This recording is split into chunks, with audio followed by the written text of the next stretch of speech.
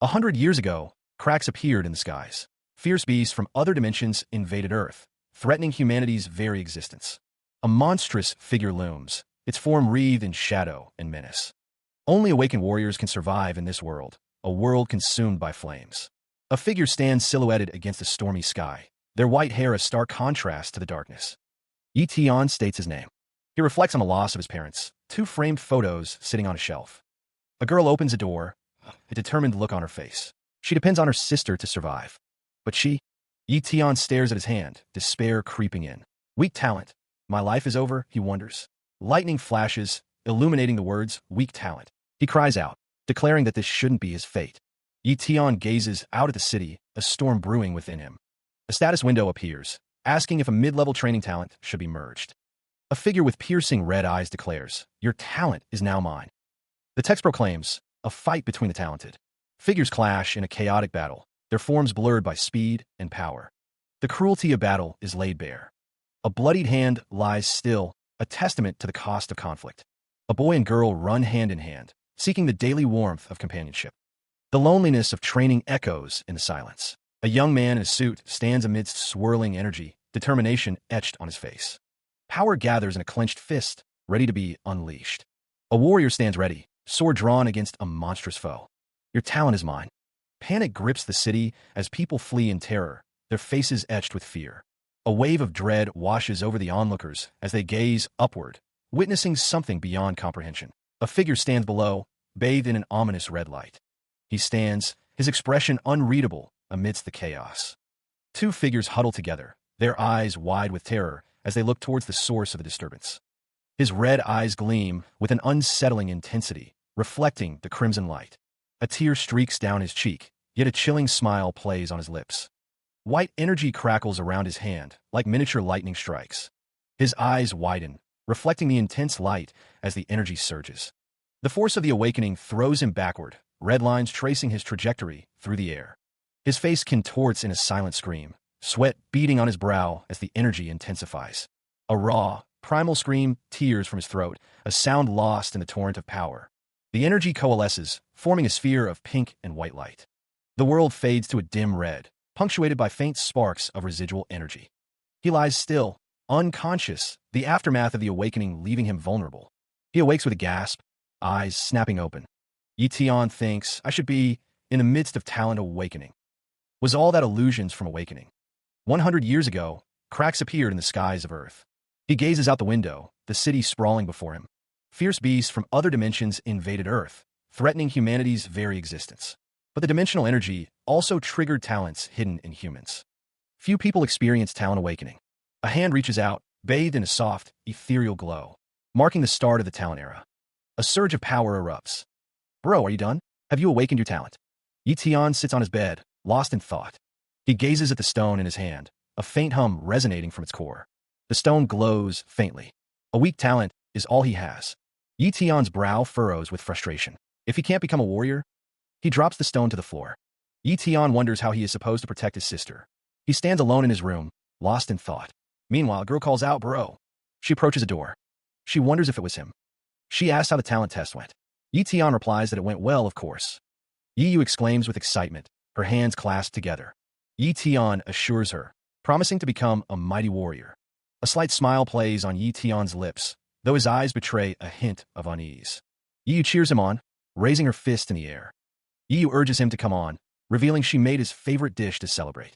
Yetion responds with a subdued agreement. Yiyu walks away, presumably to the dining area, while Yetion follows behind. Yetion stares off into the distance, lost in thought. Yiyu hurries him, asking what he's waiting for. A status window appears, showing that he is Yiyu, a human with a second-class talent and a novice-ice talent.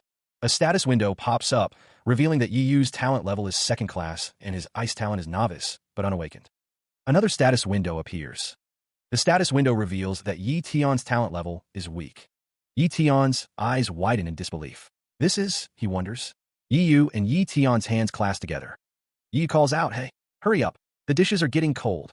Another status window appears, this time showing Yiyu's stats. Yiyu and Yetion continue to hold hands. Another status window pops up. The status window glows. The status window reveals that Yiyu's talent level is second class and copyable, and his ice talent is novice and copyable. Yitian Vanders, Jopiable. What's this? A prompt appears. Copy this talent, followed by a yes/no option. Yitian realizes, I can copy other people's talents. He thought to himself that there's hope for him after all. A woman with her hair in a ponytail presents a plate. The man thanks her, accepting his favorite dish. Yitian contemplates his copycat talent, acknowledging its uniqueness. A choice looms before him. Yes/no. He resolves not to experiment on his sister, choosing no. A figure muses that her base level is better than his. The narration states that ice talent is very rare and can definitely take down the opponent when it awakens. Yitian thinks of his dad and mom. The city sprawled before him, a concrete jungle teeming with untapped potential. He moved, testing the limits of his newfound ability. The city stretched above him. The buildings towered over him. His hand reached out, ready to grasp the power that lay hidden within the city's inhabitants. A surge of energy coursed through him. Good, he thought. Yitian declared, let's try out the copycat talent. The city's energy pulsed around him, a symphony of untapped potential. He focused, trying to pinpoint the source of the power. Yitian realized, I can only see other people's talent when they're within 3 meters. It's kind of short-ranged. The words second-class talent echoed in his mind. Yitian thought, their talents are all weak. I should at least copy a mid-level talent. He reflects on his newfound ability. Although his talent is weak, Yitian believes he can still attend an academy. He considers that his original talent may change after copying other people's talents. He realizes he can't go to an academy where the entrance tests involve talent testing. The 5th Academy of the Seafront Base. This is the place. Yitian walks towards the gate of the academy, flanked by 2 armored guards. There should be a few people with mid-level talent here. But with his copycat talent, Yitian touches his face, a thoughtful expression on his face. 10 days later, at the 5th Academy of the Seafront Base Training, Field Number 3. To become a warrior, you must first become an apprentice. To be an apprentice, you must master physical training. The training grounds of the academy stretch out before them. It is considered a success as long as a cyclone condenses in front of your chest. One of the students acknowledges the instructions. 2 students stand at attention, awaiting further instruction. A cry rings out. Someone has fainted. Several students have collapsed, unable to withstand the training. The instructor scoffs, telling the remaining students to ignore the trash. He emphasizes that they can only hope to become a warrior when they form a cyclone. One of the students struggles, frustrated that nothing will condense. He wonders if his talent level is too low. The instructor towers over the kneeling students, his voice a thunderclap. You lot are the worst students I've ever taught today. The instructor continues, demanding that Chundong be set as an example. He barks at the students to work harder and stop being useless. The instructor's face is etched with displeasure. A student's red eyes glint with determination.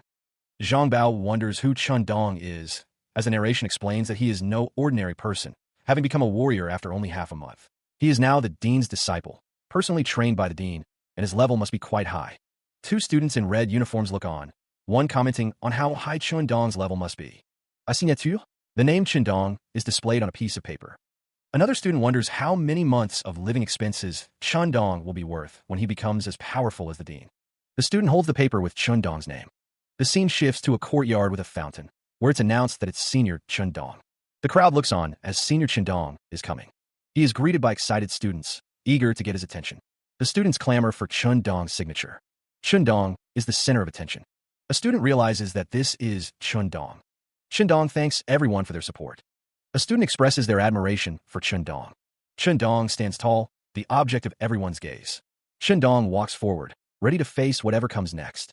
A new voice booms out, demanding silence. The man's face is stern, his expression serious. The man explains that he is there to motivate the students in place of their teachers, and that they should forget about the signatures. The students listen to the new character. The student with the bowl cut asks, "Then can I shake your hand?" He adds, "Yeah, a handshake is fine too."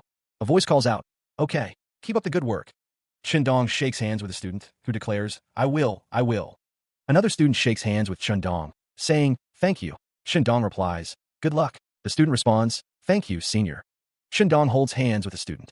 A hand reaches out, as someone says, "Hey." A figure looms, declaring, "It's your turn." A hand is shown.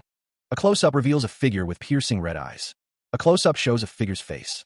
A handshake takes place. A voice says, "Thank you." Another voice replies, "Good luck." 2 figures shake hands, sealing a pact or agreement. A triumphant declaration echoes, "I did it." A close-up reveals a character's intense gaze, their red eyes hinting at hidden power.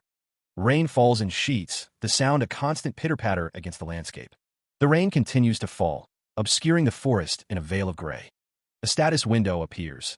Mid-level talent is successfully copied. Merge? Yes/no. Shandong wonders if merging is a good idea. In that scene, Shandong adjusts his tie, a thoughtful expression on his face. A figure screams, their face contorted in agony or rage.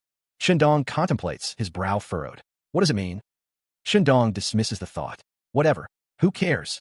The status window repeats. Mid-level talent is successfully copied. Merge? Yes/no.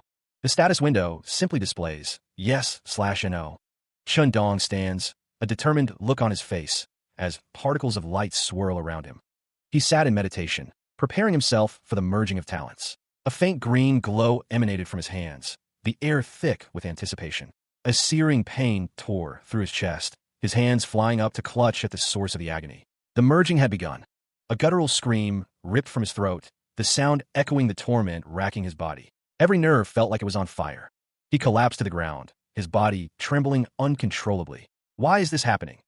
He wondered, the question a desperate plea against the encroaching darkness. The pain was unbearable, a relentless assault on his senses. His face contorted in agony, teeth bared in a silent scream. The world around him blurred into a vortex of pain. Lightning crackled and flashed, illuminating the storm raging within him. The air crackled with raw power. Steam rose from his body, a testament to the inferno consuming him. His eyes began to glow with an eerie red light. A voice, now deeper and laced with a chilling satisfaction, echoed in the darkness. I was reborn and changed my talent level. The pain was worth it. Yi Tian's eyes burned crimson, a sinister smile twisting his lips. The transformation was complete. He notes the status window, observing the copycat talent cooldown is set for 30 days. The thought crosses his mind. He can continue copying talents after 30 days. He reflects that this talent is terrifying. He huffs, remembering what someone taught him. A surge of power emanates from him. This is it, he thinks. Yi Tian looks off into the distance, a determined expression on his face. He begins to train. With a mid-level talent, physical training is so easy, he muses. Warrior. More like an elite warrior. He vows to become the best warrior. He stands tall, ready to face any challenge. The rain falls as he stares intensely. 1 month later, a dragon soars through the night sky, illuminated by the moon. The dragon's tail whips through the air. The dragon descends from clouds. The moon hangs high in the sky as the dragon flies. The dragon's head is visible as it flies downward.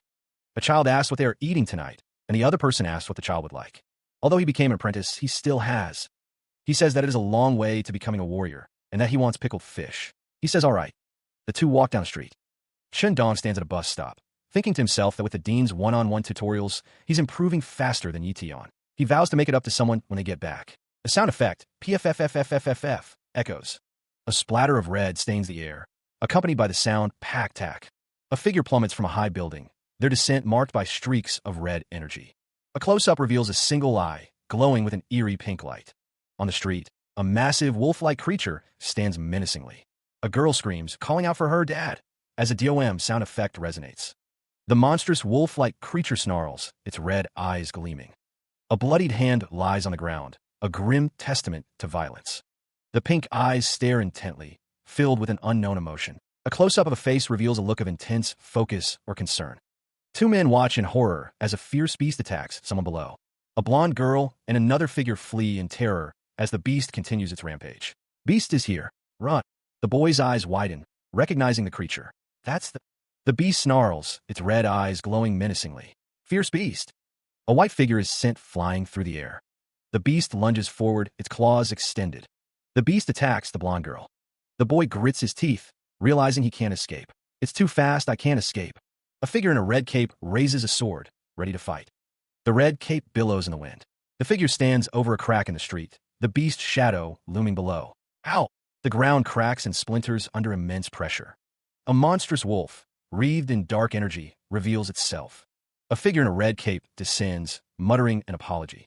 He prepares to draw his sword, the blade shimmering with power. He grits his teeth, acknowledging his tardiness. The figure asks who his opponent is, as a voice declares, "People call me Captain Windwolf." Captain Windwolf states that he will take care of the Silver Moon mink and keep the girl safe. Captain Windwolf's expression hardens with resolve. A woman pulls a young girl along, urging her to hurry. Captain Windwolf leaps into action. The air crackles with energy as the battle intensifies. Captain Windwolf slashes at the monstrous wolf with his blade. Yi Tian tells someone not to look. The girl looks scared. Captain Windwolf says that his opponent is quite strong. Captain Wind Wolf swings his sword, letting out a battle cry. Captain Wind Wolf prepares for the next attack. The wolf beast moves with incredible speed. Someone notes that it's a silver moon mink. The wolf beast attacks, but Captain Wind Wolf warns that it shouldn't forget him. Captain Wind Wolf declares that he has his teammates. Captain Wind Wolf is sent falling through the air. The wolf beast opens its jaws wide. The wolf beast attacks Captain Wind Wolf. The wolf beast descends. The wolf beast's eyes glow red. Someone yells out to the captain as another figure attacks the wolf beast. Captain Wind Wolf declares that he is just in time. The captain plummets towards the ground. He continues to fall. A sword is shown. The silhouette of the wolf beast looms. Captain Wind Wolf wonders if it's dead. The beast's claw is shown. The wolf beast's face is shown. Someone yells to be careful, that it's bursting. The wolf beast explodes, blood splattering everywhere. Another figure asks Captain Wind Wolf if he is all right. He plummets through the air, calling out that he's fine. The wolf beast flees. Shindong watches it go, exclaiming that it's running away. A voice calls out, "Don't worry." The wolf beast continues its escape through the city. A figure with sharp teeth declares that it can't escape. Under the light of the moon, the wolf beast continues its rampage. A voice snarls that it took long enough. An archer prepares to fire an arrow. The archer draws back the bowstring, aiming at the fleeing beast. The arrow flies towards its target. The wolf beast continues its escape through the city. The wolf beast's face is shown. The arrow streaks through the air, a silver blur against the pale sky. It finds its mark, piercing the wolf beast's flank in a spray of crimson. The silver moon mink collapses, its massive form hitting the pavement with a heavy thud.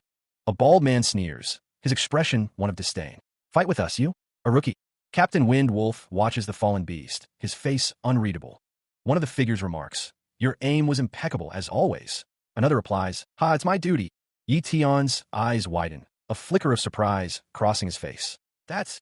A status window appears, revealing the beast's identity. Fierce beast, silver moon mink. Blood, second class. Speed, novice. The dark-haired man wonders if this is the fierce beast's talent. A blonde-haired girl looks on. A close-up reveals a red eye and a clawed hand. Someone suggests going for a drink. A voice shouts to be careful. A man with fangs bares his teeth. A group of people stand together. From above, someone shouts that it's still alive and to move. Red text fills the panel. More red text is shown. The red, dragon-like beast looms large. Its massive head moves with terrifying speed. Captain Wind Wolf stands on the street below. One of his companions asks what they should do. Another replies that it's very weak now and to leave it to him. They're scared by the vitality of the beasts.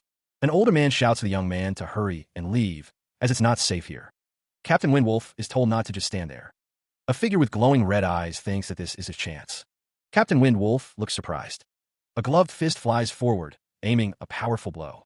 The punch connects, sending a shockwave through the air. Below, a system message appears. Successfully copied the fierce beast's talent. The fist continues its devastating impact, energy crackling around it. The force of the blow creates a swirling vortex of power. He plummets from the sky, a dark figure against the pale blue. Successfully copying the fierce beast's talent, Yi Tian lands a blow. His hand, now transformed into a crimson claw, strikes with brutal force. The claw tears through the air, leaving trails of displaced energy. Each strike is a testament to the copied talent's raw power. The crimson claw continues its relentless assault. Blood splatters as the fierce beast's talent finds its mark. Yi Tian is struck, blood trickling from his lip. He stares at his bloodied hand, the crimson staining his skin. A voice cries out, declaring the foe long dead. Another questions if it's truly over. Standing over the defeated form, Yi Tian declares that he already knows that. Blood drips from the figure's clothing, staining the ground a deeper crimson. A voice echoes, a declaration of success. "I've successfully copied the fierce beast's talent." A gruff voice barks an order. "Okay, clear the battlefield." The same voice continues, issuing further commands. "You guys take away the man's and the silver moon mink's body. You, take care of the little girl." A figure responds to Captain Wind Wolf with a crisp acknowledgement. "Yes, Captain." Another voice chimes in with a simple, "Yeah." Meanwhile, Yi Tian's face is splattered with blood, his expression grim.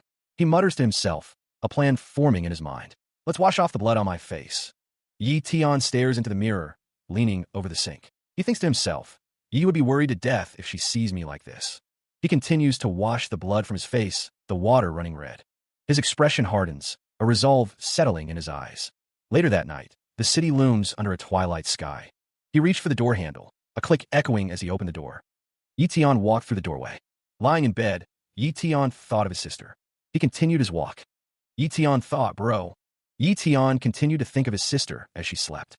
Yi Tian thought, today is my first time seeing a fierce beast with my own eyes. Yi Tian walked into a room. Yi Tian thought, it's 100 times scarier than what the stories say. Yi Tian thought, to protect her. Yi Tian thought, I must become a warrior as fast as possible. Yi Tian stood in the room. A hand grips a weighted training bag, preparing for the arduous task ahead. He sits in his room, contemplating the possibilities. Could a fierce beast's talent truly merge with a human's body? The room is dimly lit, the air thick with anticipation as he focuses his energy. His back is turned, but the set of his shoulders speaks volumes of his resolve. A status window materializes before him, displaying information about the fierce beast, Silver Moon Mink. It might hurt more than last time. He thinks he could die, but he needs to become stronger, he thinks, in order to protect those important to him. He'll just have to endure it, he tells himself, steeling his will. His eyes glow with an inner power, a fierce determination burning within him as he prepares to face the pain. His eyes glowed with an unnatural light, a silent scream building within. A sharp crack echoed, not in the air, but within his very bones. It felt as if they were shattering, piece by piece, under an unbearable pressure. He doubled over, the pain a searing brand on his soul. His legs buckled, the cracking sound now a deafening roar in his ears. A primal scream tore from his throat, a raw expression of agony. Something within him broke. The realization crashed over him. It was broken. Had the talent copy failed? His eyes, wide with a dawning horror, reflected the crimson depths of some unseen abyss. A silent scream built within him, a desperate denial of what was happening. The world seemed to warp and twist around him, reality itself bending to some unknown force. A voice, raw with shock and disbelief, tore through the silence. Yeyu! The familiar cityscape blurred, a stark contrast to the turmoil within. A gasp escaped his lips, a sudden intake of breath as the change intensified. His face contorted in a silent scream, a mixture of fear and astonishment etched into every line. He stared at his own legs, a dawning realization in his eyes. My legs! Power surged through him, a newfound strength that propelled his leg forward in a swift, silent kick. The sensation was alien, yet exhilarating, a feeling of lightness and control he had never known before. He launched himself into the air, a whispered exclamation escaping his lips. Whoa, my body's so light. A flicker of determination ignited in his eyes, a spark of hope amidst the confusion. The status window shimmered before him, promising answers. The system chimed, confirming the success. The copying was complete, and new power surged within him. The Fifth Academy and the Grove stretched out before him. Red energy crackled around him. He shot forward, a streak of crimson blurring the landscape. The wind screamed past him as he hurtled through the air. Leaping from the cliffside, he embraced the newfound speed. The forest blurred into a green and blue haze. A grin stretched across his face, a thrill coursing through him. He weaved through the trees, a phantom of red energy. Striking the ground, he kicked up a cloud of dust and debris. His eyes burned with newfound power. He continued his headlong rush, a force of nature unleashed. The forest air crackles with latent energy as he prepares to unleash his speed once more. A gesture, a spark, and the air shimmers with the unleashed power of the Silver Moon Mink's speed. Crimson energy flares around him as he pushes his technique to its limit. He becomes a blur, a fleeting shadow dancing through the ancient trees. Huffing and puffing, he slows, the strain of the technique beginning to show. He settles into a meditative pose, drawing upon the ambient energy to replenish his reserves. My speed is comparable to a warrior's now, but my overall powers are far from powerful. It would be nice. His thoughts drift toward improvement. If I can speed up my cultivation. From a nearby ridge, Zhang Bao watches Yi Tian's training. So that's why I couldn't find you at the academy. You were secretly training hard here? Zhang Bao is impressed. Wow. Whoa. It's rock solid. Are you an apprentice already? Yeah. Zhang Bao approaches Yi Tian, a wide grin on his face. Zhang Bao asks, do you want to improve your powers faster? You know how. Zhang Bao leans in, a sinister glint in his eye. Have you drank a fierce beast's blood before? He considers the offer, a silent no forming in his mind. The idea of consuming a fierce beast's blood replays in his mind. Yi thinks to himself that it would be a waste of a good opportunity. Zhang Bao leans in, proposing to get a fierce beast's blood. Do you want to try it out? The authorities of the Seafront base have opened up a wild area outside the city. The Fifth Academy is to carry out this task. The prize of that trial is a fierce beast's blood. Zhang Bao explains that the fierce beasts have been eradicated, but only one fierce beast descendant is left, a savage beast. Yi thinks to himself that it's not bad and worth a try. Zhang Bao exclaims that they should join his team and take down the fierce beast together. Zhang Bao asks Yi Tian, what's with that awkward expression? stating he only told him this because he's his good friend. Yi Yu apologizes, saying he'll team up with him next time, not to worry. Zhang Bao is hurt, thinking they were close and that Yi Yu is heartless. Their footsteps echoed on the sandy ground as they walked. Zhang Bao called out, hoping to catch up. Hey, wait for me. We may not be in the same team, but we're still friends. Wait. A voice echoed in Yi Yu's mind. It's easy to stand out in a team. If my talent gets exposed, it'll be a disaster. It's better to be alone. Yi Yu so hard in it. He internalized. I must get the fierce beast's blood and become a warrior. A decisive boom resonated, marking the end of their partnership. 1 month later, at the 5th Academy. A stern warning echoes. Don't try to sign up if you haven't received the trial notice. An instructor with a severe expression sits behind a desk. Yi Tian declares, Teacher, I am a warrior now. I have the right to sign up. The instructor's lips curl into a sardonic smile. The instructor muses, I thought I'd let you guys live for a few more days. A sudden slam echoes through the room. Who knew you people want to die so badly? The instructor picks up a document labeled Life and Death Contract. The contract is held up for display. The instructor sips from a cup, his gaze unwavering. The instructor states, I see. The instructor barks, get lost if you're afraid of dying, don't waste my time. A man in a suit observes a group of students. His eyes glow with an unnatural light. The man's suit is crisp and dark. A note lies on a desk. It reads, Yi Tian. A thud echoes as the man's fist slams down. You thought this trial was held for poor brats like you people? The man's face contorts in anger. Fools! Meanwhile, the sun shines on a city skyline. Yi Tian lies asleep in bed. He stirs, his bare foot touching the floor. Bro! Yi Tian rubs his eyes, stretching. A voice calls out, wake up. He stands, wearing shorts and a loose shirt. He enters the kitchen. Wow, what's the occasion? Brother's cooking? He notices a note. 3 days? There's an activity in the academy. I'll be back after 3 days. He reads the signature. Bro. He thinks, I hope it's nothing dangerous. A lone crow perches on a dilapidated building, its red eyes gleaming in the dim light of the ruined city. The sound of crows echoes through the desolate cityscape. The ruined city stretches out, buildings crumbling and overgrown with vegetation, a testament to a forgotten catastrophe. A gust of wind whistles through the skeletal remains of skyscrapers. The camera pans down to reveal a group of figures walking through the debris-strewn streets. The group continues their trek through the devastated urban landscape. The archer observes the crowd. There's so many people. A companion replies, yeah, people from all 5 academies came. The archer wonders, the 5th academy? A sinister grin spreads across a man's face. A booming sound echoes as a voice questions, why is a trash academy like that here for trials?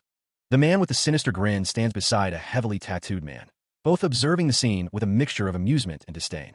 Captain Wind Wolf observed the scene, his expression unreadable. He mused, more the weak, the better. A figure with a red mark on their forehead smirked. Someone exclaimed, see him? That's Mo Xiao Bei, a genius from the 1st Academy. The voice continued, a young ace from the Mo family. Another figure remarked, the Mo family? No wonder he's so arrogant. Streaks of light cut through the ruined city as a figure approached, leaving a trail of dust in their wake. Guards, crackling with blue energy, shouted, who are you? How dare you enter the 1st Academy's base camp with a sword? The approaching figure paused, their back to the guards. The command echoed, stops. He bellows, the sound echoing through the area. Montak Shebai, show yourself. I will slash you alive today. The figure stands, sword at his side, a cruel grin twisting his lips. The sword's tip scrapes against the ground as he shifts his weight. He sneers, his voice dripping with disdain. Hey, loser, you want to lose again? His eyes narrow, a predatory glint in their depths. The corner of his mouth curls into a sinister smile, revealing sharp teeth. His gaze intensifies, the challenge clear in his expression. The wind howls through the skeletal remains of a ruined building, birds scattering from its broken windows. Yi Tian stares upwards, a question forming on his lips. Who is this, he wonders. The man with the buzz cut declares, Li Yunxing, the knife genius in the 2nd Academy. He lost Mo Xiao Bei once. The man spits on the ground, sneering. TCH, another ignorant brat. The man's expression hardens, his eyes narrowed with disdain. The man stands with his arms crossed, flanked by 2 other figures. Ignorant, he booms. Yi Tian retorts, his brow furrowed. What the heck? You're the ignorant one. A voice calls out, good luck, Li Xingyun. I'm rooting for you. Yi Tian pumps his fist in the air, a blush creeping onto his face. Who is this? He's not afraid of Mo Xiao Bei and dares to cheer for me, but I'm kinda embarrassed. Go. A booming voice echoes across the training grounds. No fighting outside the wilderness. Those who disobey will lose the right to participate in the trial. In the distance, figures stand amidst a metallic structure. The figure with dark hair sneers, humph. Consider yourself lucky. The sound of steel fills the air as swords clash. The swords continue to meet, the clang echoing. The dark-haired figure stands with his sword at their side, a menacing aura surrounding them. A voice booms, "Huh? Look who's barking." A sinister smile spreads across a man's face, his eyes gleaming with malice. A voice calls out, "You brat." Yi Tian, from the Fifth Academy, is identified amidst a crowd. A close-up reveals intense red eyes, a hint of power stirring within. A voice declares, "Good name." Yi obscures the sun and defies Tian. A hand extends, as if offering a deal. Yi Tian looks down, a sinister smile playing on his lips. Another hand reaches out. A girl with long black hair smiles. Mo Xiaobei and Chun Dong shake hands. Mo Xiaobei says, "Good luck to you too. Stay alive." Jianzong Zipli, EA. A system message appears. Successfully copied the knife talent. Another message declares, "The trial begins." A massive building looms in the distance. A voice booms. "The First Academy may enter first." People plummet from the sky. The descent continues, a chaotic freefall towards the academy. The competitors hurtle towards the entrance. A man with a red dot on his forehead stares intensely. A man with a massive axe grins, exclaiming, "Oh, it's starting." In the distance, two figures stand amidst the ruins, one offering a warning. "Be careful." A figure stretches, sword in hand, lamenting how cruel the world is. She declares she's going back to her team, wishing them good luck. The ruined city stretches into the distance, a silent testament to some past cataclysm. Yi Tian's red eyes gleam with determination. He plummets through the dense forest, the wind screaming past him.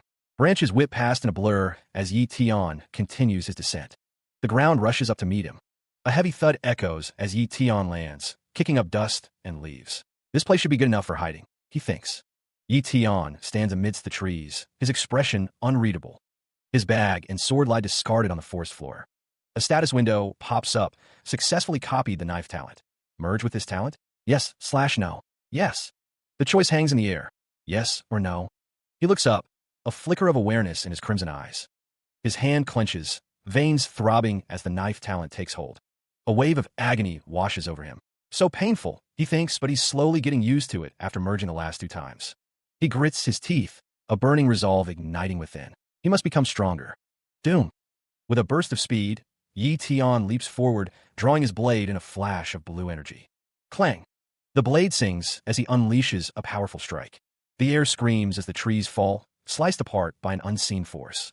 More trees are felled, the forest echoing with the sound of destruction. A blurry image fills the view, obscuring any discernible details. A deep rumble echoes as the ground trembles. A status window appears, displaying the name Yi Tian, along with his cultivation talent, speed, and knife talent. A figure stands silhouetted, a bow and quiver strapped to their back, a sword hanging at their side. The 4 academies have entered the arena. A transmission tower crackles with energy. Next, the 5th Academy may enter now. Doom. A group of figures descends, their expressions grim. A rush of wind sweeps through the ruined city.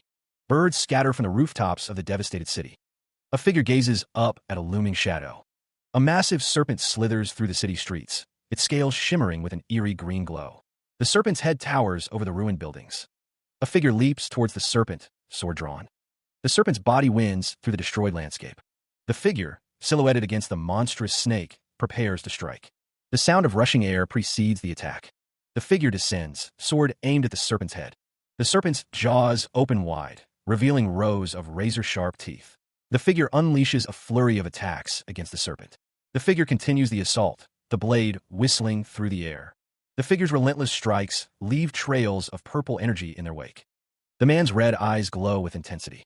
The figure lands another blow, the impact echoing through the ruined city. 1 point to me. A savage beast is surprising.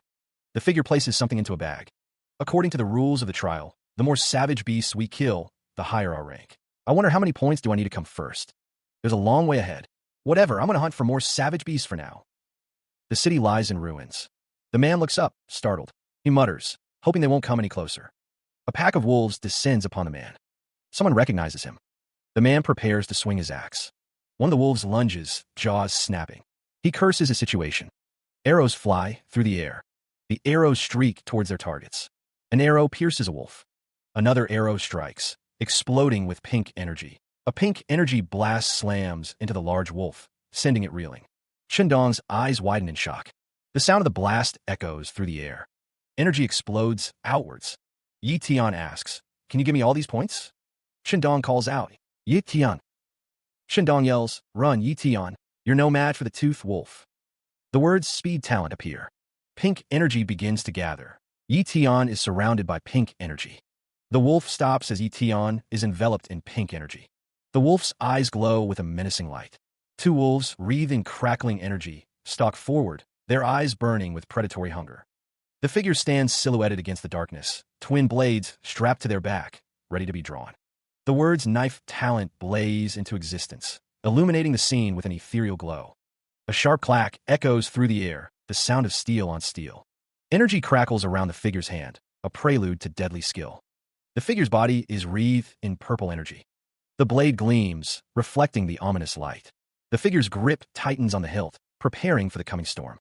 The sword is drawn, a silver flash against the dark. The figure's eye narrows, focused and deadly. The figure's face is set, grim determination etched into every line. Yi Tian, sweat beading on his brow, steels himself. So, he watched as the figure in the distance unleashed a surge of power. Purple energy crackled around him, punctuated by flashes of blue lightning. The force of it all caused a resounding thud to echo through the ruined city. So powerful. Shindong held up the wolf's teeth. "You don't mind me taking away the wolf's teeth, right?" A voice from the ground replied, "No, it's all yours." Someone fell. Shindong looked off into the distance. "Forget it. I give up. The trial this time is two." Shindong thought, "Asterisk dangerous. I'm happy enough that I'm alive. My teammates are all injured. I've got to bring them out quickly. Asterisk." Someone lay on the ground, bleeding.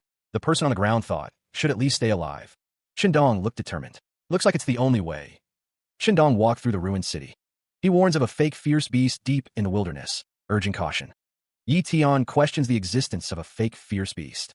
The danger level is shown to range from savage beast to fierce beast. Shindong and Yi Tian stand among the ruins. Shindong states that it's worth 500 points. Shindong looks toward the distance. A figure with glowing red eyes questions the value of 500 points. The figure's sinister grin widens as they wonder which direction to go. Yi Tian and Shindong stand together. A hand points towards the southeast. The city is shown from above, with pink energy flowing through the streets. The city is shown from above, with pink energy flowing through the streets. Yi Tian is surrounded by energy as he is told to go southeast. The ground explodes as they head southeast. The antagonist, eyes gleaming with manic intensity, thinks to himself, 500 points. I'll be in first place if I get it. Shindong, looking up, shouts, "Be careful, Yi Tian." The sky stretches above the ruined city. The city lies in ruins, a testament to some unknown cataclysm. The antagonist plummets through the air, wreathed in a swirling pink aura. Close to the ground, the devastation is clear. Doom descends. The streets are littered with bodies. Shindong's eyes widen as he sees someone wearing a familiar uniform. This is the First Academy's uniform. An explosion rocks the city. Shindong stares at the explosion. Over there, the pink aura streaks towards the source of the blast. Buildings crumble as explosions tear through the city. His red eyes glinting, the antagonist surveys the destruction. A massive explosion erupts, the force of it shaking the very ground. That's the fake fierce beast. A monstrous beast with crimson horns and a serpentine tail towers over the burning cityscape. A lone figure stands silhouetted against the inferno. Amidst the chaos, a voice cries out, "We must kill this beast." A figure leaps towards the beast, sword drawn. "The 500 points can only belong to me. Mo Xiao Bei." An observer notes, the fake fierce beast is starting to run out of stamina. Now's the best time to kill it. A guttural roar echoes through the ruined city. The beast's monstrous face fills the frame, its red eyes burning with rage. A foot crushes stone as a figure declares they will take care of the rest. A figure stands amidst the ruins, a massive blade held at the ready. A monstrous silhouette looms. Another monstrous silhouette appears against the cloudy sky. The figure runs forward, a sword held high. A burst of dark energy erupts. The figure grips the sword tightly. A sinister smile spreads across the figure's face. A monstrous howl echoes. A monstrous figure looms, the word success, echoing its triumph. A figure is hurled backward with a pained cry. The city lies in ruins, a testament to the battle's devastation. A sinister smile spreads across a man's face. An explosion rips through the wreckage, adding to the chaos. A massive, serpentine creature dominates the scene. It's dead? Someone wonders. A fist clenches in frustration. Too bad, I was a step too late. A determined gaze pierces through the destruction. Another explosion rocks the already devastated landscape. Standing amidst the ruins, a figure is congratulated. Congratulations, young master, for obtaining 500 points. A sinister chuckle follows. Mo Xiao Bei declares, the first place in this trial belongs to me. A hand clenches, perhaps in anticipation or triumph. The fierce beast is assaulted by a barrage of attacks. The monster is enveloped in a vortex of raw energy. Energy beams rain down, each strike carrying immense power. Wark, it's not dead yet. From a distance, the scene unfolds. A relentless assault against a formidable foe. A man's face contorts in a grimace. A bloodburst. A blurred image suggests the intensity of the ongoing battle. A dark, swirling vortex descends upon the ravaged city. Another man shouts, his face a mask of disbelief. This isn't a fake fierce beast. It's an actual fierce beast. A fierce beast. Do we still go after it? A man confidently declares, of course. It's worth 1,000 points. The man's expression is one of determination. The men exclaim, 1,000 points? The men are determined to defeat the monster. And if we don't hurry, yes, it has become very weak from our attacks. We mustn't let anyone come across it now. The man with messy black hair thinks that all their efforts would be wasted. From atop a building, he muses that he didn't think it would be a fierce beast worth 1,000 points. He apologizes, declaring that they are not faster than him. A smirk plays across his face, his red eyes gleaming with anticipation. Activating his speed talent, he prepares to unleash maximum power. A surge of pink energy envelopes him as he moves with blinding speed. His eyes burn with intense power, the speed talent taking full effect. He shouts, activate, as the speed talent reaches its peak. The pink energy intensifies, blurring his form as he accelerates further.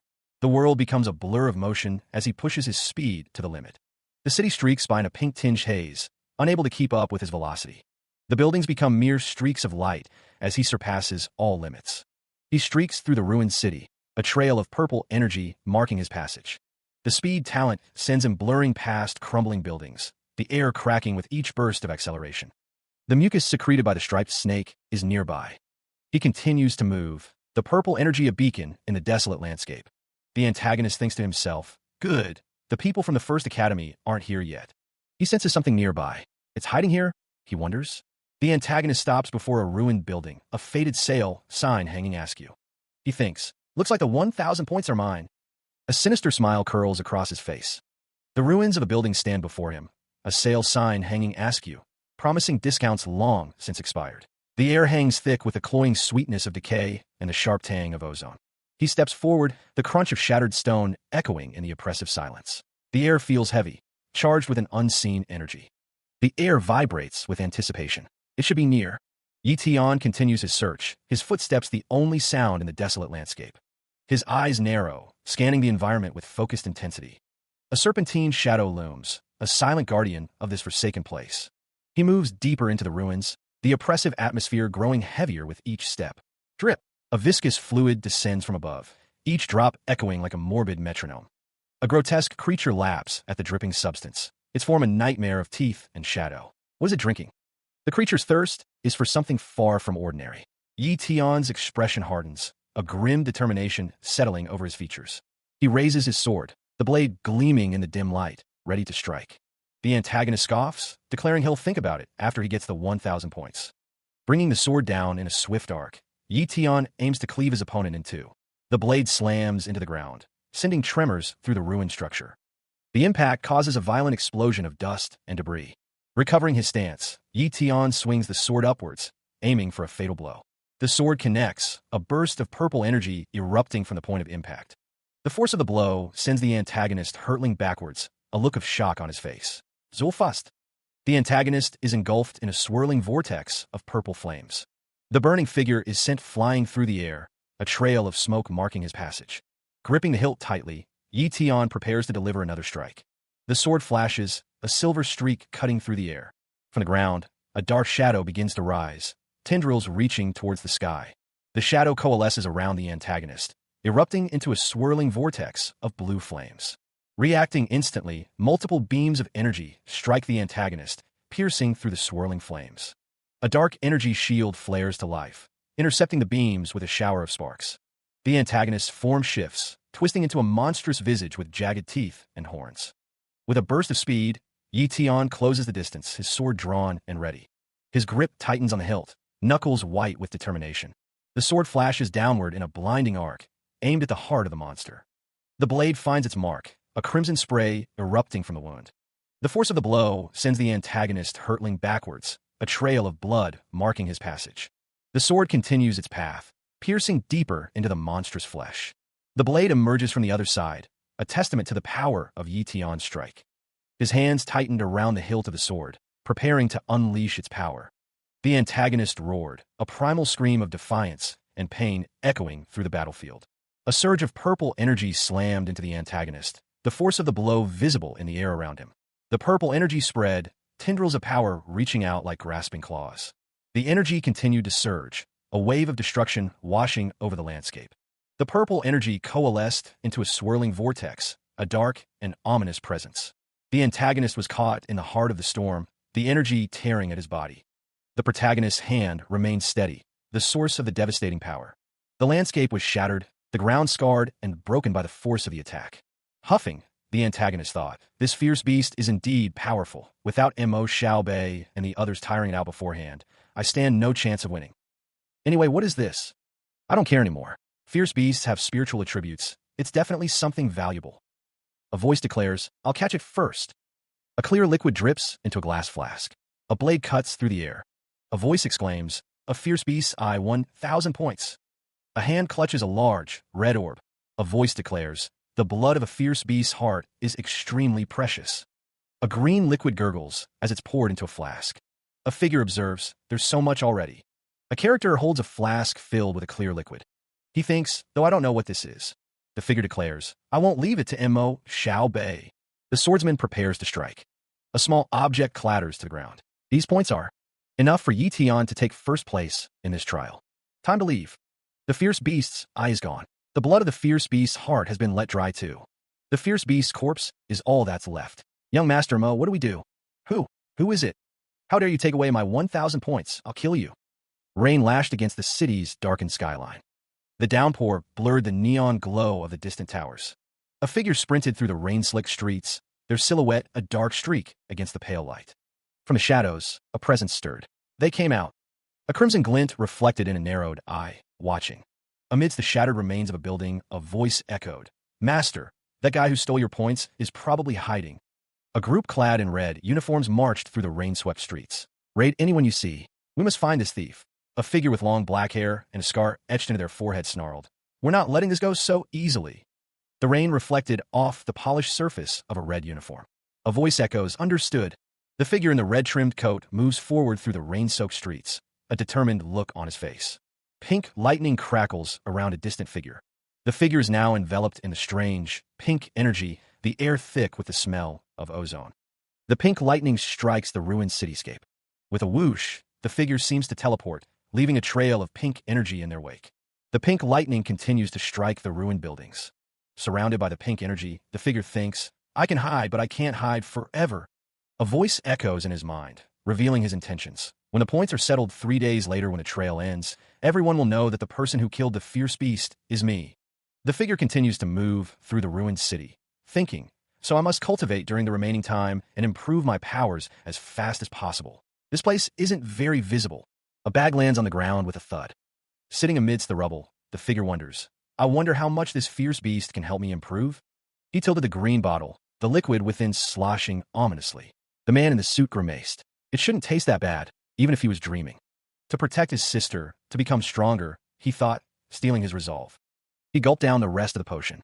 The suit seemed to constrict him. Elsewhere, a girl with black hair was startled. Who's thinking of her? She pondered, her finger to her lip. A voice called out to her, asking if she was all right. The girl sat at her desk, lost in thought as rain streaked down the window. A swirling vortex of green energy manifested. The man's eyes glowed with power.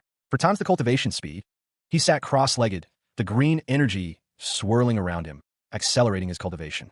It's no wonder Chen Dong and the others cultivated so fast. They had the help of external objects along with their own talent. He will train properly during the remaining 2 days. 3 days later, a large crowd of people gathers. Zhang He has 10 points. Bao Lei has 23 points. Shuai has 0 points. Thud. Miss. Li Yinxing has 195 points. What's it a fuss over a mere 195 points? People walk across a crosswalk. So that's all to you. You think you're qualified to challenge me with those few points? He snarls, claiming the points as his own. A student with purple hair watches him, a look of shock on her face. Mo Xiao Bei holds up a bag filled with glowing orbs and other items, presumably the points he has collected. The purple-haired student's eyes widen in disbelief. An announcement booms. Mo Xiao Bei has 427 points. Other students react to the announcement. One exclaims that Mo Xiao Bei is strong, while another laments the huge gap in points. Mo Xiao Bei stands on a rooftop, defending his actions. He claims he robbed them with his own abilities, questioning what the problem is. Another student accuses him of robbing the other's points. The accuser shouts at Mo Xiao Bei. The announcement congratulates a senior for being in first place with 427 points. Mo Xiao Bei's expression hardens as he wonders how 1,000 points is even possible. Two female students watch the scene. A man in a suit wonders if the students who are still alive have all come out already. The purple-haired student remarks that if they're not out by now, they're probably dead. The man declares that if that's the case, first place belongs to Mo Xiao Bei. A voice exclaimed in surprise that someone came out. In the distance, a lone figure stood amidst the rubble, observed by two others. A voice echoed with disbelief, questioning what was happening. The man's expression hardened, his eyes narrowing.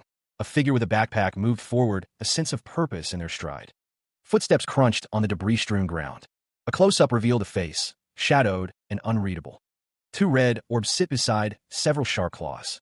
A voice declares that these are fierce beast eyeballs. The voice continues, asking what the total score is. A young man in a suit stares forward, his expression unreadable. A voice booms, announcing that first place in this trial goes to him. The prizes won are 3 portions of a fierce beast's blood and 100,000 yuan in cash. The young man in the suit stands with a blonde woman. The blonde woman stands beside the young man. A man with a scar on his face shouts, "Nice one, Yi Tian."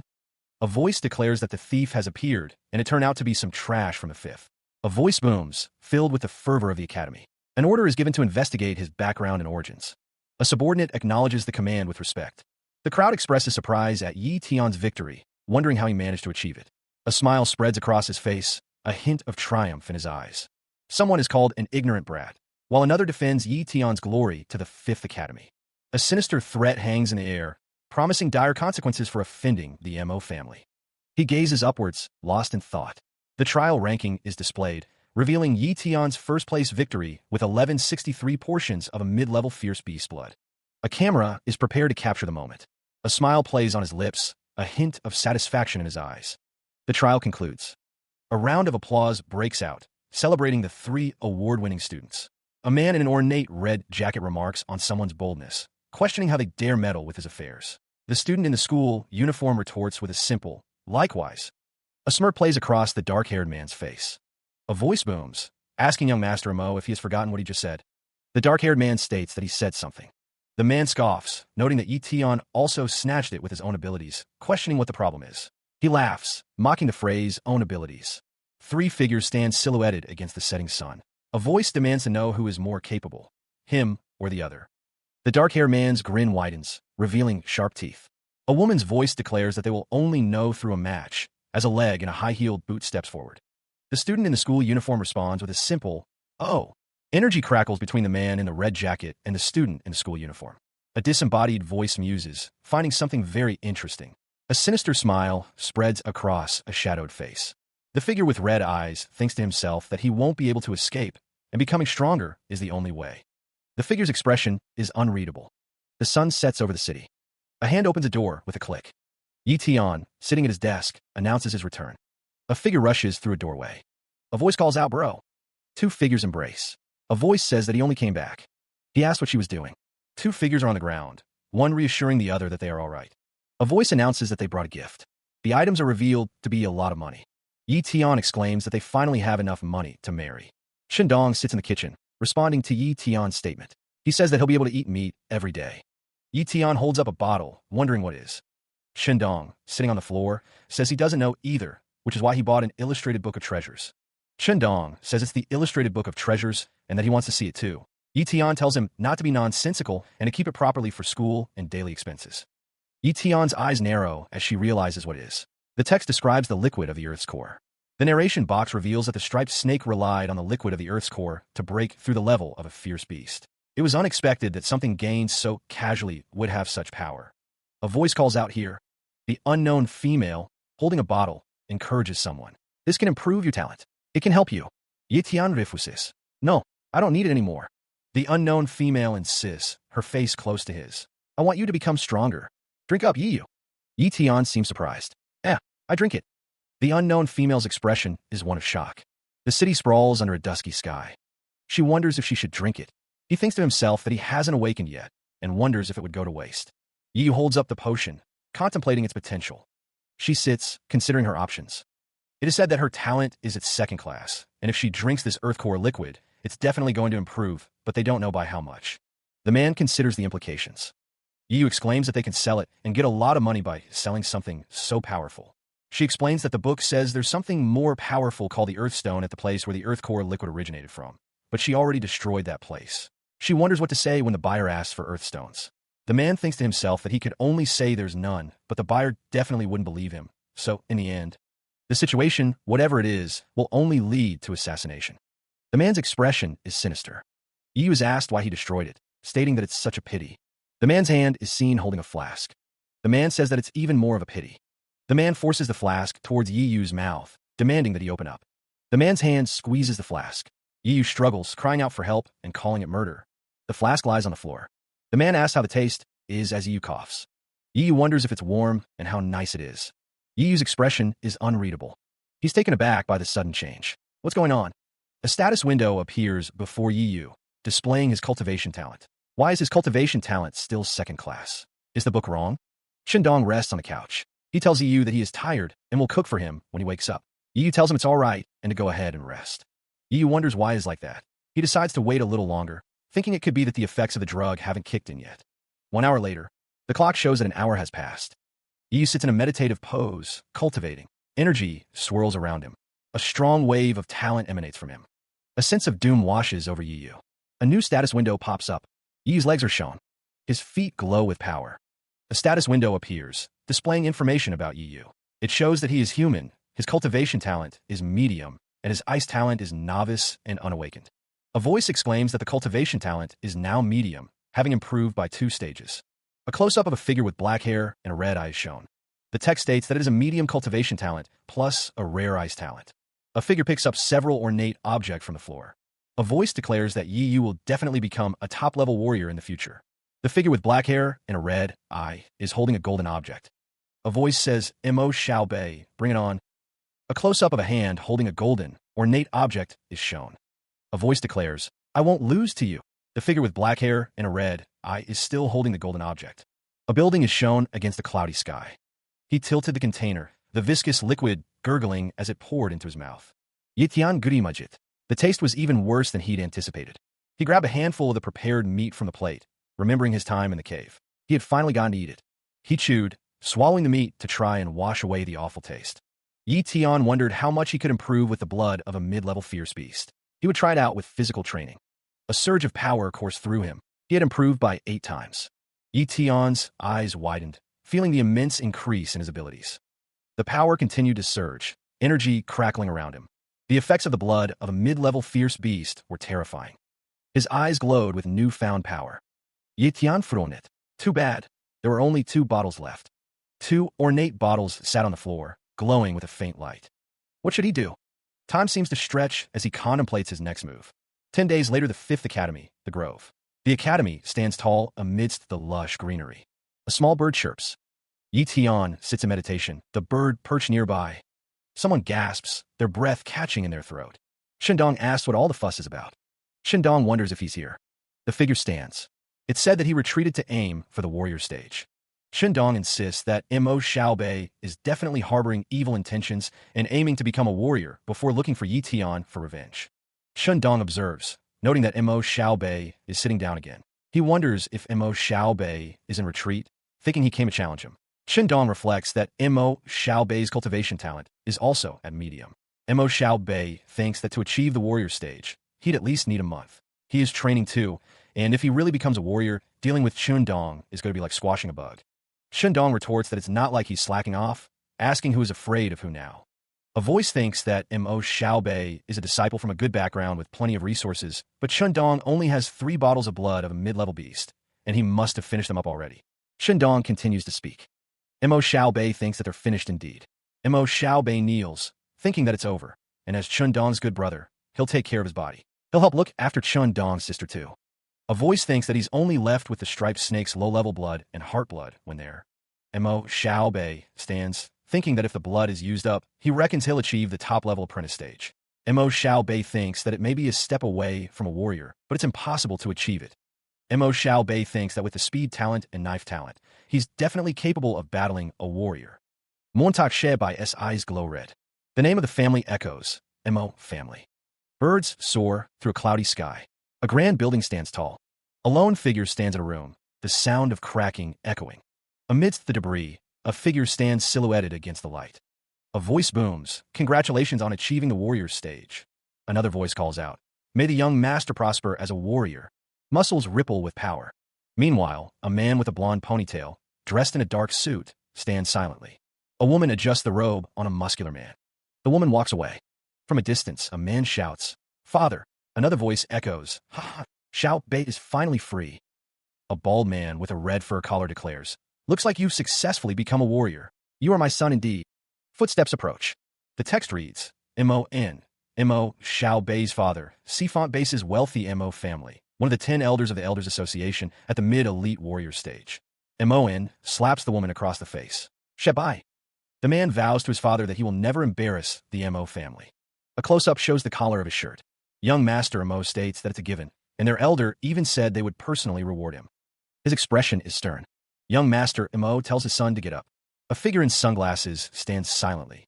A hand gestures as a voice declares they will go themselves. Xiao Bei is reminded to go for his meal later, as his favorite dishes have been prepared to celebrate.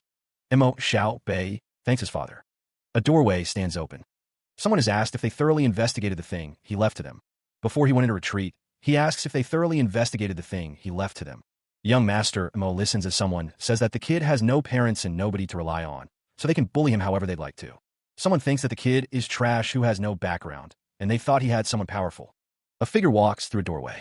Someone thinks that if that's the case, then they should just get someone to. Someone orders to kill him. Someone is shown.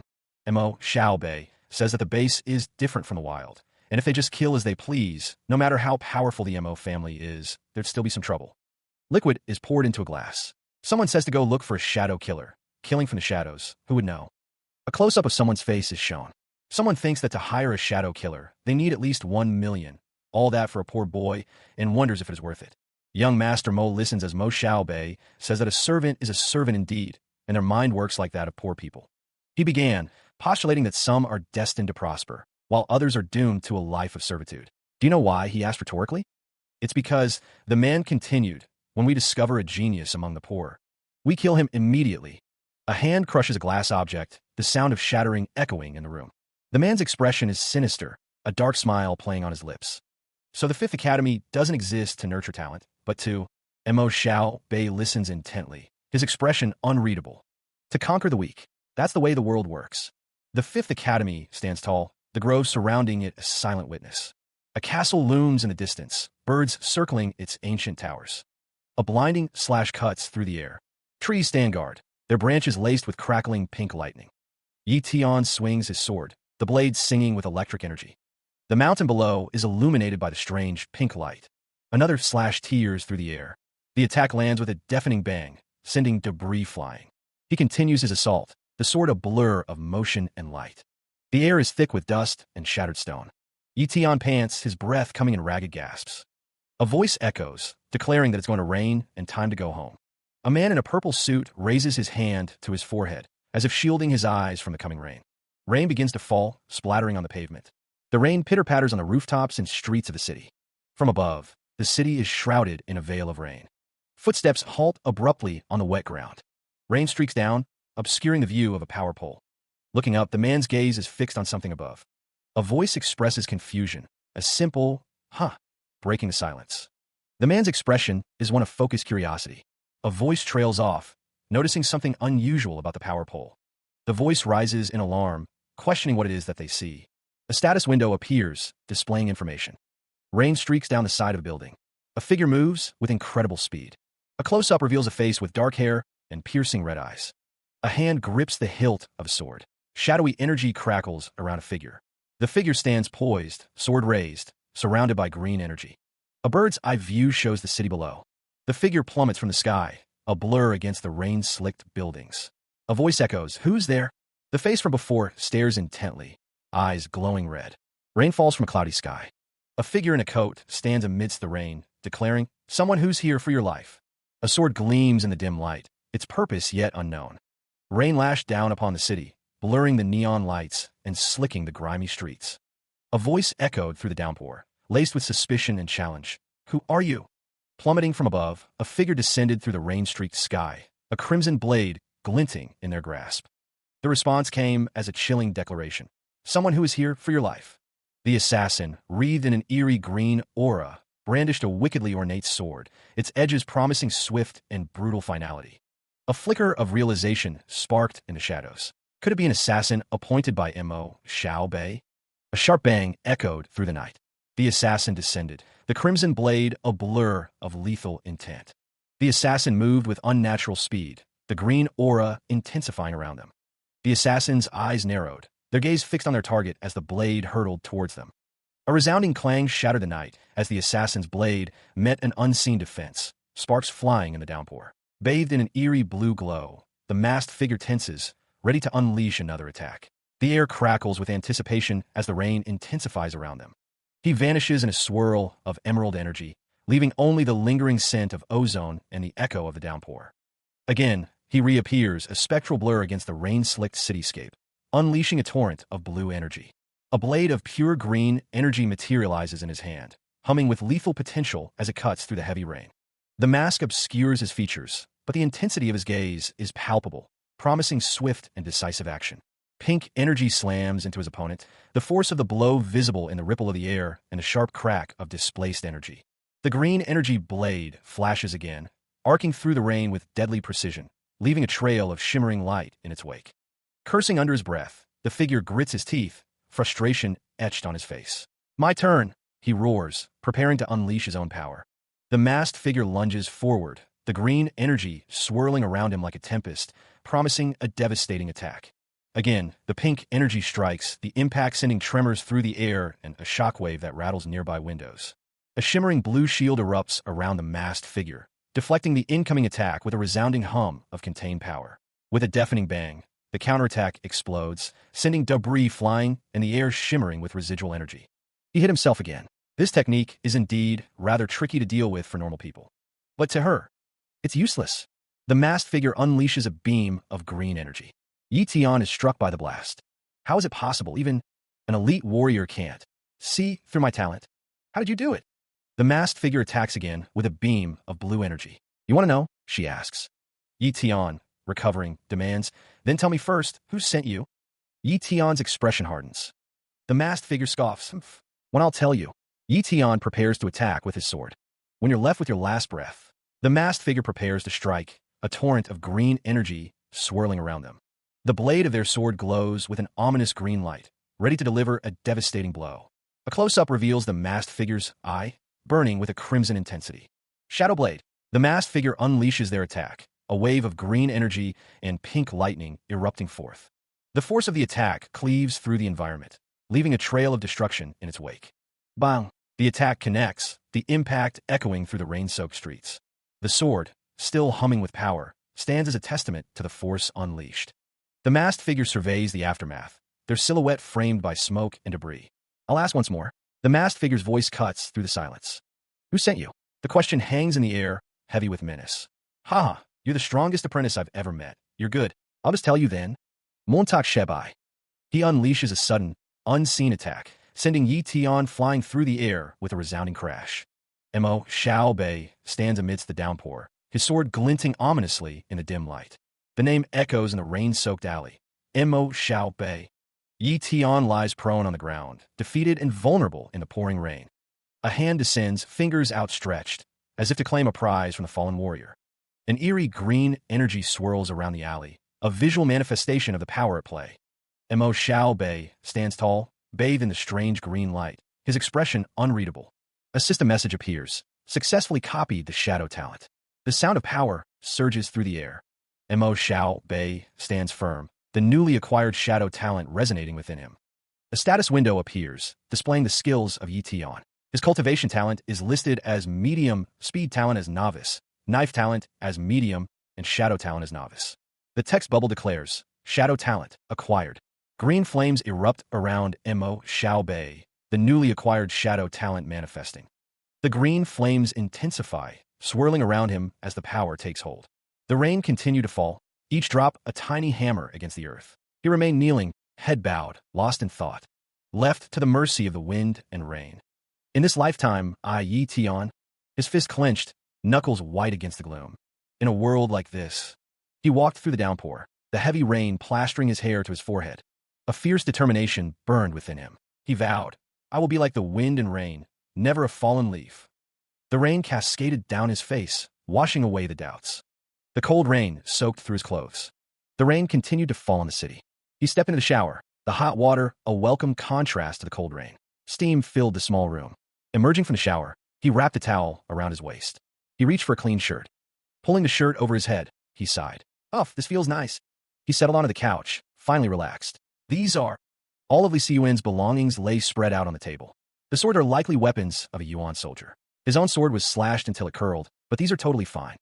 He holds one of the swords, examining its crimson blade. A golden card with 1,000,000, a white card with 100,000.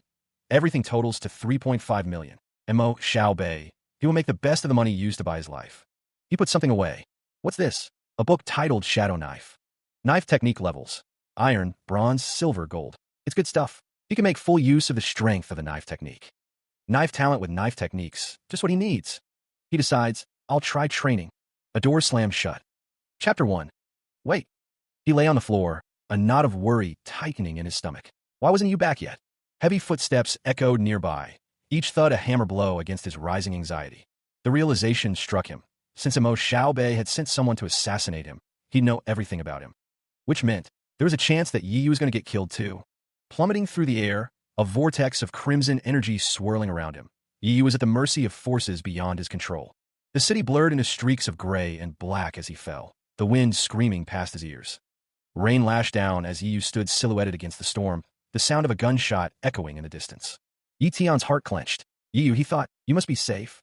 The world spun, a dizzying kaleidoscope of rain and shadow. The rain continued its relentless assault, each drop a tiny drumbeat of despair. Downtown area, a normal middle school, now a stage for a desperate fight for survival. The ground rushed up to meet him, the red energy a burning shroud around his falling form. The rain poured down as Yi Tian looked up, concern etched on his face. Yi, where are you? He called out, his voice barely audible above the downpour. The school loomed in the background, a place that should have been safe. This is a normal school, he thought. Those with talent won't simply come and kill here. A figure stood in the rain, contemplating the unspoken rules of warriors. But would someone like Mo Xiao Bei obey this unspoken rule of a warrior? A voice cut through the air. Don't move. Streaks of pink lightning crackled around him as he moved with incredible speed. The world blurred around him as he raced forward. He repeated the warning, his voice strained. You don't move. A familiar voice called out, laced with urgency. Bro, it's me. A figure stood beneath a red umbrella, the rain drumming against its surface. Yi Tian's eyes widened in surprise. You.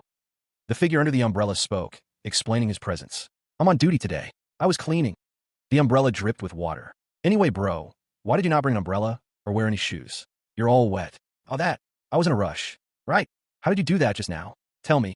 Rain lashed down on the city streets, blurring the world into a watercolor of gray. Pedestrians hurried along the sidewalks, their umbrellas bobbing like colorful mushrooms in the downpour. Inside a parked car, the unknown female gripped the steering wheel, knuckles white. The vehicle vibrated with her barely contained fury. Why is he still alive? She screamed, her voice a strangled rasp. Rain streamed down her face, mingling with the tears of rage that welled in her eyes. Her jaw clenched, a muscle ticking in her cheek as she fought to control the storm within. A hand extends, offering a barbecue sausage. DDU sausage. Enjoy. Shindong accepts the sausage. Thank you, he replied. Yi Tian holds the sausage in his mouth, his hands in his pockets. All right, what do you want to eat for dinner? I'll cook tonight. Zhenzong zipli, let's see your signature boiled meat slices. The rain continues to fall as Yi Tian looks off into the distance. Shindong, looking up at the buildings, exclaims, We're being followed. The rain continues to fall. A girl with brown hair and a ponytail calls out from inside a house, a tray of food nearby. A man stands by the window in the background. Rain falls on a street with parked cars. A figure with spiky black hair and glowing red eyes peers from below. A close-up of a character's face shows a stern expression. A school building stands under a clear sky. A teacher with glasses stands in a classroom. A student with a ponytail holds a paper. Students sit at desks in a classroom. In the background, a figure stands on a rooftop. Clouds drift across a blue sky. A figure in a black hoodie stands against the cityscape. A character stands on a rooftop, looking down. A figure takes off a mask, revealing their face. It had been 3 days in a row. Daring to even think about harming you? You guys have really crossed the line this time. The man's expression hardens. He's leaving? The car speeds away from the building. She decides, I got to follow him. With a burst of speed, the woman sprints after the departing vehicle. She continues her pursuit. Pink lightning crackles through the city. The car speeds down the road. The city stretches out below. The woman watches from a high vantage point. The sign reads, Mo Xiao Bei. A figure crackles with emerald energy, eyes burning with a crimson light. A wet splatter echoes through the air. A brutal strike sends the man reeling, blood spraying from his face. The enforcers stand over their victim, a stark tableau of violence and despair. The man grovels, pleading for mercy. I swear I'll pay you back the second I get enough money. Please, let me go. A cold voice promises escalating consequences. If you don't pay up today, it'll be double tomorrow after all. My money isn't that easy to borrow. The scene unfolds in a desolate warehouse, the air thick with the stench of desperation. Mo Xiao Bei sits, a predatory gleam in his eyes. You think so? Heavy footsteps approach. The man continues to beg. Interest rates really are too high. I truly can't pay today. I've got elderly parents and young children I need to take care of. Please let me go. A figure returns, bowing respectfully. I'm back, young master. Mo Xiao Bei's men inquire. Any news from the shadow assassin? The response comes, I haven't been able to reach that shadow assassin at all. The man adds, I'll try to contact him again through someone else. A pair of red eyes glow ominously. Mo Xiao Bei muses, could it be that some people seem to think that the money of rich families' descendants like me? A figure moves with lethal intent. The figure stomps down with brutal force. The blonde-haired man stammers, I wouldn't dare to. Serving you faithfully is everything I want. I've never even dared to think about. A man reports, young master, he's dead. Montauk Bai listens intently. The blonde-haired man says, I was planning on entrusting it to a friend who's just gotten out of jail. Mo Xiao Bei declares, things to others may be a mistake. I will personally take care of this matter. One of the men assures the young master that he needn't worry. Blue lightning crackles with deadly energy. The lightning engulfs a figure, writhing in agony. The young master, on the ground, questions the man standing over him. The man declares that this is the punishment for failing to do his job correctly, a sinister smile plastered across his face. Bloodied hands, a testament to the brutal consequences. A hand reaches for a primordial weapon, bathed in crimson light.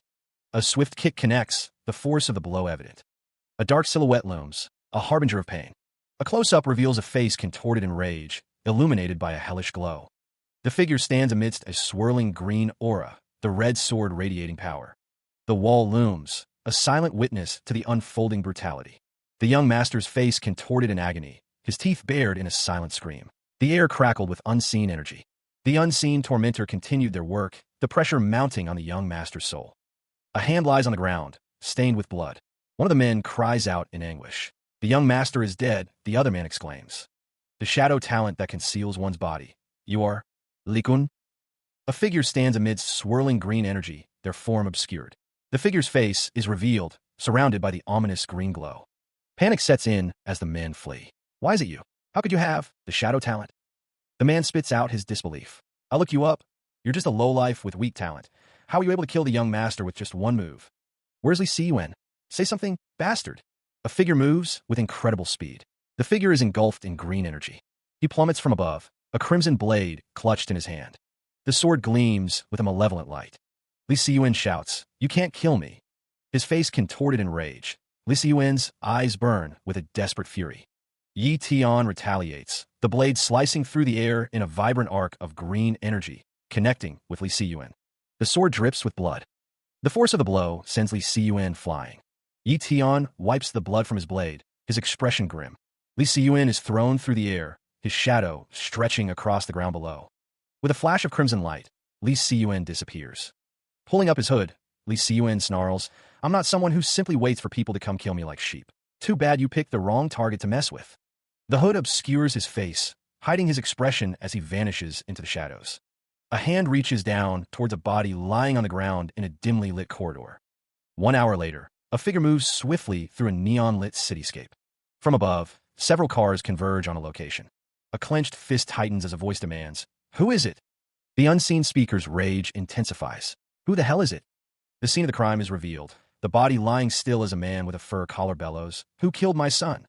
Elder 10 is informed. This was found at the scene. The culprit, they suspect, is probably a shadow killer. A close-up shows a bloodied hand. The details of the crime stark and brutal. The man with the fur collar rages, "Employed a shadow killer? How inhumane!" The man exclaims, "Old M.O." as he looks down at the crime scene.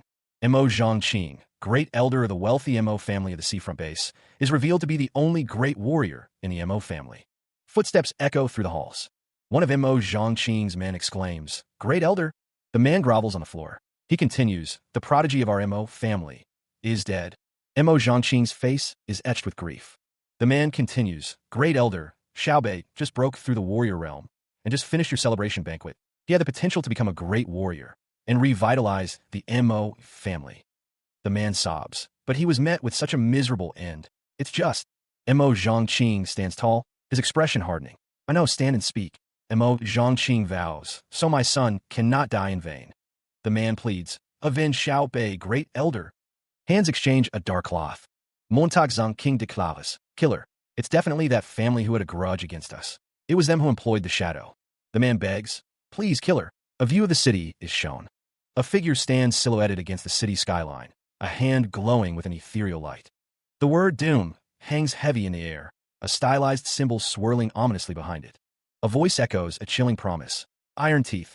An aged face emerges from the shadows, a sinister smile playing on his lips. The word shadow is scrawled on a tattered piece of paper, a dark omen hanging in the balance. The text mentions the Iron Fong base. One of the figures states that the Iron Fong base is much stronger than their Linhai base. The M.O. family's grand elder suspects that there are families in the Linhai base secretly colluding with the Iron Fong base. Apparently, they're planning to kill off their younger generation's elites and then swallow the Linhai base. One of the figures heard that M.O. Xiaobei was killed right after he broke through to the martial warrior realm, his head completely chopped off. The figure expresses relief that no one seems to be suspecting him. The first guy Mo Xiaobei was going to take care of after becoming a martial warrior is you, but now, one of the figures states that he purposely left Li Siyuan's handkerchief that had the word shadow on it. He thought about drawing the Mo family suspicions away from himself, but Grand Elder Mo ended up finding the Iron Fong base's symbol on that handkerchief. Yi Tian's expression was grim as he considered the implications. He wondered if he had accidentally uncovered the Iron Fong schemes, or if that old bastard was purposely trying to stir up conflicts between the two bases. The sky stretched out, vast and unknowable. The building stood tall and imposing. The next day, at 4 a.m., Yi Tian stirred in his sleep, the first rays of dawn barely visible through the window. He swung his legs over the side of the bed, his bare feet touching the cold floor. Rubbing the sleep from his eyes, he sat up. He pulled a shirt over his head, the fabric stretching across his toned torso. He grabbed his bag, the worn straps familiar in his hand. He knelt to tie his shoes, preparing for the day ahead. A voice calls out, "Big bro." Yi Tian walks away. "Yi Dalks." He explains, "I was planning on going to the wild zone to train. I've got to increase my strength as fast as possible." Yi says, "But you just came back a few days ago, and you're already leaving again. And you're by yourself too again. Can you not go? Or at least go with some friends?" Yi Tian reassures her, "Don't worry about me, Yi. Be good and wait for me at home." Yi Valks. Yi Tian who's Yi? Yi Tian walks away. Yi calls out, "Yi." She calls out, "Big bro." Yi is shown. A voice replies, "For sure." The two figures walk away from the city. He runs through a desert landscape, pink lightning flashing in the distance. The thought crosses his mind that there are high-level monsters in this area. He can only sneak around in the outer area and hunt low-level monsters, unable to risk provoking the higher-level ones. The desert stretches before him, a small oasis visible in the distance. He thinks, it's my turn to become a martial warrior. Standing on a cliff, he wonders what's going on, questioning if it's an earthquake. He exclaims, "No, it's a monster." A monstrous figure is revealed. A hulking, purple-skinned monster bursts forth from a swirling portal, kicking up dust and scattering debris. The status window identifies the creature as an armored ox with a low-tier defense talent. Yi Tian watches the monster, his expression thoughtful as he rests a finger against his chin. The armored ox looms large in the distance. He wonders, did it see me? The armored ox roars, its massive frame radiating raw power. Closing the distance with terrifying speed, the armored ox charges forward, leaving a trail of dust in its wake.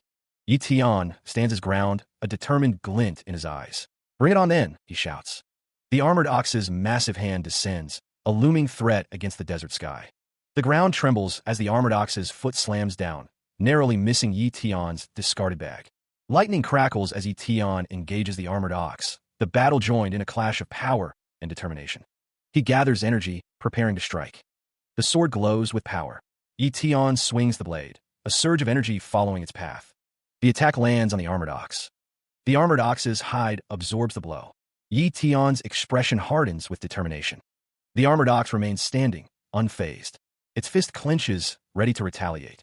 Its defense ability is so powerful. Yi Tian grits his teeth, preparing for another attack. The armored ox is surrounded by defensive aura. The armored ox stands firm, its defenses impenetrable. The ground is torn apart from the force of the impact. Dust hangs in the air over the rocky landscape. A voice compliments the armored ox's talent. That's a pretty good talent you got there. The armored ox stands amidst a fiery aura. A figure with dual swords stands silhouetted against a backdrop of green and yellow energy. A voice echoes, dismissing it as a low-tier defense talent. The figure declares, "I'll make it mine." The desert wind howled, carrying sand across the desolate landscape. Yi Tian explodes forward, pink lightning crackling around him as he closes the distance. The armored ox looms, a mountain of muscle and bone. Without exception, the most fragile part of every living being is definitely. The armored ox's maw opens, revealing rows of jagged teeth. Yi Tian summons a blade, the metal shimmering with pink energy. The armored ox's eyes glow with a malevolent red light. He prepares to strike, the sword held high. The armored ox's hide seems impenetrable, a lattice of bone and metal. Now wielding two blades, Yi Tian prepares to unleash a flurry of attacks. He grits his teeth. "I can't break through it." Yi Tian slashes at the armored ox, the swords leaving trails of pink energy. A crimson blade of energy crackles with barely contained power. The voice echoes, noting that the defense talent is low tier, yet incredibly tough. He grips the crimson blade, determination etched on his face as he prepares to strike. A blinding flash of golden energy erupts. Yi Tian's silhouette is framed against the brilliant light, his resolve unwavering. He advances, the crimson blade held high, ready to cleave through any obstacle. A hexagonal barrier shimmers into existence, deflecting the incoming attack with a surge of yellow energy. The armored ox is wreathed in golden light, its defenses proving impenetrable. Yi Tian grits his teeth, pushing forward despite the formidable defense. The barrier pulsates with power, a testament to the armored ox's resilience. The impact sends tremors through the landscape, dust and debris flying in all directions. The armored ox remains unscathed within its protective sphere, its defense holding strong. The desert stretches before him, an endless expanse of sand and rock. He leaps across a chasm, dust billowing in his wake. A voice echoes in his mind, marveling at the power of the talent he is about to use. He really wants it. Leaping again, he closes the distance. The system displays a message, talent copying cooldown, 16 days. He considers the armored ox's abilities, judging them to be beneath that of the Silver Moon Wolf, but above that of the Viper. Yi Tian grips the hilt of his weapon, determination hardening his gaze. The crimson blade gleams in the harsh sunlight. He knows that as long as he can accurately pinpoint its weak spot and launch a sneak attack, victory will be his. He thinks to himself, "I'll have a chance at victory." A surge of green energy crackles around him. Yi Tian's eyes narrow, a predatory glint in their depths as he prepares to strike. He activates his shadow talent, a surge of green energy enveloping him. The green energy crackles around Yi Tian's feet as he moves.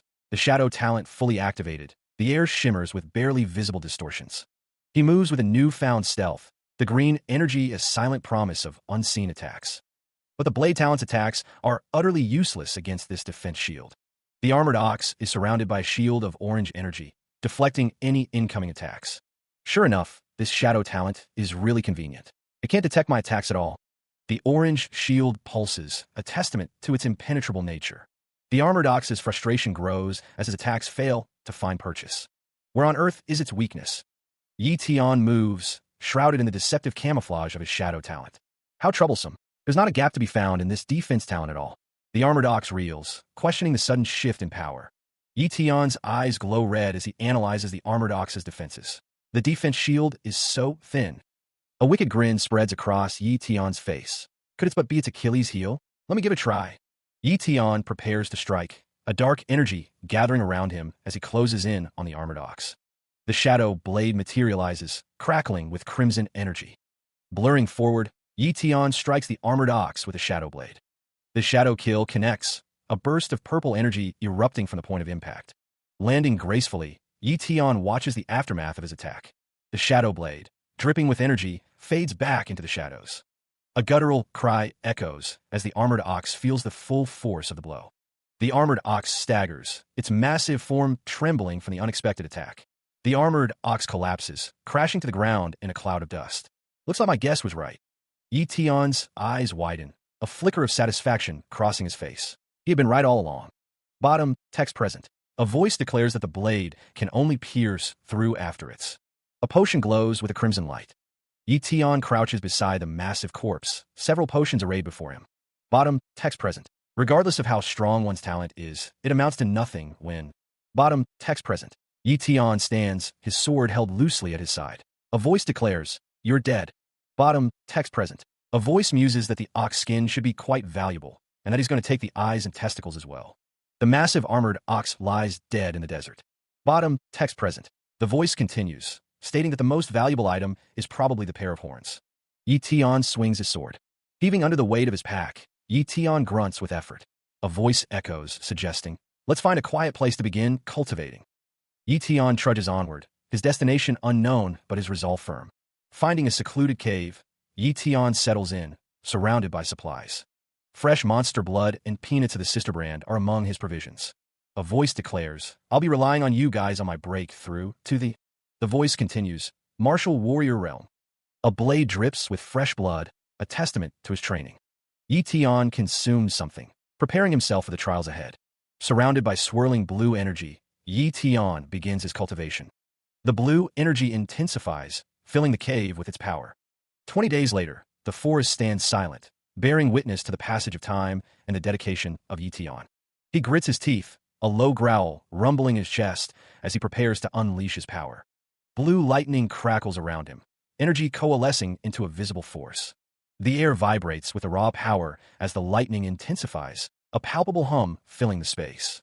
He throws his head back and roars, the lightning surging around him in response to his fury. Bolts of pure energy erupt from his hands, searing the air with their intensity. The lightning continues to rage, a storm contained within his very being. The landscape shifts, revealing a desolate, sun-baked terrain. A blinding flash illuminates the barren land, the air thick with heat and the scent of ozone. Jagged cliffs rise against the horizon, the sky a hazy orange. One of the women calls out, "My lady, look." The other woman muses, to think there would be someone breaking through to the martial warrior realm in such a barren place. The two women stand silhouetted against the harsh light, their cloaks billowing in the hot wind. Meanwhile, a figure watches from the shadows. The observer finds the display interesting. The figure marvels at the immense flow of power. He recognizes this as the martial warrior realm. The figure watches as lightning crackles around Yi Tian. The figure stands, observing Yi Tian's training. Armored Ox reveals himself. He realizes that 20 days have passed, and the cooldown period should be over. Armored Ox decides to copy Yi Tian's defense talent. Lightning continues to crackle around Yi Tian. The power intensifies. Elsewhere, a desert landscape stretches out. A hand touches a large, gray, stone-like object, feeling its texture. A status window pops up, displaying a message. Target status is incomplete. Copying cannot proceed. Please select a complete target to copy. There was a limitation like this? Sigh. If I had known this earlier, I wouldn't have cut you into that many pieces. Yi Tian looks down, lost in thought. My lady, could he be the one who killed this monster? Two figures stand atop a rocky outcrop, surveying the landscape. He just made a breakthrough into the martial warrior realm, but this monster has already been dead for a long time. Even as a mere martial apprentice, he dared to scavenge this mountain. He's quite bold. A wide shot reveals a landscape dotted with trees and a body of water. A close-up shows feet walking on the ground. He reflects that he's been in the mountains for over 20 days. The man named Yi Tian decides he needs to take a wash before returning home. Yi Tian walks along a sandy beach, the grains shifting beneath his feet. A woman exclaims that he's doing something indecent. Another voice tells her to shut up and leave quickly. He dives into the cool water, a welcome relief from the heat. The splash echoes as he enters the water. Sunlight dances on the surface of the water, creating shimmering patterns. Meanwhile, the martial marketplace, Linhai Base, sprawls before him. The marketplace bustles with activity, merchants hawking their wares, and people milling about. A voice notes that one shop seems to be the largest at the marketplace. A sign displays the name, Martial Pavilion. Yi Tian decides he'll check out this place first. He looks up, determination etched on his face. He walked with purpose, his destination set. The soles of his feet hit the cobblestone street. A distant figure paused, recognition dawning. Huh, isn't he the guy from the mountains? The town bustled with activity, people moving about their day. His gaze remained fixed ahead. A gasp escaped someone's lips. His expression remained unreadable. A voice called out, "Yi you." Yi Tian's eyes narrowed slightly, a flicker of acknowledgement in their depths. Yi Tian's eyes widened, a flicker of disbelief crossing his face. A voice called out, laced with surprise. "Sister." A young woman with dark hair tilted her head, a question forming on her lips. "Referring to me?" Yi Tian's mind raced, a whirlwind of impossible thoughts. "No, how can you possibly be here?" He stared, a mix of confusion and dawning recognition in his eyes. "This girl." The girl's gaze met his, a hint of curiosity in her expression. Her presence radiated an aura of mystery. A status window declares that Yu Ling is a real genius. The status window details Yu Ling's cultivation talent as high tier, sword talent as mid-tier, and speed talent as low tier. An indignant voice demands to know who is being called sister. Xiaoyu glares, her expression sharp with anger. A voice accuses someone of having a lot of nerve for a scrounger. Yi Tian looks to the side, muttering that he's a scrounger. Yi Tian sniffs himself, wondering if he still smells even after taking a bath. Xiaoyu is told not to speak carelessly. Xiaoyu almost lets something slip. Someone is instructed to tell him, then do this, and then... Xiaoyu and Yi Tian speak quietly. Yi Tian bows, apologizing for being impolite earlier, explaining that his lady has already disciplined him. He walks through the marketplace. "To express the sincerity of our apology, we'll pay double the price for whatever you sell." Yi Tian looks surprised. "Double?" "Yup, welcome." "Wow, this is all good stuff." As expected of the martial marketplace's largest shop. "Please have some tea, esteemed martial warrior." "Thank you." A voice counts, reaching the number 7. The appraised value is 20,000 yuan, but since they'll pay double the price, the speaker will receive 40,000 yuan. The shop echoes with the promise of 40,000 yuan. Yi Tian agrees to the deal, thinking how easy the money was to make. The speaker presents 4 white cards, each worth 10,000 yuan.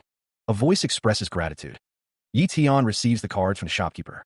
Yi Tian thinks that Yi would be very happy if she saw this much money. The shopkeeper says that their lady also said that to further express the sincerity of their apology to the esteemed martial warrior. The shopkeeper offers a 50% discount on everything. Yi Tian says that in that case, he won't hold back. Yi Tian thinks that the items are too expensive, and no wonder the major families have a monopoly on the cultivation association. He examines the book, a question forming in his mind. How can an ordinary civilian afford these cultivation resources? The book lists the items: 1 profound training manual, 1 monster directory, 3 bottles of mid-tier monster blood, and 3 bottles of restorative elixir. Yi Tian considers the cost. The shopkeeper retrieves the items. "Got it. Please give me a moment." After the 50% discount, it'll be 78.5 thousand yuan after rounding down. The shopkeeper states, "You just need to pay 70,000 yuan. A gold card with a value of 100k is handed over. "Thank goodness I took that shadow assassin's money. Here is your change, esteemed martial warrior." The shopkeeper calls him warrior. He thinks, but the reason why the martial pavilion is giving me such a bargain is definitely not because I got called a scrounger. Yi Tian lifts the heavy case. He wonders, they see in me? He wonders if they have nothing else to say. Then he decides he'll be leaving for real. A voice calls out, requesting that the esteemed martial warrior wait. A figure stands on a rooftop overlooking the city. Yi Tian continues walking. He realizes things wouldn't be that simple. A foot stops. A voice exclaims, "What is it?" Yi Tian glances back. A voice says that if it's all right, Our Lady, the martial pavilion's manager, would like to meet him. A woman gestures, seemingly offering an invitation. Yi Tian's expression is unreadable. A voice requests that someone lead the way. A figure with dark hair and piercing red eyes smirks. A hand pushes a door open. A woman holds a decorative cup. The woman drinks from the cup, the sunlight illuminating her features. She sits, poised and elegant.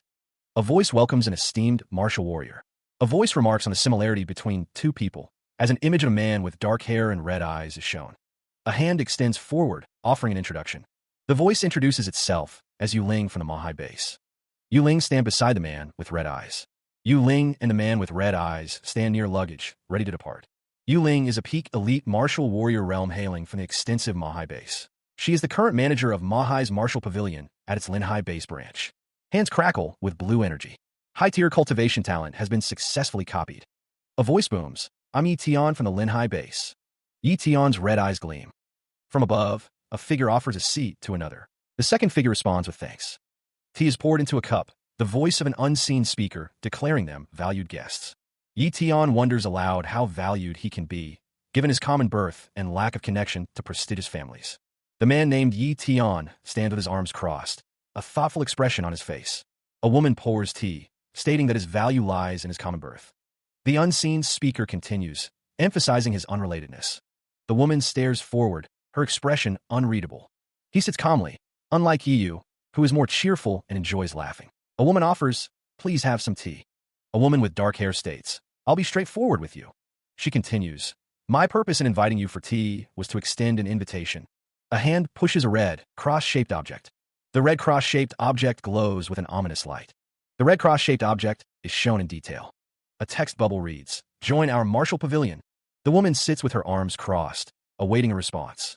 A man with dark hair and red eyes looks on. A text bubble reads, "Join the martial pavilion, big bro." The woman looks expectantly. The woman waits for an answer. He rests his head on his hand, a slight smile playing on his lips. Oh gosh, I've never said no to that face. A teacup is raised. There's something he doesn't understand. Manhwa is an extensive base, so its power is boundless. I'm sure. Extensive bases are never short of talents. Not to mention, a close-up of a teacup being held. I'm still just a novice martial warrior. Yi Tian stares intently, holding Ateojup. Extensive bases become extensive. A student stretches in a classroom. Not because they never lack talents, but because they're always in need of them. You consider the offer. That makes sense. How unexpected. Although she has the appearance of a little girl, her words convey the big picture. As expected of someone from the base, though, that dumb sister of mine could never say such words. Why are you hesitating? This is such a good opportunity. Weakling watched him, waiting for his answer. Even elite disciples from powerful families who want to join don't meet my lady's standards. Weakling crossed her arms, a confident smirk playing on her lips. She's right. This is indeed a good opportunity. Yi Tian's expression remained unreadable. Any organization would mean being bound, and if anyone discovers my special ability, I'll definitely die a horrible death. So, before finding a way to deal with it, I should stay independent as much as possible. He is asked why he is hesitating. The questioner expresses genuine curiosity about his hesitation. Weakling stands with her arms crossed, observing Yi Tian. Yi Tian finds it difficult to refuse her. He is urged to explain himself. Weakling's expression is soft, but expectant. The two stand close, the tension palpable. He struggles to articulate his thoughts. Yi Tian clenches his fist, wrestling with his inner turmoil. He reflects on the past unrest and the peace he has found. Yi Tian looks down, lost in thought. He declares that he doesn't want to become like certain people, nor does he want to serve them. Yi Tian's expression is unreadable. Weakling asks if, in his eyes, she is the same as those he mentioned. Yi Tian asks if she is not. Yi Tian suggests that Weakling observe them for a while first. Two women sit at a table. One of the women states that there's no need to respond right away, and that she has more than enough patience. Weakling stands behind Yi Tian, watching him. Weakling's expression is intense. Yi Tian's red eyes are visible. Footsteps echo on the stone path as the concept of a martial warrior is introduced. People walk through a large gate, perhaps entering a new area or leaving the old behind. The question arises, what defines a martial warrior? The scene shifts to a view through another gate, prompting further inquiry into the nature of these warriors. A figure with black hair and red eyes questions the notion of talent, crackling with energy. The text asks if martial warriors with talent still remember their founding mission.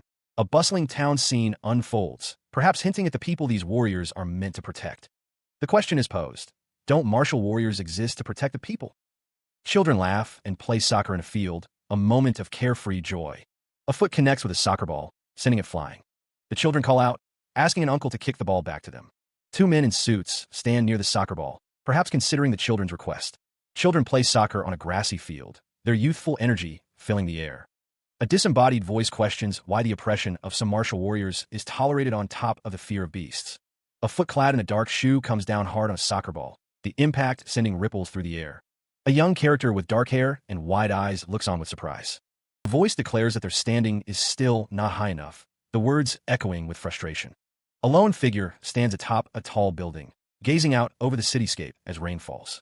A determined voice declares the need to become even stronger, the words resonating with unwavering resolve. A status window pops up, asking if the user would like to fuse a high-tier cultivation talent. A voice cries out, declaring the need to reach even higher, the words filled with ambition. The word fuse flashes intensely. A voice calls out, I'm back, Yu. Yi Tian enters the room, carrying a red toolbox. A woman in the kitchen calls out, Big bro. The voice continues. You're finally? Yi Tian replies, home. Embraces are exchanged. Xiaoyu looks up at Yi Tian. She notes that he seems to have gotten a lot tougher in the 20 days he was gone. That goes without saying. Xiaoyu exclaims, a martial warrior? She learns that her brother is already a martial warrior. The Yi family has a martial warrior now. Xiaoyu's eyes widen in excitement. Awesome. What wonderful news. Xiaoyu jumps for joy. Hooray. Hooray. She thinks that when her talent awakens, you'll become a martial warrior too. A character with red eyes looks on. A system message appears, stating it will continue to help increase the talent when compatible items are found. A status window appears, showing Yiyu's stats as a human with mid-tier cultivation talent and novice-tier frost talent, unawakened. Xiaoyu, holding a pair of scissors, calls out to her brother, inviting the martial warrior for a trim. Xiaoyu offers to give Yi Tian a trim. Yi Tian responds with a confused huh. Xiaoyu explains that since he's a martial warrior now, he needs to take even better care of himself, holding up a card. Xiaoyu tells Yi Tian to sit tight, informing him that she's starting now. Yi Tian agrees, requesting his usual cut from his hairdresser's sister. Xiaoyu begins to cut Yi Tian's hair. Xiaoyu assures him that's the only style she knows how to cut anyway. Xiaoyu smiles. The sound of scissors snipping fills the air as Xiaoyu continues to cut Yi Tian's hair, confirming that it will be done in no time. A framed picture shows Xiaoyu and Yi Tian. Yiyu has been cutting his hair ever since their parents died. Yiyu's expression is unreadable. A pair of scissors lies on a surface. Xiaoyu says he is still afraid. Xiaoyu asks why they don't just go to the hospital. Xiaoyu looks concerned. Yiyu says it's just a little cut and going to the hospital requires money. Yiyu's face is covered in bandages. Xiaoyu wishes Yiyu had the immortal jellyfish's ability. Xiaoyu asks what the immortal jellyfish ability is. Yiyu reminds him it's from the story he read to him. Immortal jellyfishes possess a healing ability. When they're injured, they heal almost instantly.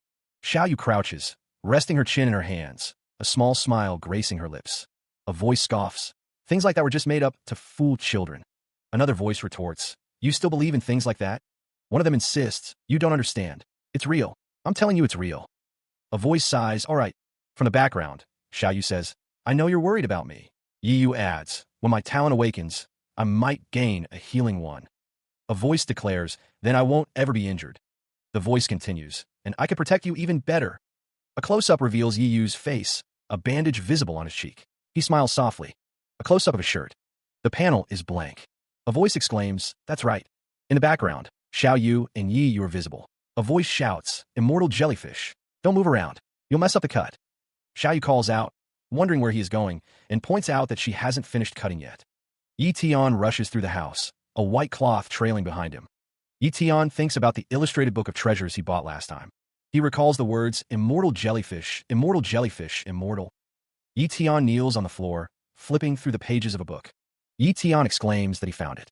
He reads about the immortal jellyfish, a water-type beast with a healing talent, located in the Lake of Death.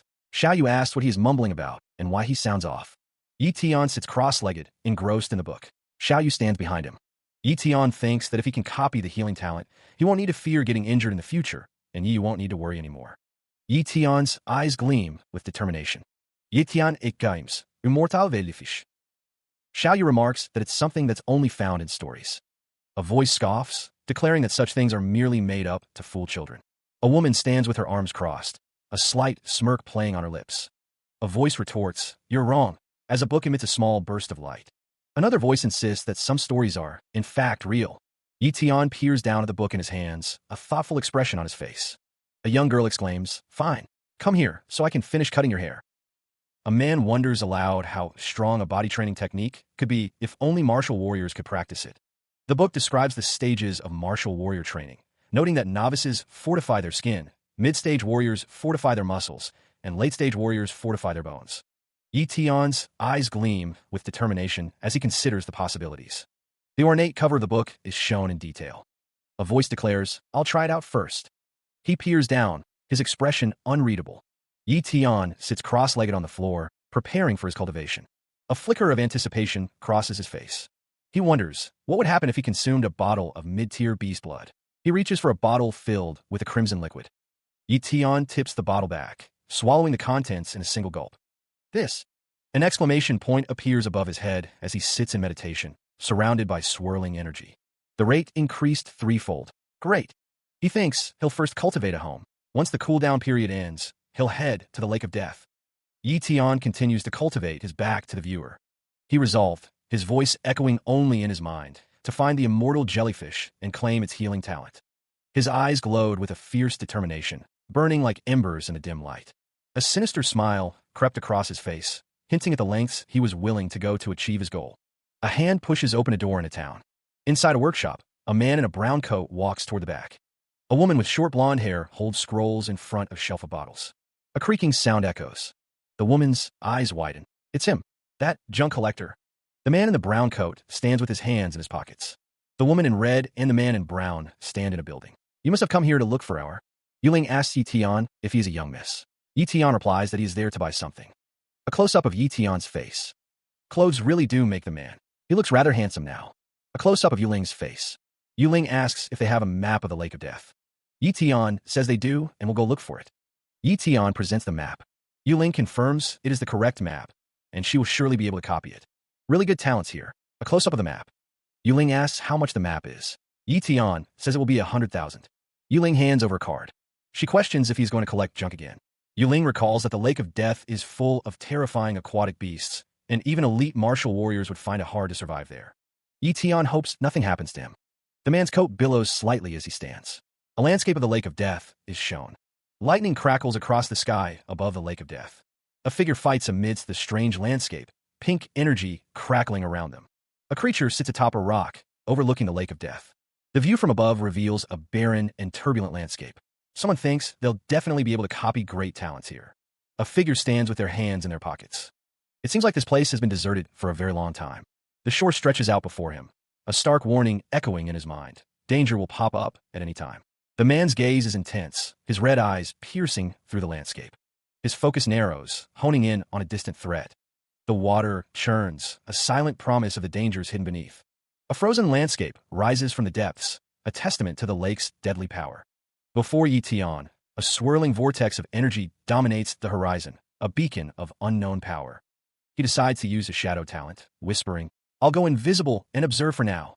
Enshrouded in a green aura, Yi Tian plummets from above. Continuing his descent, he falls towards the strange landscape. Yi Tian stares at the scene below, wondering, just what exactly is this? He is encased in a bubble, surrounded by crackling energy. Weakling calls out, "Got it. Young miss, hurry. Let's go. We'll go together." He plummets downward, the wind screaming past his ears as lightning crackles around him. Li Yunxing and Weakling fall with him, the ground rushing up to meet them. The icy water sprays around them as they fall. A green light flares as someone exclaims, "It's her." A monstrous maw opens below, rows of jagged teeth promising a gruesome end. The cavernous mouth looms ever closer. Li Yunxing's face is etched with dread. "We're not going to make it." The sound of impact echoes. The group continues to fall, the monster's maw still gaping below. They plummet towards the beast. Someone shouts, "It's a top-tier beast." The massive blue dragon roars, its eyes burning with ancient power. They stand on solid ground, the monstrous dragon looming behind them. A voice echoes, disbelief laced within the words. "A top-tier beast?" Yi Tian grits his teeth, a fierce determination hardening his gaze. A voice declares, "I'll stall it. You go first." Li Yunxing is blasted away by an unseen force, his red cloak billowing behind him. Blown away, Li Yunxing plummets through the air, a tiny figure against the vast landscape. "A guttural goo-goo," echoes ominously. Weakling clutches a wooden box, her expression unreadable as she floats in the air. A piercing scream tears through the air. A voice exclaims in dismay, "Damn it, there are actually more behind." Li Yunxing's face is etched with grim resolve. The massive dragon's head looms into view, its teeth bared in a terrifying grin. Weakling flees, the dragon's shadow stretching over her as a voice laments, "How troublesome." She is enveloped in a surge of energy, the ground around her cracking under the immense pressure. Weakling realizes she has no choice. She must intervene. The energy intensifies, swirling around her like a chaotic aurora. Weakling gazes down, her eyes burning with resolve as the power gathers. A figure in ornate blue armor stands ready, facing a horde of monstrous creatures. A figure with dark hair looks up, the light reflecting off the water around them. A monstrous creature with a gaping maw lunges forward, its teeth bared. The armored figure sprints away from the massive beast. An old man shouts a warning, his face etched with concern. "Young miss, watch out." The armored figure unleashes an attack, a burst of energy erupting from their weapon. A secret is revealed. Technique. A hand appears, holding a weapon crackling with energy. "Activate." Yi Tian stands poised, his sword crackling with energy, ready to unleash a devastating attack. A dark shape plummets from the sky, hurtling towards the earth with terrifying speed. The armored ox roars, its massive jaws lined with rows of razor-sharp teeth. A blinding energy attack slams into the monster, the force of the impact shaking the very ground. The armored ox is engulfed in a cataclysm of energy, smoke, and debris swirling around its massive form. Yi Tian gathers more energy, preparing to unleash another devastating blow against the monstrous foe. A concentrated beam of energy pierces the monster's eye, a searing pain that makes it real. Blood splatters as the monster recoils from the attack, its armored hide failing to protect it from the onslaught. Yi Tian delivers the final blow, an explosion of energy that sends the armored ox crashing to the ground. A voice cries out in shock, witnessing the monster's defeat. The armored ox collapses, defeated, a cloud of dust rising around its fallen form. Yi Tian stands victorious, the energy around him fading as he surveys the battlefield. A lone figure stands atop a rocky precipice, energy swirling around them. The battle intensifies as multiple figures clash, energy blades cutting through the air. Combatants fall from the sky, the chaos of the battle consuming everything. Weakling is an elite martial warrior in the Peak Realm. The fighting continues, the warrior surrounded by monstrous creatures. After activating her secret technique, her power is comparable to that of a great warrior. Amidst the swirling chaos, a figure stands their ground, ready to fight. Even 10 of me is not enough to defeat her. A monstrous figure looms, its form radiating immense power. A cry of pain echoes across the battlefield. My leg! A desperate voice calls out, Run, young miss! A figure is swallowed whole by the monstrous beast. An older man, his face contorted in rage, warns that the secret technique won't last long. A fierce battle rages, the item at stake deemed more important than anything else. A desperate plea echoes, warning that if someone doesn't leave, the sacrifices of fallen brothers will be in vain. A woman with flowing pink hair clutches a wooden box, her expression unreadable. A figure wielding a staff stands amidst swirling energy, their purpose unclear. Her eyes closed, the woman with pink hair appears to be in distress, her face stained with what could be tears or blood. A lone figure stands atop a cliff, the text revealing that 10 people died underwater. The question hangs in the air, just what kind of treasure is worth such a sacrifice? A young man with dark hair and piercing red eyes gazes into the distance, his expression unreadable. Another battle unfolds, the sounds of combat echoing through the air. The woman with pink hair whispers, "Oh no," her face etched with worry. The text declares that the time is up as the woman begins to disappear. The ground rushes up to meet her. She plummets downwards, a treasure chest visible below. The treasure chest falls as well. Yi Tian stands on the ground, watching Weakling fall. His eyes narrow. He seems concerned. Yi Tian wonders just what kind of treasure this is. Weakling reaches for the treasure chest. Yi Tian shouts, Don't touch it. Stop mumbling. I'm not going to steal it." Yi Tian stands with his arms crossed as Weakling lies on the ground. Yi Tian thinks, what a bunch of troublesome things. She picks up the treasure chest. She had just picked up the treasure chest when Yi Tian suggests that it would be safer to find a cave to hide in, asking what she thinks. Yi Tian carries Weakling, the treasure chest held securely in his arms. If she doesn't respond, Yi Tian decides he'll take it as a yes. A surge of magical energy crackles in the air. A monstrous form lurks in the shadows. The landscape stretches out before them, a vast expanse of sky and mountains. From above, Yi Tian carries Weakling across the rocky terrain. Yi Tian thinks that she looks just like his sister. Weakling's face is shown, except for the beauty mark she has. It can't be wiped away. Yi Tian looks on. A voice wondered if she was still unconscious. The pair lay still in the rocky landscape. He wondered how much longer she would be out. Squatting, the man remained vigilant. A soft groan escaped her lips. He asked, surprised, if she was awake. He looked surprised. She groaned, clutching her head as a sharp pain shot through her skull. Pushing herself up, she sat upright, trying to shake off the lingering dizziness. Rubbing at her eyes, she tried to focus on her surroundings, the world still swimming slightly. Yi Tian asked, "Did you save me?" A voice responded, "It was by chance. I just happened to pass by." Someone patted the man on the shoulder. Yi Tian said, "Thank you for the shirt." The man replied, "You're welcome." A voice mused, "He dared to go to the lake of death by himself. Quite impressive." The man wore the shirt. Yi Tian looked on. She held a glowing crystal in her hand. The man exclaimed, "It's blinding. What are you doing?" A voice taunted, "Look at how that frightened you." The woman examined something in her hand. Xiaoyu explains, "This is a light stone. It can store and radiate light. You can just say it's a lamp." Xiaoyu stands before Yi Tian, holding the light stone. The light stone illuminates the cave floor. The light stone rises. Xiaoyu asks, thin air? She continues, you seem to be very interested in this. Xiaoyu says, I'll talk more about it, after drinking some healing potion. Yi Tian wonders, is it a space-type talent? The narrator says, but among the talents she has, there wasn't a space talent. Xiaoyu sits in a meditative pose, healing. Yi Tian yuches head. Xiaoyu heals. She declares that she is done healing herself and tells him to get up. Yi Tian responds that he is all right. Xiaoyu asks if Yi Tian wanted to know where the items came from. Xiaoyu stands with her arms crossed, waiting for a response. A bronze chest is shown. Xiaoyu tells Yi Tian to watch carefully, stating that the bronze chest is a lot bigger than the pouch. The pouch is shown, but the bronze chest is sucked into the pouch. Yi Tian exclaims that it wasn't a space talent, but a space-type treasure. Xiaoyu responds with exactly. Xiaoyu and Yi Tian are standing in a cave. Xiaoyu asks if Yi Tian likes it and wants to learn how to use it.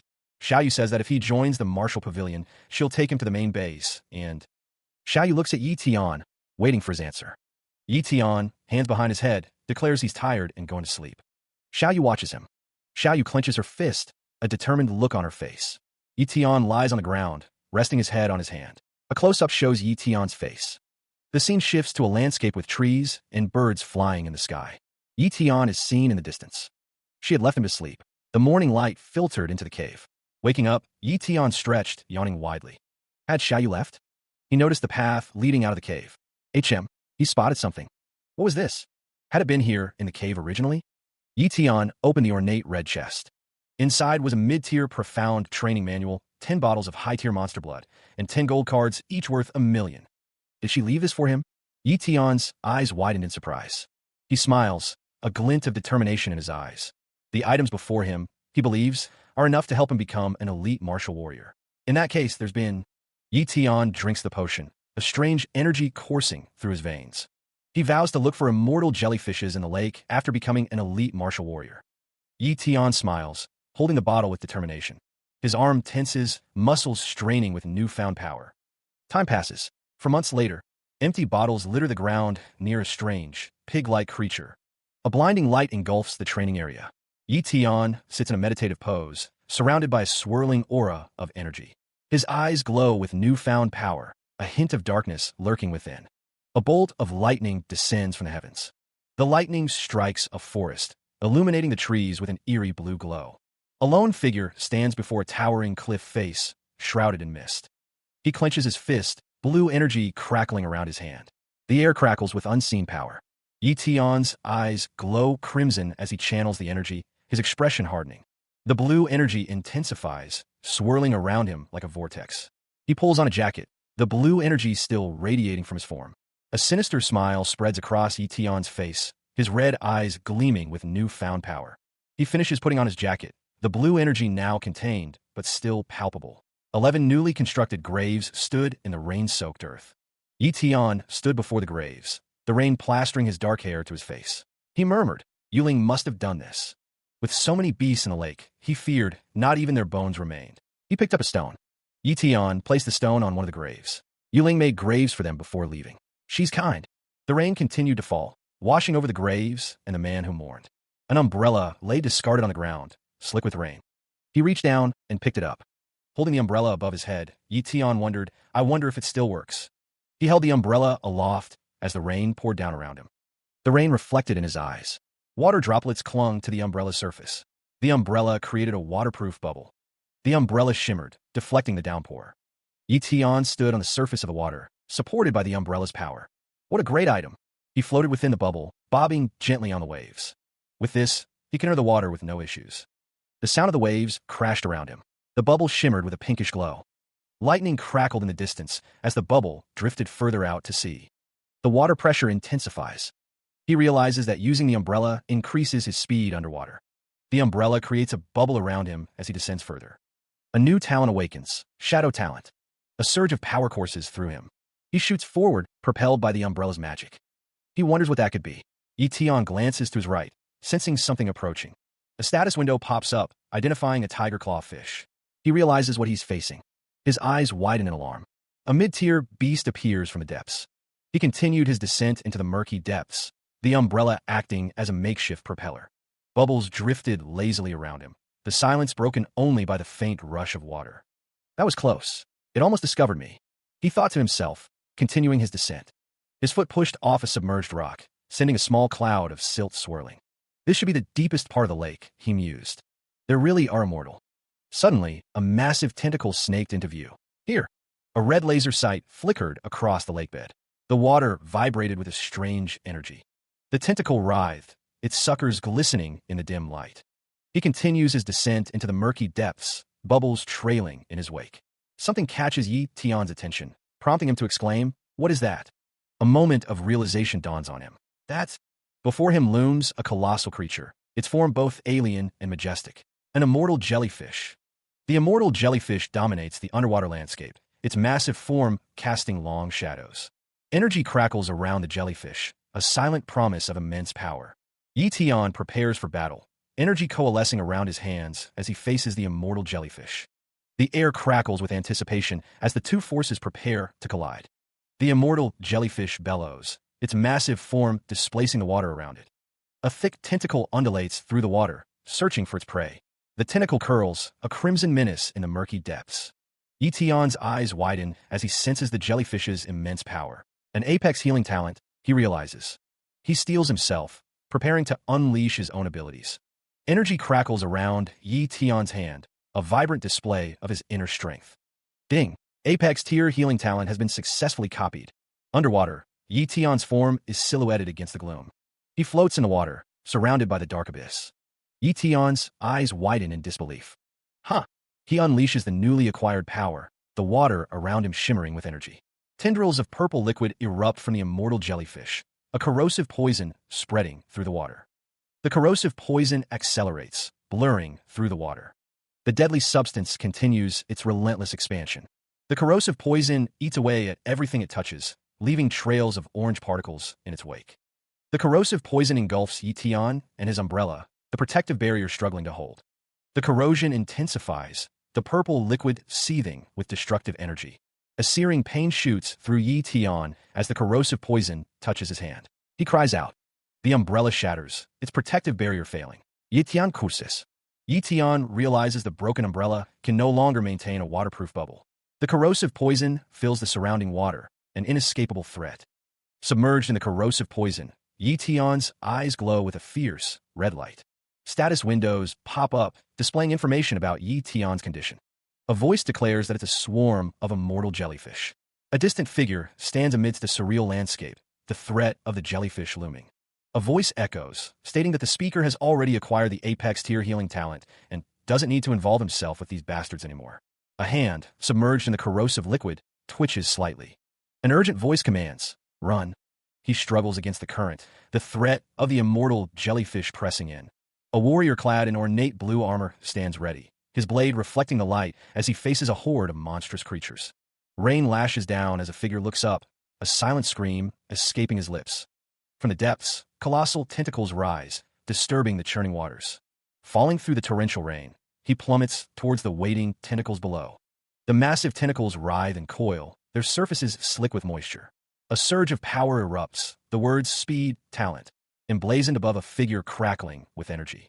The words max strength appear, signifying an immense increase in physical power.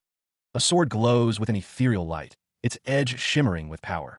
Rain lashed against the jagged rocks, obscuring the small structure nestled within the crags. He clambered out, pulling himself free from the confines of the structure. Yi Tian Sighit, Fei, I finally got out of there. He sat heavily against the rough stone, catching his breath. Yi Tian thought, I should quickly copy the talent. A status window popped up before him. Apex tier healing talent has been successfully copied. Would you like to fuse? His eyes narrowed, a flicker of determination crossing his face. Energy crackled around him, the air thick with ozone. Lightning danced across his outstretched hands, illuminating the rough skin. Yi Tian grinned, teeth flashing in the electric light. I've copied talents so many times that my body has already gotten used to the pain. The fusing process was smoother than expected. Anyway, it's time to put it to the test. He sits, preparing to test the limits of his new healing talent. The immortal jellyfish's venom is extremely fatal.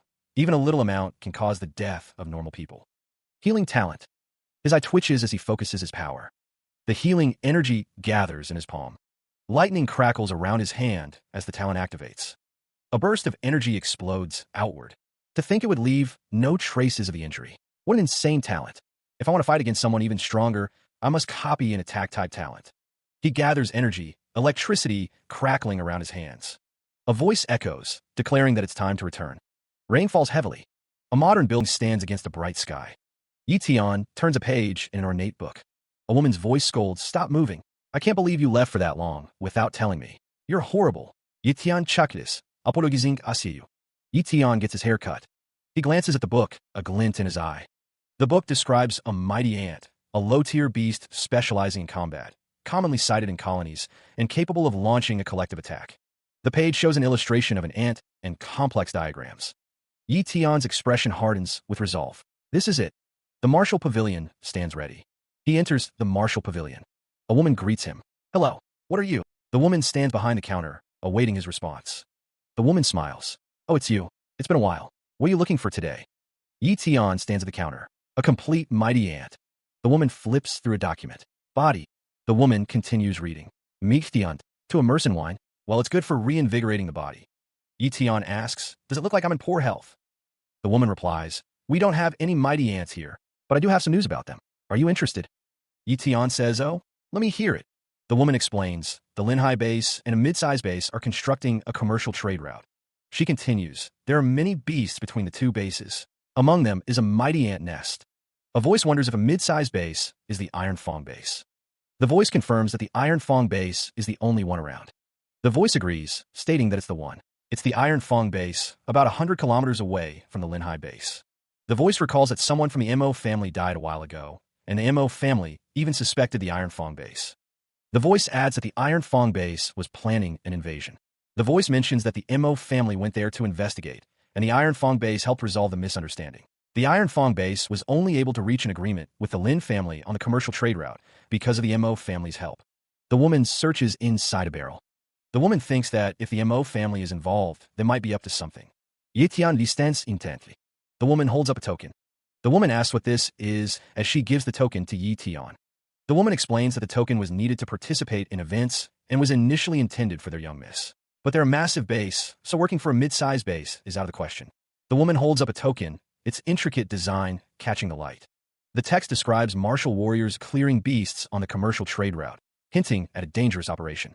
A woman with blonde hair looks on with a slight smile. The text reveals that even the Mo family are considered subjects. A voice declares that it's time to venture out.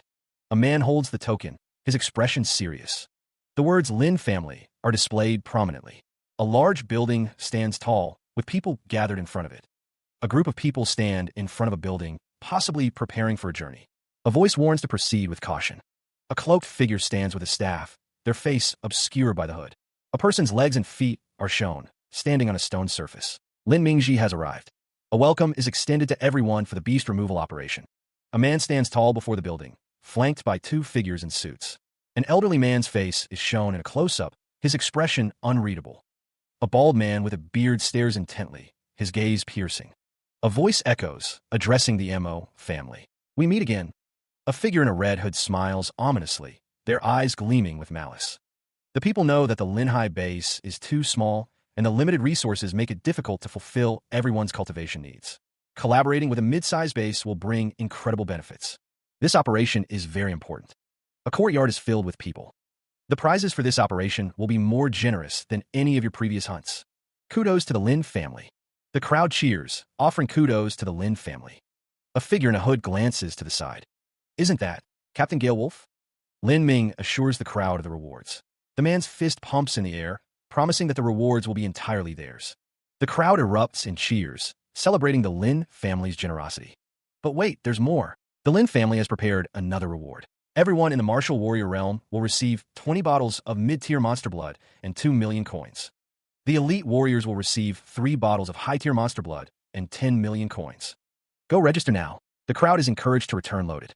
Please begin lining up here. The crowd begins to line up. Please place your hand on the assessment rock. It'll check your strength. The crowd continues to observe the strength assessment. A man stands near the assessment stone. The stone reads, "You're a mid-tier martial apprentice." A woman holding a tablet says, "Next, please complete the evaluation." A group of men stand together. One thinks, Yuling was right. There's no need to work for powerful families. One of the men says, especially that damn Mo family.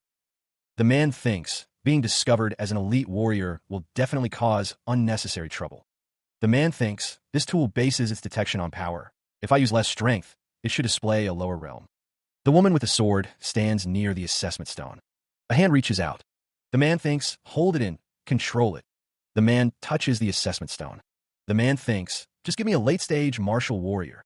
He stood cloaked in purple, his expression unreadable beneath the shadow of the hood. The assessment stone pulsed with energy as Yi Tian's hand remained pressed against it. The stone continued to hum, its energy crackling. The stone glowed, revealing the words late-stage martial warrior. A man with a neatly trimmed beard watched from afar, muttering, Chem? Late-stage martial warrior? Wow, he's a late-stage martial warrior. He seems pretty young too.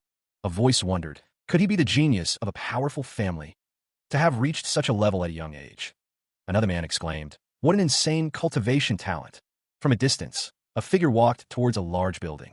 Yi Tian lowered his hood, thinking like I revealed too much. A voice lamented, the real geniuses are always discovered young.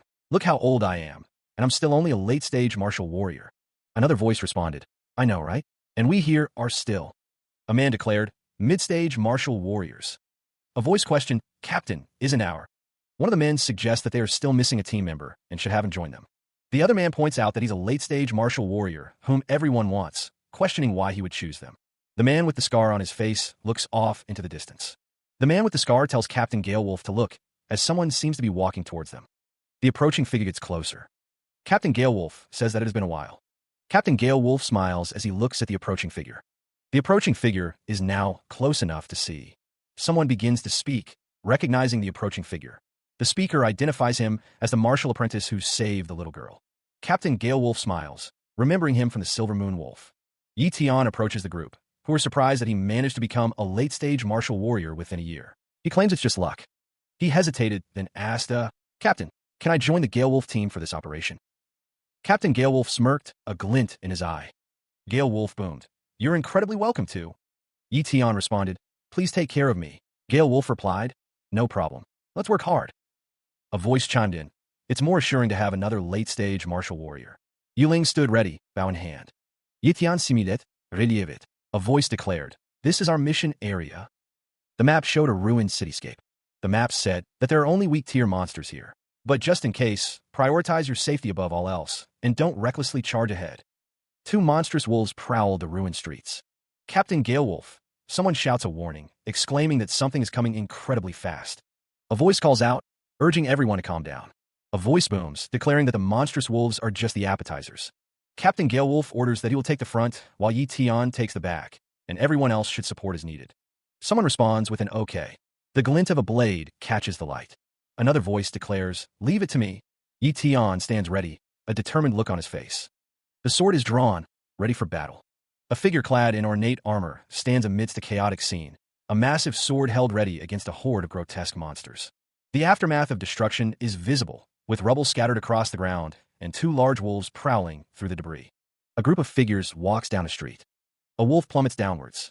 Two menacing wolves snarl, their eyes glowing with an eerie light. Yi Tian shouts, let's do it. A voice responds with a resounding yes. A figure yells, their expression intense. The air crackles with unseen energy. A figure rushes forward, joining the others. He is immediately met with the armored ox charging forward, a blur of purple fur and horns. The force of the impact sends Yi Tian flying backwards. He is sent tumbling through the air. The world spins as he struggles to regain his balance. Still airborne, Yi Tian is completely at the mercy of the armored beast's attack. The armored ox leaps into the air, closing the distance.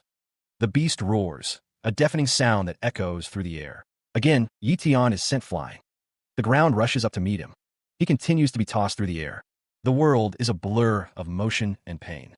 Finally, with a desperate lunge, Yi Tian slashes at the armored ox with his sword, drawing a spray of blood. The armored ox lies defeated, its massive form sprawled across the ruined street. Yi Tian stands over the fallen beast, his sword glinting in the dim light. A round of applause breaks out. A man in a red cloak exclaims, that was awesome, Yi Tian. The armored ox, still on the ground, retorts, too bad you're still one step behind me. I killed 3. Ha ha ha. The group surveys the scene, the bodies of the fallen wolves scattered around them. The armored ox repeats his taunt. Too bad you're still one step behind me. I killed 3. Ha ha ha. The man in the red cloak smiles, thinking, little brother Yi Tian is pretty strong. I'm liking you more and more. A woman with black hair tied in a bun says to a bald man, he already possesses such ability at a young age, so don't be so cocky, Captain. A character with black hair apologizes, you bastard. Can't you let me be cheeky for once? You just had to embarrass me. Captain, I'm sorry. A voice wonders, anyway, why didn't the wolves wait to attack us in the valley? Their chances of succeeding would have been higher that way. A scarred man kneels, his expression grim. A voice muses about a possibility, stating that perhaps they wanted to, but couldn't. The group stands on a cracked road, one of them questioning what the other means. A voice declares that this isn't their territory, warning that there are stronger beasts in the area. The man's gaze is stern, his expression unreadable. The man questions if there are stronger beasts, then mentions the 5 of them. A voice reassures another, stating that they have 3 mid-stage and 2 late-stage martial warriors, questioning what there is to be scared of. 2 figures stand in front of a dilapidated building, engaged in conversation. One of the men declares, look what I have. The other responds, that's. A voice exclaims, questioning if it's the Lin family's walkie-talkie. A hand holds a walkie-talkie, a symbol of potential communication and support. A voice confirms that every captain was given one, stating that when they're in danger, they can just call for support, so they should go all out without worries. The man's expression is confident, a hint of a smirk playing on his lips. The captain grunts, acknowledging something with a low. He urges the group forward, his voice carrying a note of determination. Let's proceed further. The ruined city stretches before them, a desolate landscape of shattered buildings and debris-strewn streets. A hand grips a weapon, knuckles white with anticipation. The group moves forward, weapons drawn, their faces grim with resolve. Yi Tian shouts a warning, his eyes wide with alarm. Above us, a surge of magical energy crackles in the air, the scent of ozone sharp and biting. A monstrous figure looms above, wreathed in fire and shadow. A fiery projectile hurtles towards them, leaving a trail of smoke and heat. Yi Tian recognizes the attack. It's fire talent. The fireball streaks downwards, gathering speed and intensity. The ground erupts in a fiery explosion, sending shockwaves and debris in all directions. The fire explodes outward, consuming everything in its path. The intense heat radiates outward, distorting the air. Flames engulf the ruined city, turning the sky a fiery red. The group is caught in the inferno, struggling to escape the blaze. Yi Tian sprints through the flames, determined to reach safety. A voice calls out, you guys had the appetizers. 2 figures stand ready, one wielding a massive axe, the other a sword, prepare to face whatever comes next. Someone observes, judging from the aura, it's a low-tier beast. Watch out for its flames. A figure watches intently, his expression unreadable. A voice shouts, let's go. Yi Tian looks on, concern etched on his face as he wonders, will they be okay? The figure reassures, it's just a low-tier beast. Don't worry. The city lies in ruins, smoke and fire billowing from the wreckage. A voice rings out, declaring victory. Captain, we won. Another voice congratulates the group on their success. Great job, you guys. A bald man acknowledges the team's efforts, but emphasizes the importance of a specific contribution. But if you didn't distract the beast with your arrow, we couldn't have finished it off so smoothly. A woman with orange shorts stands beside a man, the aftermath of the battle still lingering in the air. The legs of the defeated beast are shown. A voice comments on the ease of the victory. That low-tier beast was so weak. Finishing it off was effortless. A man sits cross-legged, a satisfied smirk playing on his lips. The man stands before a swirling vortex of fire, unfazed. A few more wouldn't be a problem at all. A burst of light illuminates the scene. A figure stands silhouetted against the blinding light. Flames dance and writhe, a testament to the power unleashed. A massive explosion rocks the battlefield, sending fire and debris skyward. Someone wonders if there is more to come, speculating that the fire talent indicates the same type of beast. The man named Unknown observes the ongoing chaos. He remarks that the fight isn't over yet. Yi Tian stands amidst the aftermath, his expression unreadable as he surveys the scene. A close-up reveals the face of a man, his features contorted in anger and determination. Another explosion erupts, revealing the head of a monstrous dragon amidst the flames. 2 massive dragon heads emerge from the inferno, their eyes glowing with malevolent intent. A warrior clad in ornate blue armor stands ready, his sword gleaming as he faces a horde of grotesque monsters. A frantic message echoes, teams near Zone B, teams near Zone B. A hand grips a walkie-talkie tightly, the device buzzing with static. Through a barricade of metal bars, monstrous figures advance down a ruined street, their shadows stretching long in the flickering light. The walkie-talkie crackles to life. These fuckers, they ignored me. Frustration etched on his face, a man with a dark scarf around his neck listens intently. Captain, it looks like you overestimated the Lin family. They don't care about our lives at all. A voice laments, I thought I followed the right people this time and could make it big with you guys. Who would have thought the Lin family would also? His face contorted in rage, the man grits his teeth. With a surge of fury, the walkie-talkie is crushed in his hand. Looks like the Lin High base is rotten to the core. A hand tightens around the hilt of a sword, ready for action. He commands, I'll hold them off. The rest of you should run away now. The captain's order echoes through the ruined city. One of the men protests. How can you say that when we're brothers? We'll leave together. Armored legs stride through the debris. The captain's voice booms. Obey my order. The captain's expression hardens, his resolve unwavering. A woman with bunny ear clip speaks. A man with a pipe looks on. The captain shouts, Are you all idiots? Why aren't you running? Are you all waiting for death? The air crackles with tension. One of the team members says, Have fun, you guys. I'm leaving. Another mutters, Are always so unreliable. If I survive, I'll definitely kill him. A voice booms, addressing Yi Tian. He is told that he is very talented, and it would be a shame for him to die here. Another voice pleads with him to take his two brothers and run. The group stands together, a mix of determination and apprehension etched on their faces. One of the men almost forgot that another is a newcomer, urging him to run away quickly. Another voice agrees, telling him not to put his bright future on the line. Yi Tian responds, stating that of course, he's going to run away. He begins to walk away, his steps measured. But blue energy flares around Yi Tian, a silent promise of power. The energy intensifies, crackling around his legs as he prepares to unleash his hidden strength. One of the men exclaims in shock, realizing that he was hiding his strength. Another voice questions how it's possible that he's an elite martial warrior. The two watch him, their expressions a mixture of surprise and awe. Yi Tian declares that he didn't want to expose his true strength. A concentrated blast of energy hurtles forward. The energy slams into its target. The blast expands outward, consuming everything in its path. But if I don't, the armored ox looms large, lightning crackling around the figure facing it. The armored ox declares that the Gale Wolf team will be wiped out with Captain Gale Wolf's ability. The figure stands firm, lightning arcing around them as they face the armored ox. Yi Tian thinks that he would rather stay behind alone to let his teammates escape. Knowing his, Yi Tian resolves that he'd be a freaking jerk if he still hid his true strength. The armored ox prepares to attack. The armored ox asks if there is any difference between. A voice echoes, filled with rage and a hint of desperation. Those MO family fuckers, and me? A blinding flash erupts, consuming everything in its path. Amidst the chaos, a figure stands silhouetted against the destructive light, their armor gleaming ominously. A voice, resolute and grim, cuts through the din. As for the risks of revealing my true. Thoughts race through someone's mind. Strength. There's no time to think about that right now. I believe that Captain Gale Wolf won't get me in trouble.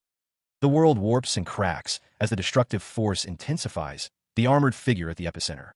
Buildings crumble and collapse, reduced to rubble and dust. The city lies in ruins, a testament to the overwhelming power unleashed. Debris rains down as the aftershocks of the explosion continue to reverberate. The armored figure stands amidst the devastation, seemingly untouched by the cataclysm. Another explosion rocks the already shattered landscape. The world is engulfed in fire and destruction, a scene of utter annihilation. The woman watches, eyes wide. So that's the strength of an elite martial warrior. Amazing. The impact sends tremors through the ground. Yi Tian is surrounded by green energy, preparing to unleash the sword's power. The sword descends, leaving a trail of vibrant green energy in its wake. Debris explodes outwards. He lands gracefully, the sword still radiating green energy. The blade hums with power. The green energy crackles and writhes. The energy surges. Blade.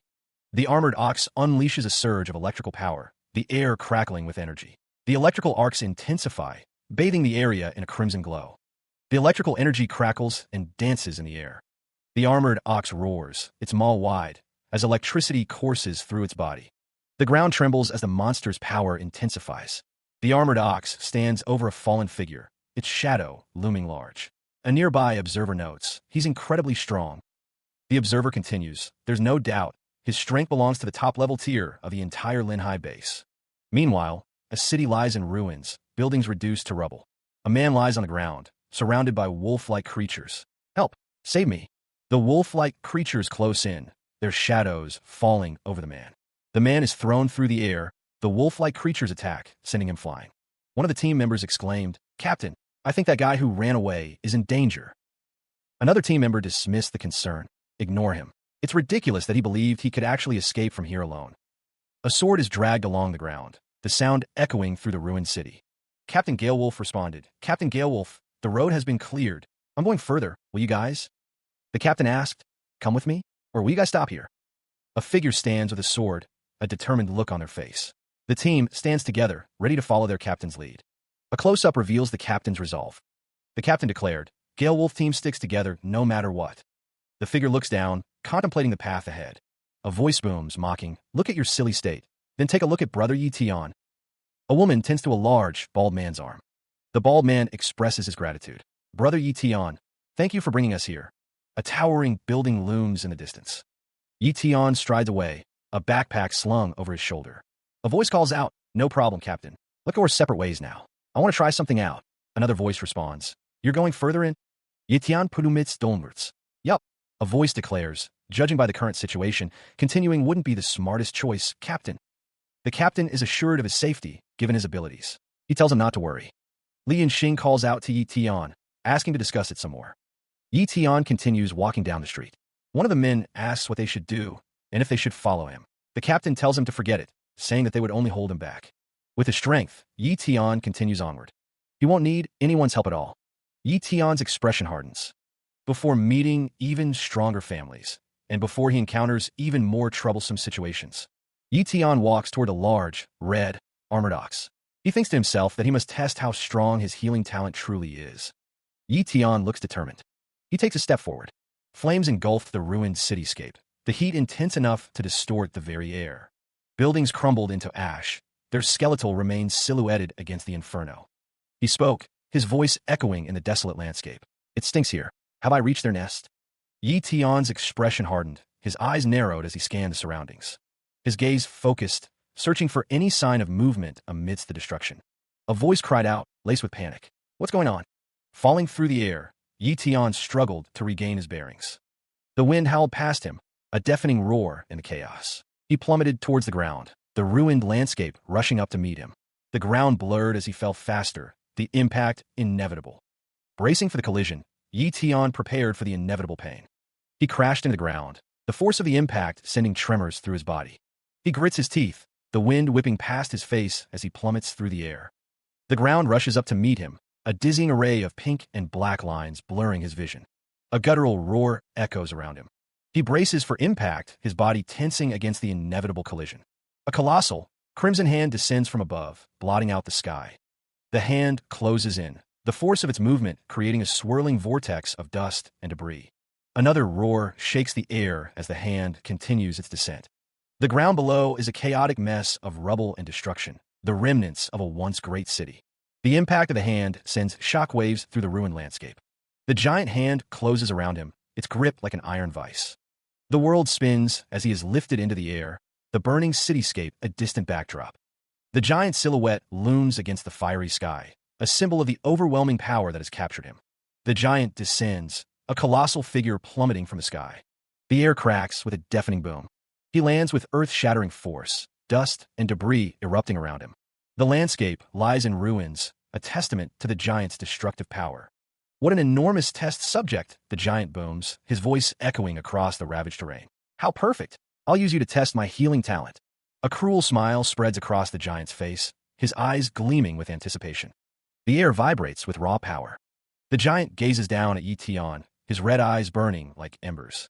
A sphere of crackling energy forms in the giant's hand, radiating intense heat. With a flick of his wrist, he hurls the ball of energy towards Yi Tian.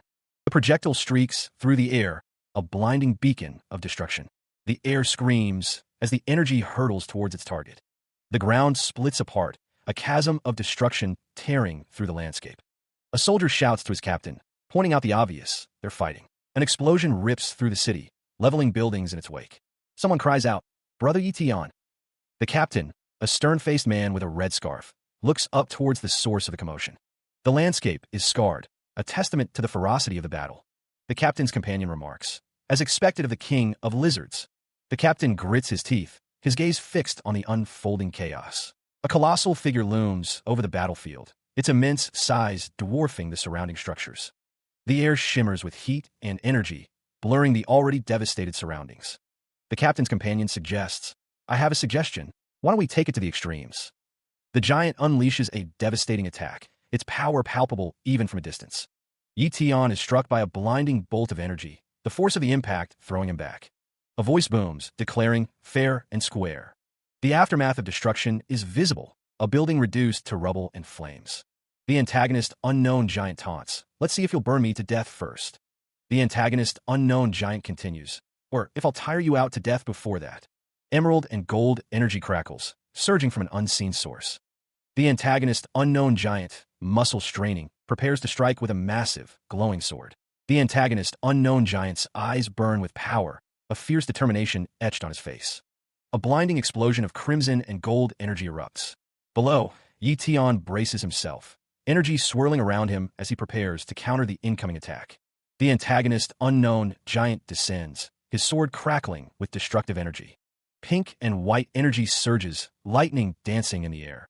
Yi Tian's eyes glow with power as he faces the oncoming onslaught.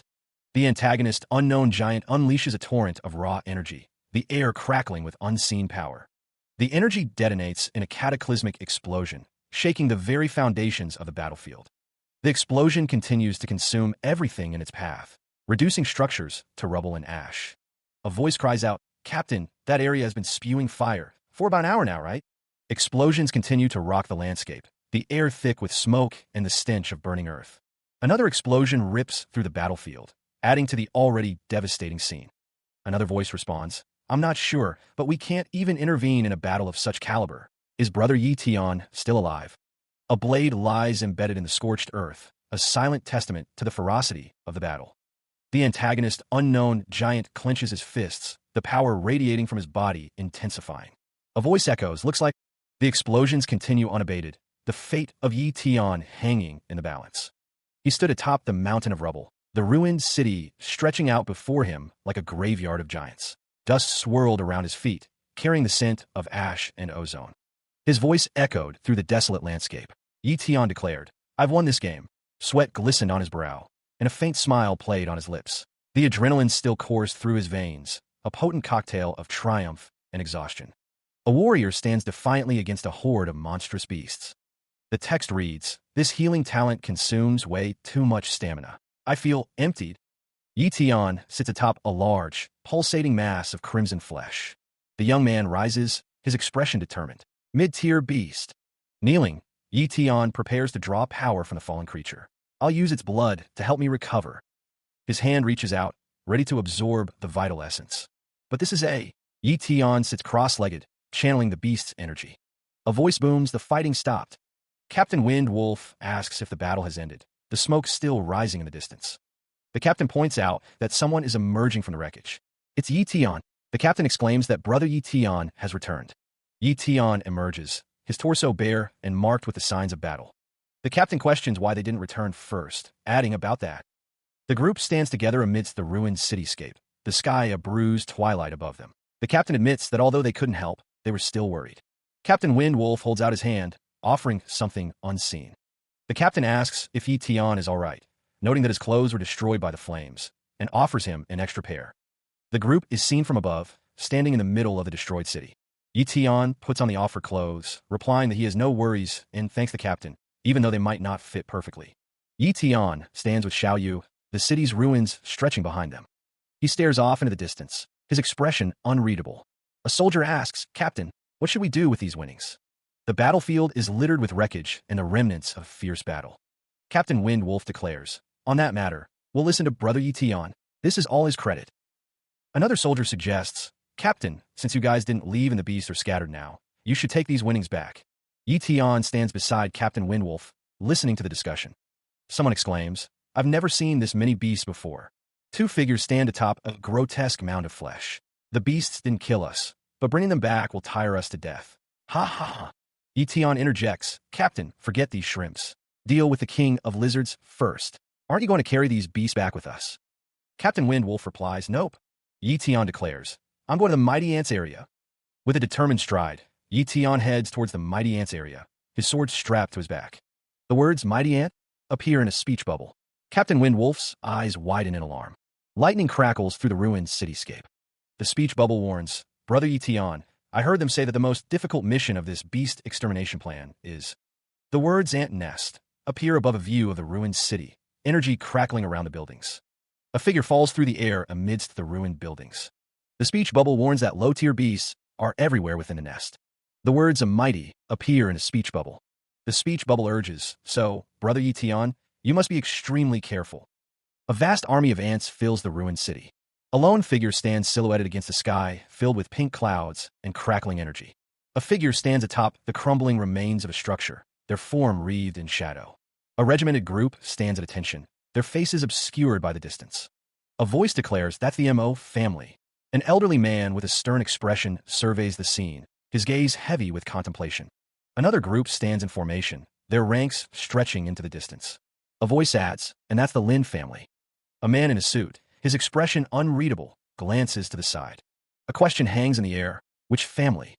A lone figure stands amidst the rubble, surrounded by a small group of onlookers. A man with an eye patch looks up, a question forming on his lips. Is that old man from? A figure stands guard, a sword held at their side, their face obscured by shadow. Elder Qing, a great warrior from the Iron Fong base, demands, "Who's spying on us?"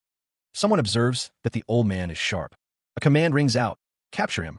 He wonders what there is to fear, as he has to sneak into the armed forces eventually anyway. They announce that they got him. The captive is flanked by two captors. Someone questions the strength of an elite martial warrior. A man with an eye patch stands pensively. The man introduces himself as a martial warrior from the Linhai base, explaining he heard a big mission would be here, so he came to help out. Someone demands that they release him. The group stands their ground. Someone wonders which family's warrior he is and why he isn't with them. The man with the eye patch states that he is not from their family. The men observe someone, unsure of who he is. One of them admits he doesn't recognize him, and another confirms that he's not from their family either. Someone marvels at the fact that he is already an elite martial warrior at such a young age. Captain Windwolf stands with Yetion as someone questions whether one recognizes him, even though he's an elite martial warrior. Yetion responds that it's about that. The group stands amidst a destroyed landscape. Someone declares that he belongs to the Lin family. Captain Windwolf stands beside Yetion, his expression unreadable. Yetion thinks to himself that, as part of the Lin family, as soon as the old man heard, he said he's an elite martial warrior. It's expected of the Lin family head. They even beat the MO family in taking talents. Someone demands to know why they're still standing there, telling them to hurry up and return to their group. Someone thinks that they got an elite martial warrior for free. What is steal? Captain Windwolf and Yetion stand together. The Lin family tries to take Yetion as their own. The woman holds a staff, a determined look on her face. The declaration rings out. Yetion can only belong to the martial pavilion. A woman with long black hair stares intently. A vast landscape stretches out, dotted with towering rock formations and the silhouettes of birds against the sky. A figure descends, their form obscured by shadow.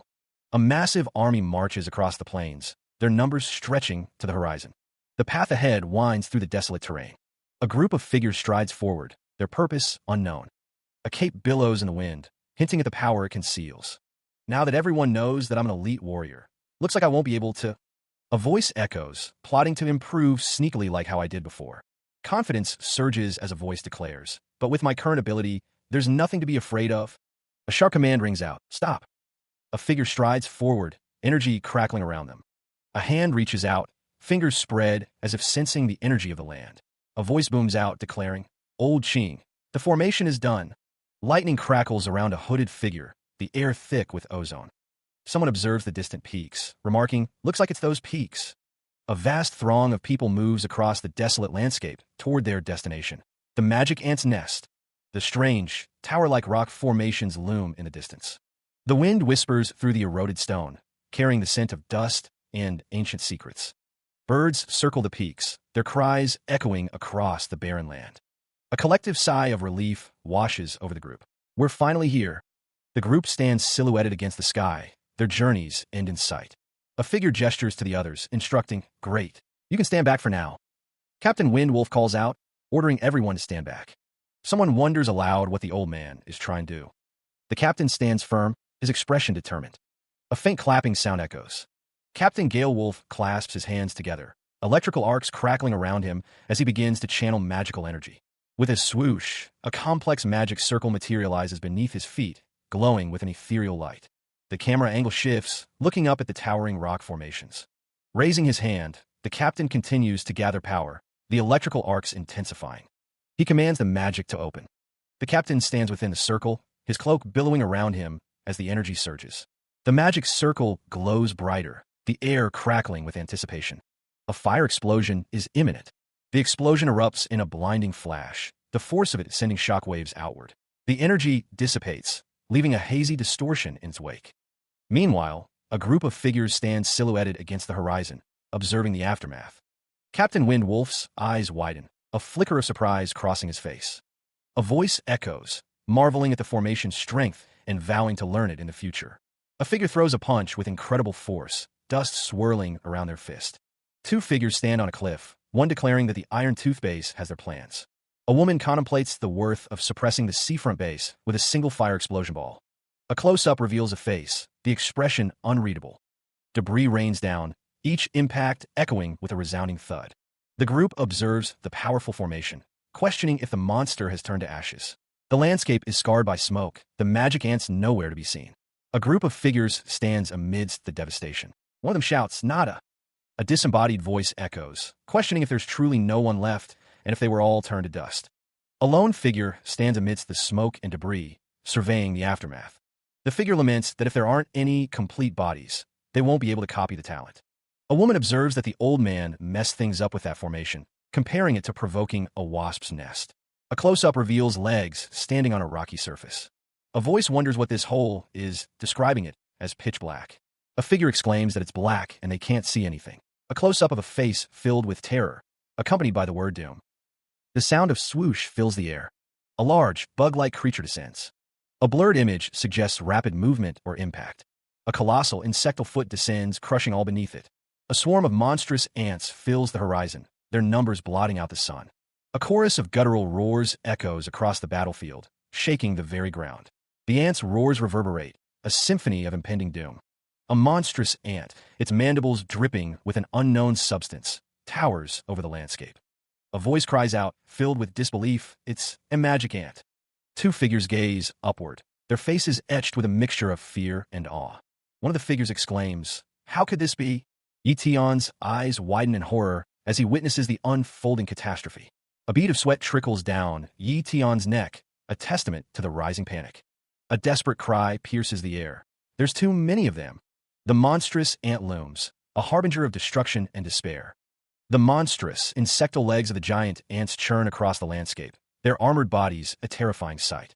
The ground trembles under the weight of the advancing horde, their red eyes gleaming with predatory hunger.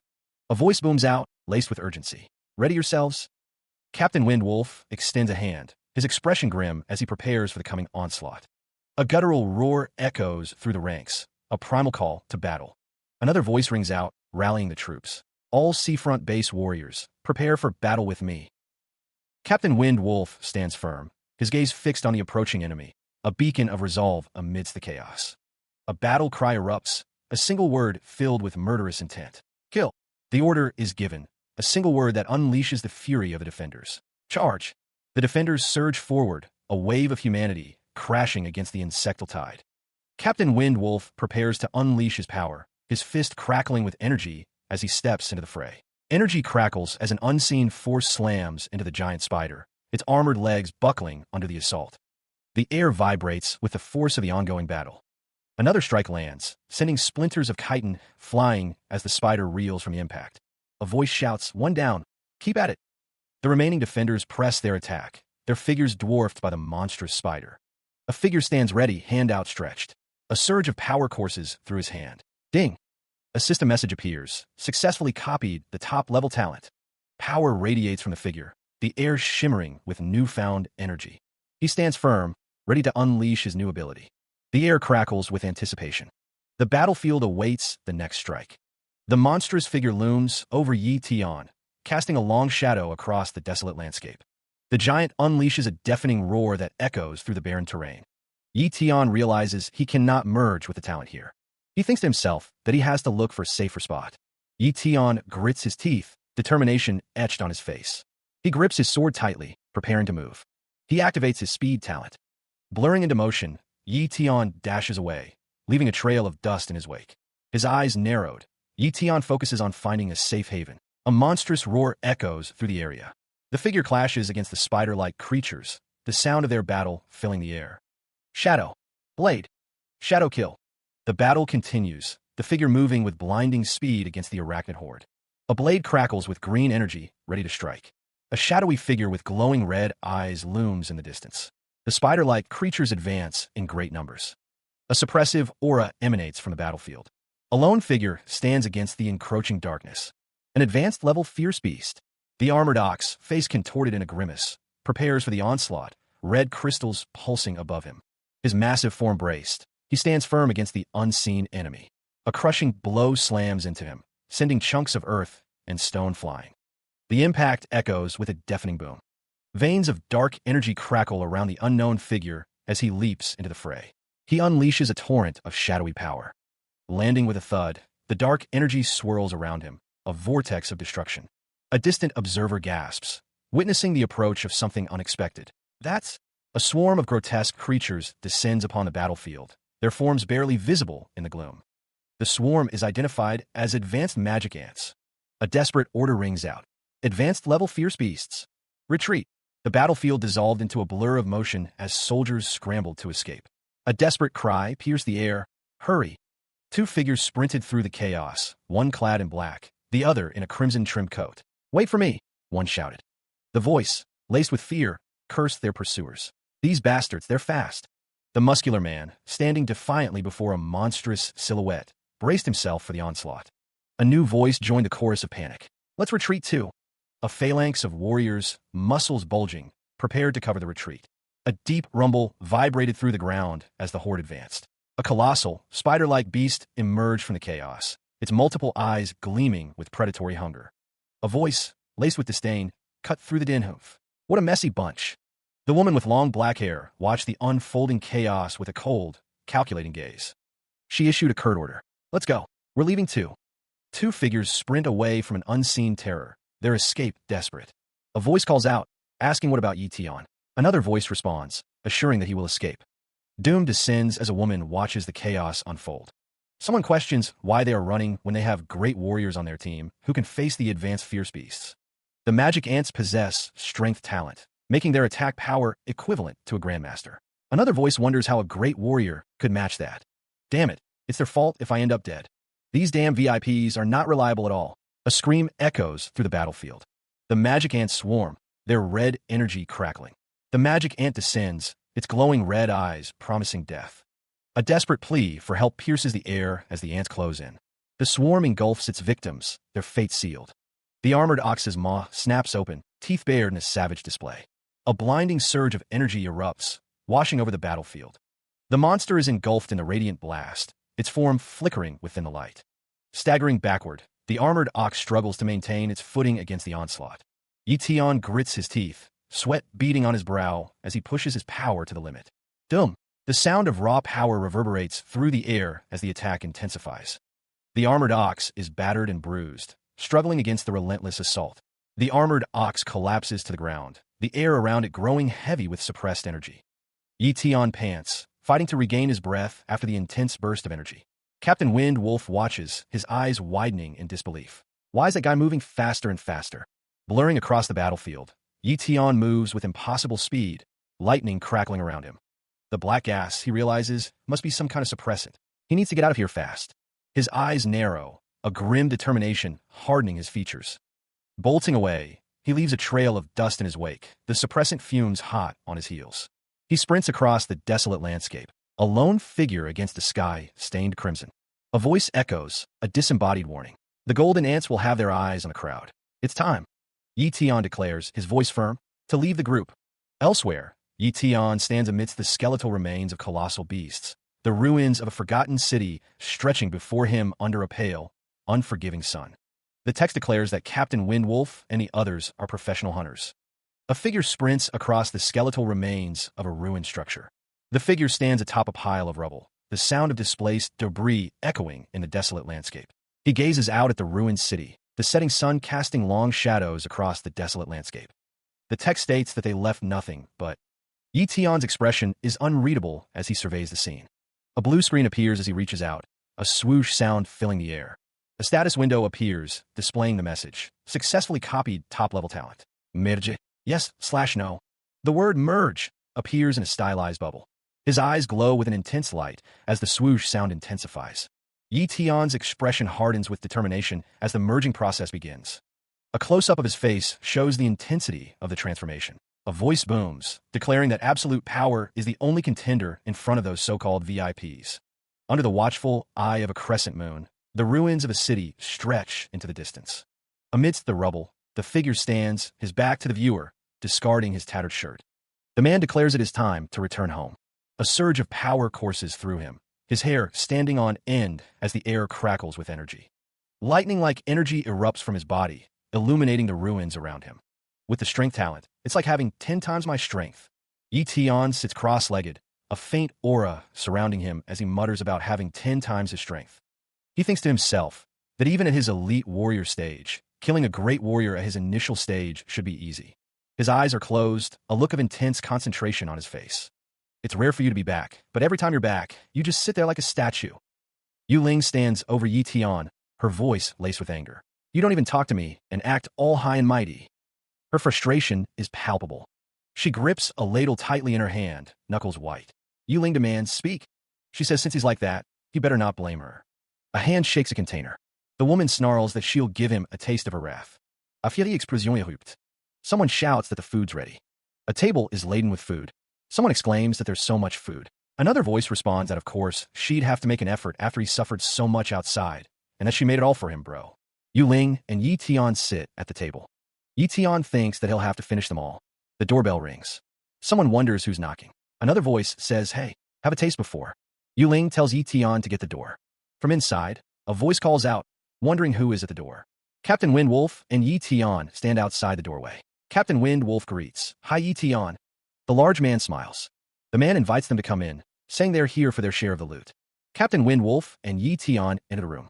The man gestures, showing them how much they have. He tells them they can just divide it among themselves. Yi Tian scratches his head, wondering how they can divide it when everyone has their share. He agrees. Someone invites Captain Wind Wolf to join them for a meal. Someone says they have something to ask him. The woman exclaims that the food looks delicious and will help herself. The large man eats, exclaiming how good it is. He sits at the table with the others. A woman with her hair in a ponytail says it's been a long time since she's had such tasty homemade food. She urges Captain Wind Wolf to have more, but he declines, claiming he's not that hungry anyway. The woman with the ponytail comments that the food is a little salty. A muscular man retorts that it's quite bland and that she should have put more salt. The woman with the ponytail takes a sip from a cup, her expression unreadable. Elsewhere, Yi Tian asks Captain Wind Wolf if he has something to ask. Captain Wind Wolf replies that he's been training at home and isn't sure what's happening outside, inquiring about the Fierce Beast cleanup plan. Captain Wind Wolf says that from what he heard, both the Iron Tooth base and their seafront base suffered great losses. An unseen person asks if the losses are certain, and another voice confirms with a yes. The scene returns to Yi Tian and Captain Wind Wolf. Captain Wind Wolf wonders where the magic ants were at. A voice narrates that there are over 50 dead elite warriors, and even 3 great warriors died. Yi Tian thinks that's right, adding that after the first wave of people backed down, another team of great warriors were assembled, but they still... The sound of someone gobbling food fills the air. The voice continues, stating that it pissed the Iron Tooth base off, and they sent a grandmaster who finally got rid of that bunch of magic ants. A surge of red energy crackles in the air, the source unseen. Inside, 2 figures sit at a table. One asks, was it really worth all that? A close-up reveals a sink and countertop. Below, the words "the Iron Tooth" are displayed. A man's face is shown in stark detail, his expression unreadable. The word "base" appears in a speech bubble. The camera pans to a street scene, the buildings casting long shadows. On the street, a figure speaks to Yi Tian, saying, take your time, Captain. Brother Yi Tian, don't worry about sending me off. We'll be seeing each other often anyway. A man with slicked-back blonde hair and a purple vest declares, I am Mo Yuan, the Mo family's butler. A figure walks down a street, carrying a rectangular object. Yi Tian wonders, Mo family? The scene shifts to a meal at the Mo residence, where Mo Yuan bows respectfully. An envelope is presented, addressed to Yi Tian. A voice says, my apologies. I don't really like leaving my place these days. He adjusts his collar, a flicker of unease in his eyes. A voice booms, filled with menace. Mo family till now. Captain Wind Wolf's expression hardens, his eyes narrowing. The captain chuckles, a sinister edge to his tone. Ha ha, Mr. Butler, we could discuss this nicely. The captain stands with another man in the distance. Yi Tian starts to speak. The captain's voice drips with false courtesy. I advise you to take it and accept our kindness. The captain's smile is a mask, his eyes cold. With a sudden burst of speed, Captain Wind Wolf strikes. Captain Wind Wolf unleashes a torrent of energy, striking Yi Tian with immense force. The impact sends Yi Tian flying backward. Two figures watch from a distance as the battle unfolds. Captain Wind Wolf vows, "Jay, just you wait. I'll make sure you die." The captain's face contorts with rage. One of the onlookers cries out, "Brother Yi Tian, stop." Another responds, "It'll be fine, don't worry." Captain Wind Wolf clutches his arm, feeling the strain. A bone-jarring crack echoes through the air. A voice seethes, "How dare he?" Captain Wind Wolf vows, "You'll pay for this, Yi Tian." His face twisted in fury, Captain Wind Wolf prepares for another attack. The scene shifts to the MO residence. The MO residence stands as a testament to wealth and power. A polished shoe steps forward, the sound echoing in the vast hall. A man with a slick-back hairstyle and a neatly trimmed beard stands in the opulent interior. He strides purposefully through the room, his footsteps measured and deliberate. An older man with a long white mustache sits regally in a chair, observing the scene with a stoic expression. A voice booms, filled with reverence and respect. "Head, forefather." The intricate patterns of the floor reflect the grandeur of the MO residence. Towering over a fallen figure, the man in the red shirt demands, "Both of you, please make a decision on my behalf." A voice echoes, laced with frustration, "I asked you to hire someone, not kill someone. What is it now?" The man in the red shirt stands triumphantly over the prone figure, his expression unreadable. The head of the MO family, an elite warrior and son of the MO family's forefather, states that he hired someone. The man continues, explaining that the moment the person he hired heard he was from the MO family, he was told to get lost, and he doesn't know why. Neutral MO family head stands, his expression a mix of frustration and confusion. A voice exclaims, "What?" Neutral MO family head's face is shadowed, his expression hardening. The voice continues, stating that not only was he injured, but the invitation that was personally written was also torn. Neutral MO family head's expression is one of anger and disbelief. The voice shouts, "What an ignorant brat."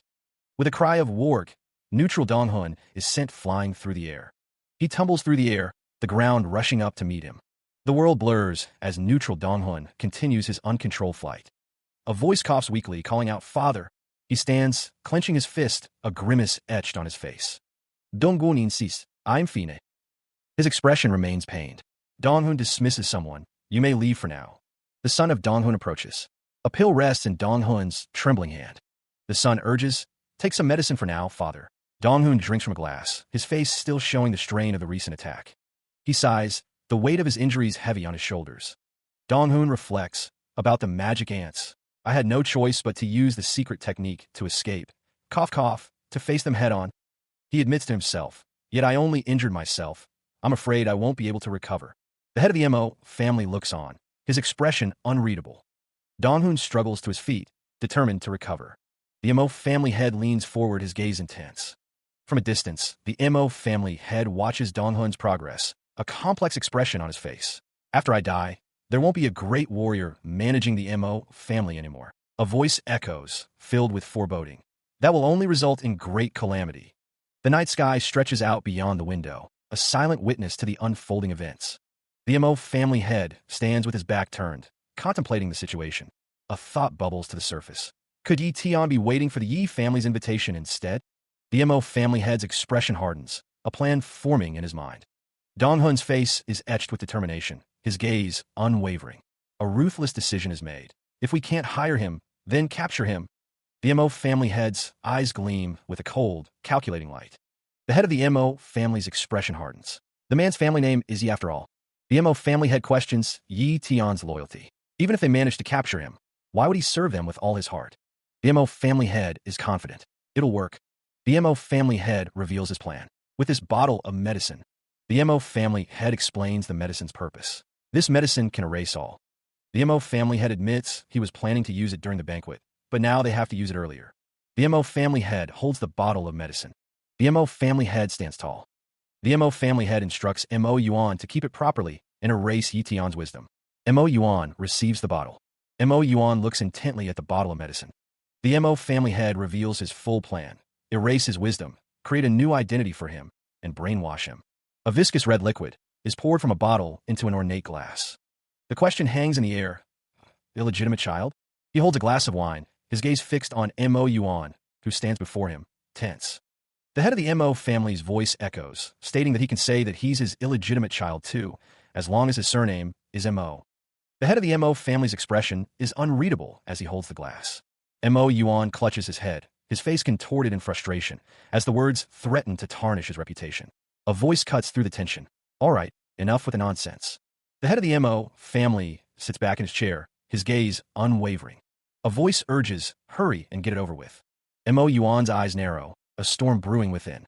The head of the Mo family exhales, a plume of smoke escaping his lips. He declares, I'll gather the 10 elders and set off. A man in a patterned red shirt crouches low, his posture suggesting readiness. A voice booms with unwavering resolve. I don't believe we won't be able to capture Yi Tian. The speaker's dark hair whips around as he turns his head, his expression intense. His face contorts with determination as he shouts his conviction. Meanwhile, a sprawling cityscape stretches beneath a cloudy sky.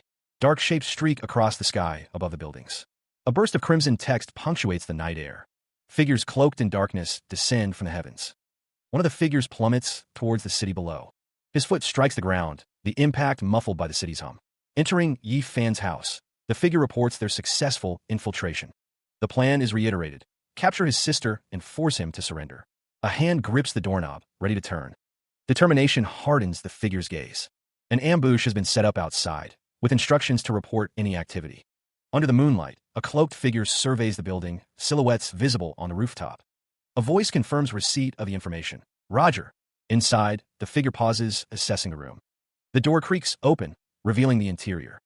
The room is sparsely furnished, containing a bed and a desk. From above, the figures stand in the center of the room, a silent observer. Someone lies asleep in the bed, unaware of the intruder. The masked figure declares, target locked. He prepares for action. The masked figure stares intently. He shouts, action. The masked figure continues to stare intently.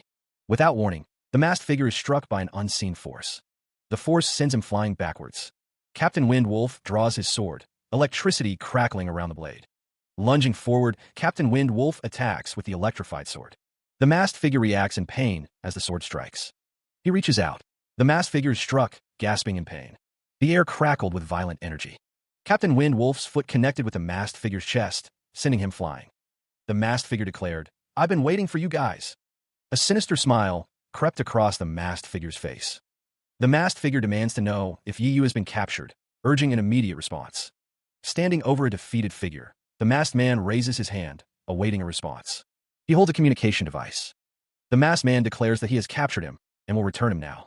Yi Tian glances back, a flicker of concern in his eyes. From within the building, a voice shouts, Huh? Who are you? Another voice commands, Make sure to catch him. The figure crashes through a window, plummeting towards the ground. The sound of shattering glass echoes through the air. Arms outstretched, he plummets downwards. The figure continues to fall, a dark silhouette against the sky. His hand reaches out, grasping at empty air. 3 figures stand over him, their expressions unreadable. The masked figure exclaims, What's going on? Call for aid. Aid? In this massive Linhai base. The camera pans across the Linhai base. Ichi's no longer breathing. 2 figures stand overlooking a building. Both are clad in dark clothing, their faces obscured by hoods and masks. From above, the city street stretches out, a grid of buildings and roads. Several small figures move below. One of the hooded figures speaks, his voice a low murmur. Was I wrong, he wonders. A close-up reveals a face, energy swirling around it. An explosion erupts, sending debris flying. 2 figures plummet downwards, surrounded by swirling green energy. A smirk plays across a face. Second one down. The words appear, Shadow Assassin. A voice shouts, This guy hired a shadow assassin. Quickly spread out. The figures below scatter. A figure stands, crackling with pink lightning. The words appear, Speed Talent. A blurry figure continues to fall. He plummets through the air, a helpless figure against the backdrop of the sky. From the shadows, a voice questions the speed of the falling figure. His face contorted in a grimace, the wind whipping through his hair as he falls. Lightning crackles around him, a chaotic display of raw energy. A blinding beam of light strikes him, the impact echoing through the air. Another figure is struck by a similar beam, the force sending them reeling. A gleaming blade flashes, a symbol of impending conflict. Captain Wind Wolf spots an opening, his eyes gleaming with determination. He continues to fall, the ground rushing up to meet him. The air distorts around him, a visual representation of his incredible speed. He crashes into the ground, a cloud of dust erupting from the impact. A close-up reveals a face, the expression unreadable. Yi Tian launches an attack, a blade crackling with pink energy arcing through the air. The blade continues its deadly path, leaving a trail of shimmering light in its wake. The air shimmers with residual energy, the attack's power evident in the distortion. Shadow Blade. Multiple blades materialize, each crackling with green energy, as Etion unleashes a flurry of attacks. Shadow Assassin. The air crackles with the force of the attack, the green energy searing through the space. Etion descends, surrounded by the swirling green energy of his deadly technique. A voice booms, laced with urgency. What's the situation up there? Respond immediately if you hear me. Eyes narrowed. A figure peers out from the shadows, their expression intense. A distant building stands silhouetted against the sky, a single window reflecting the light. The building looms, a silent witness to the unfolding events. He plummets through the air, limbs outstretched. A bare foot hits the ground. Etion raises his sword, a determined look on his face. Figures stand on a street, their intentions unclear. A voice booms, ordering capture him. Lightning crackles around Etion. Figures cloaked in shadow descend, wreathed in electricity. A hand holds a strange, glowing weapon. A fist clenches, energy surging around it. Etion is surrounded by crackling energy. The ground splits apart. A symbol flares with power, lightning illuminating it. He is struck by a bolt of lightning, the energy crackling around him. A voice booms, declaring strength and talent. Lightning continues to strike. Another bolt slams into him, the force intense. A voice questions how he was able to receive both attacks, wondering how that's possible. His face contorts in pain as the lightning courses through him. The lightning continues to strike him. He screams as the lightning engulfs him. The force of the attack sends him crashing to the ground. Someone wonders how this is possible, questioning if he is just an elite martial warrior. Another voice reveals that he is Mo Xiaobei's father, Mon. He stood before Captain Windwolf, a strange calm washing over him. Etion admitted, "Yes, I am. If you don't kill me, we can settle everything nicely." Etion's expression was unreadable.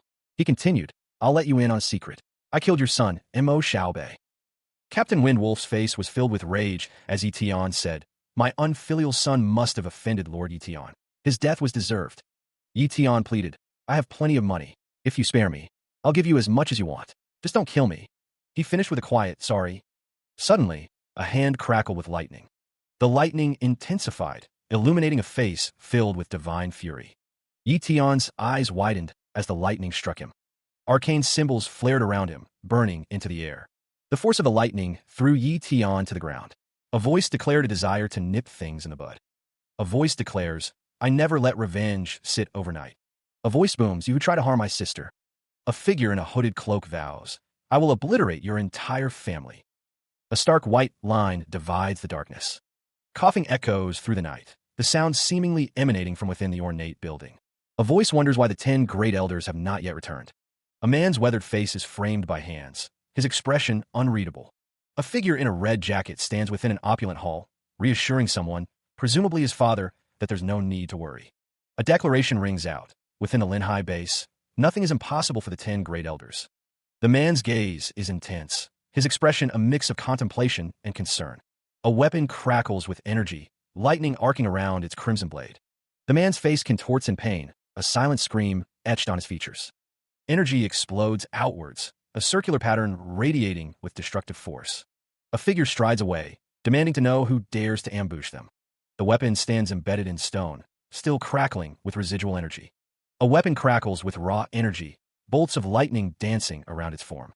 A voice echoes, accusing, "You sent people after my life."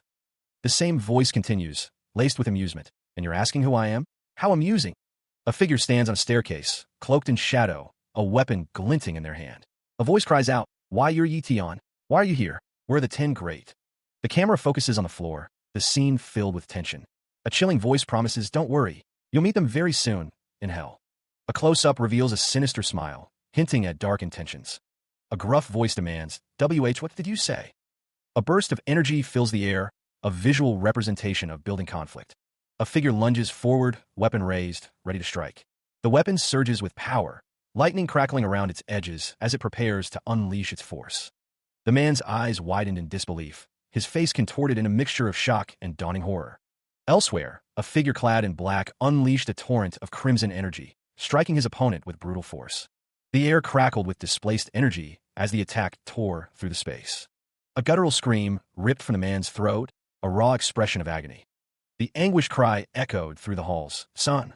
The battle raged on, the two figures locked in a deadly dance amidst the ornate patterns of the floor. With a savage grip, the attacker seized his victim by the neck, cutting off his ear.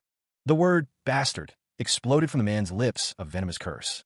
The man's face was a mask of grief and fury, tears streaming down his weathered cheeks as lightning crackled around him.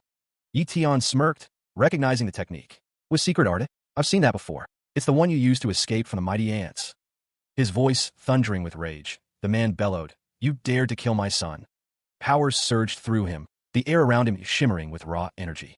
Lightning crackled around the armored ox, energy surging through his massive frame as he prepared to unleash his fury. The armored ox roared, his voice a thunderous declaration of lethal intent. I want you dead. Muscles coiled, the armored ox lowered into a stance, ready to spring forward with devastating force. With a burst of speed, the armored ox lunged, closing the distance in a heartbeat, lightning arcing from his fists.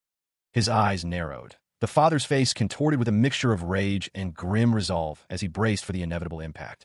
The armored ox pressed his attack, a relentless barrage of power aimed at crushing his foe. The blow landed with earth-shattering force, the air itself seeming to crack under the pressure. The father was sent reeling, the force of the impact threatening to tear him apart as he was launched into the air. The armored ox's fist, a weapon of pure destruction, continued its relentless assault. Each strike from the armored ox was a cataclysm, a testament to his overwhelming power. He was thrown through the air, a ragdoll amidst a storm of debris, the world a blur of pain and chaos. The father continued his uncontrolled flight, a victim of the armored ox's brutal onslaught.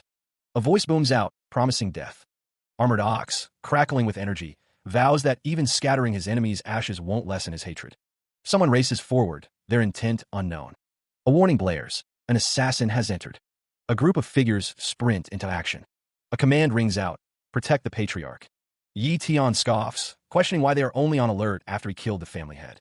The assassin, Yi Tian, declares that the Mo family is full of idiots. Armored ox orders the assassin to be killed on the spot. An assassin acknowledges the order. Someone is sent flying. The face of the fallen is revealed. Emerald energy coalesces, swirling with unseen power. He is engulfed in the luminous green aura, a beacon in the desolate landscape. The force of the blow sends him hurtling through the air, a ragdoll against the darkening sky. Yi Tian struggles to comprehend the power arrayed against him. How is this possible? He rights himself mid-air, the green energy still clinging to his form. Armored Ox's face contorts in rage. This bastard has the combat ability of a great warrior. Yi Tian remains airborne, a distant figure against the desolate landscape. Old man, let's see how long your secret art can last. The armored warrior bellows, arrogant brat. Armored Ox raises his massive blade, lightning crackling around it. The green energy intensifies, swirling faster and brighter. The armored warrior stands firm, his sword crackling with power, ready to strike. The air vibrates with the force of the impending clash. From a distance, the battle between Yi Tian and Armored Ox continues near the Mo family's estate, energy crackling around the buildings. A voice muses, wondering if the Mo family has a great warrior participating in the fight, impressed by their combat ability. A hooded figure watches from afar, their expression obscured by shadows. Another voice asks if they should take a look. Elder Zay replies, telling them not to be impatient. The hooded figure's face remains hidden, only a hint of a sinister smile visible. The voice says to wait and see how it'll unfold. Elder Zay watches with narrowed eyes, a hint of anticipation in his gaze. The blade gleams, ready for battle. The figure grips the sword, preparing to strike. With a mighty yell, he swings the blade. The attack is met with a resounding clang. Steel clashes against steel as the two warriors engage in a furious exchange. The warrior grunts, "What great speed! He managed to completely block my attack." He lunges forward, pressing the attack. Again, the blow is parried with a deafening crash. He moves with blinding speed, his foot a blur as he closes the distance. Yi Tian's face contorts in rage, his teeth bared in a snarl. The foot slams into the ground, sending dust and debris flying. A distant figure watches, their expression unreadable. He grips his sword tightly, the blade gleaming in the dim light. The sword strikes the ground, creating a shockwave that cracks the earth. He avoided it again. This kid. The figure's form is obscured by shadow and dust. He stands poised, ready to strike again. This can't go on. Instead of wasting my energy, I should request aid from the Lin family while the secret art still lasts. Yi Tian grits his teeth, a bead of sweat trickling down his temple. Don't tell me that's all you've got. He grins, a plan forming in his mind. Blue energy crackles around his hand as he prepares a device. The device glows with contained power, ready to be unleashed. The giant recoils, sensing the shift in momentum. A cloud of smoke erupts, filling the space with a thick, blinding haze. The giant roars a smoke bomb. Through the dissipating smoke, Yi Tian prepares to make his escape. The smoke thickens, obscuring everything in a gray shroud. Using the cover, Yi Tian vanishes into the smoke. The giant's rage intensifies. He reaches out, desperate to seize his fleeing opponent. Yi Tian disappears completely, leaving the giant alone in the swirling smoke. A surge of power erupts, the air crackling with unseen energy as it is unleashed. A hand blurred by impossible speed strikes out, a testament to the raw power being wielded. He moves with blinding speed, a dark figure against the storm of energy. He thought, he's difficult to throw off. The giant's face contorts with effort, his eyes blazing with contained power. Energy explodes outward, a crimson wave of destructive force. Beams of pure energy lance through the air, cutting through space itself. The two figures collide in a burst of light and power, locked in a deadly dance. The giant thought, damn it, this bastard possesses high-tier speed talent. The giant's face contorts with effort, his eyes blazing with contained power. The giant thought, I'll turn back around. He thought, I'll play along if that's what you like. He focuses his power, lightning crackling around him as he prepares to unleash his secret art. The air vibrates with the force of the energy being released. A beam of pure energy erupts, tearing through the sky. His thoughts betray his growing desperation. The secret art can't last much longer. Sweat beads on his brow as he struggles to maintain the flow of power, the lightning around him flickering erratically. A sudden, violent impact throws him off balance. He is sent hurtling through the air, a ragdoll tossed by an unseen force. Crashing through a building, the structure crumbles around him in a cloud of dust and debris. He slams into the ground, creating a crater as the dust settles around his broken form. A grimace of pain contorts his face. Damn it, he grits out. His thoughts turn to the inevitable. This is the end of the MO family. A figure emerges from the shadows, their voice cold and unforgiving. Go reunite in hell. The armored ox lets out a disbelieving howl. The armored ox, groveling, begs for his life. Why does the scene look so familiar? The figure looms over him, hand outstretched. The armored ox, desperate, offers a treasure. He pleads, please accept it, sir. A sinister grin spreads across an unknown face. Streaks of light blur across the field as the battle intensifies. His crimson eyes narrowed, the unknown figure's expression hardened with resolve. He is enveloped in a surge of raw power, the air crackling with unseen energy. The armored ox lies prone, a burst of energy radiating around him. Unleashing a torrent of power, the unknown figure attacks with his blade, the air shimmering with heat. Swords fall from the sky, their descent a silent testament to the ferocity of the battle. He stands amidst the chaos, a whirlwind of energy swirling around him as he prepares for his next move. The unknown figure sneers, despicable, but as expected of the MO family, who only know how to use lowly means. A voice cackles, haha, there's lethal poison on it. It's over for you. An aged man with a long mustache grins maniacally, his eyes gleaming with malice. A booming voice declares, in the end, you still died by my hands. In the distance, two figures stand, one seemingly healing the other as the battle rages on. Yi Tian is surrounded by a swirling aura as the word talent appears above him. The young man's face is shown in close-up as he exclaims, healing talent? How do you have so many talents? Yi Tian's face is shown in close-up as he shouts, talents. A hand is shown holding a dagger, a speech bubble nearby, stating about that. The dagger is shown in close-up. The dagger pierces Yi Tian's body. Yi Tian's face is shown in close-up, contorted in pain. A speech bubble appears, stating, go ask Yama. A voice wondered why Yi Tian hadn't returned yet. The city sprawled beneath a clear night sky. Someone grumbled about being a babysitter. Captain Wind Wolf perched atop a building, his gaze fixed on the horizon.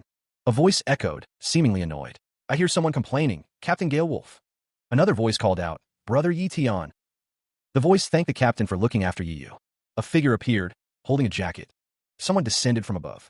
A voice exclaimed, you're finally back. Did you finish things off? Yi Tian landed on the rooftop, facing Captain Gale Wolf. Yi Tian declares that the Linhai base no longer has a MO family. He looks down, his expression unreadable. Captain Gale Wolf responds, finding Yi Tian's statement harsh. Captain Gale Wolf explains that she's safe and resting, having just taken a tranquilizer. Yi Tian replies that it's good to hear she's safe. He closes his eyes, a hint of relief flickering across his face. Captain Gale Wolf suggests they head down, mentioning it's quite cold on the roof. The captain smiles, a glint of something unreadable in his eyes. The camera pans down the side of the building. Someone asks what their next plans are now that the Mo family is gone. Yi Tian and Captain Galewolf walk away from the rooftop. Someone declares their desire for Yi Yu to start cultivating. Captain Wind Wolf walks through a doorway, his sword strapped to his back. A voice wonders if there's a quick method for normal people to improve. Someone listens intently, their expression unreadable. The listener remains still, absorbing the conversation. A voice laughs, declaring that such a method doesn't exist. Another voice explains that improvement requires investing money into resources, just like the prominent families do. Someone questions if it's that simple, before being told to take a look at Yu first, who is in the bedroom upstairs. The person thanks them. Meanwhile, a door creaks open. Yu lies asleep in her bed, bathed in soft moonlight. Someone approaches the bedside, their hand reaching out. A voice whispers, Yu. He lay still, lost in the depths of sleep. Yi Tian stirred, his eyes fluttering open. A voice called out, bro. Another voice echoed, bro. Yi Tian was embraced tightly. The woman holding him confessed, I was so scared you wouldn't make it back. Yi Tian reassured her, don't worry, I'll always be with you. She looked up at him, her expression serious. Don't lie to me, she insisted. Yi Tian declared, you have my word. A single tear rolled down his cheek. A stark message appeared. The Mo family was wiped out. Elsewhere, a voice wondered, say, how strong could this person be? It's the Lin family's young master, Lin Mingji, and the great warrior, Lin Zhe. My lady, the Lin family is here. TSK, TSK. Who would have thought the Lin patriarch would meet such an end? The body of the Lin patriarch lies lifeless on the ground, a small red pearl resting nearby. This is probably the Mo family's secret weapon, their clan treasure, the Iron Pearl. Its use comes in unexpected situations, ones even a great warrior can't avoid. However, not only did the individual escape, they even managed to kill Mo Changqing with the gold needle from the Iron Pearl. According to survivors, there was only one killer, so at the very least, his strength is that of a peak great warrior. That can't be wrong. But I'm afraid the person with this ability is not from our Lin High base. Young master, could the Iron Fong base have done this to the Mo family as a display of power? You think so too, eh? Two figures carry a body across a desolate landscape. A man with crossed arms looks off into the distance, a grim expression on his face. Near the Iron Fong base, there's a large monster boss that will soon evolve into a king. The Iron Fong base will face a peril that will threaten their existence.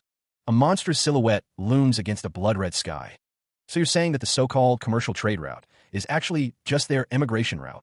The man listens intently. I think so. When the two bases merge, the new and old powers will split into two factions. Two figures stand silhouetted against a bright sky, one in a brown coat, the other bald and in black. The figure in the brown coat declares that the Lin family can no longer represent the Lin family itself. The speaker continues, stating that the old power faction is their leader. The figure in the brown coat stands with his hands in his pockets, the light glinting off his dark belt. The unseen speaker proposes taking advantage of the Iron Fong base's display of power. The figure's face is cast in shadow, only his mouth and jawline visible. The figure in the brown coat asks Elder Zhe if he knows what to do, to which Elder Zhe replies in the affirmative. The bald figure declares that he will deliver a letter to every prominent family in person to invite them to use the Mo family's resources. A building stands against the sunset sky. Various potions hang, suspended in midair. A voice echoes, filled with disbelief at the sheer quantity. This many elixirs? The man's eyes widen, his expression a mix of shock and greed. He exclaims, clearly impressed by the potential value. I bet these elixirs are worth more than my entire mansion. What a catch. Another voice responds, questioning his sanity. Bro, are you crazy? A sharp voice demands, filled with urgency. Are these elixirs real? Return them right now. A voice assures, emphasizing the authenticity and worth of the elixirs. I can guarantee these are real. They're valuable as heck. The man, Char Unknown, holds out a small, glowing orb towards Charwoman, a mischievous glint in his eye. Try one. The invitation hangs in the air, a silent dare. Hesitantly, Charwoman brings the elixir to her lips, her eyes wide with a mixture of apprehension and curiosity. A faint, ethereal glow emanates from the elixir as she prepares to taste it. Her eyes widen further, a gasp escaping her lips as the effects take hold. Oh, it feels so nice. A surge of energy courses through her, visible as a shimmering aura around her body. Someone asks if he is really leaving. The city stretches out under a cloudy sky. He states that he is going to the Thousand-Leaf Forest because it has something he wants. Due to the increasing threat of monsters, the iron. Someone says that getting stronger is the top priority right now. He says that he has to get stronger before their defense fails. The man in the hooded jacket looks determined. The man walks away. Someone says that he just returned not too long ago and he's leaving again. The woman in red asks if he can just not go. He says not to worry, he'll be fine. Someone tells him to make sure he focuses on learning the basics of the body training technique from Captain, take the elixirs on time, and cultivate well. The man in the hooded jacket reassures the woman in red. Okay, then be careful out there too, bro. She says she'll be waiting for him at home. He states that he'll be leaving Yiyu in the captain's care. Captain Windwolf replies that he can leave it to him, adding that a brother's sister is a sister too. It's announced that people from the Iron Fang base are arriving. A voice booms, marveling at something on a grand scale. He watches with a stoic expression as Yiyu stands beside him, arms crossed. A man on a motorcycle shouts, Linhai base, here we come. The voice identifies the approaching group as the Sun family's convoy, led by Sun Feng, one of the 4 great geniuses of the Iron Fang base's younger generation and a mid-tier elite warrior. The convoy speeds down the street. Captain Windwolf observes the guy on a motorbike. A status window appears, displaying Sun Feng's stats, human, high-tier cultivation talent, and mid-tier sword talent. A voice exclaims, what high stats? Sun Feng grins, a confident smirk playing on his lips. The sound of screeching tires fills the air. A car skids to a halt, kicking up dust. Yiyu coughs, remarking, what the heck? They're taking this too far. He frowned, a chill running down his spine. Why do you have a bad feeling about this? A voice called out, all right, you both should go in now. I'm heading out. 2 figures stood on the street, watching as a dark shadow rose from the ground. Plunging through the air, Yiyu was surrounded by crackling lightning. Xiaoyu called out, be safe out there, bro. The figure's expression was unreadable. Elsewhere, the 1,000-leaf forest stretched out before them, a dark and forbidding landscape. A lone figure moved through the trees. The forest seemed to watch him back. Captain Windwolf muttered, what a barren place. He continued his trek, his destination unknown. He crouched low, examining the muddy ground. This was most likely the footprint of a black wolf panther. The captain thought to himself, if he found the black wolf panther, he'd be able to increase his speed talent. He dashed through the forest, a blur of motion against the trees. A strong elemental force fluctuation washed over him. Monsters must be fighting nearby. He decided to check it out. Closing in on the source of the disturbance, he moved with increasing speed. The air crackled with energy as a massive beast roared in the distance. He muttered, those are gold dragon panthers? They're a rare mutant species more powerful than black wolf panthers. The gold dragon panthers prowled, their bodies crackling with purple lightning. One of the beasts lunged forward, claws extended and teeth bared. Yi Tian's crimson eyes narrowed, observing the unfolding battle. The narration declared that the gorilla was likely a high-tier monster, its combat ability rivaling that of a peak great warrior. A massive, clawed foot slammed against the ground, each step a tremor. The 2 gold dragon panthers were mid-tier monsters, possessing apex-tier speed talent, but it would still be difficult for them to defeat the gorilla. The gold dragon panthers moved with blinding speed, their paws kicking up dust and debris. Yi Tian wondered how he could copy the apex-tier speed talent in the middle of such an intense fight. A golden paw, tipped with sharp claws, landed softly on the cracked earth. The air grew colder as Yi Tian crouched. A small, golden cat-like creature nestled beside him. The small, golden cat-like creature blinked its large, innocent eyes. Yi Tian wondered why there was another small one. The wind howled as Yi Tian and the small creature ascended the rocky mountain path. The small creature's eyes glowed, a voice exclaiming, the light of spirit. A voice echoes, offering its light of spirit to sign a master-servant contract, vowing to be a most loyal servant. Yi Tian, looking surprised, asks, is that you talking? A small, cat-like creature responds, yes, master. Yi Tian inquires, why have you recognized me as your master? The creature detects a benevolent speed aura emanating from him. The creature explains that speed, endurance, and healing are all strong talents, declaring itself a divine beast. The creature cries out, begging for mercy. Its parents are in imminent danger, and its mother is with child, pleading for them to be saved. Yi Tian, perched on a rocky outcrop, declares, leave it to me. Yi Tian decides, little guy, let's call you Little Jean from now on. You'll be my first pet. The creature responds, thank you, master. Little Jin's paw rests on Yi Tian's hand. A surge of power begins to coalesce. Yi Tian's eyes glow with crimson intensity.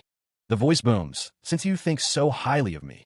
Captain Windwolf walks away, his destination unknown. A voice echoes, it's only natural. The voice continues, for me to lend a helping hand. Captain Windwolf holds a dagger, lightning crackling around him. Lightning gathers around the dagger. The captain is engulfed in lightning. The lightning intensifies. The eyes narrow, pupils constricting as if focusing on an unseen threat. A voice booms, filled with an unnatural resonance. The eyes. The face contorts, teeth bared in a feral snarl, the skin taking on a grotesque, unnatural pallor. He watches the transformation unfold, a grim understanding dawning in his eyes. A cacophony of distorted sounds fills the air, a symphony of madness. Yi Tian's body swells, muscles bulging and bones cracking as he undergoes a monstrous metamorphosis. Captain Wind Wolf stands his ground, bracing himself against the wave of chaotic energy emanating from the transformed figure. A pair of wolves growl, their hackles raised as they sense the shift in power. He calls out to Little Jean, his voice strained. "Little Jean, I don't have your mom's light of spirit. Quickly tell her that I'm not an enemy." One of the wolves lets out a soft, almost comical, meow, meow, meow. The meow escalates into a louder, more insistent cry. Meow. A disembodied voice echoes, offering a cryptic remedy. This is a healing, medicinal pill. Take it to prevent miscarriage. A hand reaches out, palm open. He reassured Little Jean, "It's safe, don't worry." Little Jean meows, rubbing against Captain Wind Wolf's hand. Little Jean meows again, remembering, "Master, my dad said." The captain wondered, "To give him one too, right?" Captain Wind Wolf looks down at Little Jean, who is perched on his shoulder. Little Jean says, "Thank you, Master." Elsewhere, a large beast claws at the ground. The beast's massive paw tears through the earth. Captain Wind Wolf, with Little Jean still on his shoulder, observes, "It's escaping." The beast's maw opens, revealing rows of razor-sharp teeth. The large beast stands, crackling with purple energy. It seems they don't plan on letting the gorilla go. To the end, there's no way 3 Apex-tier speed talents can't kill a high-tier beast. "Master, it's not 3, but 4. I'm also learning how to fight." The armored ox is surrounded by crackling purple energy. "You're right." A sinister grin spreads across Yi Tian's face as purple energy emanates from him. A blinding flash of purple energy explodes outward. Yi Tian is engulfed in a vortex of power. The armored ox roars in defiance. Yi Tian descends, crackling with Apex-tier speed talent. "I didn't know Apex-tier speed talent was this fast. I'm not used to this." Yi Tian's eyes gleam with power. His strength talent ignites, an orange aura crackling around him as Yi Tian prepares to strike. He descends upon the armored ox with blinding speed, lightning arcing around him. A red glint flashes in Yi Tian's eyes, his focus absolute. The blow connects, a surge of power erupting as lightning explodes around the impact. The force of the strike sends a shockwave rippling outwards, the air crackling with energy. The armored ox recoils, visible damage appearing on its tough hide. The beast is sent hurtling through the air, a cloud of dust trailing behind it. The armored ox crashes to the ground with a resounding thud, the earth trembling. Captain Wind Wolf watches the scene unfold, his expression unreadable. The captain's gaze remains fixed on the battle, his presence a silent observation. Yi Tian continues his assault, the armored ox struggling to defend itself against the relentless barrage. The armored ox bellows, its massive jaws wide as it prepares to charge. He gathers energy in his palm, the air crackling with power as Xiaoyu watches from his shoulder. The energy surges, a visible force ready to be unleashed. Power radiates from Yi Tian's hand, the ground beneath him beginning to crack under the strain. The attack connects with the armored ox, unleashing a cataclysmic explosion of energy. Debris and dust erupt outwards, obscuring the battlefield. The armored ox is sent hurtling through the air, a tiny figure against the sky. A deafening crash echoes as the beast slams into the earth, raising a massive cloud of dust and debris. The armored ox continues its flight, a streak of gray against the blue. The dust cloud expands, a testament to the sheer force of the impact. The armored ox crashes through the ground, leaving a trail of destruction in its wake. Yi Tian observes the aftermath, a flicker of surprise in his eyes. It's still not dead? What a sturdy body. A surge of energy erupts. The energy intensifies around the armored ox. A beam of pure force slams into the armored ox's face. The energy continues to surge, tearing at the air itself. Little Jean is enveloped in a protective aura. The armored ox's armor shatters under the immense power. The armored ox crashes into the ground, creating a crater. Little Jean calls out, "Master." Captain Wind Wolf stands amidst the trees. Little Jean asks, "Did we win?" A voice responds, "We did." Captain Wind Wolf smiles, holding Little Jean close. Little Jean snuggles into Captain Wind Wolf's arms. Yi Tian's expression darkens. A clawed paw trembles. One figure falls to the ground. A voice cries out, "Oh no." Yi Tian's eyes narrow. It's announced that the female dragon panther is injured. A voice calls out, "Mom." The impact from the battle probably injured her innards. She thinks, calling out again, "Mom." Luckily, he tends to keep healing medicine on hand. Time to put it to use. Yi Tian prepares the medicine. This medicine heals the innards. "You'll be okay." "Thank you, Master." Mom says she feels a lot better. Meow. Yi Tian smiles. The sound of shifting sand. Tall grass sways in the wind, illuminated by floating orbs of light. A monstrous figure with sharp claws and glowing red eyes stands amidst the tall grass. The monstrous figure looms over the landscape. Someone exclaims, "I see." One figure observes that their opponents intend to replace their parents and become the new rulers of the forest. Another voice agrees, addressing someone as master. A figure declares, "Sorry, I can't agree with that." Blinding pink, lightning tears through the sky. A figure is silhouetted against the intense light. A figure plummets through the air, surrounded by crackling energy. A group of figures rushes forward with incredible speed. A figure is struck by a powerful blast of energy. Another figure is engulfed in a blinding flash of light. The armored ox roars, its massive jaws wide and teeth bared. The armored ox withdraws from the scene, leaving a cloud of dust in its wake. From now on, a hand gently pets a spotted, cat-like creature. The cat-like creature is gently petted. He will be your ruler. Yi Tian stands over the defeated armored oxen. The cat-like creature stares forward with wide, innocent eyes. A doorway frames a view of lush green trees and a bright blue sky. Your mom's health just started improving. She shouldn't walk this much. Yi Tian walks along a rocky path, accompanied by two spotted, cat-like creatures. Meow, meow, the cat-like creature meows. Yi Tian carries one of the spotted, cat-like creatures on his shoulder. A wide shot reveals a landscape of rocky terrain and dense trees under a cloudy sky. A figure walks along a path, accompanied by two cat-like creatures with long tails. A single plant with a vibrant blue flower stands out against a dark, starry background. Is that a spiritual herb? Yeah, that's Mom's gift. But she said the fruit needs 30 days to ripen. Master will have to wait for a bit. Yi Tian, holding the plant, strokes his chin thoughtfully. 30 days, huh? A small, cat-like creature sits perched on his shoulder. Yi Tian muses, I wonder what effect it has. Can't wait to find out. A hand reaches out to touch the blue flower, surrounded by a soft, glowing light. Sound effects fill the air. Yi Tian's expression is strained, his teeth bared. In a cave, one of the cat-like creatures is giving birth. The head's out. Push some more. A newborn cries out.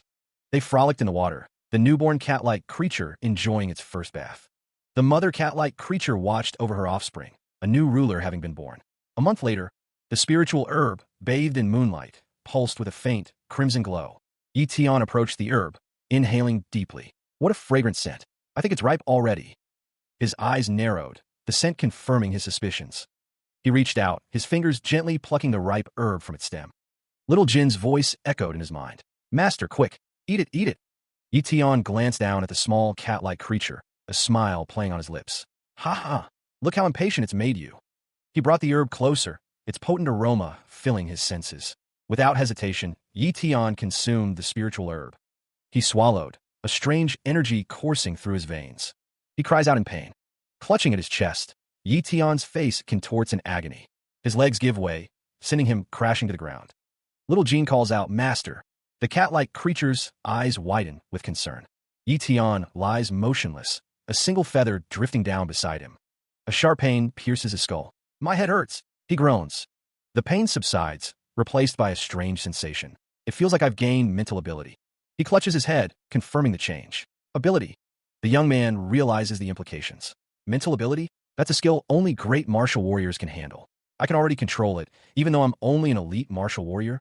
He focuses his mental ability, his eye glowing with an intense light. The world around him is scanned, concentric circles emanating outward as he searches for potential talents. He reaches out, his hand glowing with energy as he prepares to copy a talent. A beam of light erupts, accompanied by abstract symbols, visualizing the talent being copied. Yi Tian thinks, I can copy talents through the air. A status window appears, asking if he would like to fuse his mid-tier endurance talent. No. Getting up, Yi Tian considers endurance talent isn't that useful. I need to prioritize leveling up my cultivation talent. Yi Tian thinks, all right, it's time to go home. I got some good stuff this time. He prepares to leave, adjusting his coat as he heads home. A voice echoes, declaring that they will part ways now. Another voice expresses gratitude for a gift, stating that it was a big help. Yi Tian stands in a cave, two spotted cats nearby. One of the cats meows. A voice calls out, declaring that they are coming too and don't want to be separated from their master. A spotted cat is shown. A voice says that they will introduce the cat to someone who will definitely like them a lot. Yi Tian is seen with one of the spotted cats. A voice thanks their master. Lightning crackles across the ruined cityscape, the air thick with the smell of ozone. A voice echoes, filled with wonder. The outside world is proving to be quite interesting. The outside world is very dangerous, a voice warns. Falling through the shattered remains of buildings, the figure plummets towards the ground. The descent continues, the ground rushing up to meet them. Surveying the devastation, a figure in a long coat mutters, "This is a silent testament to the destructive power unleashed." The face of someone who has lost everything. The aftermath of destruction, bodies strewn amidst the ruins. A close-up reveals a man with dark hair and piercing red eyes, gazing intently. The name Zhang Bao echoes with force. A man sits heavily, clad in a purple suit. Zhang Bao is asked if he is okay and what happened. Yi Tian's name is spoken in question. A voice expresses relief that someone is still alive. A hand reaches for a vial crackling with energy. It's high-tier monster blood, meant to restore energy. The speaker asks if the people who robbed them were warriors from the Iron Fong base. Yi Tian stands amidst the ruins, his expression grim. The Iron Fong base has been completely destroyed by monsters, and 100,000 people escaped to Lin Hai base. Robbers are running rampant. The question is posed, who's in charge of the base right now? Everything's a mess. The voice declared that the Lin family is still in charge, but in reality, they're mere figureheads. Yi Tian looked on, a grim expression etched on his face. He muttered, just as I predicted, as he gazed up at the sky. The voice exclaimed that they've managed to take over. Meanwhile, a figure in kendo gear prepared for a match, letting out a shout. The kendo practitioners clashed, their swords meeting with a resounding crack. One of the fighters raised his sword high, ready to strike the final blow. The other braced, his face hidden behind the protective mask. The sword shattered, the force of the impact sending splinters flying. The losing fighter exclaimed in frustration. The other responded, "You've done quite well already. You have talent, Yi. The first admitted it was because the other taught him well. Yi Tian removes his kendo mask, a small smile playing on his lips. He sits down, setting the mask and protective gear aside. Clapping his hands together, he seems pleased with himself. Ling turns her head, a slight frown creasing her brow. Yi Tian leans against the doorway, arms crossed, a knowing smirk on his face. Ling exclaims, "Bro." She rushes toward Yi Tian, who says, "Hey, you're way too excited." Ling replies, "Bro, you're finally back." A small cat peers out from behind Yi Tian's shoulder, meowing softly. Ling gasps, "Wow, a kitty. What's his name?" She is told, "Little Jean." Ling points at the cat, a wide smile on her face. Little Jean meows, and Ling repeats, "Little Jean, hi." Little Jean. Yi Tian looks on, puzzled. A disembodied voice chuckles. "Huh, I bet you didn't expect her to choose the pet over you." Captain Galewolf is addressed by name. Galewolf clasps his hands together, a gesture of contemplation. The man thanks Captain Galewolf, acknowledging that Yi Yu is now a martial apprentice. Galewolf welcomes him. The man guesses that Galewolf has heard about the Iron Fong base invading them. The man confirms that he heard about the invasion and asks if anything happened at home. Galewolf assures him that the place has always been safe. Galewolf explains that after the man left, a girl named Xiao Yu came by to drop something off. She said the Iron Fong base people would never dare to harass them after seeing it. Captain Galewolf holds up a token, a small, intricately designed object. The man identifies the token as a Martial Pavilion token. The man reflects that it was kind of Xiao Yu to leave the token. Captain Galewolf looks thoughtful. Galewolf says that nothing warranted the use of the token, but then trails off, wondering what the reason could be. A voice relays that someone named Sun Feng has been repeatedly challenging him to a death match. Yi Tian's expression is unreadable. Yi Tian exclaims, "Sun Feng." Shun Dong recalls that name, remembering that he checked Sun Feng's talent at the city gates. The voice continues, stating that after entering the city, Sun Feng kept finding elite martial warriors to challenge, and to date, he has never lost once. Yi Tian remains silent, his expression still unreadable. Another voice warns that he should handle this carefully, as Sun Feng is not one to be trifled with. Shundong looks on. Someone asks Yi Tian if he is listening. Yi Tian and Shundong are walking down the street. Yi Tian finds the situation interesting. The motorcycle roared through the city streets, its engine a defiant scream against the urban hum. The world blurred into streaks of color as the rider pushed the machine to its limit, each rotation of the wheel a heartbeat in this desperate flight. With a screech of tires, the motorcycle skidded to a halt, kicking up dust and scattering debris. A figure in a long coat watched the rider, his expression unreadable. His eyes narrowed, a flicker of defiance in their depths. Losing control, the rider was thrown from the bike, sprawling onto the hard pavement. The man on the motorcycle, his voice laced with accusation, demanded, "You're Yi Tian, aren't ya?" The standing man smirked, a hint of triumph in his tone. "Yeah, you finally returned." A voice, cold and resolute, echoed, "You should know why I'm here." He stood, the air thick with anticipation. A motorcycle pulled up, the rider delivering a message. "Meet me at Minghui Plaza at 10 a.m. tomorrow for a duel. The wager shall be a bronze rank blade skill." The challenger's voice echoed, laced with arrogance. "Would you dare to come?" The man's expression was a sneer, confident in his superiority. His hand clenched, a surge of power rippling through him. A voice responded, calm and assured. Of course. The motorcycle rider watched, a flicker of anticipation in his eyes. The voice continued, resolute and unwavering. I'll gladly accept the duel. A smirk played on his lips, a silent promise of victory. A system notification appeared. High-tier cultivation talent has been successfully copied. A weapon was readied, the duel drawing near. The voice booms, the words hanging in the air. A man with long, light brown hair and an ear piercing listens intently, his expression unreadable. A figure speeds down a city street on a green motorcycle. The voice continues, warning, that was too impulsive of you. Sun Feng's strength is unfathomable. With your current strength, you'll definitely lose. Yi Tian walks down a street, his expression thoughtful. His brow furrows, a flicker of determination in his eyes. A fist clenches, resolve hardening. The moon hangs in the night sky above the city. A status window appears, human, Yi Tian, cultivation talent, high tier, speed talent, apex tier, sword talent, mid tier, shadow talent, novice tier, healing talent, apex tier, strength talent, high tier. Yi Tian sits on his bed, contemplating. It's already high tier, I'll try stacking another one. A system message appears. Would you like to copy the high tier cultivation talent? The answer is a resounding yes. Yi Tian's hair shifts slightly, a subtle change hinting at the power now flowing within him. A status window appears, displaying Yi Tian's impressive talents, apex tier cultivation and speed, mid-tier sword talent, novice tier shadow talent, apex tier healing, and high tier strength. Bare feet pad softly against the cool floor, each step measured and deliberate. He stands on a balcony, gazing out at the city below. The air is still, holding the promise of a coming dawn. A hand grips the railing, knuckles white with anticipation or perhaps a touch of nerves. A voice echoes, filled with a strange mix of excitement and resolve. Tomorrow's duel. I'm kind of looking forward to it now. He leans against the railing, his gaze sweeping across the sprawling cityscape. The weight of the upcoming duel settles upon his shoulders. A sign declares, Manhwa Plaza. The city stretches out beneath a sky, painted with the soft hues of dawn. A sense of anticipation hangs heavy in the air. The plaza bustles with activity, a sea of faces moving with purpose. The air crackles with nervous energy. Meanwhile, a man sits by a monument, lost in thought. The weight of the past seems to press down on him. A close-up reveals a face etched with worry. The scar across his cheek serves as a reminder of battles fought and won or lost. Whispers carry on the wind. I think the unlucky one this time is called Yi something. A name I've never heard of. The name's Yi Tian, I believe. I heard he's still a kid. Why does Sun Feng want to have a duel with him? Murmurs ripple through the crowd as anticipation builds for the impending duel. The narration suggests that Yi Tian's opponent isn't the only one in danger, hinting at the potential destruction of the Lin family's merit monument. It's said that Sun Feng uses every duel as an opportunity to destroy a family's merit monument, implying a calculated strategy. A woman expresses her worry for Yi Tian's safety, wondering if he will even arrive. Xiaoyu reassures her, stating that even if Yi Tian can't defeat Sun Feng, he'll survive. Someone exclaims in surprise at the sheer number of people who have gathered to watch. The crowd stretches as far as the eye can see, a sea of faces eager for the spectacle. Captain Windwolf explains that Sun Feng makes every duel rowdy, as it's exactly the sort of influence he desires.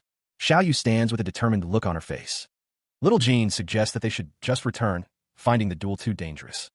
Xiaoyu is comforted by an unseen figure. Xiaoyu reassures him, saying that she'll be right back. Yi Tian cuts through the air with a blade, preparing for the upcoming duel. The air crackles with energy as he tests his skill. He stands atop a high rooftop, surveying the scene below. The wind whips around him as he focuses his senses. Someone wonders if that is the person Sun Feng challenged. Yi Tian smiles, a glint in his eye. He says, thanks for waiting. The camera focuses on Yi Tian's torso, highlighting his suit. Yi Tian tanks. Someone says, you wouldn't dare to come. A large crowd has gathered in front of the building. Sun Feng holds out a book, saying, this is the bronze rank sword skill current blades. Take it if you win. The sign reads, current blade. A hand holds a book with lightning around it. Someone says, here's a bronze rank sword skill that matches your criteria. Yi Tian holds a book. Yi Tian throws the book. Resting on the wooden table is a book titled Shadow Blade, its cover hinting at the secrets within. A voice booms with arrogance, laced with a hint of disdain. A calloused hand grips the hilt of a katana, knuckles white with anticipation. The ground beneath their feet is cracked and worn, a testament to countless battles fought on this very spot. With a swift motion, the sword is drawn, unleashing a torrent of orange energy that crackles in the air. The bald man lunges forward, the katana a blur of motion as he closes the distance. A shout pierces the air, a warning cry filled with urgency. Watch out, bro. Fear etched on their faces. The onlookers watch with bated breath, helpless to intervene. The intensity of the moment is reflected in the focused gaze of the swordsman, his eyes narrowed with determination. With a shout, the swordsman descends, blade aimed to cleave through the air. A flicker of determination burns in his eyes. His foot slams down, driving him forward. The air crackles with unseen energy. The swordsman's grip tightens on the hilt, knuckles white. A voice, strained and desperate, gasps, "It's so fast." The swordsman weaves through a storm of attacks, a furious voice shouting, "Bastard, is your Zodiac the rat? 'Cause all you're doing is dodging." His feet blur as he dances between the strikes. With a snarl, the swordsman prepares to counter, blade gleaming. He launches a devastating right hook, the force behind it promising a brutal impact. The punch connects, sending Sun Feng reeling from the blow. The force of the impact throws him backward, his body a ragdoll against the unforgiving air. The fist, a blur of motion, continues its trajectory. The impact reverberates, a sickening thud echoing through the air as Sun Feng absorbs the full force of the blow. Blood splatters, a crimson testament to the devastating power unleashed. He crashes against a wall, the structure groaning under the sudden, violent impact.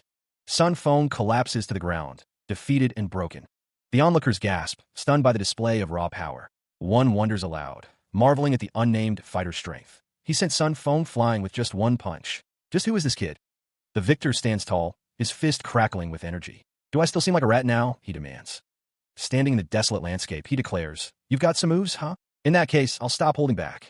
The cracked earth stretches out before him, a silent testament to the power he now prepares to unleash. He swung the blade, the steel singing as it cut through the air. The air crackled with unseen energy. The sword pulsed with a blue light, the power building with each passing moment. A wind slash erupted from the blade, a torrent of pure force. The wind slash hurtled towards the ground, a wave of destruction. The ground trembled as the energy approached. The air vibrated with anticipation. The wind slash impacted the earth with a deafening roar. The monument shattered, stone exploding into dust. Debris rained down as the structure crumbled. A voice seethed with rage. "This bastard! How dare he do this to our family's merit monument?" The speaker's suit was immaculate, despite the destruction. Captain Windwolf remarks that those were some remarkable sword skills. The captain wonders how he managed to dodge his wind slash. The captain's expression hardens. Captain Windwolf says it was worth dragging on the fight for. The captain says that he didn't fight back just because he wanted to see the sword skill. Captain Windwolf laughs, saying he never saw him as an opponent and that he's not worthy of being one either. He says it was all for the sword skill demonstration. Yitian Simux. Captain Windwolf shouts that it's too far. Yitian shoots, D. He leaps into the air, preparing to strike. He plummets towards the ground. Yitian slashes with his sword. The blade, still humming with power, is pulled back for another strike. Above, the sky is a canvas of swirling clouds and pale sunlight. The sword plunges into the cracked earth, embedding itself deep within the stone. Captain Windwolf's eyes widen in disbelief, his hand raised in a futile attempt to shield himself. The force of the blow sends him hurtling backward, a trail of dust and debris marking his violent trajectory. His face contorted in a grimace of pain and shock. The captain's eyes dart around, searching for an escape. Two onlookers watch with wide eyes, their expressions a mixture of fear and disbelief. The captain lies sprawled on the ground, his body twisted at an unnatural angle, the sword resting beside him. A voice echoes, dripping with boredom, "Well, that was boring." A figure in a suit stands silhouetted against the sky, his hands clasped behind his back, a smirk playing on his lips. Captain Windwolf's face is a mask of agony, his mouth agape in a silent scream. Another voice chimes in, filled with admiration. "As expected of Sir Yitian, that was awesome." A voice booms, declaring that Yitian is destined to join. The voice continues, stating that resistance is futile. Yitian appears to be listening. From above, Yitian is seen standing in a training area. Yitian lifts a large wooden structure with ease. A hand places a document labeled "Wind Slash" on a surface. A voice expresses thanks for the wind slash technique. Yitian looks down at the document, a slight smile playing on his lips. Xiaoyu exclaims, "Bro." Yitian stands outside a building, looking pleased. Xiaoyu tells Yitian that his technique was amazing. Another man asks if it was really that good. Xiaoyu asks Yitian to teach her when they get back, expressing her desire to become strong too. Yitian, Xiaoyu, and another man walk down the street. The man in the brown suit looks up, stating that their family lost and the merit monument of a lens has fallen. Behind him, a bald man in a black suit stands silently. A close-up reveals the man's stern expression. The man orders someone not to guard him for the next several days, but to guard Yitian's sister instead. The man's expression hardens. Someone declares that the Sun family won't let this slide. Yi Tian reclines on a plush couch, a small device held loosely in his hand. The room is bathed in the warm glow of the afternoon sun. A close-up reveals a flicker of annoyance in Yi Tian's red eyes. A hand reaches out, fingers brushing against the spine of a thick tome. Yi Tian stretches languidly, his muscles flexing beneath his tailored suit. A low groan escapes his lips. From above, the room is a study in opulence. Rich carpets, ornate furniture, and a single figure lost in thought. A finger taps against a holographic screen. Pop up. Yi Tian glances at the screen, a frown deepening on his face. There's still 30 more days until I can copy a new talent. I forgot about this drawback. How annoying. He gazed out the window, the city sprawling before him. All he could do now was wait for the cooldown to end before copying Sun Feng's high-tier sword talent. The status window confirmed his identity. Human, Yi Tian. The talent copying cooldown was set at 30 days. He thought he would finally possess power 2 ranks above his own, enough to combat a grandmaster. That's what being truly powerful is about. A figure exclaimed, ah. The city skyline loomed. A figure practiced their sword skills. While the duel has ended, judging by all the great family's characters, the Sun family will definitely come back for revenge. What would happen to her then? Someone trained with a sword. Someone drank water. Captain Wind Wolf stares intently at Xiaoyu. Xiaoyu, visibly flustered, asks, Captain, why do you keep staring at me? The captain's expression remains unreadable. He beckons her closer. Come here for a second, Yiyu. Xiaoyu seems surprised by the request. Captain. The captain and Xiaoyu stand facing each other. The captain places something around Xiaoyu's neck. Xiaoyu exclaims, What's this? It's so pretty. Xiaoyu admires the red amulet. The captain instructs, treat it like an amulet. Make sure you don't lose it. Xiaoyu smiles gratefully. Thank you, Captain. I'll take good care of it. The captain turns and walks away. She sprints through the city streets, her bun bouncing with each stride. Her black socks blur as she picks up the pace. The city stretches out before her, a cyclist pedaling in the distance. Xiaoyu calls out, Captain. Xiaoyu exclaims, Captain, I've got info. A voice responds, What did you find out? What is the Sun family up to? Meanwhile, 2 figures walk down a street, away from the viewer. One of them explains, they're busy looking around at shops, so they can set up a business. Xiaoyu's eyes widen in surprise. A voice muses, a business? It looks like the Sun family can still keep their cool. They won't start killing before they've established a firm base. A man contemplates the situation, his expression grim. A figure stands near trash cans, while another walks in the distance. A man's face is shown in close-up, his expression intense. A month later, a man throws a trash bag into a blue bin. Yi Tian walks down the street, hands in his pockets. Bottom, text present. A disembodied voice echoes, This guy is using mental ability to investigate me? The speaker's face is partially obscured, revealing only a grotesque mouth and chin. The voice continues, How did he obtain mental ability? Only great martial warriors have it. Yi Tian continues his walk, unaware of the scrutiny. The voice muses, To think the Lin family would send a great martial warrior to guard my house. How generous of them. The hooded man pulls his hood further up, obscuring his face. The city sprawls below, a network of canals cutting through the tightly packed buildings. Rain streaks the air, blurring the scene. Zooming in, the market district comes into focus, a vibrant tapestry of stalls and colorful umbrellas. A hooded figure walks down a stone path, flanked by 2 companions. In the past month, Captain Galewolf learned some details about the Sun family's background. To ensure the purity of sword talent, they went as far as intermarrying. If the birth child had any defects, it would be secretly dealt with. What a crazy. A grand building looms, its architecture hinting at ancient secrets. To celebrate the store's grand opening, all items are 50% off. White pants and black shoes stand on a stone path. Congratulations, young master son. I hope fortune comes rolling in.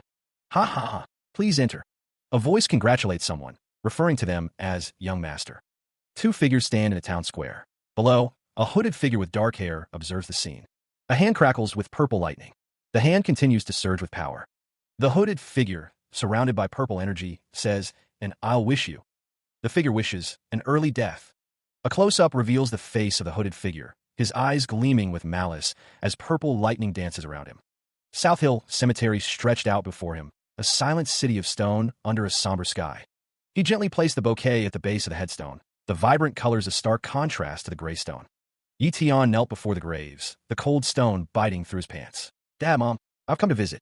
He stared at the faded photographs etched into the stone, memories flickering like candlelight in his mind. A wave of grief washed over him, the familiar ache of loss settling deep in his chest. Yi Tian rose, his face grim. I plan on taking Xiaoyu somewhere better.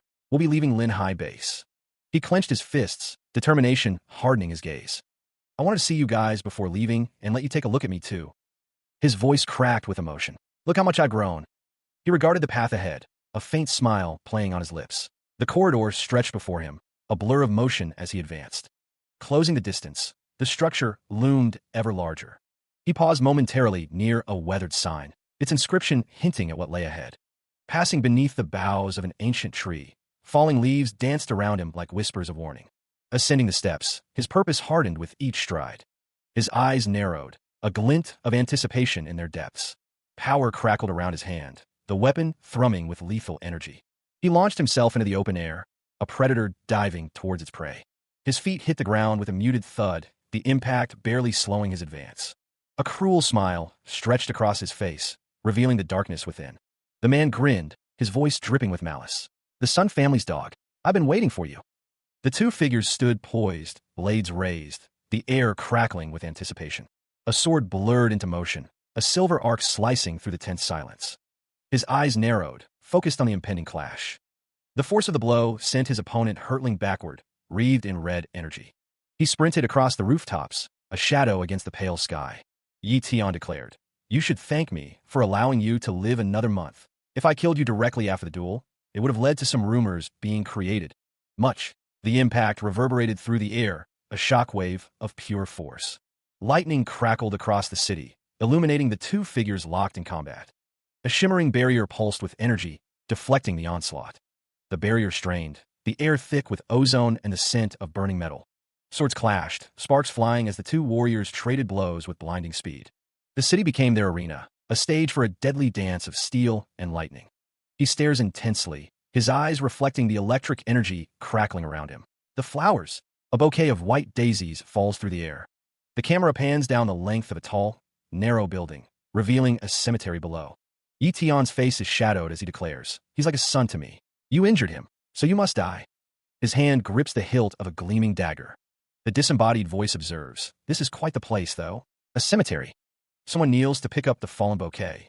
The voice declares, "It's the perfect place to die." Yi Tian's voice echoes from the tombstone. "If you kneel and beg before me, I'll show you some mercy. I'll dig your parents' grave up and bury you all together." Yi Tian, now wearing a blue hoodie, stands in the cemetery, holding the bouquet. He smiles cruelly, promising, "Right, you still have a younger sister. Don't worry, for she'll join you soon."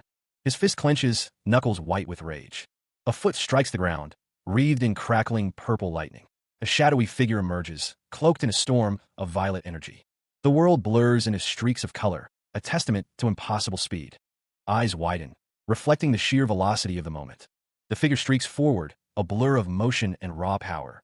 A body is sent hurtling through the air, a consequence of overwhelming force. Two figures become streaks of light, locked in a desperate chase. The figure continues to accelerate, leaving trails of lightning in its wake. Another body plummets, a victim of the relentless speed. Plummeting through the ochre sky, a figure is wreathed in crackling purple energy. From the earth below, a blinding beam of white light erupts, piercing the heavens. The ground rushes up to meet the falling figure, a dizzying perspective of trees and buildings. The beam intensifies, the air crackling with unseen power. Surrounded by swirling clouds, the descent continues. The falling figure is silhouetted against the sky. A voice rings out, filled with awe. "Grandmaster, you're a grandmaster." The figure's face is obscured by shadow, but a faint smile might be visible. He sprints through the dense forest, the rustling leaves whispering secrets in the night. The box in his hand reads Twilight Blade. It sounds like a pretty good blade skill. The weapon is far better than his previous one. It's his now. It's already this late. He needs to head back home for dinner, or else he's gonna nag him again. Yi Tian picks up his pace, hurrying down the winding path. A voice calls out, asking if the old man would like to come in for some water after a month has passed. Captain Wind Wolf stands silently. Someone laughs, saying to take off. A voice responds, stating they'll be in their care. The old man looks up. The building is shown at night. Captain Galewolf says to please come in. Someone shouts, "Bro." Someone says to Yi Yu to prepare some tea, as they have a guest. Captain Galewolf gestures to the old man to come inside. Xiao Yu is surprised. Yi Tian wonders who the newcomer might be. The man introduces himself as Lin Zhe of the Lin family. Lin Zhe is asked if he is the elder Zhe from the legends. Lin Zhe responds. Lin Zhe says that they speak too highly of him. Lin Zhe offers to prepare the tea. Shindong and Xiao Yu walk towards the kitchen. Xiaoyu didn't know that Master had such a courteous side to him. Lindsay thanks them. Lindsay thinks that Yi Tian must have an important matter to discuss with him. Yi Tian says that there is something he'd like to talk about. Someone approaches. Someone asks if they can trouble him with the task of handing his sister off to Miss Yu Ling at the Martial Pavilion. Yi Tian stands with Xiaoyu, who is holding a cat. A voice expresses surprise, not expecting him to have connections to the Martial Pavilion. Mo Zhongqing takes a sip of tea. Mo Zhongqing wonders if it's a Martial Pavilion token. A close-up reveals a necklace. A hand places a cup of tea on a table. Someone offers to take his sister to Miss Yu Ling himself, telling him not to worry. Mo Zhongqing sits at his desk. He plans to present an opportunity for Captain before he goes.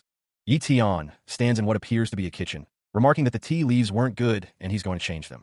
Someone wonders if he joins the Lin family. He'll definitely make a name for himself. Yi Tian is embraced by a man who declares, with a booming voice, that the Lin family always welcomes the ambitious. The man continues, stating that from now on, Yi Tian is his disciple. An older man with a long white beard looks on. A voice booms, questioning what they are waiting for and urging them to greet their master. The older man stands, the back of Yi Tian's head visible. A figure bows deeply. The bowing figure asks the master to accept their bow.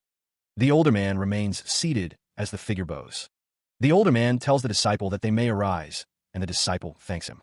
The older man thinks to himself that he established a connection with Yi Tian through 2 simple tasks, another accomplishment for the Lin family. Someone exclaims, questioning what the other is planning to do, as they're putting both of them in the care of others. 2 people are shown in the panel, one with a concerned expression. She accuses him of lying. Xiaoyu declares that he'll be taking care of some small matters. Really, but she doesn't believe him. Xiaoyu insists that they're definitely not small matters and demands that he not try to hide it from her. Xiaoyu points a finger at Yi Tian, her expression a mix of worry and determination. Yi Tian assures her that it really is and that he'll be right back. He adds that while he's gone, little Jean will protect her. Yi Tian holds his hands up in a placating gesture as Xiaoyu clutches little Jean close. Xiaoyu sighs, knowing it's useless to persuade him otherwise. She mutters that he won't listen to her anyway. Xiaoyu gently strokes little Jin's fur, a soft expression on her face. Xiaoyu tells Yi Tian to make sure to take care of himself and not push himself too much, since safety always comes first. Yi Tian responds, "Okay, I will." Yi Tian smiles reassuringly at Xiaoyu. The towering skyscraper loomed against the night sky, its many windows reflecting the faint moonlight. One of the guards sighed, complaining, another overnight shift. Honestly, it probably wouldn't make a difference if we weren't here. His partner agreed. That's what I'm saying. Who would dare cause trouble in the Sun family's territory? A hooded figure, standing some distance away, muttered, The first guard's eyes widened as he noticed something approaching. Suddenly, a burst of purple energy erupted from the hooded figure, crackling with destructive power. The energy slammed into the guards, the force of the impact shattering the air around them. The guard were sent flying through the air, ragdolling from the blast. Meanwhile, the aftermath of the attack was clear. Shattered glass and unconscious bodies littered the ground. The hooded figure exclaimed, "What are you doing?" One of the guards lay injured, his face contorted in pain and confusion. The hooded figure's eyes glowed with an eerie light, their expression hidden in shadow. The sky hangs heavy with clouds, a silent witness to the events unfolding below.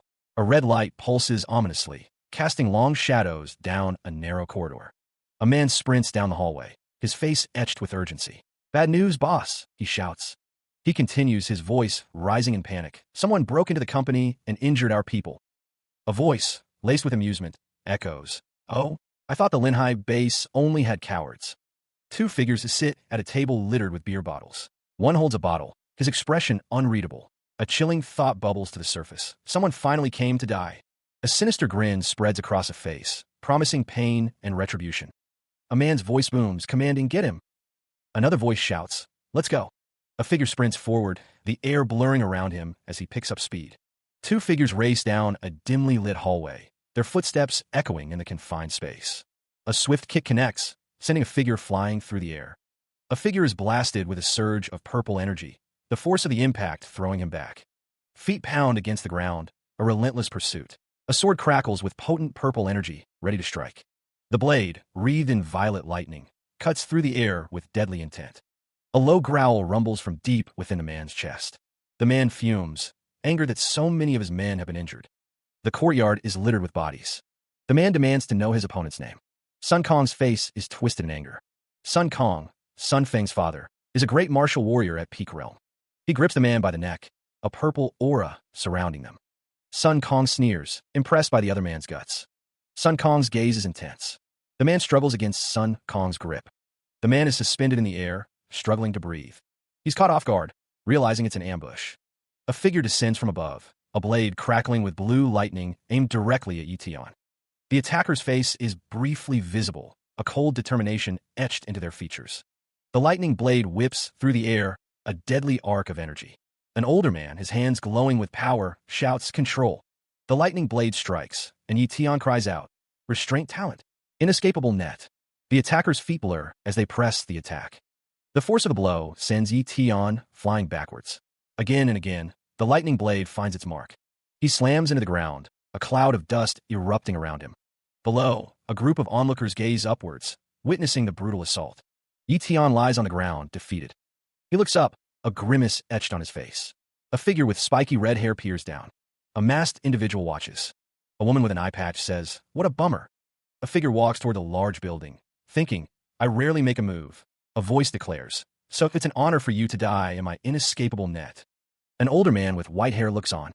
The older man says, "Thanks for your hard work, elders. I see this kid has some treasures with him."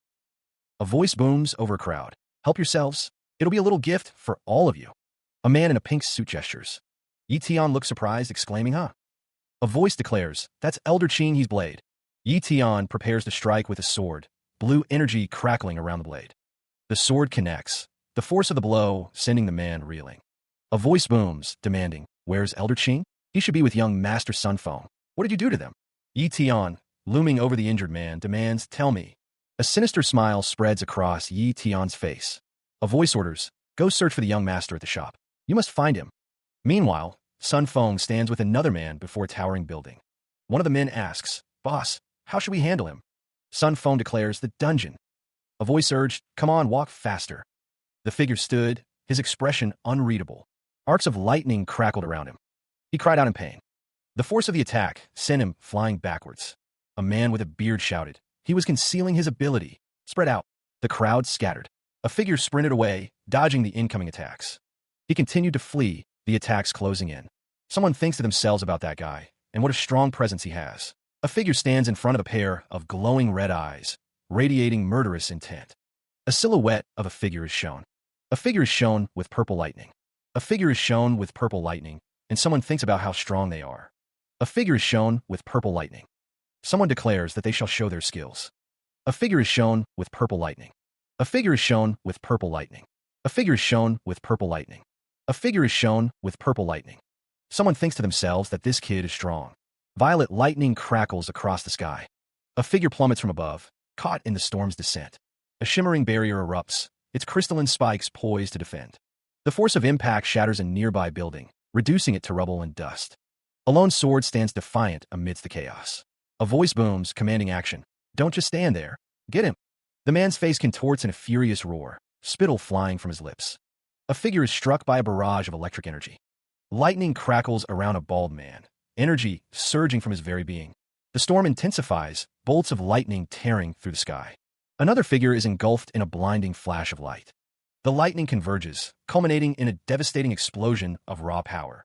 Lightning crackles around the armored ox, his massive form radiating power.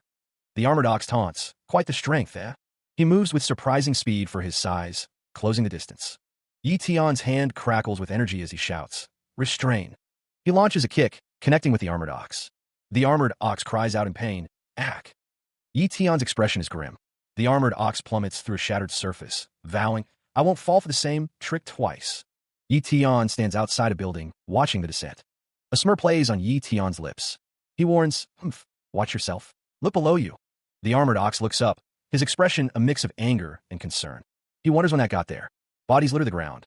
Montag Zung King screams. A black dragon appears. Yetion rides on top of the black dragon. Projectiles fall from the sky. He thinks he's going to withdraw for now. This secret art seems dangerous. Such fast. Speed. Shoot. En explosion erupte. An explosion rocks the city. A voice booms, demanding to know who dares to be so brazen within the city. A woman stands with her arms crossed, observing the scene. A message arrives stating that Miss, the great warrior Lin Zhe of the Lin family, requests an audience.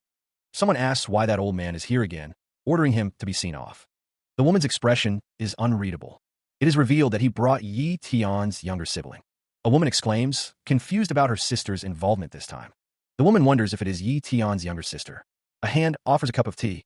A woman with black hair sits at a table, responding, thank you. Another woman with purple hair sits beside her, as a bald man stands nearby, having offered the tea, saying, please have some tea. A woman with dark hair gazes downward, her expression unreadable. A figure is sent hurtling upwards, surrounded by debris and dust. The figure continues to fly through the air, propelled by an unseen force. A massive explosion erupts, sending shards of debris in all directions. The figure continues to fall, engulfed in smoke and dust. From within the wreckage, a voice declares, as expected of elder Sun Ling. The scene shows the devastation, with two figures standing amidst the rubble of the Sungshim department store. A voice booms, even a grandmaster couldn't escape your blast of death. A silhouetted figure coughs amidst the destruction. A voice states, thanks to you, we were able to capture him. A close-up reveals a weathered face, etched with lines of hardship and determination. A figure with long, dark hair tied back in a high ponytail looks up, a sharp escaping their lips. A woman in a sleek black dress stands with her hand on her hip, a red sash accentuating her waist. On a rooftop, one figure urgently addresses another. Patriarch, what should we do now? He's heavily injured, so he doesn't have much time left. Antagonist Scarface, his face scarred and hardened, orders, execute him. A sword crackles with electric energy, blue lightning arcing across its blade. A figure with long white hair stands amidst a flurry of blue energy. An eye widens, reflecting the intensity of the moment. The white-haired figure launches a powerful kick, surrounded by swirling blue energy. A close-up reveals an eye glowing with green energy, accompanied by the words, healing talent. A figure plummets from a great height, the cityscape shrinking below. A masked figure stares intently, their expression hidden behind the cold, unyielding surface. A man with a beard stands next to a woman wearing a choker. He plummets through the air, the ground rushing up to meet him. An old man's face is shown. Someone shouts that the falling figure is still alive. A demonic face appears. Purple lightning crackles around the falling figure, suggesting a return. The ground rushes closer. A face is shown. The figure is surrounded by teleportation effects. A voice commands a return. Blue lightning flashes as the figure continues to fall. More teleportation effects manifest. He descends, wreathed in crackling purple lightning. His eye glows with an intense, focused power. The figure cleaves through the air with a lightning-infused blade. The sword crackles with destructive energy as he presses the attack. The lightning intensifies, a storm of raw power surrounding him. From above, the battle unfolds, a whirlwind of steel and electricity. Elder Sun Ling exclaims, his voice laced with disbelief. He collapses, defeated, onto the hard ground. A voice filled with rage screams, you bastard. A hand reaches out desperately, grasping at the fading lightning. A final desperate cry. He roars in pain as the attack lands. Sun Ling's face contorts in agony. His face contorts in agony. The attack continues. Sun Ling lies defeated on the ground, blood pooling around him. A knife falls from the sky. The knife continues to fall. Sun Ling's face is contorted in pain. The attack continues. Sun Ling's face is contorted in pain. A massive figure looms over another, smaller man. The man sneers, look who we have here. It's young Master Sun. A voice cries out, Father. Young Master Sun says, perfect timing. Saves me the trouble of having to look for you. The large figure yells, take your damn feet off him. Young Master Sun stands defiant. He winds up a punch, his fist glowing with power. Strength talent. The punch connects with a resounding crack. Yi Tian steps forward, pressing his advantage. Sun Feng cries out in pain. His foot comes down, crushing the ground beneath. Sun Feng lies sprawled on the ground, defeated. His hand slams against the cracked tile. Why? Is there such a difference in our strengths? Yi Tian stands tall, crackling with electrical energy. The battleground is visible from above, the figure small against the vast space. Sun Feng, towering over Yi Tian, asks if he has given up. Sun Feng grabs Yi Tian's head. Yi Tian declares that he'll send Sun Feng on his way. Yi Tian's eyes glow with power. A blade materializes in Yi Tian's hand. The blade crackles with energy. Yi Tian's red eyes narrow. He plummets from the sky, wreathed in lightning. Lightning crackles around him. He hurtles toward a street sign. The ground rushes up to meet him. Yi Tian falls from the sky. A voice booms, declaring, a Grandmaster. A dark silhouette descends amidst the storm. Another voice cries out, Grand Elder. It's the Grand Elder, Yao Yi. A furious demand echoes. Grand Elder, kill that person at once. He killed my father. You must uphold justice for the Sun family. Yao Yi stands atop a towering structure, the storm swirling around him. Rage boils over as Yao Yi exclaims, you bastard. I should have killed you earlier with that slash. Yao Ye's face contorts in fury, his eyes burning with hatred. A grim declaration hangs in the air. In that case, Yao Ye's voice drips with venom as he vows, "You should die." Lightning crackles around Yao Ye's hand, energy coalescing into a deadly force. Yao Ye unleashes the lightning, a blinding flash illuminating his descent. He plummets from the building, a tiny figure against the vast sky. The air crackled with raw power as the first wave of energy ripped through the surroundings. The energy coalesced, a concentrated point of destruction ready to unleash. He stared down at the unfolding chaos, his expression grim. Another wave of destructive energy echoed through the city. The building crumbled, reduced to rubble by the sheer force of the attack. Yao Ye's voice boomed, laced with contempt. "Before me, you're just a mere ant. Surrender yourself." A desperate thought echoed in his mind. He had to escape. Once a Grandmaster took action, they might wipe out an entire city. He bolted, running as fast as he could away from the epicenter of destruction. The city continued to crumble under the relentless assault. Sweat beaded on his brow, frustration etched on his face. A sinister smile spread across Yao Ye's face, the promise of further devastation hanging in the air. Another blast of energy ripped through the city, shaking the very foundations. Energy descends from above, cracking the very sky as it plummets toward the city. Standing amidst the destruction, Yao Ye remains unfazed by the chaos he has unleashed. The streets below are ripped apart, the ground itself buckling under the force of the attack. Yao Ye chuckles, apologizing for his poor aim. He is asked to aim at the right target. Below, a fist clenches, purple energy crackling around it as Yi Tian prepares to strike back. Propelled by raw power, he rockets toward the Grand Elder. A defiant shout echoes through the air. Closing the distance, Yi Tian hurtles towards Yao Ye. A monstrous transformation begins, a dragon-like visage emerging amidst a storm of purple lightning.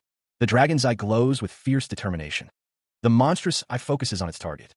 A blinding light engulfs Yi Tian, the air crackling with raw energy as he's struck by an unseen force. The smell of ozone fills the air.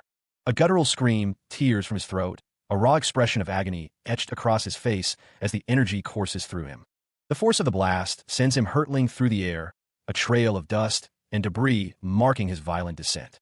His hands slam against the cold, unforgiving ground, the impact jarring every bone in his body.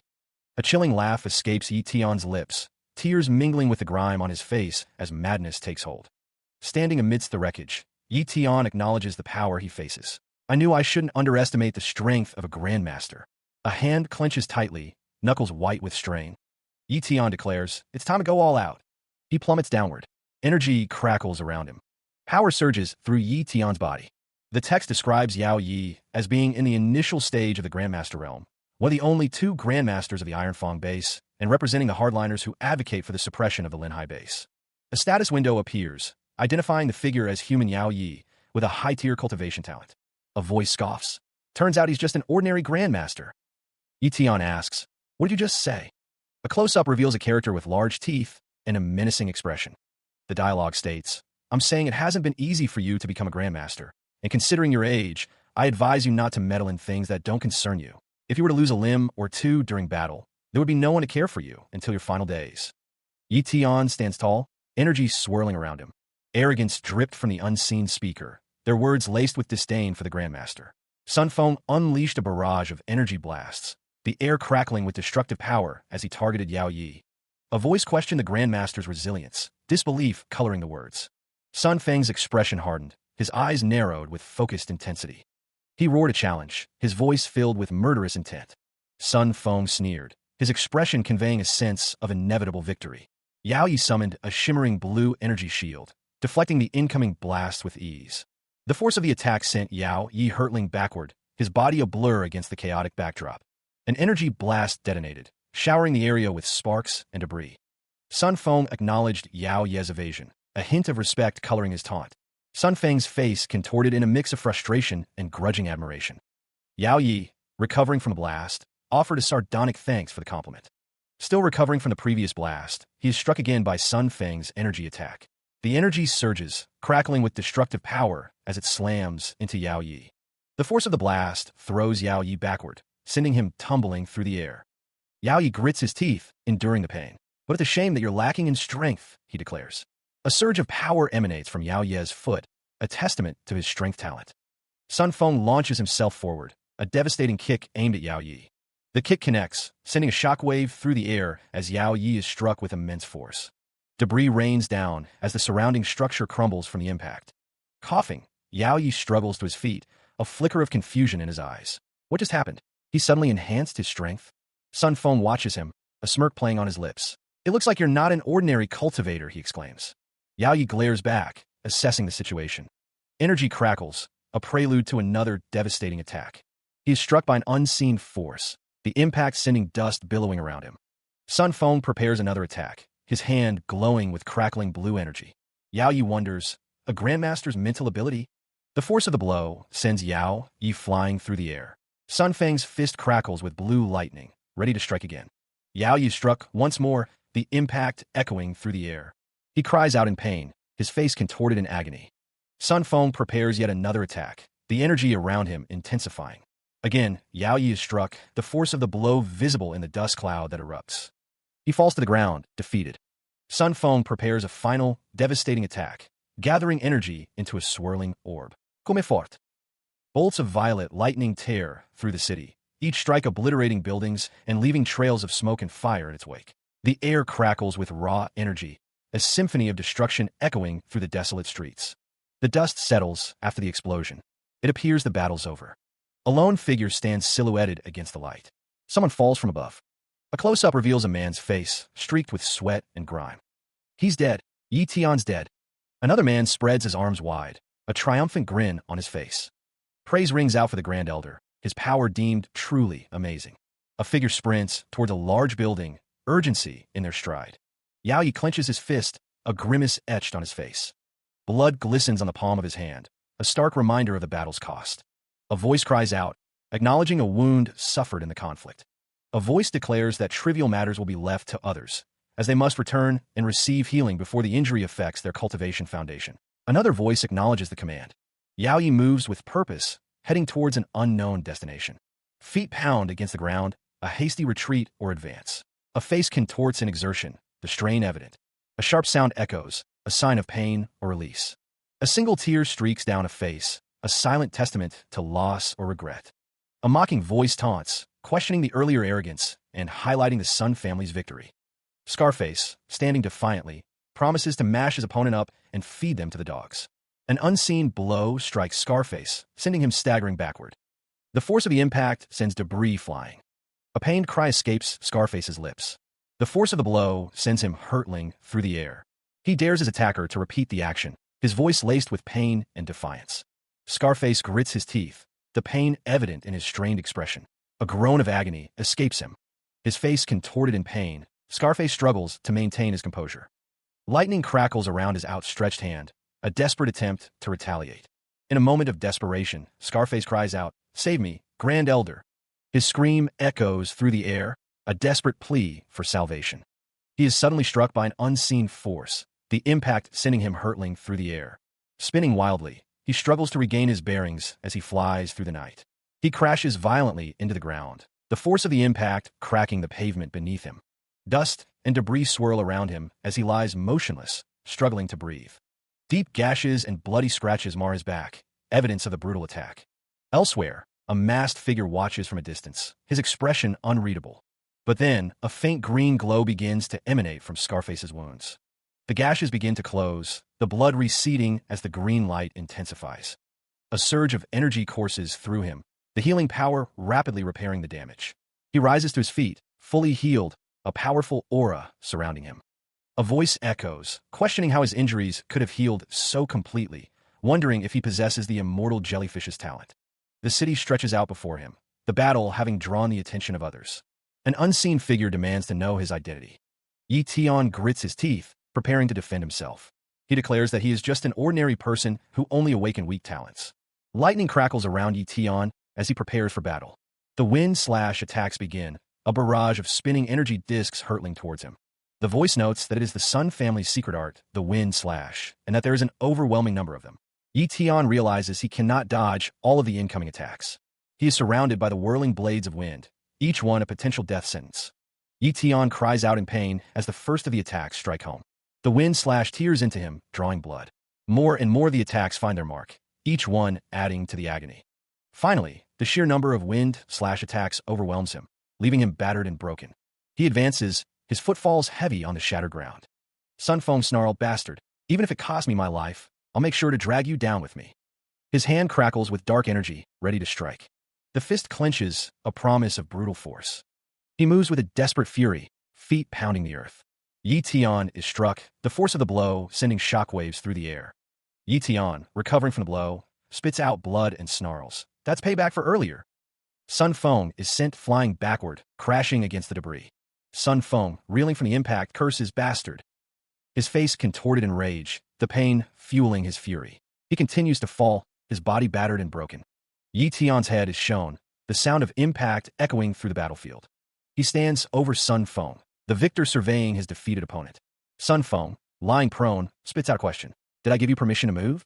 A new face emerges, his expression unreadable in the dim light. The intensity in his eyes is palpable, a silent judgment hanging in the air. A voice echoes, a warning delivered long ago. "I've warned you long ago that we from the Iron Fang base are mere guests here." The voice continues, explaining the rules. "Guests abide by the host's wishes. You should have shown respect towards the Lin Hai base, but alas, you did not listen." A disembodied voice wonders, laced with disbelief. "When did he get there? I didn't sense him at all." The man's eyes narrow, a hint of surprise flickering across his face. Standing firm, his feet are planted on the cracked earth, ready for what comes next. From above, the scene unfolds. Yi Tian standing victorious over the fallen Sun Feng. High above, a lone figure stands on the rooftop, watching the events below. A booming voice declares, "I'm Li Mao, a grandmaster from the Iron Fang base. Our friend Yi Tian here possesses extraordinary talent." Li Mao, also known as Old Man Li, stands as one of the two grandmasters of the Iron Fang base and a political rival to Yao Yi. He represents the moderates, advocating for friendly relations with the Lin Hai base. Another grandmaster wonders if he is looking for a fight. A menacing face emerges from the shadows, a sinister smile playing across its lips. Someone shouts, asking if the other is looking for a fight, while also calling them another grandmaster. Someone declares that they will stay out of it, adding that, as the saying goes, help those who are right, not those who are close. The old man's face contorts in anger. Someone states that while Elder Yao Yi and they are both from the Iron Fang base, they walk different paths. Someone says to do as you please. The old man's face is shown in detail. Someone shouts, calling the other a bastard. A close-up of an eye shows intense emotion. Yi Tian declares that he will take everyone down with him. The scene blurs with chaotic energy.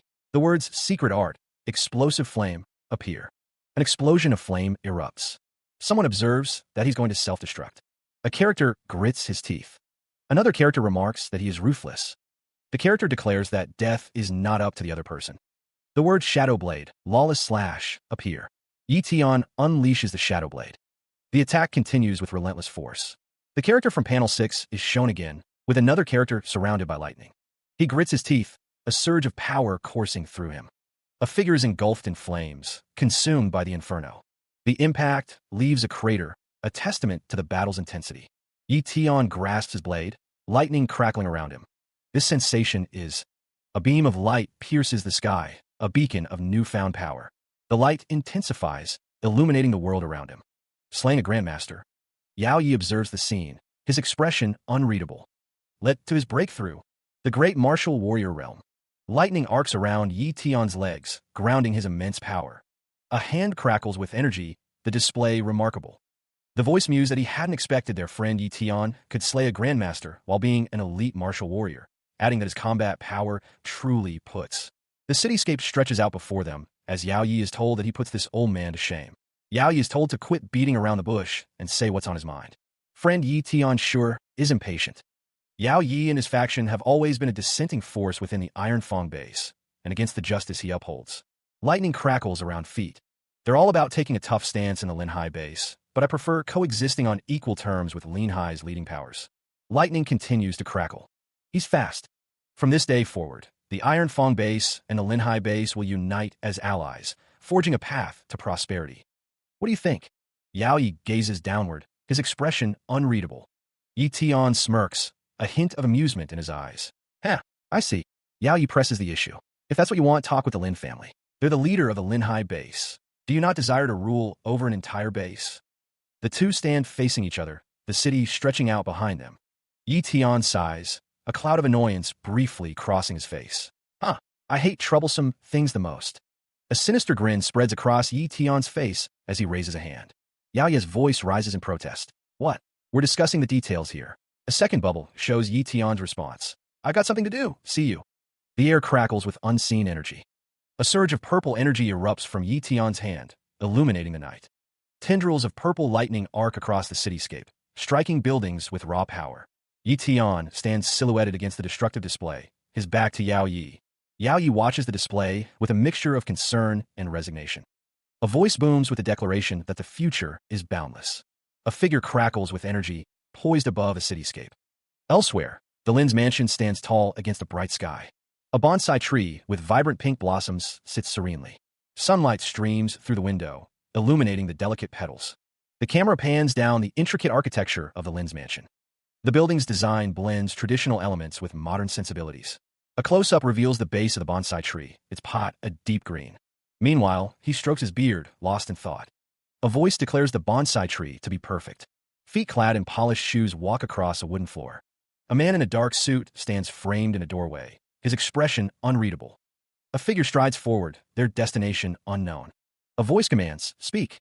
The speaker reveals that the cause of the explosion in the city last night has been determined. The report comes in. It was the Sun family. Their building was attacked.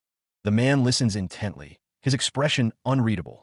The voice exclaims in disbelief, "That can't be. A grandmaster's got their back." The man's face is etched with concern. A hand clenches, a silent expression of worry. Someone asks, "Do you still remember the elite martial warrior I told you about? That guy named Yi Tian?" The response is a vague, "Yeah, vaguely." A man stands in a grand hall, the weight of the news heavy on his shoulders. The voice reveals that Yi Tian wiped out the Sun family, including Grandmaster Yao Yi. The man's face is grim, sweat beading on his brow. Scissors fall to the ground, a symbol of something broken. The figure's face contorts in rage, sharp teeth bared. "What did you say?" he demands. "Who would have?"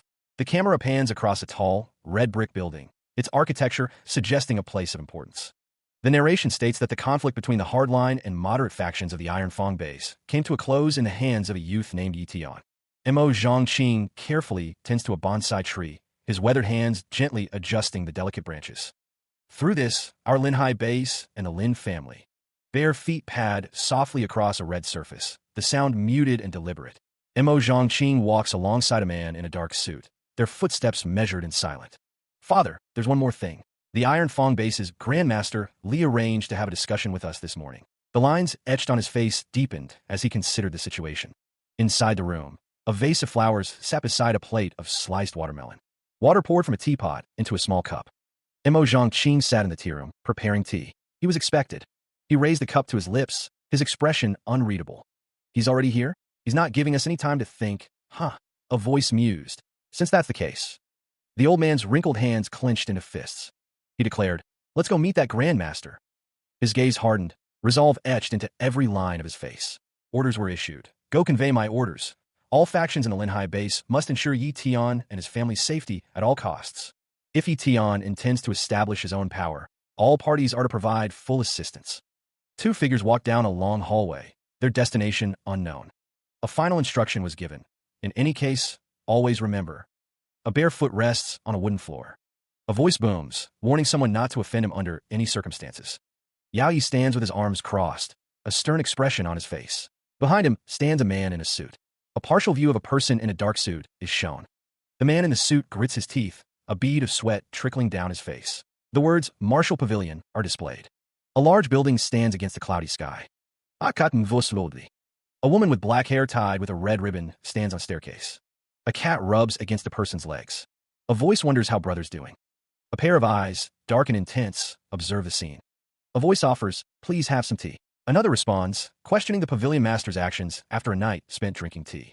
A muscular man in a purple sweater stands as a woman with green hair offers him tea. The woman apologizes, claiming no knowledge of the pavilion master's affairs, despite conducting transactions there before. The muscular man listens as someone remarks that the woman is a real beauty. From above, the bald man tells them to calm down, as another asks if they are still going to wait for the master. A hand carefully places a teacup on its saucer. The bald man drinks his tea, thinking that the pavilion master has been gone for a long time. Scarface's face is shown in a close-up, his expression unreadable. A voice exclaims, "Yi, you too?" Scarface stands with a green-haired woman, looking down at Yi, who is sitting at a table. She looks up, a flicker of surprise crossing her face. A voice echoes, apologizing for the wait and mentioning the pavilion master. The camera pans out, revealing two figures standing in a grand hall. A sleek, black high heel taps against the stone floor. The woman in the black dress stands tall, her expression unreadable. She strides forward, her heels clicking on the marble floor. Scarface's eye twitches, a bead of sweat trickling down his temple. Yiyu sits at a table, a serene expression on her face as she sips her tea. Another man's eyes widen in shock. He touches his face, a look of disbelief etched on his features. Scarface's face contorts in a grimace, his eyes filled with a mixture of fear and anticipation. The woman's eyes widen in surprise. A disembodied voice questions why they look exactly alike. The woman's expression hardens, her gaze intense. Pavilion Master Yu wonders if the woman is the master's long-lost twin sister. A voice booms, stating that it has been a while. Pavilion Master Yu. A pair of feet stand on a textured surface.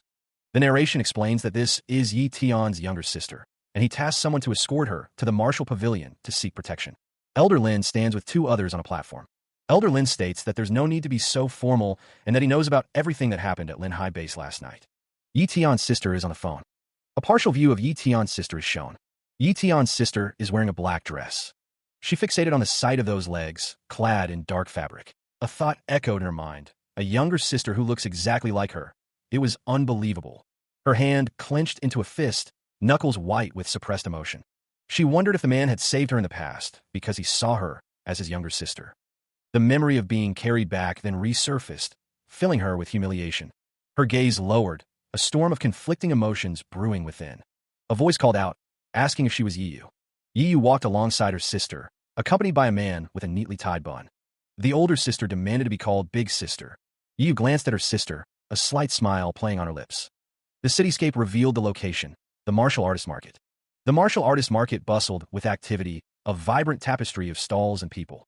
A vendor called out, advertising a big sale on Monster Blood. The sound of footsteps echoes on the stone path. A banner for the martial pavilion hangs from a lamppost. The sun sets over the city, painting the sky with hues of orange and purple. A figure with piercing red eyes demands, why are you here? A woman, arms crossed, remarks, to await your esteemed presence, of course. You're now Lin High Base's big shot. A voice replies, I certainly do not dare to be neglectful. A faint smile plays on the person's lips. Someone asks, don't you agree, Lord Yi Tian? The figure stands tall, hands in their pockets. A close-up reveals a pair of eyes, their gaze intense. Appearing before her, a status window displays her name and talents. Human, Yuling cultivation talent, apex tier. Sword talent, mid-tier. Speed talent, low tier. A woman stands, clad in a sleek black dress. A voice echoes, expressing surprise. I didn't expect Yuling's cultivation talent to have increased from high tier to apex tier. The status window repeats the information. A disembodied voice muses, without a doubt, it must have something to do with that treasure from the Lake of Death. A voice exclaims, what an incredible woman. A man's face is shown in profile, his expression unreadable. Yuling appears flustered, her hand raised to her forehead in surprise. Eyes widen, reflecting a sudden startlement. She rebukes him, her voice sharp. Don't you know how rude it is to be staring at a girl like that? He stammers, flustered by her words. I got distracted. They walk together, the tension palpable between them. Yuling releases his arm, her frustration evident. Forget it, I won't argue with you. Yi Tian attempts to change the subject, hoping to ease the awkwardness. While it's still light outside, would you like to go for a walk together? Yuling agrees. Yi Tian bruches a sensitive topic. I heard from Lindsay that the Lin family intends to help you build your influence. What are your thoughts on that? The bell tower stands tall. Yi Tian continues, his expression serious. I'm really not interested in such things at all. Not interested? Then, what are you planning to do next? Continue to cultivate alone? I'm planning to leave this place and go to the Demon Sea base. Yuling is shocked by his words. Leave this place. He notices her reaction, concern etched on his face. What's wrong? She stammers, trying to find the right words. In nothing. The town stretches out before him, a tapestry of buildings and bustling streets. He walks away, the sunlight glinting off his shoulders. The thought echoes in his mind. He's going to leave? He strides through the town, his backpack slung over his shoulder, each step carrying him further from the familiar. The sun casts long shadows as he continues his walk. Yuling's voice calls out, tinged with a hint of desperation. Why'd you stop? Didn't you want to go for a walk? The collar of his floral shirt brushes against his neck as he pauses, considering her words. Her expression is unreadable, a mix of concern and resignation. Meanwhile, a distant voice shouts, coming. The wind whispers through the bare branches of a tree, carrying the scent of distant rain. The moon hangs like a sliver of bone in the inky sky. Another voice, filled with urgency, cries out, "Brother!" He is embraced tightly from behind. Yi Tian is told that even though they are all grown up, they still act clingy and should be more ladylike. Yi Tian looks down at Yuling. Yuling says it's because she missed him. Yi Tian thanks everyone for taking care of Yi. Someone replies that they are welcome, Brother Yi. Two women walk by. Yuling looks on. Xiaoyu is told to tell Elder Yu Zhong to come to the office, as she has something to discuss with him. Elder Yu Zhong acknowledges the request. Someone wonders why this is all of a sudden. Someone asks if Miss has really decided to do this. Elder Yu Zhong looks on. A voice declares, "I have." A voice says, "I'll leave the rest to you." Yi Tian is seen in profile, his expression unreadable. A serene landscape unfolds, trees swaying gently in the breeze. A voice chuckles, there's really no need."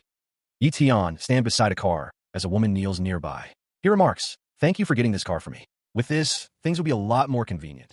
A voice muses, "A young hero with lofty aspirations, I admire that. If I were a few decades younger, I'd surely come along with you." Yao Ye's face fills the frame, a slight smile playing on his lips. A voice wonders, "Come to think of it, is Pavilion Master Yu not coming to see you off? Aren't you good friends?" A figure walks towards a stone gate, the path ahead shrouded in shadow.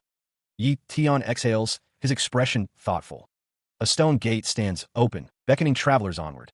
Deciding not to wait, Yi Tian waves goodbye to everyone. He reminds Yu to work hard on her cultivation and not slack off. A man calls out, "Take care, Brother Yi."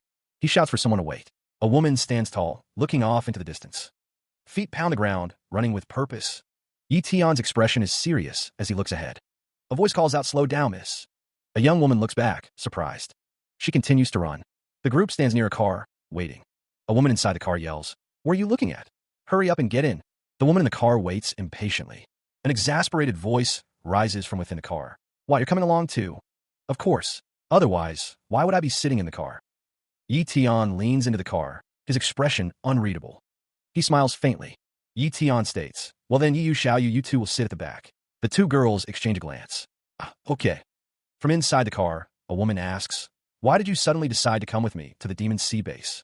Another woman responds, "Don't ask. I just want to okay." Yi Tian says, "If you wanted to go on an adventure with me, all you had to do was ask. There's no need to do it like that." He smiles knowingly. The woman exclaims, "I already said, it's because I want to go there. It has absolutely nothing to do with you. I'm only taking your car because it's convenient." "Understand." A smaller bubble replies, "Gee, got it." The two women are shown in a chibi style, one yelling and the other looking scared. Meanwhile, a car drives away down a dirt road. Someone calls out, "By Elder Lin and Captain Galewolf." Two figures stand before a large gate. One says, "His future is truly something to look forward to." A white car speeds along a winding road, leaving the city behind. A voice echoes, "Farewell." Yi Tian reclines in the car, gazing out the window as they travel. The announcement rings out, Linhai Base. The sprawling city of Linhai Base comes into view, a dense network of buildings nestled amongst the hills. A white car speeds along a winding mountain road, the air crisp and clean. The car drifts around a sharp bend, tires squealing against the asphalt. A woman in a red top complains about something not being carried. Another woman, fair-haired, sits beside her. A third woman sits in the back, while a man in a purple floral shirt drives. The fair-haired woman remarks that Goldie is afraid of strangers. Someone proposes that their Demon Sea base will be conducting a secret realm trial in 3 months, and asks Tian if he would be interested in participating. The woman with dark hair asks what that is. The driver exclaims that she doesn't even know what secret realms are, questioning how she became a great martial warrior. The fair-haired woman looks on with a surprised expression. The fair-haired woman explains that a secret realm is a kind of alternate dimension that exists apart from Earth, and that they had something to do with the disaster that happened 100 years ago. Martial warriors would enter these secret realms via dimensional rifts to adventure and search rare and valuable treasure. They're one of the important ways for warriors to advance their own cultivation. Can anyone just enter these secret realms? No, there are ranks to secret realms too. For example, the secret realm that will be activated in 3 months is only open to great martial warriors like us. If martial warriors of higher or lower ranks try to enter, they will be obliterated by the secret realm. The car's engine rumbles to life. The slots for exploring these secret realms are in very high demand. I'll have you know that to help you get a slot, it meant that the Yu family had to lose one. The car speeds down a winding road. You had to go through so much trouble? I better not go then. I really dislike troubling others. Yi Tian, gripping the steering wheel, is called an asshole by Xiaoyu. Xiaoyu continues, questioning why he is so wishy-washy and not like a man at all. The car speeds down the winding road, a passenger shouting, "Don't grab the steering wheel." Birds soar through the sky, the sun painting the clouds with hues of orange and pink. A voice declares, "This is an abandoned campsite. We can spend the night here." The campsite sprawls below, trailers and a shimmering pool nestled amongst the trees. He collapses onto the ground, face buried in the sand, a groan escaping his lips. Stretching his arms wide, Yi Tian sighs, "Ah, that feels good." He descends the stone steps, the air thick with the scent of pine and damp earth. Ascending the stairs, Yi Tian hears someone say, "The others are doing with the dinner preparations." Walking along the path, he is asked, "Hey, are you really not going to the secret realm?" Xiaoyu says to Yi Tian, "You'd better think it through. If you miss this chance, who knows when the next time such an opportunity like this will come around again." Xiaoyu emphasizes, "Opportunities like these are extremely vital to us martial warriors." Yi Tian covers his mouth, stifling cough. Xiaoyu and another girl tend to a cooking fire. Xiaoyu laughs, finding something funny. She asks what's so funny. Yi Tian stands with Xiaoyu, who touches his shoulder. Yi Tian scratches his head, a bit awkward. He says that they should take part in it together. He reassured her, promising that she wouldn't become wishy-washy again when the time came. The woman in the red top seemed to agree. A sinister smirk crept across an unknown man's face. This way, he thought, he would save another huge sum of money. An unknown person raised their hand, wanting to ask everyone's opinion about something. The group was still about 3,000 kilometers away from the Demon Sea base. Someone asked if they wanted to do all they could to get there as soon as possible, or take their time and enjoy themselves along the way. Xiaoyu held a map, smiling. She stated that she was fine with either option. The man in the purple shirt remarked that Xiaoyu and Yi Tian were speaking in such unison. Someone wondered what was with this goddamned rapport. Xiaoyu spoke, addressing someone as sister. Someone said they'd like to enjoy their journey and see the outside world, asking if that would be okay. A girl with black hair smiled. Someone said that they should do as Yi Yu says, asking if anyone had any objections. The response was a simple nope. Someone declares that they will set off after a night's rest. The trees stand tall against the sky. A voice echoes, "Enjoy." A colossal giant wielding a massive sword looms over the landscape as a car flies through the sky. The giant's immense form dominates the horizon. A status window appears, announcing the acquisition of a mid-tier stamina talent. Two figures react with wide-eyed shock. The journey continues. The giant and the car are seen again. 3 months later, a status window appears, announcing the acquisition of a mid-tier defense talent. A boat cuts through the water. The boat glides along the canal, cutting through the still water. Lily pads float serenely on the surface. The vessel continues its journey, the waves gently lapping against its hull. Several figures stand on deck, their destination drawing ever closer. He raises a hand to shield his eyes from the glaring sun, squinting as he gazes into the distance. A voice rings out, filled with awe and a hint of trepidation. It's the Demon Sea base.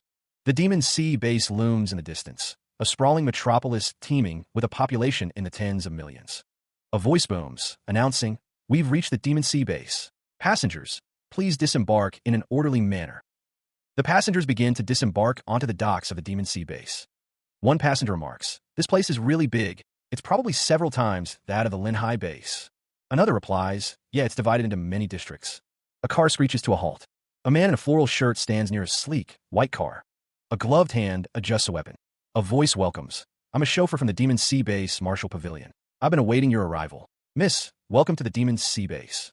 Mo Zhongqing stands ready by the open door of the vehicle, awaiting his passengers. A voice exclaims, "Whoa, the Marshal Pavilion is really loaded." The man in the floral shirt is seen from the chest up. One of the women says, "All right, miss, take you to the Marshal Pavilion to get some rest." From above, a voice says, "Brother, don't worry about me, go on." A voice says, "You must be careful. I'll be waiting for you." Mo Zhongqing looks up, a concerned expression on his face. The man in the floral shirt replies, "Don't worry." The group walks down the street. A voice says, "It's time to get down to business." A woman stretches, revealing her midriff, as the man in the floral shirt looks on. A helicopter approaches a certain district in the Demon Sea base. A spatial rift tears open in the sky, disrupting the familiar cityscape. From above, the city sprawls beneath a web of streets, unaware of the anomaly forming above. A man observes, remarking, "They've probably come to watch. After all, there aren't that many great martial warriors around. There are a lot of ordinary martial warriors here too." A lone figure gazes upward, his expression unreadable as he takes in the sight of the rift. An older man exclaims, his face etched with concern, "The spatial rift has appeared." The spatial rift looms in the sky, a swirling vortex of energy disrupting the otherwise clear blue. The rift pulses with an otherworldly light, its energy crackling against the sky. A voice muses, "It's so small. Can people really enter it? With the way it is now, of course not." Two figures stand together, their expressions thoughtful as they observe the unfolding events. A woman declares with conviction. It needs to be broken by force. Echoing the sentiment, the woman's words hang in the air. Broken by force? A figure soars towards the spatial rift, a determined silhouette against the backdrop of the sky. It's King Yun-hee. A figure is seen. King Yun-hee is going for it. Did you see that? Flying in midair, that's a king rank powerhouse. King rank. So, after the Grandmaster rank is the king rank. Huh? King Yun-hee descends, his eyes fixed on the spatial rift. He plummets towards the city below. To think that the Demon Sea base has such a strong person. A figure looks up. I like to see how he's going to break apart that spatial rift. He retrieves something. A sinister smile spreads across King Yun-hee's face as he prepares to act. The spatial rift crackles with immense energy, the air shimmering with heat. He plummets through the sky, the clouds swirling around him as he falls. A man watches with wide eyes, his face a mask of shock. Pointing a finger, King Yun-hee directs the flow of energy. His eyes glow with power as he focuses his will. The sound of the rift tearing apart echoes through the air. The spatial rift pulses with golden light, its structure destabilizing. He continues to fall, the ground rushing up to meet him. Lightning crackles around the rift as it begins to shatter. Cracks spiderweb across the fabric of reality. A surge of purple energy erupts from the collapsing rift. King Yun-hee tumbles through the sky, surrounded by shards of broken space. The crowd erupted in cheers. He broke it apart, one man shouted, pumping his fist. King Yun-hee is awesome, another exclaimed, his face flushed with excitement. The excitement spread through the city. Hooray for King Yun-hee, someone yelled from a nearby building. He's incredible, another voice echoed. A figure in the distance watched, a look of stunned disbelief on their face. Just what kind of talent was that? They wondered aloud. Eyes glowed with an eerie red light, a silent contemplation of the power that had just been displayed. A bald man with a fur collar smirked, his eyes glinting with anticipation. A man in a purple floral shirt frowned, deep in thought. So, beyond the talent rank of Apex tier, there's the transcendent tier. The bald man's smirk widened. Well, I won't hold back then. A swirling vortex of purple energy rips open the sky above the city. A booming voice echoes, declaring that the passage to the secret realm is open and that everyone should prepare to enter in 5 minutes. A towering skyscraper pierces the sky, its metallic frame glinting in the sunlight. King Yun-hee strides forward, his cape billowing behind him as he is congratulated by his followers. King Yun-hee speaks with two figures, musing on Yi Tian's spatial talent and lamenting his inability to copy it, resolving to wait for another opportunity. Yi Tian contemplates, his expression unreadable. A status window appears, displaying Yi Tian's talents. A voice explains that the item is an interdimensional storage pouch and a GPS tracking watch, capable of storing many things. A hand presents the interdimensional storage pouch and GPS tracking watch, crackling with energy. A hand reaches out, ready to receive the items. A figure orders the items to be taken, stating they will be useful in the secret realm, as another thanks them for the items. Yi Tian adjusts his watch, a flicker of annoyance crossing his features. A woman with dark hair states that if they can't get out within a month, they'll have to wait 10 years for the next opening. A close-up reveals Yi Tian's crimson eyes, reflecting a deep understanding of the situation. 10 years? Okay, understood. The air crackles with tension. A hulking figure looms, his voice booming with disdain. Is this weakling the pro Sis Ling invited? Yi Tian walks forward, seemingly unfazed by the hostility. A close-up of a man's face reveals a look of intense scrutiny. Two men watch the scene unfold. One, with blonde hair, urges the other to stay away from them, while the larger man insists that Yu Chao is his friend and should be treated with respect. The woman with dark hair stands with a determined expression. A voice echoes, questioning why they should respect someone who stole their buddy's position. The large man grabs Yi Tian by the shoulder, his grip tight. The large man taunts. You don't even dare to fart, huh? What a softie. He stands beside a large, imposing man, the city stretching behind them. His eyes narrow, a flicker of red light dancing within them. A gruff voice booms. Get lost and go back home to drink your milk. Don't let me see you inside. A woman wonders, is he always so brazen? The announcement rings out. The secret realm is officially open, wishing everyone a safe and fruitful journey. A swirling vortex of purple energy tears open in the sky, drawing the attention of birds. A voice calls out, let's go in too. The woman watches with a mixture of concern and anticipation. The portal expands, revealing a glimpse of the unknown realm beyond. Someone shouts, someone else is going in. The portal pulses with raw power, a gateway to another world. The air crackles with energy as the portal stabilizes. A car speeds down the road, carrying someone important. A voice echoes, filled with concern. Brother, you must return safely. Xiaoyu sits in the car, a small dog nestled beside her. Her expression is unreadable as she stares out the window. Meanwhile, A figure plummets through a blood-red sky, strange purple energy swirling around them as they fall towards an alien landscape. The impact sends out a shockwave, a violent burst of energy that rips through the strange, red-tinged atmosphere. The sky is a swirling canvas of crimson and blood orange, a hellish vista stretching to the horizon. Yetion lies sprawled on the ground, disoriented. Dust and debris swirl around him, kicked up by his rough landing. He pushes himself up, his fist clenched, ready for a fight. Standing tall amidst the strange landscape, Yetion surveys his surroundings, his expression grim. A voice whispers, filled with awe, "This is the secret realm." Before him stands a massive, ornate gate, bathed in the eerie glow of a blood-red moon. The entrance to the secret realm. A heavy foot crushes something small and red underfoot, a silent warning of the dangers that lie ahead. He crouches low to the ground, his eyes fixed on something just ahead. A voice echoes, identifying the find. This is a 100-year spirit ginseng. The ginseng, a cluster of vibrant red berries, is held up for closer inspection. His eyes widen, reflecting the red glow of the ginseng. The same voice whispers in disbelief, So many. The source of his astonishment is revealed. A vast field of the glowing red spirit ginseng stretches before him, illuminated against the twilight. Yetion smiles, a hint of mischief in his eyes. A hand holds a bag, crackling with electricity. Yetion gazes at a wall of flowers, seemingly endless in their variety. The flowers seem to glow with an inner light.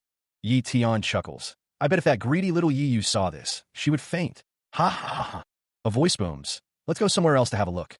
The landscape stretches out before them, a vast and unknown expanse. He surmises that this person was likely attacked by monsters upon entering the secret realm. Yetion stands over the fallen figure, a sword lying nearby. His watch beeps insistently. This is, it seems. The radar device continues to beep. The screen displays a dire message. Weakling is in trouble. An explosion rocks a distant building. Top. A figure trembles, gripping a sword. Yetion. His eye narrows, a glint of determination flashing within. A desperate plea echoes, please come quickly. Two goblins hoist a figure upside down, their crude weapons at the ready. Arcane energy crackles through the air, a dangerous display of raw power. A figure plummets through the sky, surrounded by the violet tendrils of chaotic magic. Yetion cries out, his voice laced with urgency. Wait for me, Weakling. Lightning bolts sear the sky around a towering pagoda, the air thick with ozone. The figure continues to fall, the ground rushing up to meet them with terrifying speed. The pagoda looms closer as the figure hurtles towards the rooftops below. A guttural howl tears through the night, a chilling sound that promises violence. A warrior battles a horde of goblins, her blade a blur of motion against their grotesque forms. From above, a goblin peers down, its red eyes gleaming with malevolent intent. A goblin is sent flying, crashing through the wooden structures below. She tumbles backwards through the air, the ground rushing up to meet her. Trembling, Weakling braces for impact. Something slams into a goblin, sending it flying. A hulking goblin raises its crude club, ready to strike. Her eyes widen in terror as the goblin prepares to swing. The goblin's club whistles through the air. Weakling cries out, Yetion. Desperation etched on her face. She knows she can't hold out much longer.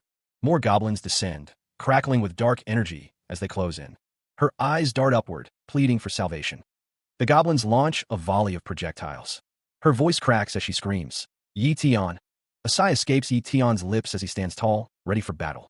She remains kneeling, awaiting rescue. Yetion's voice booms, leave the rest to me. Lightning crackles around Yetion as his expression hardens with determination. With a surge of power, Yetion summons a blade wreathed in crackling energy. He leaps forward, the blade arcing through the air towards the nearest goblin. The goblins cry out in fear, their primitive minds unable to comprehend the power before them. His eyes glow with an intense light, focused on the enemies before him. The air crackles as Yetion strikes, his movements a blur of motion. He continues his assault, each strike carrying the force of a thunderbolt. One of the goblins is engulfed in a blinding explosion of energy. Yetion stands amidst the chaos, his sword poised for the next attack. With Yetion here, Weakling remains kneeling on the floor. The unfulfilled wish that her father had that year can probably be accomplished now. The goblins lay defeated on the floor.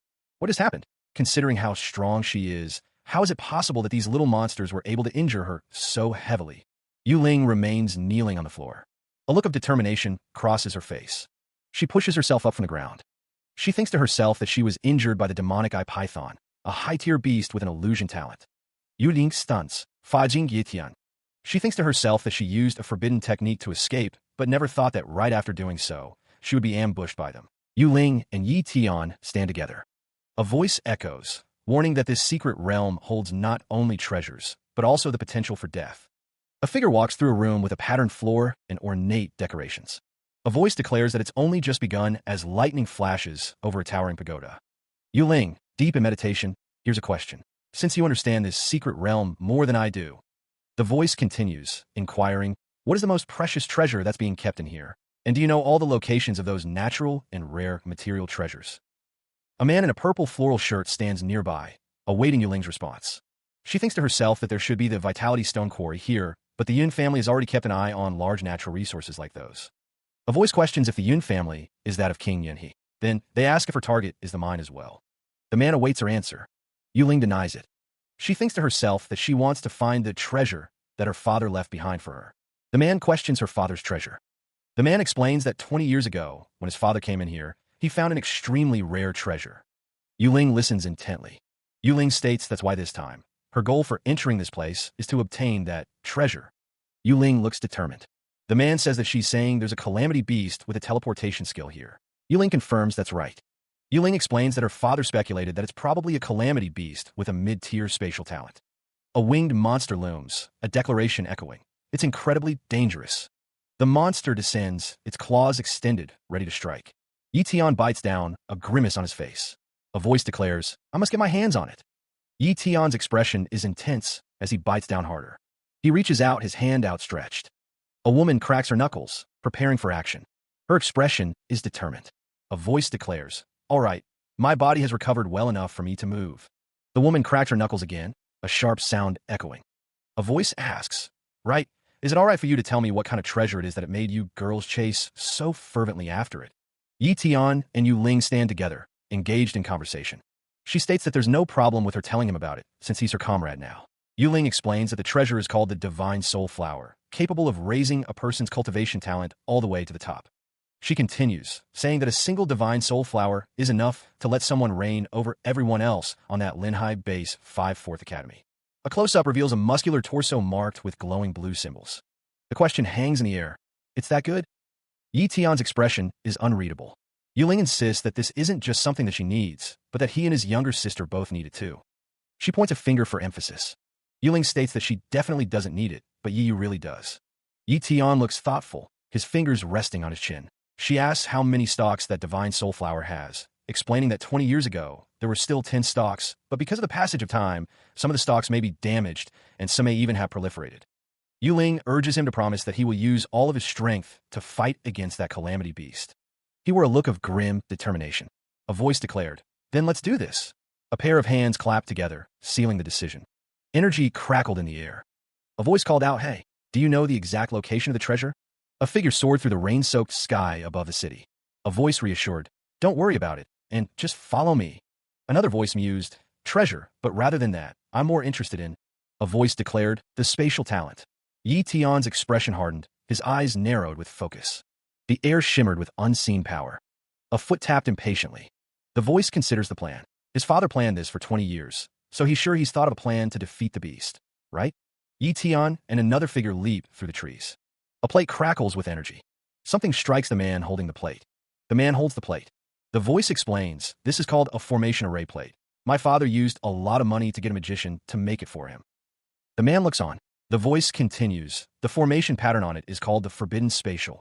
The voice adds, array, it can reduce the effectiveness of a teleportation skill immensely. Yi Tian and another figure continue to traverse through the trees.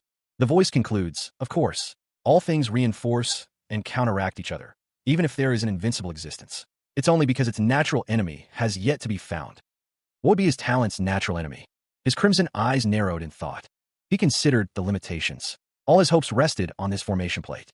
It's only effective for 3 seconds and within 800 meters of the target. Yi Tian leaped through the rain-soaked forest, the trees blurring past. He thought to himself, his original plan was to activate the formation plate, then activate the forbidden arts and collaborate with her.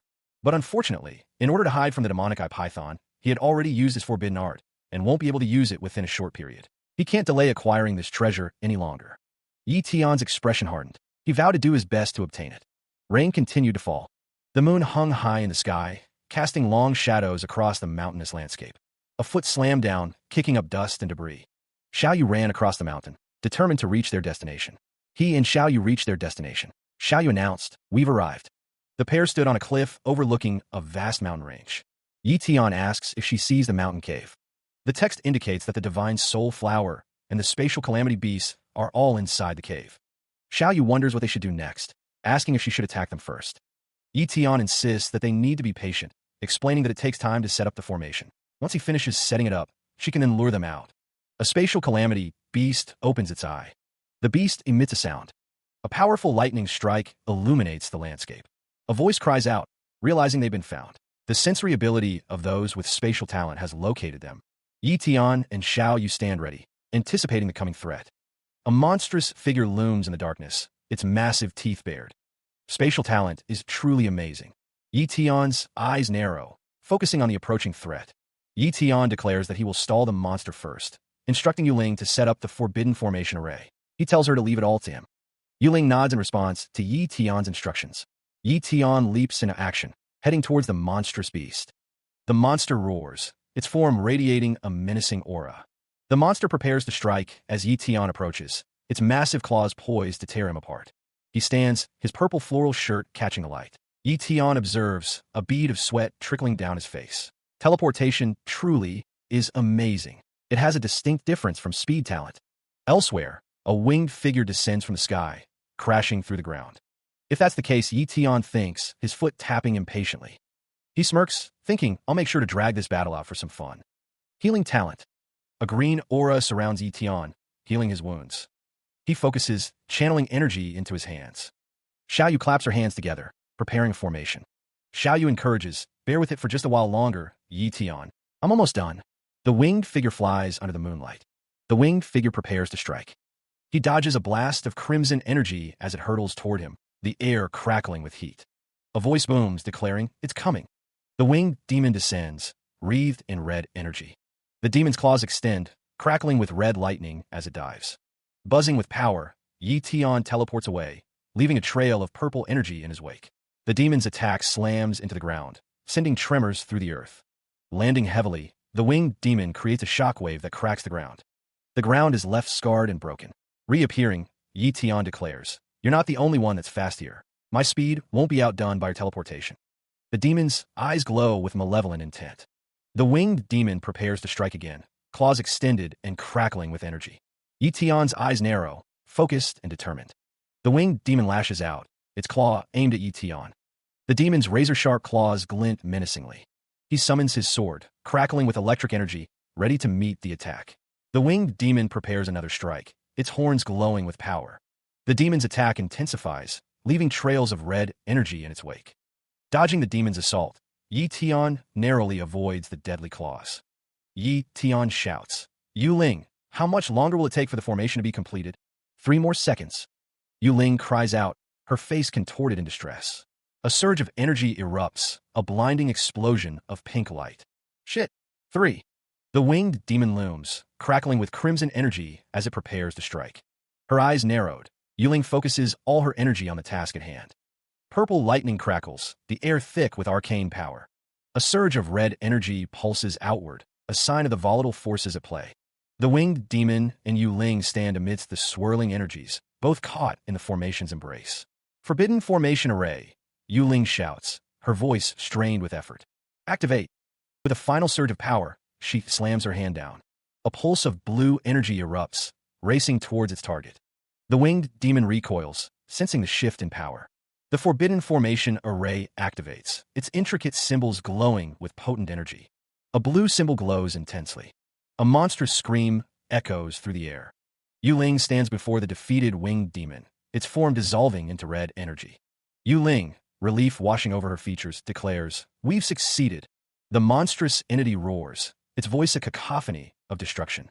The beast's form continues to swell, dwarfing the surrounding landscape. Falling through the air, the monster's gigantification talent is revealed. The formation disc groans under the strain, cracks spiderwebbing across its surface. It can't hold on much longer. Yi Tian sees the moment. The monster's maw opens wide, revealing rows upon rows of razor-sharp teeth. The monstrous head looms, wreathed in purple energy. Shadowblade. A figure is surrounded by green energy. He charges forward, a determined look on his face as he prepares to strike the monstrous foe. The air crackles with energy. Yi-Tian's strike connects, sending shockwaves through the area. The force of the blow is immense. Just one strike, so powerful. Yi-Tian's expression is grim. A sharp crack echoes through the air. The formation disc shatters, its pieces falling to the ground. The sound of destruction reverberates. Yi-Tian lands heavily, the force of the impact evident. He reflects on the broken treasure. Too bad. Such a good treasure can only be used once. Yi-Tian examines the broken pieces of the formation disc. A voice calls out, Yi-Tian. One figure demands if the other is hiding their strength, questioning how they instantly dealt with the escape ad. The figure in the purple shirt states that it was just fast and better to strike when it's gigantic, crediting the formation. Oomph. A woman with a mole under her eye looks displeased. A voice threatens to beat the truth out of someone if they try to hide it. The figure in the purple shirt speaks of checking how many heaven soul flowers are left, stating that it's the most important. A woman runs through a forest. The woman hopes there's still a few left after 20 years. She adds that otherwise, she can't explain to Yi-Tian. The woman with the mole under her eye looks determined. A hand crackles with lightning.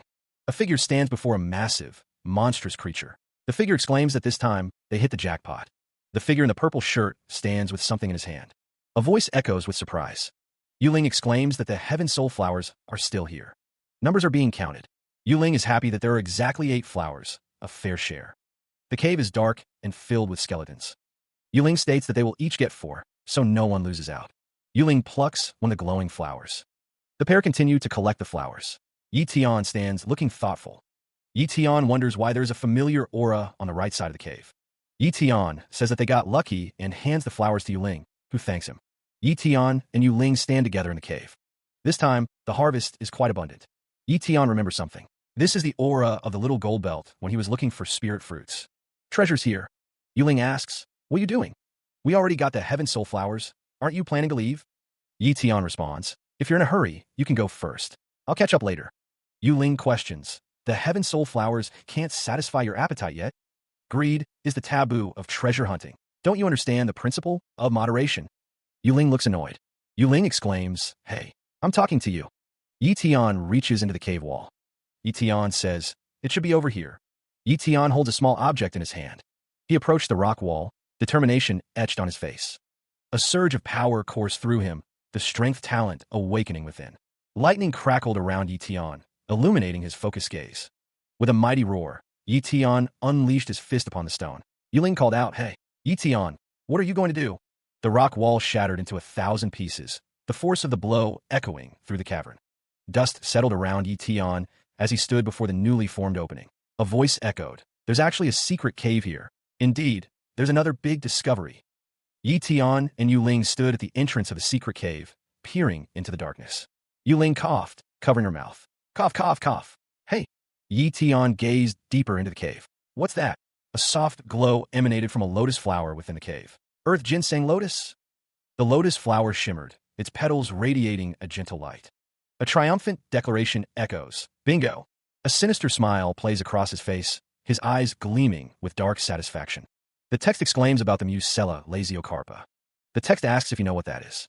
The man in the purple flower shirt says it's only a little. The text explains that this flower is rarer than the divine soul flower, and the market price for it is at least 5 times higher. Sadly, although the market price for it is high, there's no market for it since no one wants it. A woman stands near the water. The man in the purple flower shirt exclaims that no one wants it. The text explains that the Musella lasiocarpa is used for a person's inborn talent, but cannot level up the innate talent it is applied to. The text explains that it can only cause the inborn talent to unlock new evolutions. As for whether those evolutions can be used or not, that depends on the talent itself. For example, someone once used it on their speed talent, lightning, and it turned into wings instead. The text explains that there's actually not much use for it, but there's a chance that it can really become an advantageous ability instead.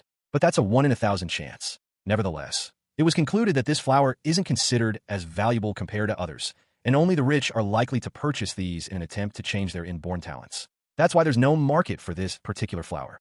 She stands in the cavern, the light catching the planes of her face. A new evolution is on the horizon. A man with dark hair smirks, a finger raised to his lips in thought. Yuling asks if anyone is interested in doing a business exchange with him. Elsewhere, Xiaoyu stands near Yi-Tian, who is closer to the water. Someone tells them to hang on a moment. Yi-Tian crouches down, reaching towards something near the water's edge. A sharp sound echoes through the cavern. Yi Tian's hand extends, reaching for a flower. The flower stem snaps with a sharp sound. Xiao Yu's expression shifts, her eyes widening. A soft tap resonates. Xiao Yu questions how Yi Tian could pluck the flower so easily. Yi Tian is seen with the flower. Xiao Yu declares that she has a share in the mucella and warns Yi Tian not to take it all for himself. Yi Tian chuckles, telling Xiao Yu not to worry so much. Xiao Yu mentions that the price of the lotus is 5 times that of the divine soul flower, and that she has a share in both the lotus flower and the black wolf's corpse. Energy crackles around a flower. Yi Tian proposes to use 3 stalks of the divine soul flower to exchange for half of Xiao Yu's lotus flower. Yi Tian holds the flower. Xiao Yu exclaims that the price of 3 stalks of the divine soul flower is even higher than the combined cost of a mucella and a calamity beast corpse. Xiao Yu wonders if Yi Tian's brain has rusted over completely. Xiao Yu thinks that as a sly merchant, she should give Yi Tian a lesson. Xiao Yu appears to be plotting something. She hears Yi Tian's offer. All right then, since you've worked so hard to help me, I'll let you have it for a cheap price, he says. Xiao Yu replies, thanks. Here, take these. Yi Tian extends his hand, offering the divine soul flower to Xiao Yu. A voice echoes, look how much profit I've made. It's almost as if I've managed to earn 3 stalks of flowers for free. The voice continues, I've managed to obtain a total of 7 stalks of the divine soul flower through this secret mission. Xiao Yu thinks, this should be more than enough for me to negotiate with that person, right? Xiao Yu looks determined. Yi Tian sits cross-legged, surrounded by a golden aura. He holds a glowing flower in his hands. Yi Tian's eyes are focused. The flower's power surges. He turned, a soft FWLP sound accompanying the motion. Yi Tian glanced down, realization dawning on his face. He brushed his fingers against his neck, a pleased expression spreading across his face. His hand drifted down, fingers flexing. Energy crackled around his hand as he prepared to test his new ability. He stood within a swirling vortex of purple energy, lightning crackling around him as he focused his mind. The scouting range expanded, reaching out to 200 meters. The energy surged again, pushing the boundary further, now encompassing 400 meters. With a final burst, the scouting range reached its limit, 500 meters. The range increased exponentially, an incredible feat. A grin stretched across Yi Tian's face, a hint of triumph in his eyes. He mused that apart from being able to copy talents for a second time, he was also able to extend the scouting of his distance talent to 500 meters. Exchanging 3 stalks of the divine soul flower was so worth it. Actually, even if he were to exchange all 10 stalks of the flower, it would still be more than worth it. Yi Tian's smile widened, a glint of anticipation in his gaze. He thought that there was still something he had to do next. Yi Tian held a small object in his hand, a faint energy crackling around it. A surge of power resonated through the air. A colossal figure loomed over Yi Tian, its form wreathed in shadow and crackling with dark energy. A status window appears, informing Yi Tian that he has successfully copied a mid-tier spatial talent. The system asks if he wants to fuse the talents together. Yes. A sinister smile creeps across his face, revealing a hint of sharp teeth. The system window declares that spatial talent has been combined successfully. Yi Tian, hands on his knees, catches his breath. The status window shows that Yi Tian is human and has a transcendent tier cultivation talent. He thinks that this spatial talent is the strongest he's ever seen. A blue orb glows in his hand. Spatial talent, pocket inventory. The pocket inventory's capacity is 125 cubic meters. He states that he will keep everything in here. Energy crackles as the item is absorbed. And now, to begin anew. Yi Tian Dejaris, harvest. A smirk plays on his lips. Elsewhere, Xiao Yu is seen. She taps her foot impatiently. Yi Tian stands near Xiao Yu. She really looks like Yi Yu, he thinks. He wonders what she's doing now. The young man's gaze is intense. Her eyes are sharp and focused. Xiao Yu stands. A hand holds an object crackling with energy. Yi Tian smiles. Yip. Thanks for keeping watch for me. Yi Tian asks, since I've managed to obtain the item I wanted, I'll be leaving the secret realm. Will you be coming with? The pair stand together in the forest. Yi Tian asks, you're leaving the secret realm already? Actually, I want to train a little more inside the secret realm. Who knows what other treasures I'll come across while. Yi Tian reacts to something, asking, training? Yi Tian says, you're not familiar with this place. It's too dangerous for you to be here all by yourself. This place isn't as easy to survive in as you think it is. Don't worry, I'm definitely strong enough to keep myself safe here. Yi Tian grabs Xiao Yu's arm, saying, let's go. I'll bring you to the teleport waypoint. We should be able to arrive there before daybreak. Yi Tian sighs. She needed to devise a plan to ensure Yi Tian left the secret realm with her. A crackling tension filled the air as she bit her lip, determination hardening her gaze. They were almost there, just up ahead. He hummed in acknowledgement, the distant sounds of conflict growing louder. Xiao Yu sprinted through the dense forest, her eyes focused on the path ahead. A distant explosion echoed through the trees, shaking the very ground beneath their feet. Yi Tian and Xiao Yu approached the source of the commotion. "There's people fighting up ahead," he exclaimed. Yi Tian speculated that they were probably fighting over a treasure, lamenting that they were too far away to sense who it was. Xiao Yu realized it was the perfect opportunity to try out her new skill. Activating her spatial talent, Xiao Yu focused her perception. She could see it. This was the sub-skill of the spatial talent, and it was amazing. The clash of weapons echoed through the forest as the battle intensified.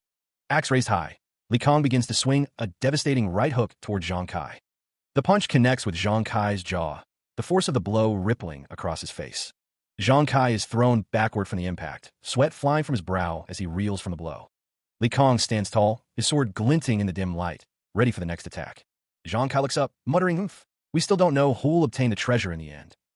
The camera focuses on the ornate axe, its blade gleaming ominously. A foot moves swiftly, kicking up dust and debris. From a distance, a voice exclaims, "It's Li Kong and Zhang Kai. You know them?" The two warriors continue their fierce battle, blows exchanged with brutal force. One of the onlookers wonders, why did they start fighting against each other, though? Aren't the Li and Zhang families on good terms with each other? Another onlooker, using a spatial perception skill, thinks they must be fighting over some kind of treasure, but where is it exactly? The spatial perception reveals a distorted view of the surrounding area. A voice calls out, "Wait, there's something in the Calamity Beast's mouth." A faint, pinkish glow emanates from within the dark maw. A knight clad in ornate blue armor stands ready, his sword gleaming as he faces a horde of grotesque monsters. A close-up reveals the intricate design etched into the side of a massive axe. A blade flashes, accompanied by a shout of "H-H." Two figures clash in a flurry of blows, their movements a blur of speed and power. A man's face contorts in a furious scream, his features exaggerated by rage. Another face, this one bestial and savage, roars in defiance. A figure plummets through the air, crashing through the forest canopy below. Wide, frightened eyes stare out from the darkness. Two figures stand on a precipice, gazing down at a distant scene. They died. They both died together. Swinging from the cliffside, Yi Tian moved with practiced ease. Zhang Kai scoffed. "Those who don't take opportunities to scavenge corpses for good items are cowards." A smirk played on Zhang Kai's lips. Zhang Kai proposed, "We don't have to split the items we find with each other this time. The items we find are the ones we own. How about that?" Xiao Yu responded, "Sure, let's do that. Just don't regret it later." Zhang Kai grinned. "Hee, I'll admit my defeat if you can find that stalk of spirit grass." Xiao Yu retorted, "All right then. Don't blame me for being unreasonable and starting first." She questioned, "Huh? Why are you suddenly speeding up?" A sudden misstep sent Yi Tian tumbling. Xiao Yu prepared to cast a spell. Xiao Yu muttered, "First, I'll take all the items in their pocket inventory." A voice echoed, "As for the other guy." Yi Tian continued to fall. Lightning crackles from hand. Xiao Yu, surrounded by bags, laughs, declaring they are all hers. A hand reaches out, as Zhang Kai says, Zhang Kai, sitting atop a monster, asks if they want the corpse or not. Someone says that a calamity monster's corpse is too big and not worth much on the market, so they can have it. Another person asks if they're sure about that. From above, Xiao Yu is seen near monster. Xiao Yu says that she already told them that she doesn't want it, and they are free to do whatever they want. Someone grins, saying that the corpse will belong to them then, and they shouldn't regret it. Another person tells them to stop being so naggy, as it's just a mere calamity's corpse, and they don't want it. Zhang Kai is seen with Xiao Yu in the background. Red lines are shown. Zhang Kai is seen near monster. A small figure is shown. Xiao Yu's eyes widen, a flicker of surprise crossing her face. A spiritual grass stalk, radiating a faint glow, is shown. Zhang Kai reaches for the spiritual grass stalk. He exclaims, "Whoa, I'm so lucky. There's a spiritual grass stalk in its mouth. Wait, that's..." Xiao Yu also reaches for the grass, protesting, "Talent spirit grass. Quick, let me have a look at that stalk of spiritual grass." "Why? It's mine." A hand grabs another's, exchanging items. Xiao Yu holds the talent spirit grass, her expression a mix of excitement and disbelief. Zhang Kai's eyes narrow, a hint of suspicion in his gaze. So she recognizes what it is. He holds the grass, asking, "Is this really valuable?" "Be careful with it. About that, do you want to exchange items with me?" Xiao Yu smiles, tilting her head. "Huh?" Zhang Kai demands. "You tell me first what exactly this spirit grass is? Why are both the Zhang and Li families killing each other over it?" A distant landscape is shown. A voice explains its ability is actually quite simple and it only has one, and that's to allow those that consume it to obtain flame talent. But none of them have unique talents such as this, So to those families, a high-level attack-type talent obtainable from the Flame Spirit talent grass is extremely valuable. Xiaoyu gasps. I can copy all kinds of talents without any restrictions anyway, so this is completely useless to me. Zhang Kai contemplates the information. I'll tell you this honestly. The monarch rank ancestor my Yu family is desperate for this too. He urgently needs a unique talent, and if he obtains this flame talent, he'll be able to raise his battle strength tenfold. A figure is imbued with purple energy. A voice declares that since the other party wants it so badly, they'll just give it to them. A hand extends, offering something. The woman receiving the item is surprised, questioning why she is being given it. The man in the floral shirt explains that neither he nor his younger sister can use it, so it makes more sense to give it to her instead. The man stretches, thinking he'll look around and see if he can find something else that's more worth his while. Yuling wonders if this is the difference between him and the others. Yuling gazes at the item in her hand. A narration states that some may view it as a treasure worth sacrificing their lives for, while others cannot be swayed by it and choose to give it to others instead. The man turns away. The man thinks that the item is of no use to him, so if he gives it to Yuling, she'll owe him a favor. The pair arrives at their destination. This is the teleportation gate of the secret realm. Before them, a swirling vortex of energy crackles above a ruined structure.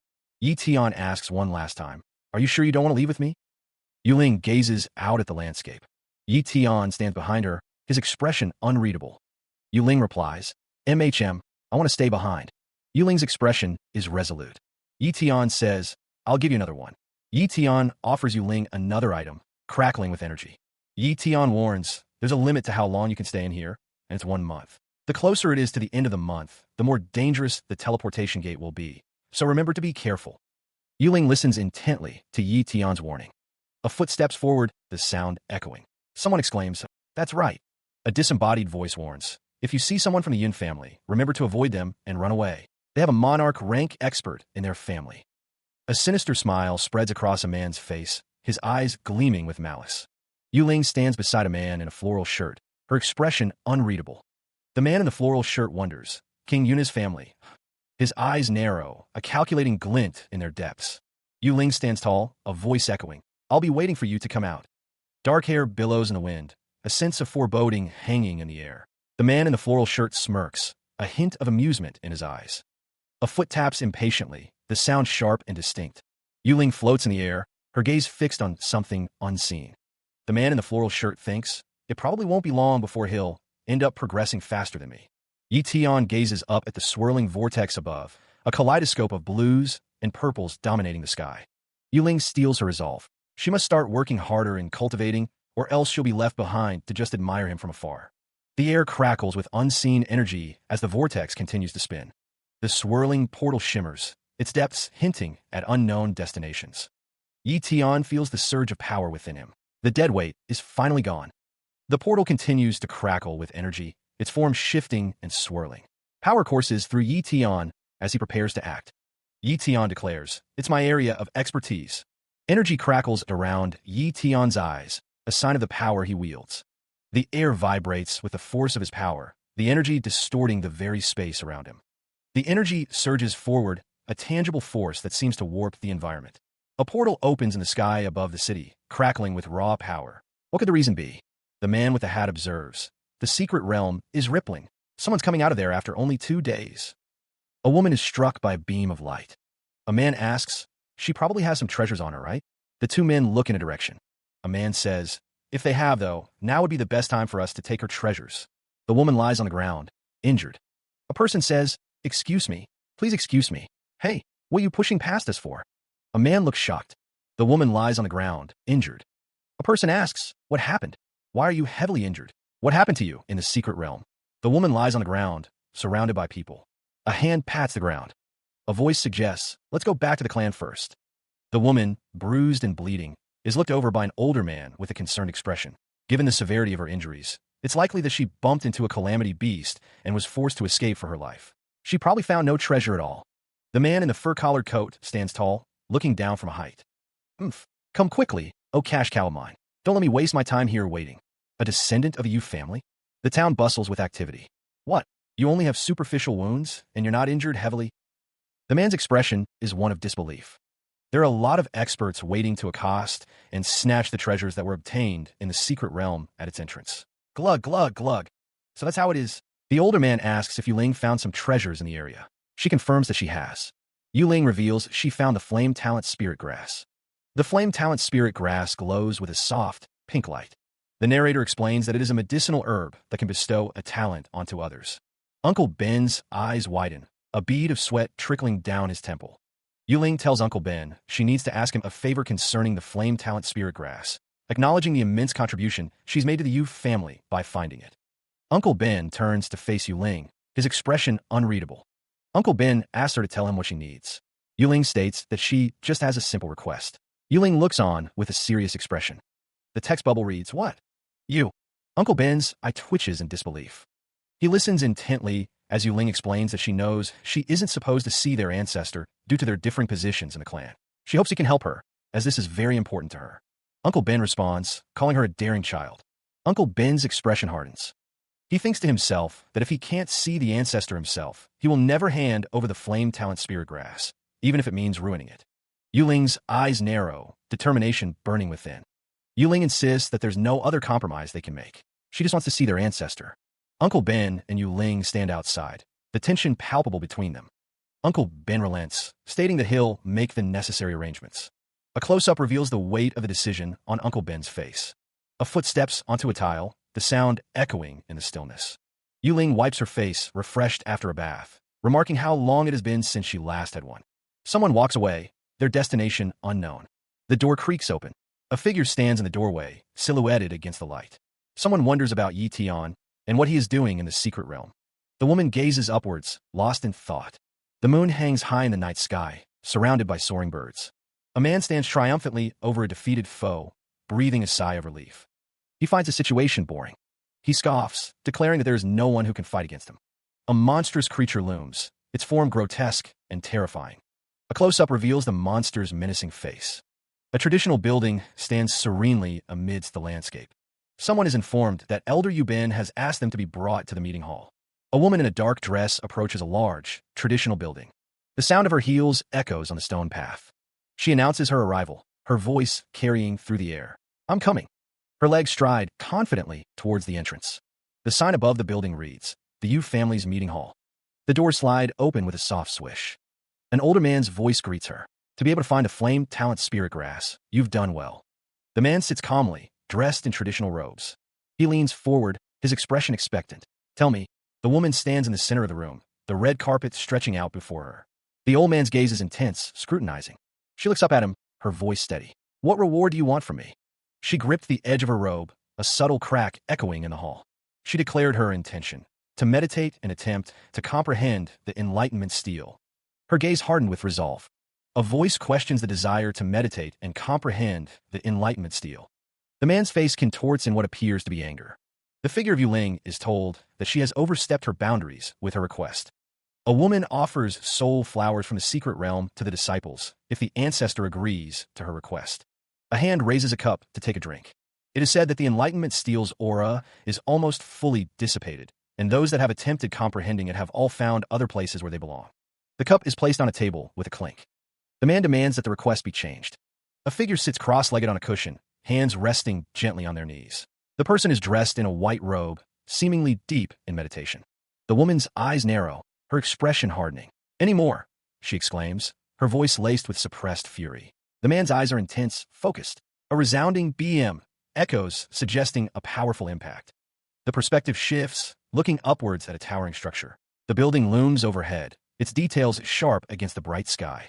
The woman is thrown backwards, her body twisting in the air. She is caught in a whirlwind of motion. Feet move with incredible speed, blurring across the ground. The pace is frantic, urgent. A figure plummets through the air, spinning downwards. The ground rushes up to meet them.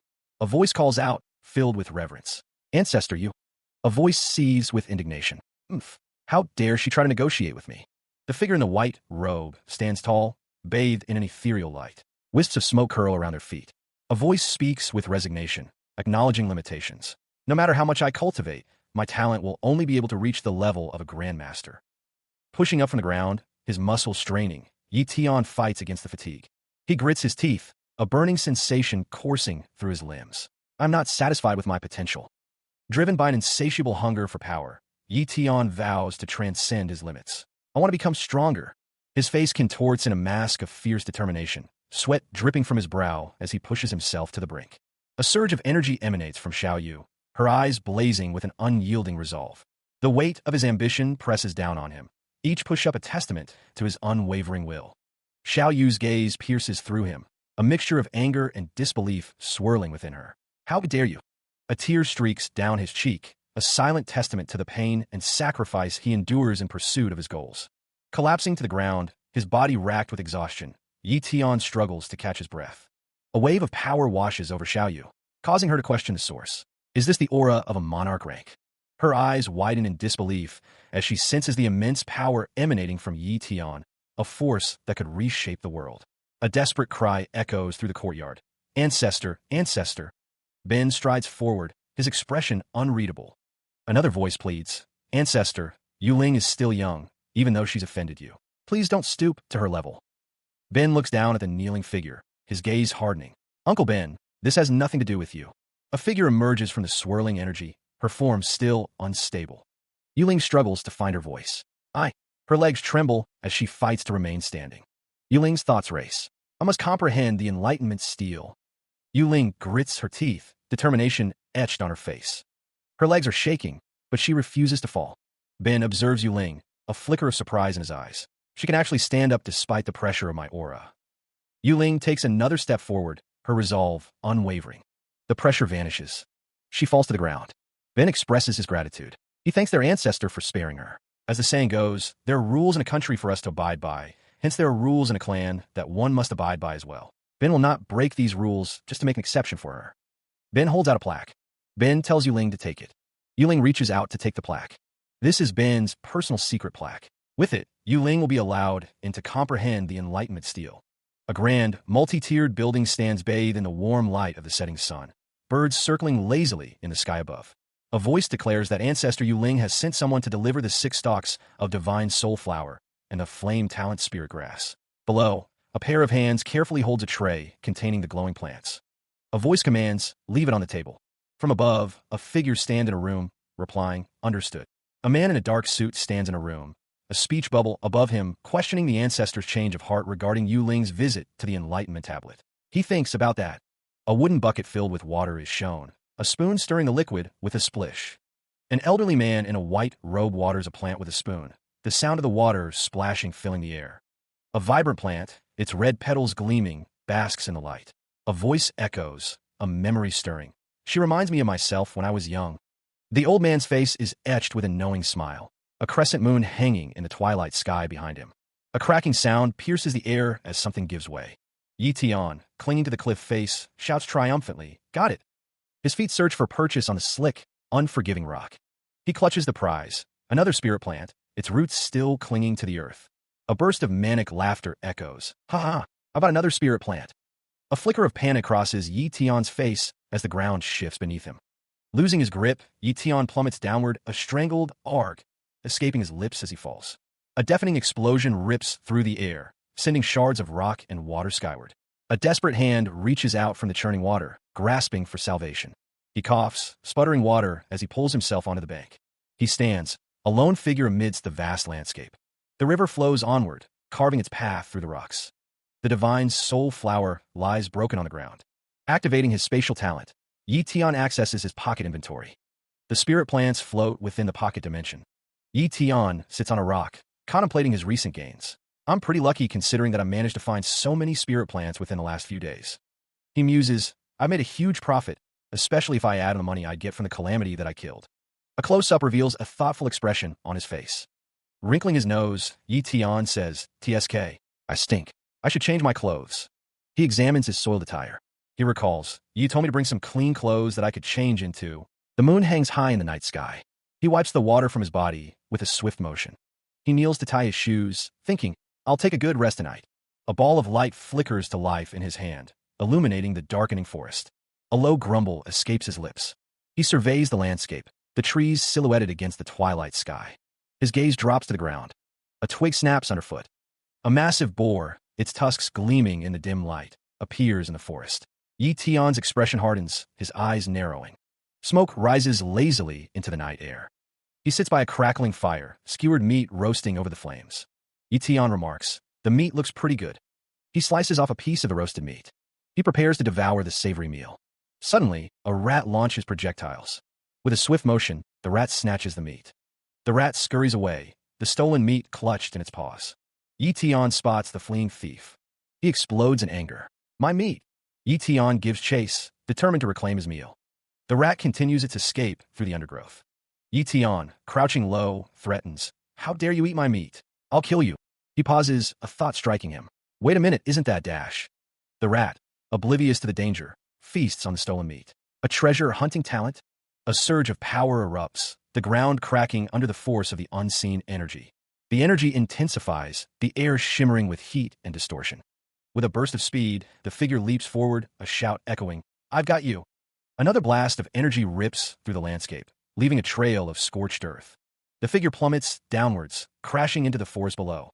A small creature darts through the undergrowth, narrowly avoiding a blast of energy. Energy blasts continue to tear through the forest, the sounds of destruction echoing through the trees. A voice rings out, laced with frustration. Humph, trying to escape. With a sickening crunch, a foot comes down hard, crushing something beneath it. Spatial talent, teleportation. Yi Tian descends, clutching a small mouse in his hand. The mouse squeaks. Let go of me, you stupid human. The mouse squeaks in fear. Yi Tian demands, choose between accepting me as your master or being grilled alive. Sobbing, the mouse cries, Hick, sob, don't kill me. I'll accept you as my master. A soul-like contract is formed. Since you have purple stripes on your body, Yi Tian declares, I'll call you Little Purple from now on. The mouse responds, yes, master. He crouched low, observing Little Purple. The mouse, he mused, possessed an apex tier talent, which was extremely useful to him. Weakling had once told him that the most valuable treasure within this secret realm was the energy stone mine that the Yun family wanted. His gaze hardened. Yi Tian asked Little Purple if it knew where the energy stone mine was. The mouse thought it had an apex tier treasure hunting talent, so it could accurately pinpoint the exact location of the energy stone mine. Little Purple confirmed it knew the location. Little Purple squeaked, yes, master, right now. The mouse squeaked excitedly. Yi Tian thought he was sorry, Weakling. He knew she told him not to offend the Yun family, but it seemed clashing with them was inevitable. Purple energy crackled around his feet. Yi Tian vowed to steal everything from right under their noses. He focuses, purple energy crackling around his hands as he prepares to teleport. The landscape blurs as he prepares to move. Spatial talent activates, distorting the world around him as Yi Tian teleports. He lands in a forest, the air thick with the scent of pine and damp earth. The air shimmers with residual spatial energy as he takes in his surroundings. A voice echoes in his mind. Master, the energy stone mine is close by, but I smell the scent of other humans around the area, so they might have already taken it over. Yi Tian's eyes narrow. What? Other people are here already. Spatial talent. Spatial sensing. The air hangs heavy with the metallic tang of blood. There's so many bodies. A hard battle must have been fought in there. Spatial talent. Teleportation. Yi Tian prepares himself, purple energy swirling around his hands, ready for whatever awaits him. The ground cracks and splinters as a surge of energy erupts from below. He lands hard, the impact jarring his bones. He scrambles up the rocky slope, his eyes scanning the surroundings. Finding a perch, he settles down, muttering, it's right here. The battle is still ongoing. He realizes, his expression hardening. Meanwhile, a voice booms, casting an earth elemental forbidden curse, rockfall. The air screams as the first stones plummet from the cavern ceiling. Combatants scatter, desperately trying to evade the deadly rain. A sickening crunch echoes as one is caught beneath a massive boulder. One of the figures spots an opening, thinking, there's a flaw that I can exploit. Dust and smoke fill the air, obscuring the battlefield. The staff plunges into the ground, activating a glowing magic circle. A fist clenches, knuckles white with anticipation. A figure is impaled, blood staining their armor. He spits a mouthful of blood, his face contorted in pain. The figure plummets downwards, a cloud of dust erupting upon impact. A voice whispers, filled with awe. Amazing. Truly amazing. The voice continues, echoing over the battlefield. You truly were once a genius of the He family. I can't believe you managed to kill so many of our Yun family members. A figure stands silhouetted against the chaos, gripping a staff topped with a crescent moon. Smoke billows around the figure's feet, obscuring the ground. A status window appears, displaying the name He Lianbi and his talents. A voice booms, simply stating now. Electricity crackles around a hand, energy coalescing into a point. He Lianbi, hefting her massive blade, grins with anticipation. It's my turn to have some fun with you, she declares, purple energy swirling around her. The purple energy intensifies, crackling around her legs as she prepares to unleash her power. A confident smirk plays on her lips, her eyes gleaming with battle lust. A status window appears, displaying the information of Yun Feng, a human with apex-tier cultivation talent, high-tier wind slice talent, and novice-tier speed talent. The man with gray hair grinned, brandishing his sword. Your treasure item is already our Yun family's. The man with dark hair grinned menacingly. Let's see if you're capable enough to take it from me. An earth element forbidden spell, King Kong Wall, was cast. A figure stood amidst the destruction. A wind-shattering slice was unleashed. Another figure stood amidst the destruction. She actually covered her weapon with her wind talent and managed to cut even the strongest earth shield, the King Kong Wall. Yetian Pudumitz Dolmurts. The wind whips around him. He continues to fall. Spikes of earth erupt from the ground. A vortex of earth and debris swirls. Yetian raises his staff. A magic circle appears. The magic circle glows.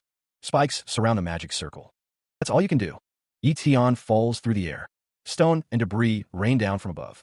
He chants, unleashing the greater earth forbidden spell, Fallen Skies. The staff glows with immense power as the spell takes form. A colossal rock plummets from the heavens, gathering speed as it descends. The massive stone hurtles downward, a harbinger of destruction. It's huge, an apex-tier earth element skill. The falling rock accelerates, a testament to its speed and destructive potential. Yetian, narrowly avoiding the earth magic, exclaims in disbelief, "What? You managed to dodge that?" He prepares a counterattack, promising, "You a taste of my..."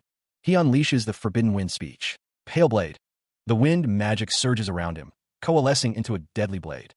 More debris continues to fall, a constant threat in this chaotic battle. He lay sprawled on the ground, his dark cloak spread around him. A voice mused, "Humph, the mineral vein is in that cave behind you, isn't it?" A staff struck the ground, the impact echoing in the cavern. A voice echoed, "I've searched this secret realm for 10 years for this mineral vein." Lightning crackled around a figure's clenched fist, their face contorted in rage. The voice declared, "The mineral vein is inside that cave." Captain Windwolf frowned, muttering, "But my spatial sensing isn't detecting it there. It's detecting some kind of forbidden restriction instead." A sinister smile spread across the white-haired figure's face as they taunted, "You won't let anyone touch it? Ha ha ha, are you even capable of defending it?" A voice explained, "I wasn't going to consume this here. It's incredibly dangerous for one to consume this sort of spiritual grass directly. After all," the white-haired figure declared, "but I want to kill you now."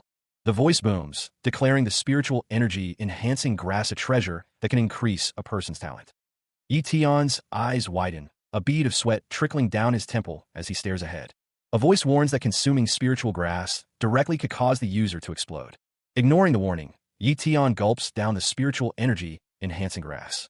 The energy surges through him, visible beneath his skin. A primal scream tears from Yetian's throat as the power overwhelms him. The force of the energy throws him to the ground. A beam of pure energy erupts from his body, painting the sky with violet light. The energy beam shoots into the distance. A voice acknowledges the surge of power, recognizing it as his talent. The energy continues to radiate outwards, distorting the air around him. Yetian stands amidst the swirling energy, his power unleashed. He grits his teeth, a surge of determination hardening his features. A status window appears, announcing that Yun Feng has leveled up to the Transcendent tier. His cultivation talent is now Transcendent tier, his Windblade talent is Apex tier, and his speed talent is High tier. Crimson eyes narrowed. Heal Yinbi declared that she would consider leaving her opponent's corpse intact if they begged for their life. The figure walked away, scoffing at the idea that even leveling up one's talent to Transcendent tier would guarantee victory against her. A figure conjured a ring of golden magic. The silver-haired woman's eye narrowed, blood splattering around her. A foot stomped down with immense force, cracking the ground. He is sent flying through the air. A woman with silver hair stands, radiating power. He coughs up blood, his face contorted in pain. He crashes into the ground. A voice echoes, with the support of a high-tier speed talent and an apex-tier wind talent. You've really underestimated the power of this talent upgrade that I've had. Has your battle sense dropped that much? It seems the Hellion family's genius is now complete and utter trash. The silver-haired woman smiles cruelly. Her sword drips with blood. The voice continues. Those who pursue the path of a cultivator will know that countless other geniuses are cultivating this path. Even if you were to win me today. He lies defeated on the ground. The woman's voice taunts, how terrible you look. If you lose, that means you've lost. To think that you would utter such nonsense from your lips. The woman's voice continues. Don't forget that our Yun family is the strongest family in the entire Demon Sea base. What's more, we have a monarch rank in our family, in the face of absolute strength and power. The silver-haired woman walks away, her sword held over her shoulder. A voice booms, declaring that there are no enemies. The landscape stretches out before them. Lying prone on the ground, a figure is still. A voice, strained and weak, wonders if life is about to end. Yi Tian looks down, concern etched on his face. "Senior, are you all right?" he asks. The injured man looks up, his vision blurred. "Why you? Who are you?" he stammers. Yi Tian stands over him, his expression unreadable. Helian Bai's voice cracks. "It doesn't matter who I am." A potion glows with an inner light. Yi Tian urges him. "Senior, please take this medicine quickly. It should be able to help you recover from your injuries." "There's no use." He offers the potion, his hands steady despite the gravity of the situation. Helian Bai's voice is barely a whisper. Her attack just now shattered all my internal organs. "I'm about to die." Coughing weakly, he asks if Yi Tian is also here for the mine. Yi Tian confirms that is right. He Lianbi, with a pained expression, says that Yi Tian is pretty honest. A voice muses that there's definitely something to this mine, otherwise it would have been completely mine by now. Yi Tian's expression is unreadable. He Lianbi agrees. A voice declares that this or cave has an apex-tier calamity standing guard over the Vitality Stone or mine. A monstrous creature lurks in the shadows. It's dug multiple holes in the cave, so when someone enters it, they're bound to get lost in there.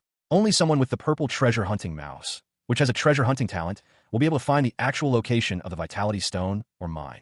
But the purple treasure hunting mouse is an immensely rare beast to find. Someone has searched for it within this secret realm for 10 years and has yet to find it. A lone figure walks towards the light at the end of a tunnel. The question hangs in the air. Are you talking about this? Yi Tian presents something with a flourish. A small, pink mouse glows in Yi Tian's hand. The thought echoes. The purple treasure hunting mouse. How can it be? He Lianbi's eyes widen in disbelief. He Lianbi coughs, his body racked with pain. Yi Tian looks on with concern as He Lianbi clutches his wounds. Yi Tian explains. You actually tamed the purple treasure hunting mouse and made a soul contract with it.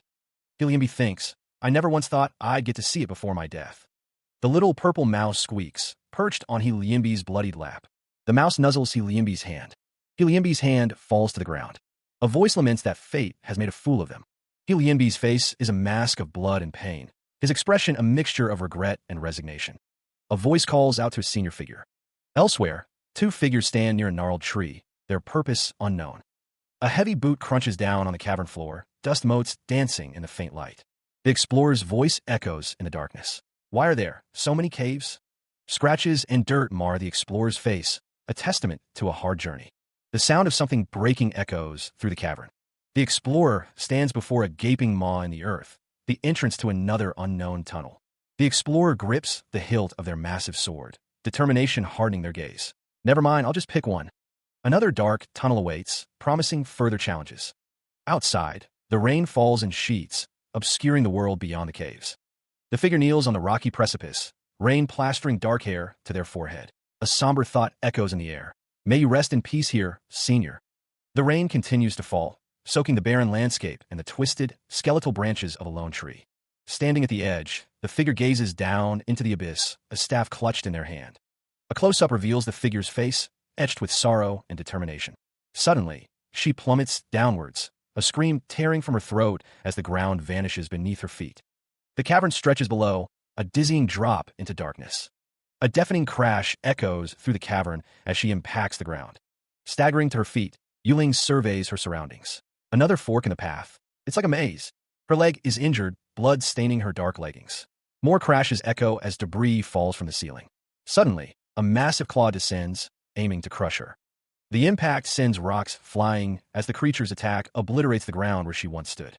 She leaps forward, sword raised high, ready to strike the monstrous beast. The air crackles with unseen energy. The massive creature towers over Yuling, a predator in its domain. Someone observes, that's a top-tier predator. This wasn't mentioned in the intel at all. The cavern echoes with a guttural roar. The creature opens its maw, a blinding light gathering within. Its eye narrows, focused on its prey. Rain continues to fall outside the cavern's mouth, a relentless curtain. The cavern rumbles, a prelude to the coming attack. The observer notes, they've already started fighting? A man watches with a sinister smile. He commands, hold it off for me then, Yin family. Yi Tian stands at the entrance of a dark cave, the path ahead shrouded in shadow and mystery. The air hangs heavy with the scent of damp earth and unknown secrets. He says to Little Purple, Now it's all up to you, Little Purple. Little Purple responds, understood, master. Little Purple scurries forward, leading the way into the depths of the cave. The small creature navigates through a dark passage. Little Purple's snout twitches as it sniffs the air, trying to discern the correct path. Yi Tian observes. It seems the numerous caves are affecting Little Purple's senses too. Little Purple pauses, sniffing intently at the ground. Little Purple exclaims, found it. Master, this way leads to the true passage. Yi Tian follows Little Purple, the path winding through the rocky terrain. The air grows heavy with moisture as they descend further into the earth. A narration box reveals. The caves are just a ploy to mislead intruders. The real entrance is this unremarkable pool of water. Without the purple treasure-hunting mouse, it would have been easy to be deceived. The cavern air hangs heavy as Yi Tian gazes into the depths. There's nothing wrong with the... Yi Tian reaches out, his fingers disturbing the still surface of the water. Little Purple, perched nearby, confirms, yes, master. Plunging into the depths, Yi Tian and Little Purple disappear beneath the surface. Little Purple exclaims, there! This should be the place. The water ripples as they descend into the unknown. A warrior clad in ornate blue armor stands amidst a battlefield, his sword raised against a horde of grotesque monsters. A broken monument lies amidst the desolate landscape, a testament to a forgotten era. Close to the ground, a figure's face is marred with blood and exhaustion, their eyes reflecting a flicker of defiance. Kneeling, the figure clutches at the ground, a whisper escaping their lips. I couldn't even fight against him. The figure remains kneeling, defeated. A heavy boot crunches on the ground as someone approaches. I never thought that. A voice echoes, filled with disbelief. This beast would be this strong. A monstrous claw descends, promising a swift end. Dark energy crackles around a leg, the air thick with anticipation. It seems he has no choice but to use this. Yi Tian raises his hand, a small, ornate sphere crackling with purple energy hovering above his palm. Swish! The text declares it a monarch rank magical tool, capable of immense power. He must face the strength of a monarch rank. Rainbow light flares around Yi Tian as he channels his energy into the sphere. A vortex of swirling blue energy begins to form, crackling with raw power. Crack! The sphere begins to fracture under the strain of the immense energy being channeled through it. The text declares, Wine type, monster piercing stab. A massive, piercing blast of wind energy erupts from the sphere, tearing through the air. The wind attack expands, filling the space with a blinding purple and white light. Debris and rock are caught in the vortex, swirling around the epicenter of the attack. The wind attack slams into the surroundings, creating a cloud of dust and debris. The sound of the impact echoes through the area. The unleashed wind attack erupts in a blinding explosion of light and force. Debris rains down as the shockwave expands, tearing through the environment. Amidst the chaos, a figure plummets through the air, struggling to regain control. A voice cries out, Master, the mine is about to collapse. The figure, sweat beading on his brow, grits his teeth. That girl from the Yin family, something's gone wrong. I'm running out of time. A surge of power, a burst of speed talent, emanates from an unseen source. A beam of energy pierces through the darkness. A tortured scream echoes through the ravaged landscape. Grah! A monstrous figure stands amidst the chaos, wreathed in crackling energy. Another explosion rips through the area, adding to the devastation. A voice, strained with effort, thinks, Luckily, I had the movement magic tool the head of the family gave me. Otherwise, I would have died here. A figure stands silhouetted against the destruction, battered but unbroken. A bloodied hand clutches at the ground, a testament to the ferocity of the battle. The scene shifts to an unknown location. Yi Tian demands to know the location of the Vitality Stone or mine. A splash echoes through the cavern. Someone shouts that it's the exit before falling into the water below. Another figure plummets downward. A small, white creature urges Yi Tian to look. A figure falls past massive, glowing blue crystals. A voice marvels at the sheer number and size of the Vitality Stones. Yi Tian's gazenairos. Vitality Stones float in the darkness. More Vitality Stones fill the cavern. Yi Tian declares that he will accept these Vitality Stones on behalf of the Yun family. He declares that he will start from here. The pickaxe strikes the Vitality Stone, sending sparks flying. He thinks that this is not a problem for him. Yi Tian continues to mine the Vitality Stones with strength and talent. The Vitality Stones crack as they are broken apart. Yi Tian tells Little Purple that time is tight and asks for help, thinking that he will gather all the ores he managed to collect so it's easy for him to keep them in his inventory. Little Purple pushes a Vitality Stone, exclaiming, Yes, master. Little Purple sniffs the air. Little Purple tells Yi Tian to follow quickly, having found something important. Yi Tian wonders if Little Purple found something important, questioning if all the vitality stones aren't here. Little Purple says that he caught the scent of a gold treasure, and it might just be that thing from the legends. The stone structure loomed above. Little Purple floated near Yi Tian's feet, the glowing orb illuminating the path ahead. The small creature scurried closer to Yi Tian's foot. A voice echoed, declaring, "The most valuable treasure in this scent realm." Yi Tian's eyes widened, a bead of sweat trickling down his temple as he listened intently. The voice continued, "That's right. It can help you raise your rank to that of a monarch in the future, master." A figure stands on a circular platform, gazing at a vibrant, glowing core in the center. His eyes widen, a bead of sweat trickling down his temple. "A monarch rank?" he exclaims, the words laced with disbelief. The figure approaches the platform, each step echoing in a vast chamber. He continues towards the glowing core. A small, rabbit-like creature suddenly appears, its voice sharp with urgency. "Don't get close to it." The figure stares at the core, a warning echoing in his mind. The energy radiating from it is immense, threatening to dissolve anything that dares to touch it. A strange, glowing pattern emanates from the floor. He realizes his body feels hot. Sweat beads on Yi Tian's brow as he clenches his fist. Yi Tian thinks, "Thank God I still have the endurance and defense talents I copied from the Demon Sea base. I can definitely put them to use now." Energy crackles around him. And defensive talents. A hexagonal barrier flares to life around him. Yi Tian looks down, his expression grim. The barrier shimmers with power. Little Purple wonders, how can this be? How does Master have so many talents? The barrier rips apart. Yi Tian's eyes widen in shock as the barrier fails. A blinding light fills the area. He is engulfed in a swirling vortex of purple energy, a hexagonal shield pattern flickering around him. A figure stands on a ledge, observing the scene. Yi Tian screams in agony as the energy burns him from the inside out. Little Purple cries out, "Master!" Yi Tian grunts in pain, managing to deflect some of the energy. The Vitality Core's energy is too immense. Regular defensive talents are unable to shield against its power. Little Purple watches helplessly as her master struggles. Little Purple worries. He'll be burned to death if this goes on. A desperate thought. Recovery talent. The energy continues to burn him, the hexagonal shield barely holding. Yi Tian thinks, as long as I touch it. He grits his teeth, pushing himself. Just a little bit more. A crack echoes as Yi Tian utilizes his spatial talent, pocket inventory. The energy implodes, a vortex of pink and blue light swirling around him. The core is successfully stored. A bead of sweat trickles down his brow, his expression strained. With a bang, Yi Tian collapses to the ground, exhausted. Little Purple cries out, "Master!" He reassures her, "Don't worry, I'm Phoenix." Yi Tian confirms, "I got the Vitality Core." Kneeling on the cracked stone floor, he catches his breath. Little Purple exclaims, "Master, you're amazing."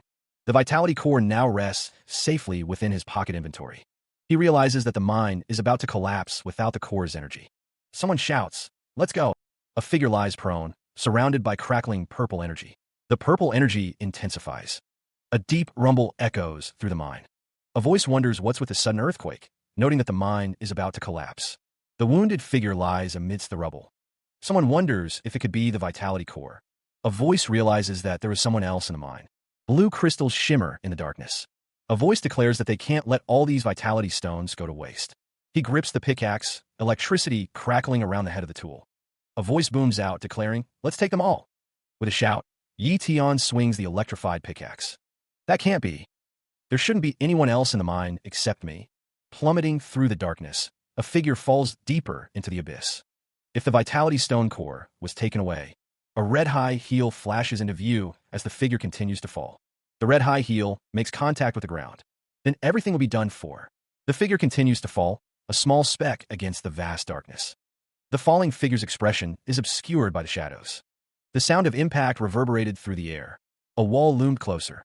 Energy crackled around his hand. His eyes narrowed, the energy intensifying. The impact echoed once more. The wall rushed up to meet him. The rough texture of the stone blurred past. Another crash resounded. The wall filled his vision. The energy around his hand intensified, a desperate attempt to slow his fall. Why would a place like this be here? The wall grew ever closer, the impact inevitable. His foot lands heavily, the sound of cracking echoing in the cavern. Bending down, she reaches out to examine the source of the sound. It's a Vitality Stone. Tears well in her eyes as she holds the cracked gem. Could this be where the Vitality Stone mine is? She glances around, a growing sense of unease settling in. But why are there no Vitality Stones around at all? Her gaze drops to the ground, a dawning horror in her eyes. There's a human scent on this. Someone's already farmed all of it. Rage contorts her features, her hands clenching into fists. I'm done for.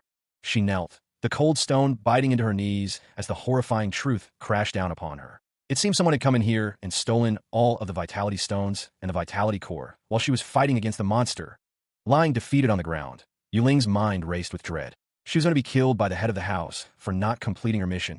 Trembling with a mixture of fear and fury, Yuling's eyes narrowed. This theft would not go unpunished. A vow formed in her mind, hardening her resolve. She would definitely find out who the culprit behind this was. Her rage reached a boiling point, her hand clenching into a fist that cracked the very ground beneath her. A primal scream tore from her throat, fueled by pure, unadulterated vengeance. Rising to her feet, Yuling's eyes burned with righteous fury. She would kill them for it. A chilling laugh echoed from an unseen source, a sound that promised pain and suffering. Meanwhile, rain lashed against the desolate landscape, mirroring the storm brewing within Yuling. Little Purple's voice chirped with pride. It's all because of you that we managed to obtain such a large haul. A deeper voice responded, laced with amusement. Master, you're the one with great luck. I never thought a vitality stone core would be inside either. Together, there's lots of barbecue meat you can eat outside. The figure, crackling with purple energy, bowed in subservience. I'll obey your every command. A voice declares it's time to take their leave, accompanied by crackling purple energy. The speaker's face is partially visible, framed by dark hair and the same violet light. The scene shifts to a traditional building, identified as belonging to the Yu family. The Yu family residence stands serene, a testament to generations of tradition. A wooden box sits silently, its purpose unknown. Two figures stand before the Yu family compound. One asks, "Hey, what are you doing?" The other figure explains, "I'm bringing food to the young miss. Ever since she returned from meeting the ancestor, she's kept herself shut in her room and hasn't eaten for the last couple of days." The first figure objects, relaying Elder Yu Ben's instructions. No one is allowed to disturb the young miss at all, not even to deliver her food. The second figure counters, but her body won't be able to take it if she doesn't eat for so many days. A voice, seemingly from an unseen source, says, "Why are you worrying so much? Just listen and follow Elder Yu Ben's instructions." The scene shifts to a view of the Yu family's medicinal hall. Inside the hall, a figure sits in meditation, surrounded by a faint purple glow. She reflects on using all of her spiritual energy to defend herself against the ancestor's attack. However, with a lack of vital energy, it seems the barrier to breaking through to the next realm has finally loosened. This is a sign of a great martial warrior breaking through to the realm of a grandmaster. Sweat beads on her brow as she pushes forward. Treasures to help me, she thinks I'll definitely be able to break through to the next realm this time. And finally, she will become a grandmaster. Yuling meditates, surrounded by a faint blue glow as she ascends to a new level of power. A lone candle flickers in a dimly lit room, casting long shadows against the walls. Energy gathers around a figure standing in the center of a room, swirling with an ethereal blue glow. A figure sits in a meditative pose, surrounded by a radiant aura. A sudden realization dawns, eyes widening in shock and excitement. It's here! A traditional building stands serenely, its architecture hinting at a place of peace and contemplation. A face contorts in a grimace of pain, teeth gritted in determination. A butterfly, wings adorned with vibrant colors, rests delicately on a branch. A symbol hangs in the air, etched against a backdrop of swirling clouds. A beam of light pierces the sky, illuminating the landscape below. The speaker observes, noting that the disturbance originates from the direction of the Yu family. The rooftops of the city stretch into the distance. An old man carefully writes with a brush, his brow furrowed in concentration. He muses that the child possesses talent and potential. The old man's face is shown in close-up, his expression thoughtful. Energy crackles around a figure, the air thick with power. She wonders if this is how it feels to finally reach the realm of a grandmaster. The energy intensifies, swirling around the figure. A silhouette stands amidst this swirling energy. A close-up reveals a woman with dark hair, her eyes glowing with newfound power.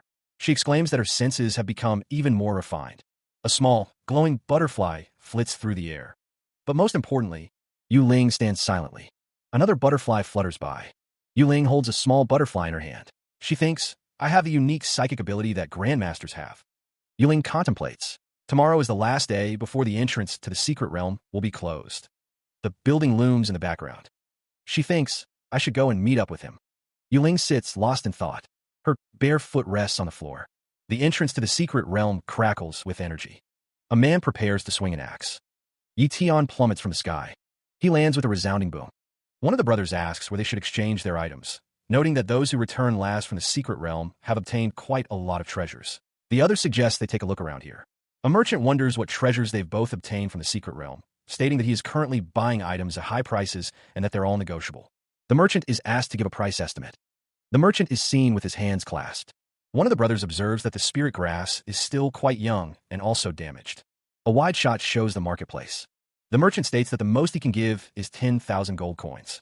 One of the brothers argues that the spirit grass is a 100-year-old healing spirit grass, and that even if it were to be used to make alchemy pills, it would still be considered high tier. He asks if the merchant is just going to give him 10,000 gold coins for it. The merchant replies that if he's unhappy with the price, they can still negotiate.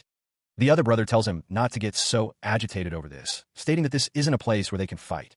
The merchant releases the spirit grass. He thinks about how unlucky they are to have encountered a dishonest trader. He stated that if they were still in the secret realm, this guy would have already died over 800 times. Spatial talent. Teleportation. The cloak billowed. A teleportation effect. A face. Master, is this the outside world? There are so many people here. How interesting.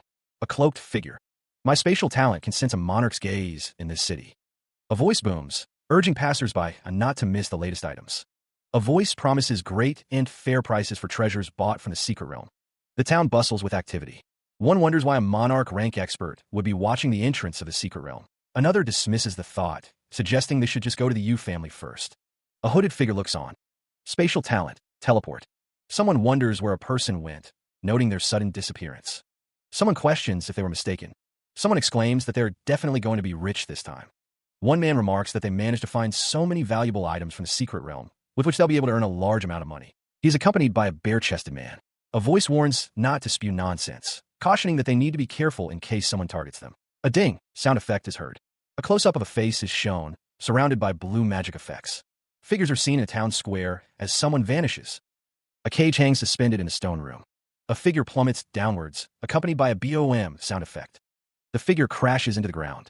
Someone cries out, GACK, ack. A man with an angry expression is shown in close-up. Legs struggle against the ground. A voice exclaims, WH, why are there so many bodies? The scene reveals multiple figures, some of whom are injured or dead. The man's expression is grim. He is asked if he was able to obtain lots of treasures from the secret realm. A figure with a fur collar stands in a dimly lit area. The man's face is shown in close-up. A single eye stares intently. A voice booms, declaring the presence of King Yunha. King Yunha sits on his throne, a sinister smile playing on his lips. A voice questions why a monarch rank expert is present. Captain Windwolf is sweating, his face etched with concern as he stands next to another man. A voice declares that they are both like flies and annoying.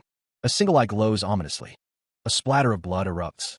A hand slams down, splattering liquid across the surface.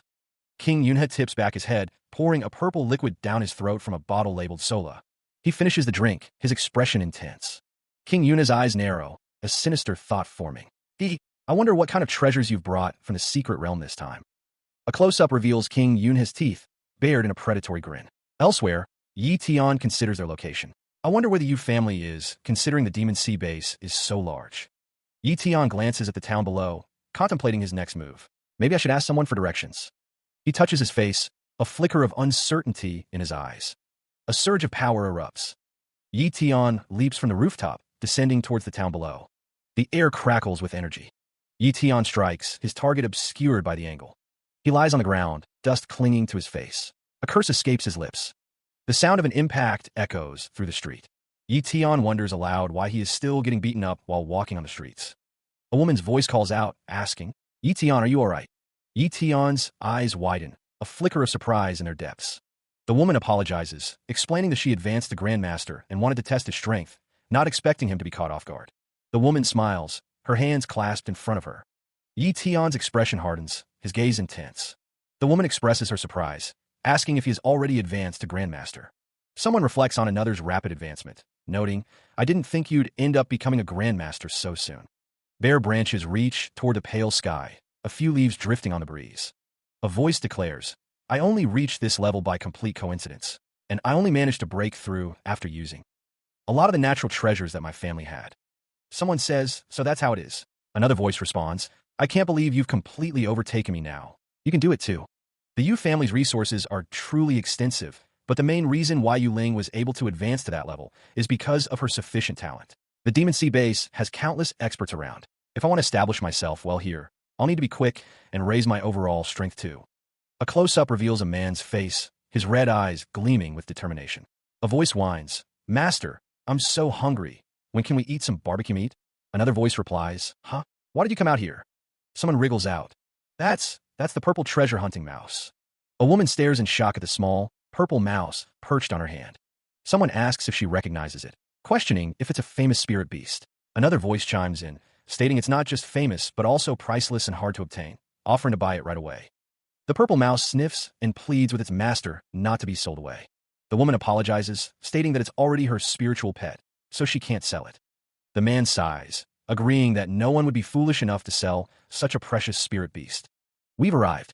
Yu lives in the apartment above. Someone asks if he's not going up to visit her. The response is that it's been a while since the siblings have seen each other, so he won't disturb their reunion and will visit her another day. The man says he'll send someone to bring him to the Martial Pavilion's headquarters tomorrow, adding that he probably obtained a lot of good items in the secret realm and will give him a good membership price for them. All right, I'll leave it to you. The wind blows through the city. A man with dark hair and a slight smile gazes forward. The man calls out, "Yu, open up. I'm back." He pounds on the door. The doorknob clicks. Yuling peers out from behind the door, her expression a mix of surprise and concern. The man asks, "Have you been well, Yu?" The door is slammed open. Yu looks shocked. The man shouts, "What are you doing?" "It's me, your older brother. Open up." He continues to bang on the door. The man continues, "Oh, so you do remember that you have a younger sister. Upon our arrival here, you immediately left me to go to that secret realm and haven't returned till now." Yu shouts, "Do you even know what my life's been like, living here all alone in a place where I don't even know anyone?" Yuling sits on the floor, looking distressed. From inside the room, Yi Tian knocks on the door. "I'm sorry. It's all my fault. Just let me in first." Yuling retorts, "Stay outside and don't ever come back." If that's the case. Spatial talent, teleportation. A burst of purple energy signifies Yi Tian's teleportation. "Hi." Yi Tian appears in Yuling's room, startling her. Yuling exclaims, "Hey, how did you get in?" Yi Tian explains, "Through an ability I obtained in the secret realm. It's cool, isn't it? It allows you to walk through walls. How intriguing. This spatial talent is pretty useful." Yi Tian says, "Here, I got a present for you, so don't be mad at me anymore." Yuling wonders, "Whoa, what a unique little mouse. What's its name?" She clasps her hands together, a wide smile on her face as a small mouse sits on someone's palm, squeaking. The voice declares that it's called Little Purple, and it has the ability to search for treasures, making it an amazing pet. The voice then asks if Little Purple is really that amazing. Yuling looks up, her expression hopeful. Yi Tian chuckles, stating that it's so easy to cheer her up, and he'll leave Little Purple in her care then. Yi Tian wanders, hime. A voice asks when she started raising a pig, as a cat sits nearby. Yi Tian says that the cat is Little Gold. He seems surprised. Yuling is crouching down. Little Purple and Little Gold are nearby. Little Gold thinks that his master is so mean, and that he's just a little plump because he's eaten a little bit, but he's not as fat as a pig. Little Gold is being petted. Yi Tian asks how Little Gold can possibly fight in the future if he's this fat. Little Purple thinks that he's called Little Purple, and he'll be following his master from now on, so he can call him boss. Little Gold thinks, "Boss." The showerhead sprays a torrent of water. The man stands beneath the downpour, letting the water wash over him. He reaches out, turning the faucet to shut off the flow.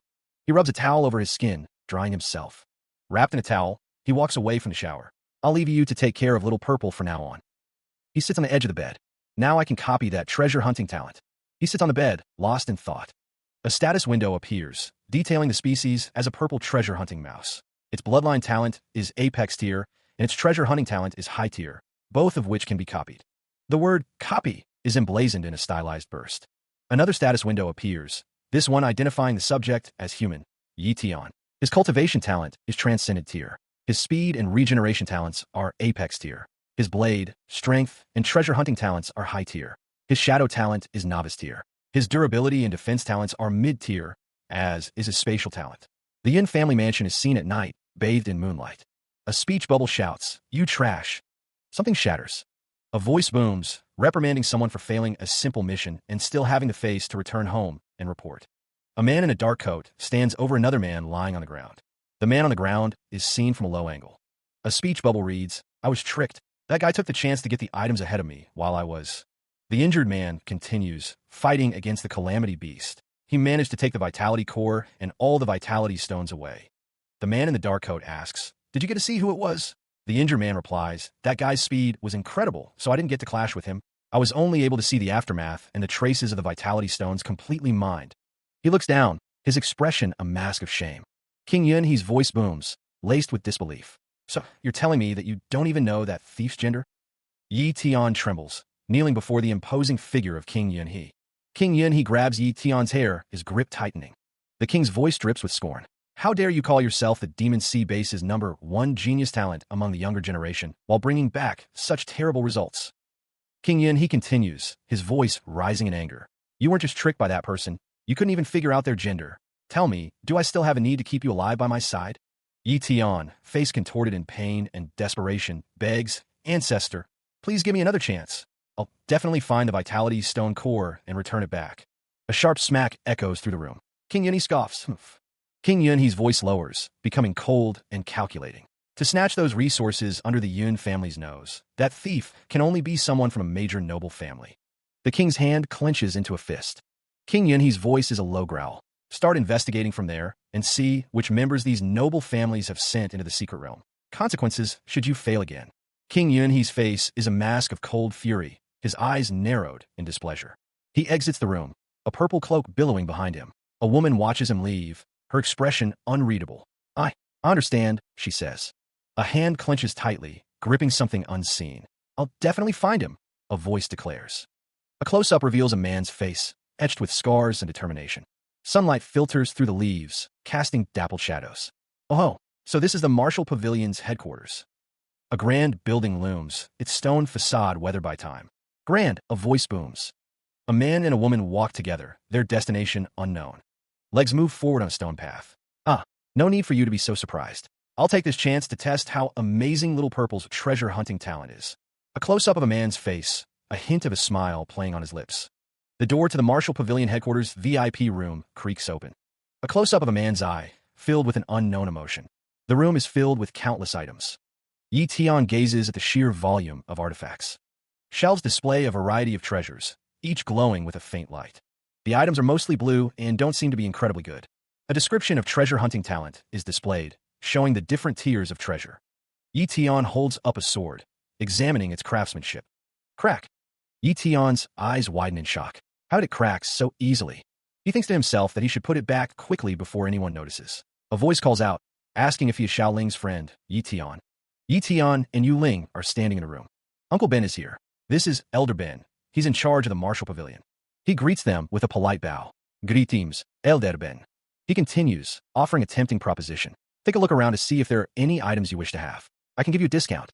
Uncle Ben gestures towards the various items on display, a warm smile gracing his lips. Sniffing the air, Yi Tian's eyes widen. This is... A glint of excitement sparks in Yi Tian's red eyes. He focuses his senses, trying to pinpoint the source of the alluring scent. A silhouette of Yi Tian stands before a mysterious object.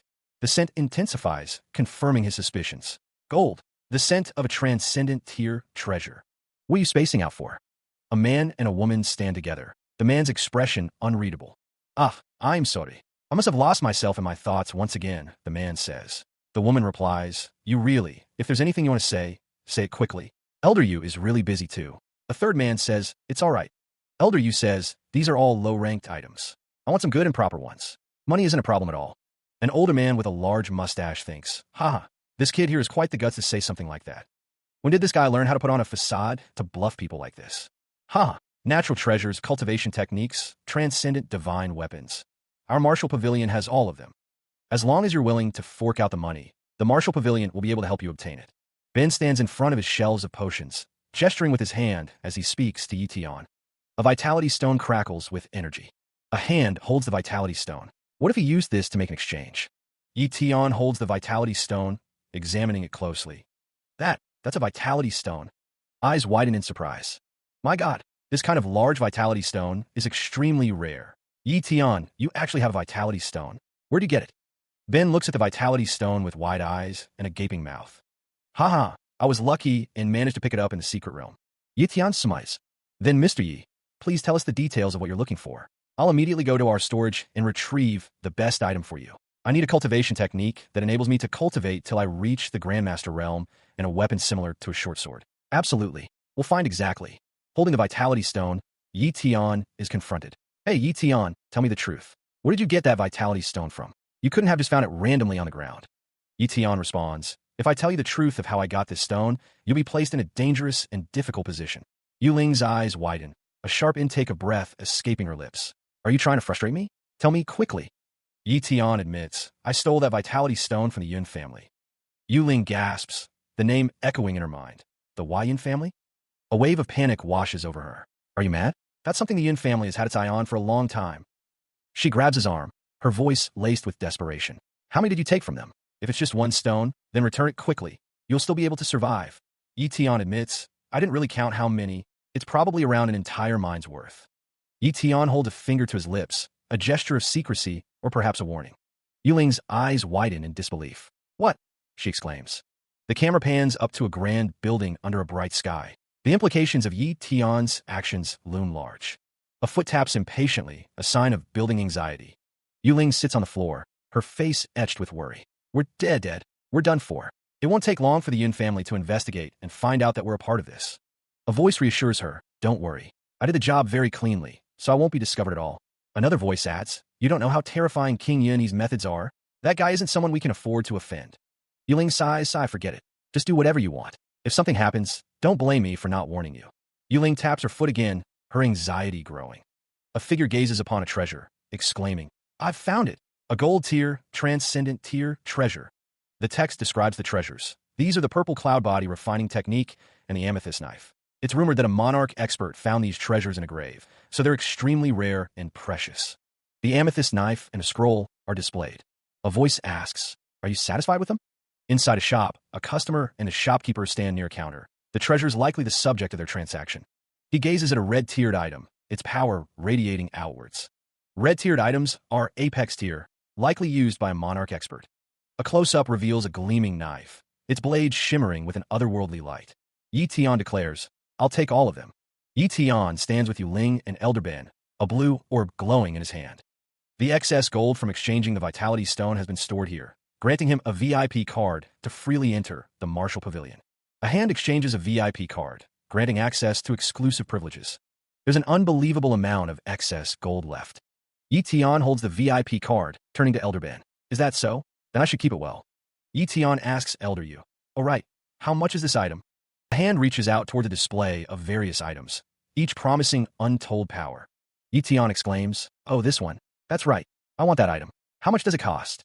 Elder Ben presents Yi Tian with a brown, scaled object, its surface resembling tightly packed scales. Ben states that since Yi Tian has chosen it, he will give it to him. Yu Ling stands nearby, observing the exchange. Yu Ling demands the item. Elder Ben thinks to himself that he is giving Yi Tian a transcendent tier treasure for free, and that Yi Tian is ignorant of how good it is. He hopes that Yi Tian will bring more treasures like the Vitality Stone to their Martial Pavilion and exchange them with them in the future. Yi Tian examines the scaled object. Elder Ben explains that it's a fossilized dragon's egg, and it was always treated as just a display item. Yu Ling questions if it is a dragon's egg. It is said that the egg was sold by a sexless cultivator to the Martial Pavilion. Yu Ling crosses her arms, a hint of frustration in her posture. It is stated that it's not a defective item. If the treasure hunting talent can detect that it's a transcendent tier treasure, then it must be something good. Yi Tian declares that he will try to hatch the fossilized dragon egg. His red eyes gleam with determination. Yu Ling expresses her gratitude for the help she received, stating that she managed to get a good amount of stuff. A voice suggests, why don't you come over? The response is it's nothing. A man proposes, to my house. I'll treat you to dinner. Yu's pretty good at cooking. A voice responds another time. I still have to return to my family to do some things. Another voice adds, all right then. My sister and I will be staying here permanently, so we'll be troubling you to help us with many things. A woman on the phone thinks, something I should do. She then asks, we're friends now, right? The response is, of course. A man says, you can call on me for help anytime. The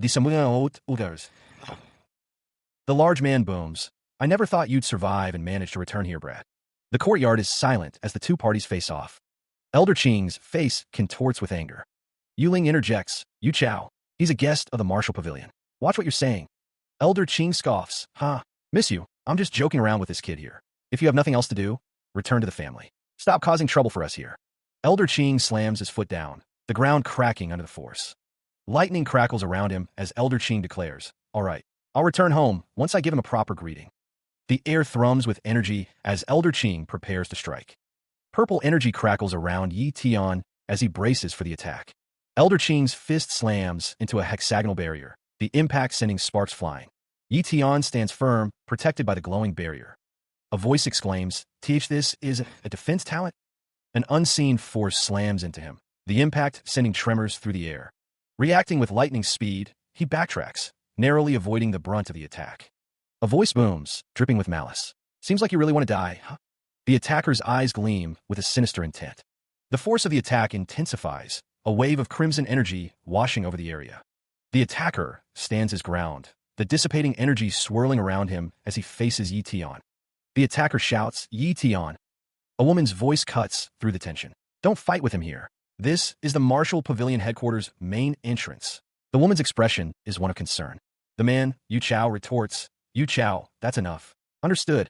A voice echoes, filled with regret. I'll get going first. I'm so sorry about that, Yi Tian. Yu Ling stands beside Yi Tian, the tension still hanging heavy in the air. The muscular man shouts, demanding to know what the other is doing and why they're trying to cause trouble for his friend. A loud bang echoes. A towering figure stands imposingly, with a woman standing behind him. The man's face is shown in close-up, sweat dripping as he wonders how many calamity beasts he has killed. The man's face is shown in close-up, his expression intense as he wonders how the other could possibly have such strong bloodthirst. A man stands with red smoke swirling around him. Birds fly across the sky. A man walks down a hallway. Yi Yu announces that he is home, as an explosion erupts. A man remarks that it has been a while since he has had her cooking, and that it looks like he will be having a good dinner tonight. The woman replies that she will be done cooking in a few minutes. A woman tells the other to stop saying things with such a glib tongue, and to just wait there for dinner to be finished. Home truly is the best place to be. It's so comfortable being here. Yi Tian relaxes on the couch, his hands behind his head. They're both pretty relaxed too. Yi Tian sits up, holding a reddish-brown object. Yi Tian's eye twitches in confusion. As for the dragon's egg, he'll set it aside for now, considering that even the Yu family hasn't been able to uncover more about it after all these years. Why did it just beat like it had a heart? Badump. Yi Tian stares intently at the red object in his hands. A close-up reveals a feline eye, its gaze sharp and focused. Agitated, the cat, crackling with purple electricity, meows. Yi Tian runs, leaving a trail of crackling purple energy in his wake. Are you scared of it? The cat, surrounded by purple electricity, snarls, Naya. A voice booms, questioning why Yi Tian possesses a dragon's egg. He explains that he recently bought it, believing it to be defective, and is unsure why it suddenly developed a heartbeat. The unseen speaker notes that dragons have a natural presence akin to domination over all levels of calamity beasts. The voice adds that there are creatures above the monarch rank, a legendary type of existence. The voice confirms this, but admits to not knowing its exact name. The voice then exclaims that the egg has stopped moving. Yi Tian thinks to himself that it's strange. As the Martial Pavilion people said, it was an abandoned egg that could no longer be hatched, questioning why it's suddenly showing signs of life. He decides to forget about it and keep it in his inventory first. A high-pitched voice echoes, filled with certainty. Master, I know. It must be the Vitality Crystal Core. A booming voice questions, are you telling me the Vitality Crystal Core caused this dragon egg to suddenly awaken again? The small voice responds with confidence, absolutely. The voice continues, explaining that Yi Tian placed the Vitality Crystal Core and the dragon egg in his pocket inventory. The disembodied voice explains that the Vitality Crystal Core's pure life energy caused the originally defunct dragon egg to awaken, which is why it started having a heartbeat of its own. Yi Tian realizes, I see. So that's how it is. I never thought the Vitality Crystal Core would have such powers. Yi Tian praises the small mouse. Little Purple, you're really knowledgeable. Little Purple responds proudly. Of course I am. I'm the infamous treasure-hunting mouse. A voice grumbles. It interrupted a good dream of mine. A large, patterned cat sits idly by. Yi Tian asks Little Purple, then Little Purple, what should I do next to hatch this dragon egg? Little Purple explains that Yi Tian shouldn't be anxious and let the Vitality Crystal Core take some time to regenerate. Once it has completely resumed, only then can they rest. The day it hatches, Yi Tian will be able to obtain a spiritual pet above the monarch rank. The dragon egg cracks. A voice exclaims, I'm looking forward to what a monarch rank spiritual pet would be like. Yi Tian smiles, a sinister glint in his eyes. A voice calls out, announcing that dinner is ready. A woman tells Yi Tian to wash his hands first. He replies, all right. The text explains that the purple cloud body refining technique requires two conditions to advance to the Grandmaster level: a transcendent tier cultivation talent and a perfect foundation for a refined mortal body. Yi Tian sits cross-legged, contemplating the information. He wonders why the conditions for the purple cloud body refining technique are so strict and why it needs a transcendent tier cultivation talent to practice it. The text notes that Weakling only had a high-tier cultivation talent and still managed to advance to the level of a grandmaster, as did that Sun family's grandmaster.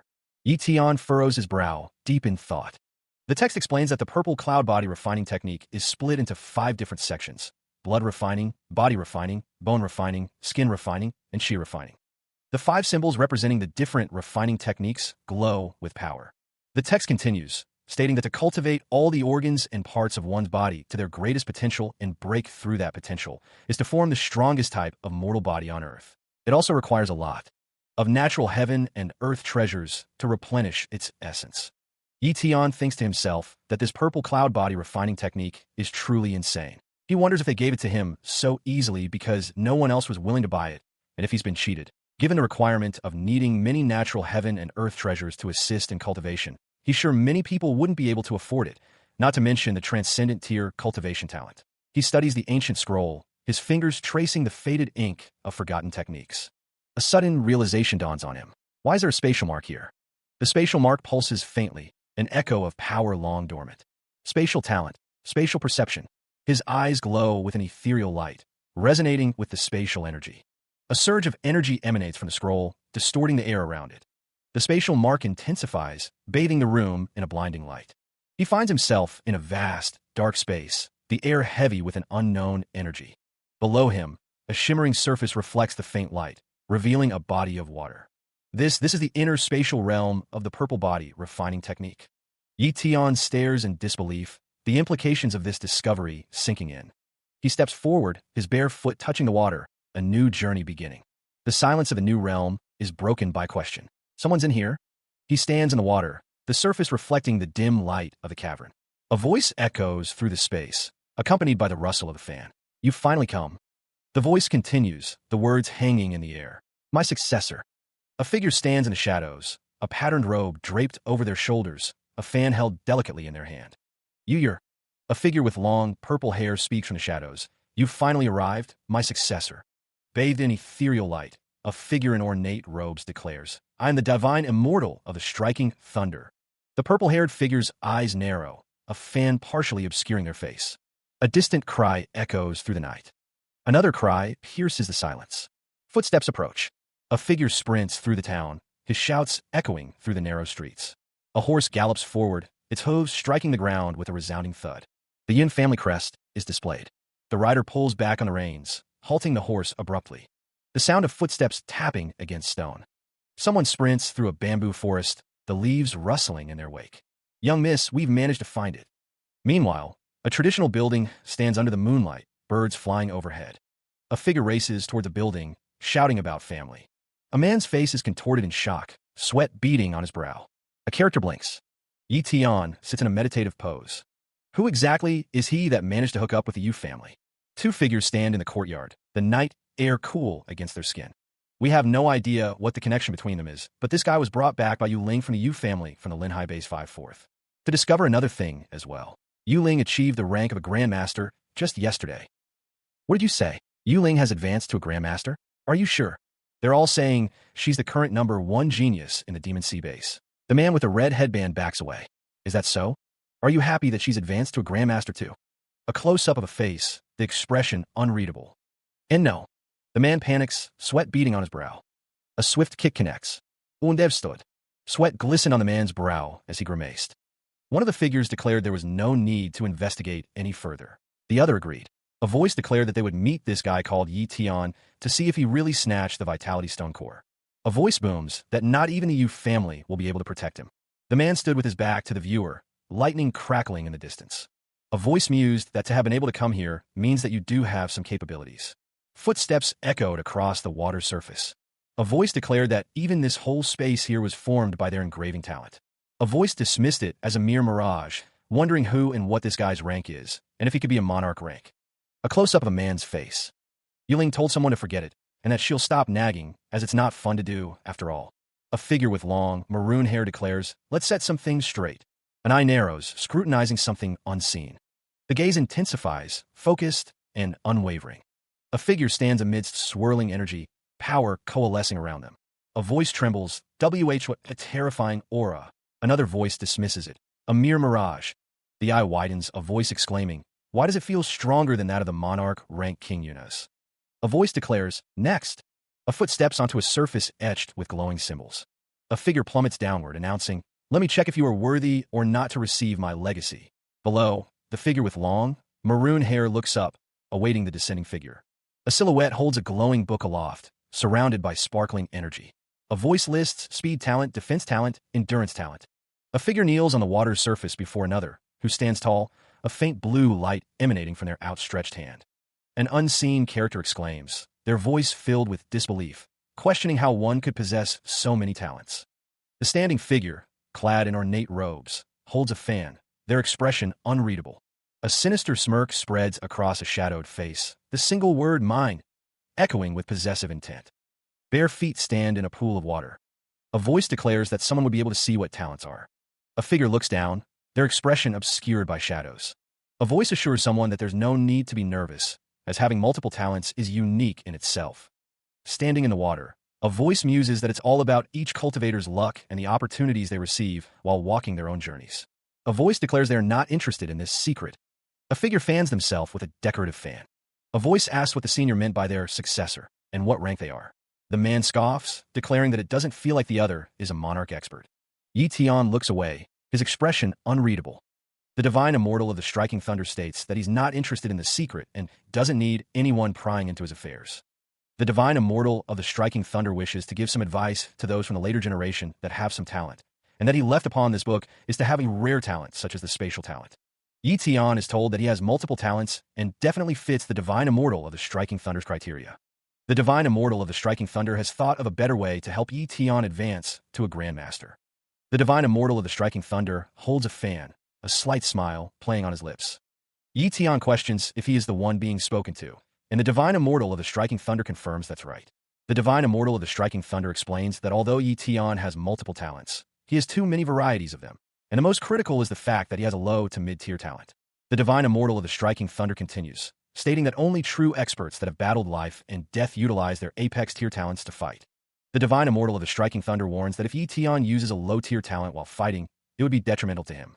Yi Tian realizes that it's true, and if he utilizes a low-tier talent in a fight, he'd end up showing his enemy an opening while battling for his life. He concludes that it seems like he'll have to be more careful when copying talents from now on. He looks intently at his hand.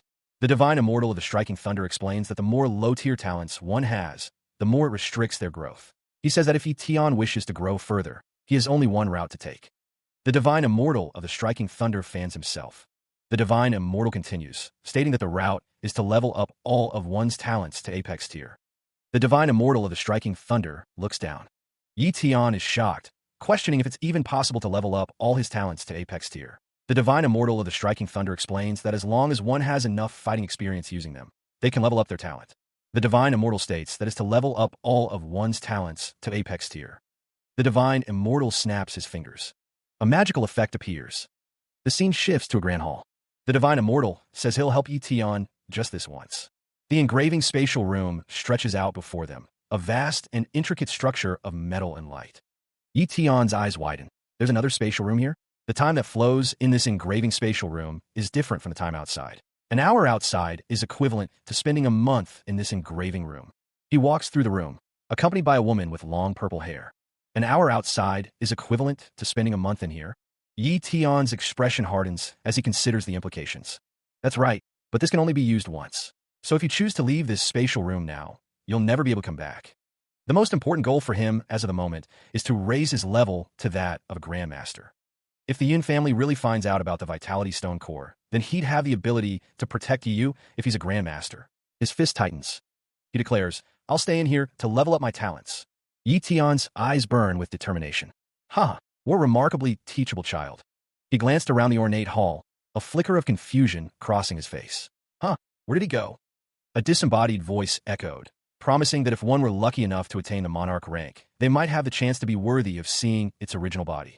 The voice's words hung in the air, the implication of monarch rank sending a ripple of unease through the room. Yi Tian's gaze lifted, his eyes fixed on some unseen point above. The voice continued, boasting of sending an opponent suitable for him. With a resounding bam, A colossal, shadowy hand descended from above, its dark energy crackling like lightning. The unseen entity's voice dripped with malice. Feel free to slaughter to your heart's content. A monstrous howl, an echoing awoo, reverberated through the chamber. The source of the howl became clear. A towering monster, its form wreathed in shadow and etched with glowing purple runes, stood ready to unleash chaos. A gasp escaped someone's lips. This is a grand master-ranked monster. Yetion's eyes widened in shock, a bead of sweat trickling down his temple as he stared at the monstrous figure. A deafening kaboom ripped through the air as the monster unleashed its power, the very foundations of the room trembling. The monster's massive hand, adorned with razor-sharp claws, loomed closer, promising destruction. A foot crackles with purple energy, preparing to unleash a devastating attack. The attack lands with a resounding BM, shaking the very foundations of the room. His expression is grim, focused on the battle ahead. The monstrous figure moves with blinding speed. A boom echoes as the attack explodes, sending debris flying. The ground crumbles under the force of the impact.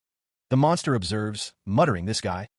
He stands tall amidst the destruction, a beacon of defiance. His opponent is incredibly strong. He realizes, a grim determination hardening his gaze. He recalls entering the room around midnight. Now only 6 hours remain until sunrise.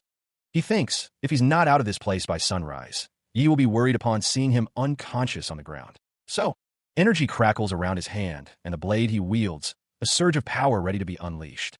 A voice echoes from the shadows, the words, "Atan," hanging in the air as a figure materializes amidst swirling crimson smoke. Emerging from the gloom, a hand grips a gleaming knife, the blade reflecting the faint light as it prepares to strike. A warrior clad in ornate armor stands poised with a massive sword, ready to strike down a horde of grotesque monsters. The sun sets behind a range of dark mountains, silhouetting the peaks against the sky streaked with orange and gold. Birds fly in formation across the horizon. A voice booms, "Cook-a-doodle-doo." The morning market bustles with activity as people mill about, browsing the stalls. A vendor calls out, "Don't miss out on these freshly picked medicinal plants." One man asks, "How much is this?" The vendor replies, "It's pretty cheap. Only 5 gold coins." With a resounding bam, a large wolf collapses, defeated. A voice exclaims, "You're amazing. I can't believe you managed to kill a silver moon wolf all on your own." One of the hunters says, "I stayed awake and waited an entire night to catch it." A sprawling cityscape stretches out under a hazy sky. Night blankets the city, the high-rise buildings standing as silent sentinels against the darkness. Peaceful slumber claims a woman as she rests in her bed, her dark hair spread across the pillow. A man's face is cast in shadow, his expression unreadable. A patterned cat sleeps soundly on a cushion, a soft snore escaping its furry form. The door bursts open with a resounding bang, sending a figure sprawling to the floor. The fallen man lies motionless, his face turned towards the light. A hand clutches a tightly wound scroll, its purpose unknown. A blinding light erupts, accompanied by the symbol Shu. The light intensifies, revealing more intricate symbols. A monstrous figure emerges from the chaos, its form wreathed in dark energy. The situation has escalated. Someone observes that the individual in question has gone berserk. He clashes with a monstrous figure, purple energy crackling around them as they trade blows. An unseen force declares the combatant possesses apex-tier strength talent. Lightning arcs from a clenched fist, power surging. Struck by an unseen force, he is sent hurtling backwards through the air. His arm crackles with raw energy, ready to unleash its power. He continues his battle against the monstrous figure, the ruined cityscape a silent witness to their struggle. The monster lunges, its massive form crashing through the debris-strewn ground. Landing with a heavy thud, he prepares to meet the monster's next attack. His expression hardens, determination etched on his face. He grips a dagger, red energy swirling around the blade, ready to strike. Yetion raises his blade, a crimson light dancing along its edge.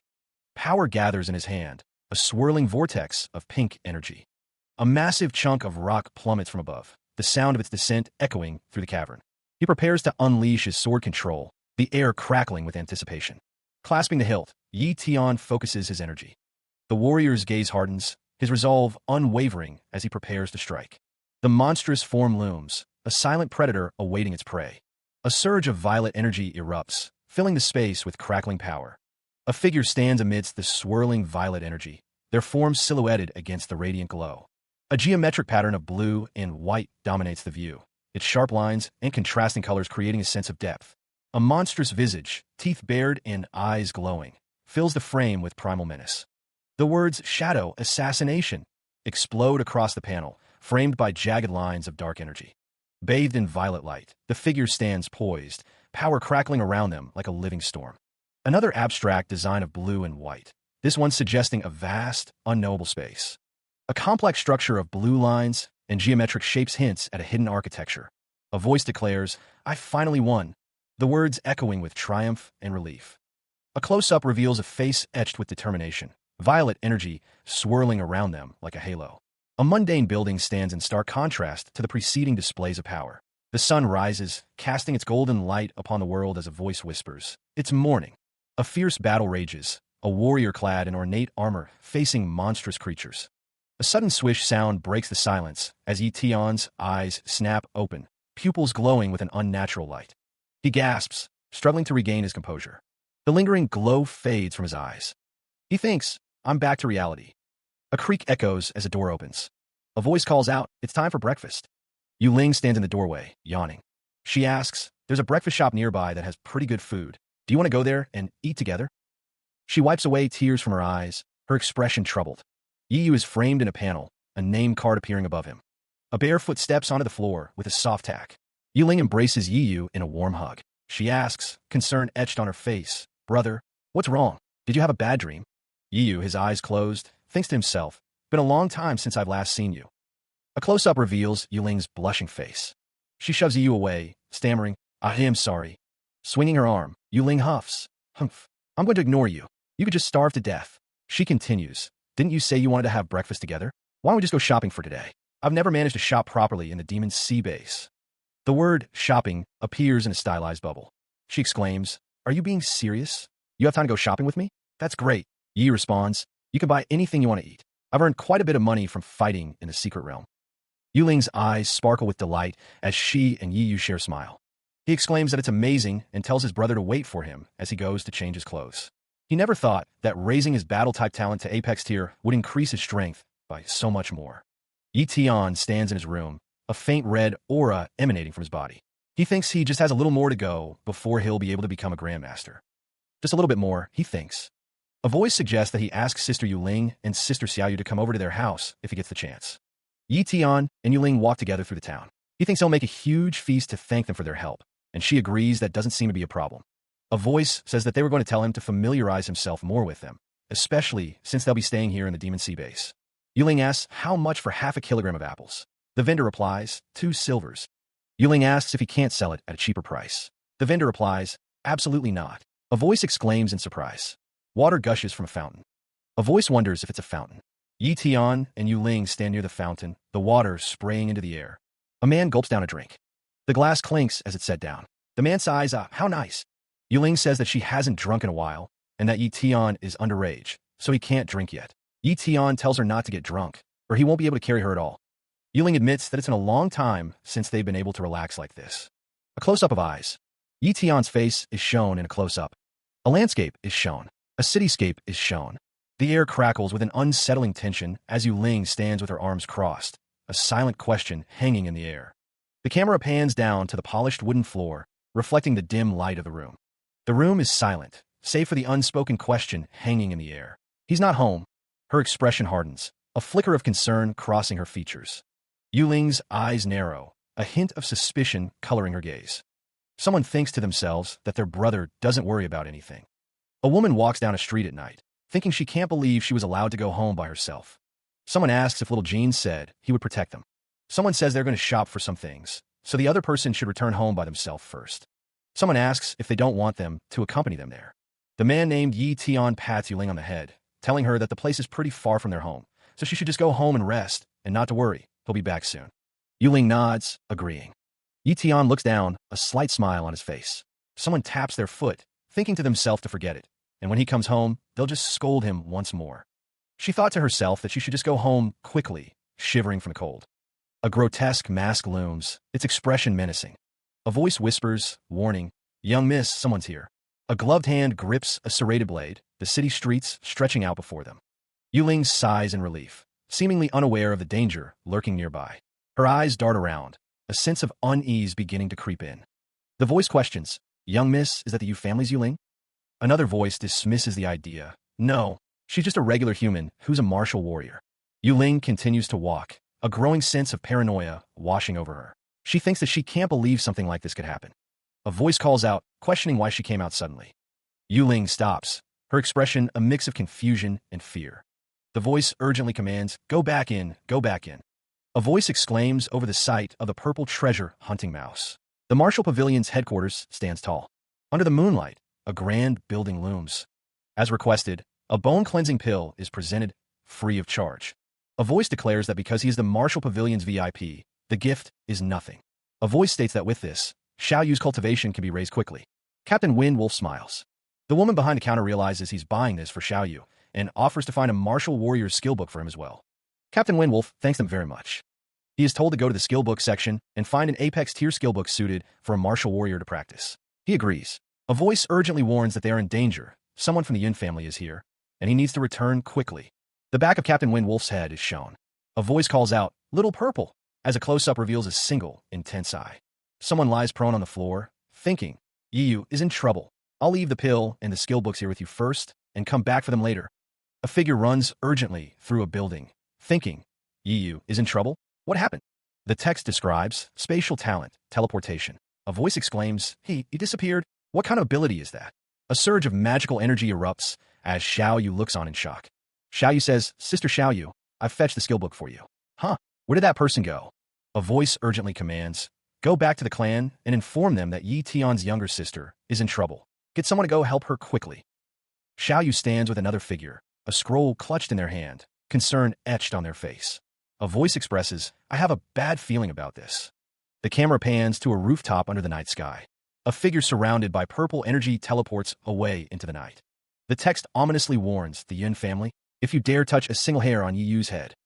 Purple energy crackles around Yi Tian, his expression grim as he prepares for a fight. The air smells of ozone and impending danger. A voice booms out, filled with murderous intent. "I'll kill you all." The threat echoes through the night. Under the watchful gaze of a crescent moon, the city lies silent, unaware of the danger lurking within its shadows. A cold wind whispers through the narrow streets. Yuling, her voice laced with worry, calls out into the night. Little Jean." Her voice is barely a whisper against the backdrop of the city. Little Gold is surrounded by a swirling vortex of purple energy, its eyes glowing with an unnatural light. The air crackles with power. Her face etched with confusion and a hint of fear. Yuling demands, Who the hell are you?" The question hangs in the air, unanswered. A voice, laced with a chilling amusement, responds, "Who the hell am I? You'll have to ask your brother that." Another voice adds, "You're looking for my older brother?" A single word, heavy with dread, echoes in the darkness. "No." The silence that follows is deafening. Energy crackles ominously, a sign of volatile power about to be unleashed. The air grows thick with anticipation. A sinister voice cuts through the tension. "I'm just looking for a little mouse that stole something from me." The words drip with menace. Two figures stand bathed in crimson light, their presence radiating danger. The scent of blood hangs heavy in the air. The air crackles with unseen energy as a storm gathers overhead. A voice cuts through the storm's rumble, urging haste. "Let's go home quickly." The air vibrates with a sharp, electric crackle. Bolts of violet energy dance around a figure as he sprints through the rain-slicked streets. Reaching the towering buildings, he leaps, the lightning mirroring his ascent. He lands with a muffled thud, the city a maze of shadows below. The man's thoughts echo in the downpour. The last location of the soul contract I managed to sense was here. His internal monologue continues, laced with worry. But where is Yi Yu? A large, spotted feline lies still in the rain, its fur plastered to its body. A cry of recognition pierces the night. "Little Jean." He looks down at the small, white cat in his arms, concern etched on his face. "Little Jean, are you all right? Where's Yi Yu?" A wave of self-reproach washes over him. "Master, I'm sorry. I'm so useless." His expression is a mask of anguish, the rain mirroring the tears welling in his eyes. A disembodied voice echoes, heavy with dread. "They took the young lady away." A chaotic scene flashes before his eyes, a figure wielding a blade amidst a swirl of crimson energy. His eye reflects the storm raging both outside and within, a single tear tracing a path down his cheek. A small voice calls out, filled with worry. "Master, it's Master, Little Purple." The weight of his failure crushes him. "I'm sorry, Master. I was far too weak to help in the battle and couldn't do anything in the end."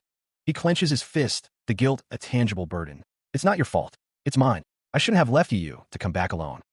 His gaze is downcast, the rain plastering his dark hair to his forehead as he dwells on his mistakes. The words hang heavy in the air, A confession of responsibility. I caused all of this. A strange phrase appears, hinting at hidden abilities. Spatial talent pocket inventory. A hand materializes a glowing, iridescent cube, its surfaces shimmering with contained energy. A man holds a strange, glowing artifact, its power humming in the air around him. As for the Yin family, a voice booms with murderous intent. I'm going to kill them all this instant. Tears stream down a man's face, his expression a mask of grief and simmering rage. A blurry image of a building flickers into view, a fleeting glimpse of a rain-soaked city. Crouching low, a woman is wreathed in crackling blue lightning, the air thick with ozone. Her eyes widen, reflecting the electric storm she commands. A single eye, burning with intensity, pierces the darkness. A voice calls out, Yu Ling. Yu Ling strides forward, her expression resolute as she walks through the downpour. The Yin family's emblem looms, a silent promise of conflict to come. The fire crackles in the underground jail, casting dancing shadows on the stone walls. She pushes herself up from the cold, damp floor, her body aching from the rough treatment. Yu Ling shouts, her voice echoing through the stone corridors. Who the hell are you guys? Let me go this instant. She continues to demand her release, pounding on the heavy door. Open up. Open the door. Fear laces her voice as she thinks of her brother. My brother will never let you go scot-free for doing this to me. A voice, cold and amused, drifts through the bars. Hey, it seems you have yet to get a clear picture of your situation. The unseen captor muses on Yu Ling's actions. The young miss deliberately left those two animals alive, so they'd be able to alert Yi Tian with those soul contracts. Of theirs, the masked figure continues, their tone laced with malice. What do you mean? What I mean is that this is a trap. Yu Ling stares in horror, realizing the danger she's in. The masked figure delivers a chilling threat. If your brother comes, he'll end up dead. The rain lashes against his face, each drop a cold sting. The downpour blurs the world into a hazy gray, mirroring the turmoil in his eyes. The air crackles with anticipation, a storm brewing both outside and within. The city streets become slick rivers under the relentless rain. From above, the world is a maze of gray, concrete, and blurred lights, the storm reducing everything to a muted palette. The sound of the rain is deafening. The downpour obscures the details of the street, turning familiar landmarks into indistinct shapes. The rain washes over everything, carrying with it the scent of wet asphalt and ozone. The world feels abandoned. Crackle, a jagged bolt of lightning tears through the sky, illuminating the storm-soaked world for a fleeting moment. The air vibrates with the raw power of the storm, a primal energy unleashed. The lightning flashes, briefly illuminating a face amidst the storm. The rain continues to fall, blurring the line between the sky's fury and the woman's silent contemplation. The storm rages on. Her hand trembles slightly as the rain streams down her face. The storm's relentless energy seems to mirror the turmoil within her, a silent battle waged against the elements and her own inner demons. The air is thick with tension. A voice calls out. Yu Ling cries out for her older brother, tears streaming down her face. A figure lies in bed, seemingly asleep. He awakens, a sharp intake of breath as he wonders where he is. Clutching his head, he groans, throbbing pain echoing in his skull. The name Yu Ling echoes in the air. He realizes what must have happened. He thinks to himself that the Yin family must have found out he was the one who took away their Vitality Stone mine, and that's why they kidnapped Yu. He blames himself, realizing he was too careless. Since the ultimate goal of the Yin family is to obtain the Vitality Stone mine, Yi Tian's expression hardens, realizing that Yi Yu is likely safe for now. Yu Ling urges him not to be rash, suggesting they discuss how to proceed. From across the rainy street, Yu Ling calls out, Hey, Yi Tian. An unseen force crackles into existence, halting Yi Tian in his tracks. Stop right there. Yu Ling warns him that it's obviously a trap, and they're waiting for him to bite the bait. She adds that if he rushes into the Yin family right now, he'll end up dead. Looking down at Yi Tian, Yu Ling insists that she is his sister and his only family. Yi Tian shouts that this has nothing to do with her. If she really wanted to help him, she should be going with him, not helping him stop him. Yi Tian's eyes narrow with determination. Purple energy crackles around him. Yu Ling watches as the energy surrounds her brother. Blue lightning courses through Yi Tian's body. His body can't move. Through gritted teeth, Yi Tian whispers, Yu Ling, darkness. A door creaks open. Staggering, Yi Tian demands, Who did you do this to me? A voice assures him, Don't worry. It was just a poison needle with paralysis poison on it. There aren't any side effects. Yu Ling watches him closely. Yi Tian stumbles, asking, Where am I? The voice responds, This is one of the external private mansions of the Yu family. You'll be safe here. He grits his teeth. I need to go save Xiaoyu. Yu Ling says, I don't think you should.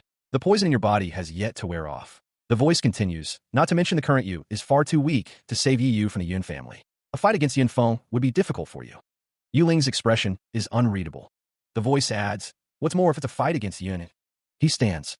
A voice echoes, questioning if someone can defeat an opponent at the monarch rank. A figure stands over a chessboard, the pieces arranged in a strategic formation.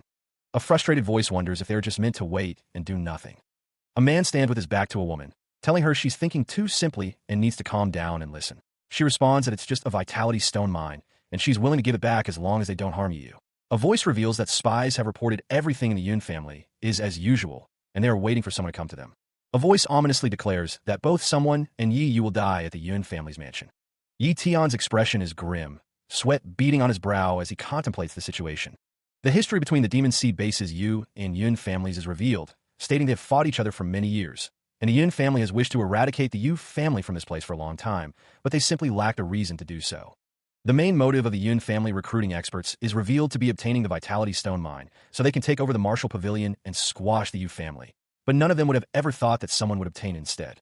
Yuling smirks, a glint in her eye suggesting a hidden plan.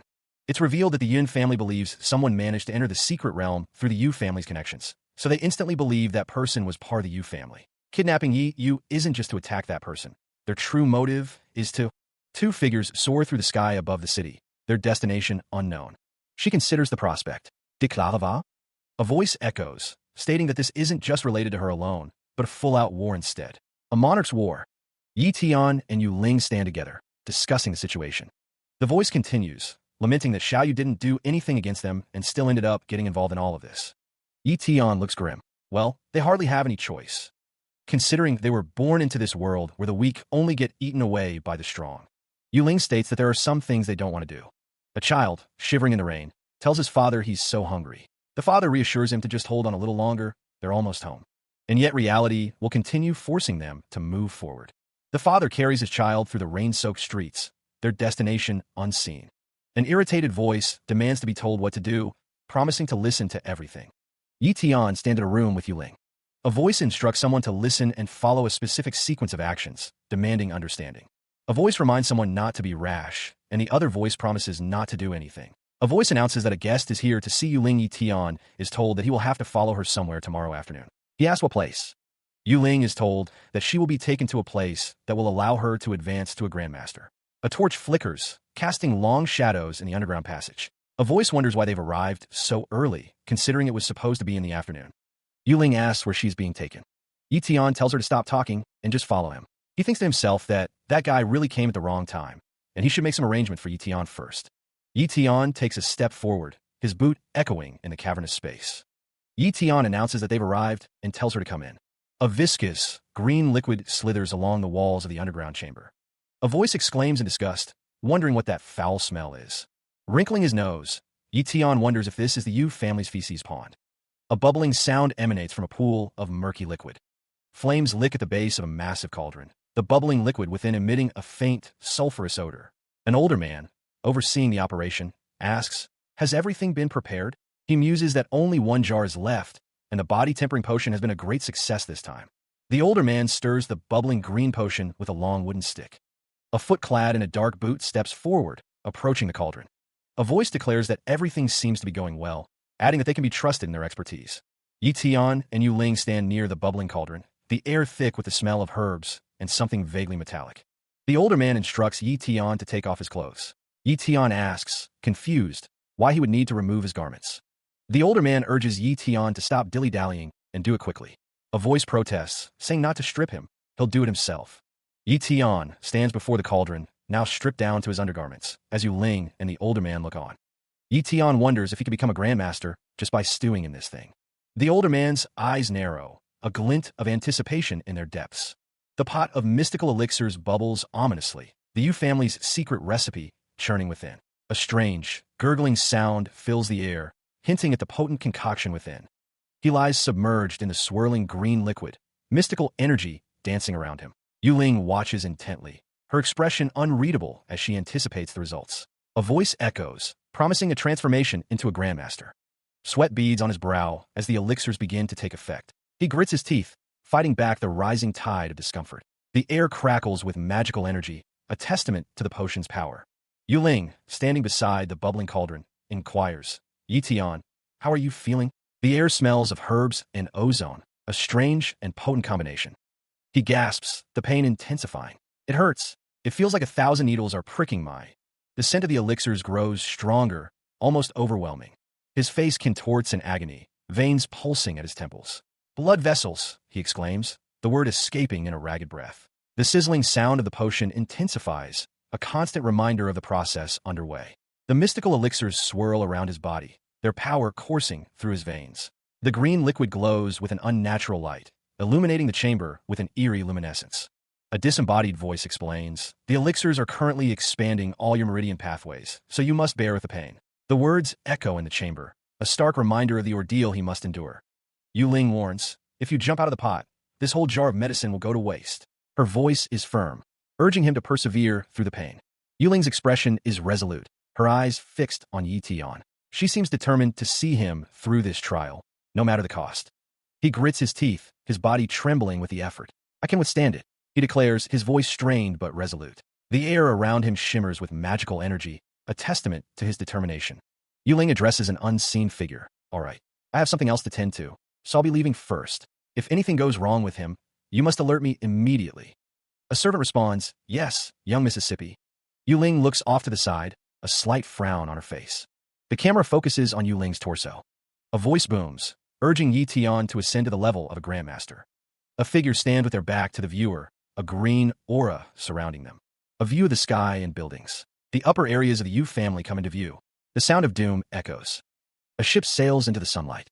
A man in a white robe stands outside a building. An old man thinks to himself that they are finally here after dragging things on for so long. Niechi is called out. A view from ship. The man's gaze is intense, a hint of a smile playing on his lips as he looks towards his destination. Niechi's foot descends, marking his arrival with a soft tap. A ship sails through the azure sky, a silent witness to the events unfolding below. A magical barrier shimmers, its energy swirling with arcane power.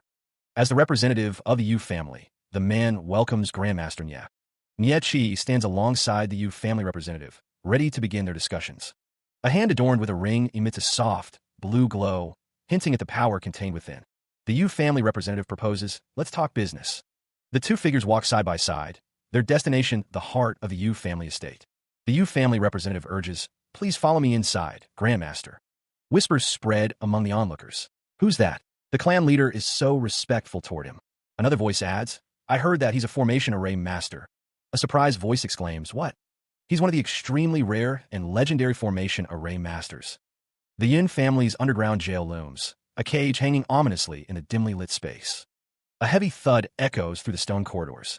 Huddled in a corner, a figure sits with their head buried in their knees, shrouded in shadow. A whispered plea escapes her lips, a single word filled with longing. Brother. Meanwhile, bathed in the eerie green glow of alchemical fumes, a man soaks in a steaming tub, while an older man watches with folded hands. The bubbling concoction emits a guttural gurgle, filling the air with a strange, acrid scent. The man in the tub glances up, a flicker of curiosity in his eyes. Elsewhere, a dragon egg, pulsating with inner light, hangs suspended in the void. A network of crimson cracks, spiderwebs across its surface. The dragon egg. A voice echoes, dripping with false humility. It's an honor to have you pay us a visit in our humble mansion, Master Nye. Haha. Another voice speaks, its tone placating. Your being here has truly brought help to the Yu family in its... Steam rises from a bowl, carrying a faint, sweet scent. A voice pleads, barely audible, please. The man identified as Master Nye sits perched high above, his expression unreadable. A voice calls out, desperate. Help us out, Grandmaster. Elder Yu speaks, his voice weary. You know that I'm usually very busy and have no interest in helping to resolve familial conflicts and disputes. A man with a neatly trimmed mustache scowls, his eyes narrowed. This bastard is being so arrogant. A commanding voice booms, come. The sound of clapping fills the air. A bald man in a white robe commands, bring the item in. Elder Qing pauses, his expression thoughtful. Weakling, carrying a wooden box, walks away with another woman. A voice echoes, you may go back. I'll be the one to bring this in. Weakling continues to walk, the box held securely in her hands. She approaches a grand building, its entrance imposing. The box is opened, revealing a glowing orb radiating blue light. A voice whispers, Stage, this is... Elder Qing's eyes widen, a hint of anticipation in his gaze. The orb pulses with energy, a text overlay declaring, the vitality gathering pill. Elder Qing takes the pill from Weakling.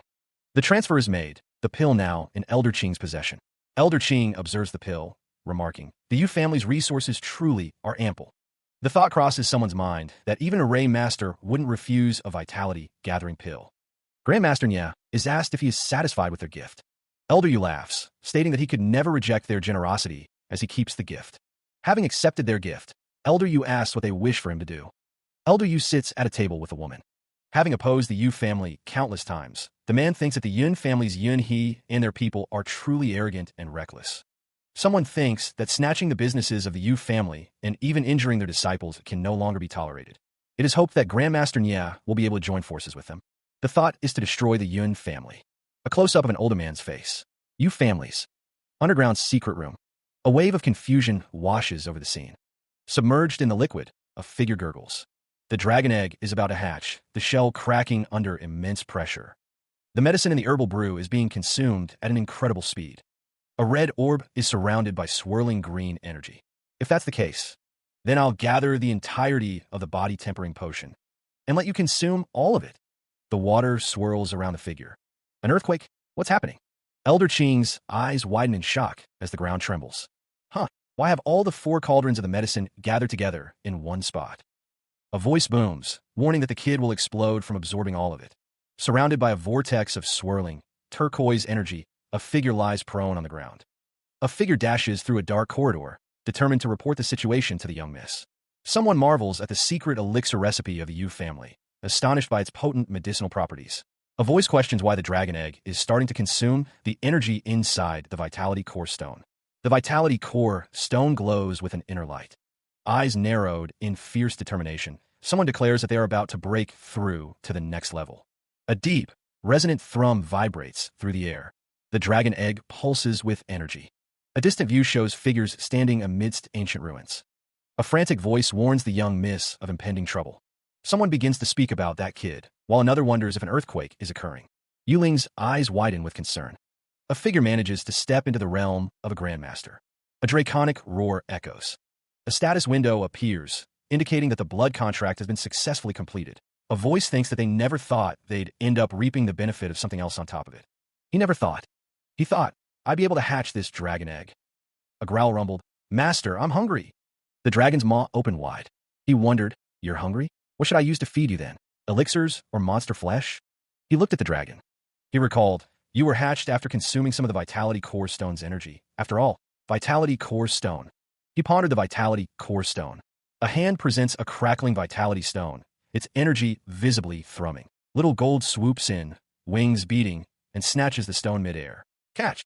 The dragon's jaws open wide, red lightning dancing around its snout as it prepares to devour the stone.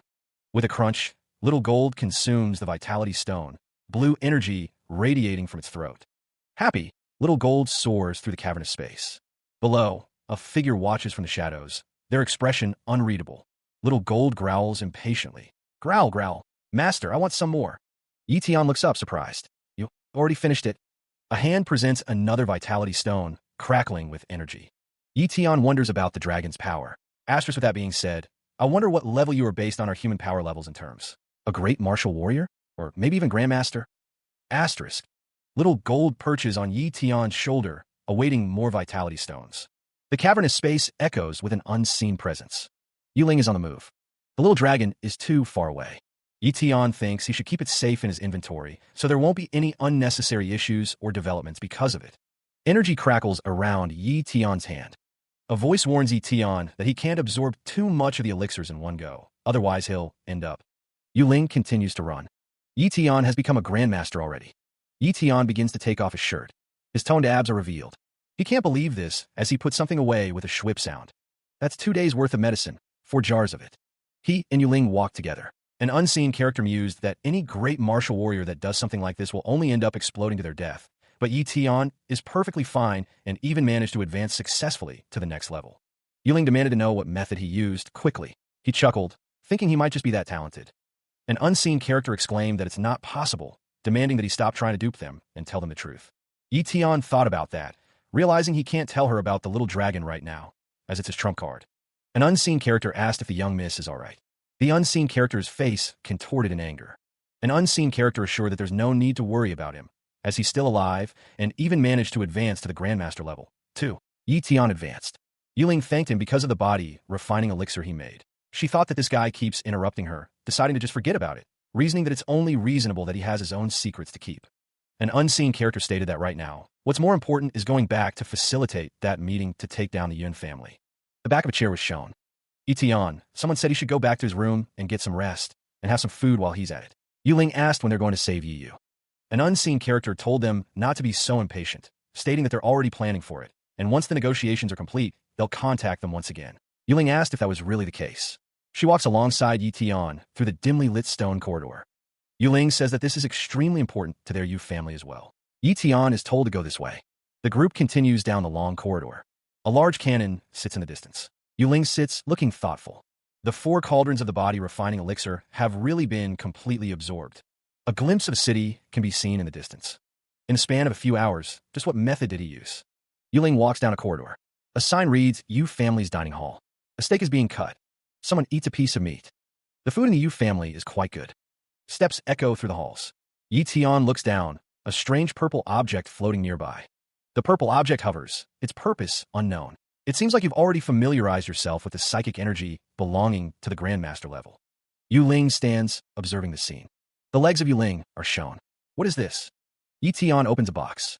This is the teleportation talisman you'll be using in the mission later. Doom.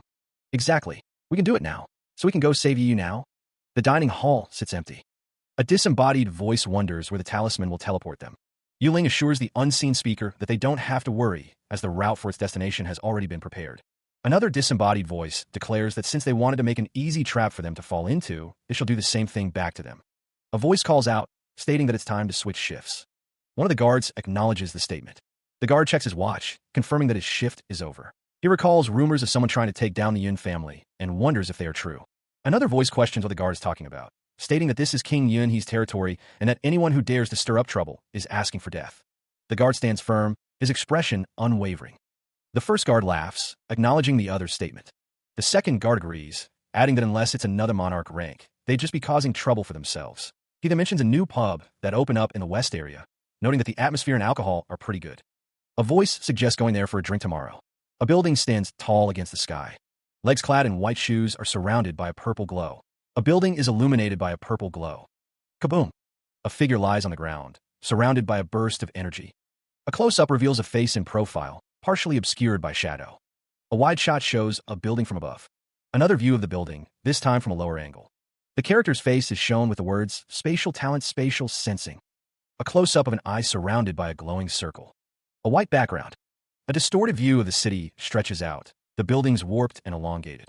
The distorted cityscape remains, with a smaller inset showing a more focused view of the buildings below. A voice booms out, declaring, I know where they're keeping you.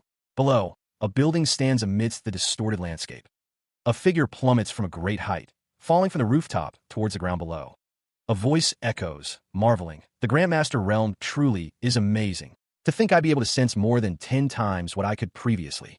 Surrounded by crackling purple energy, a figure is suspended in midair, their body radiating power.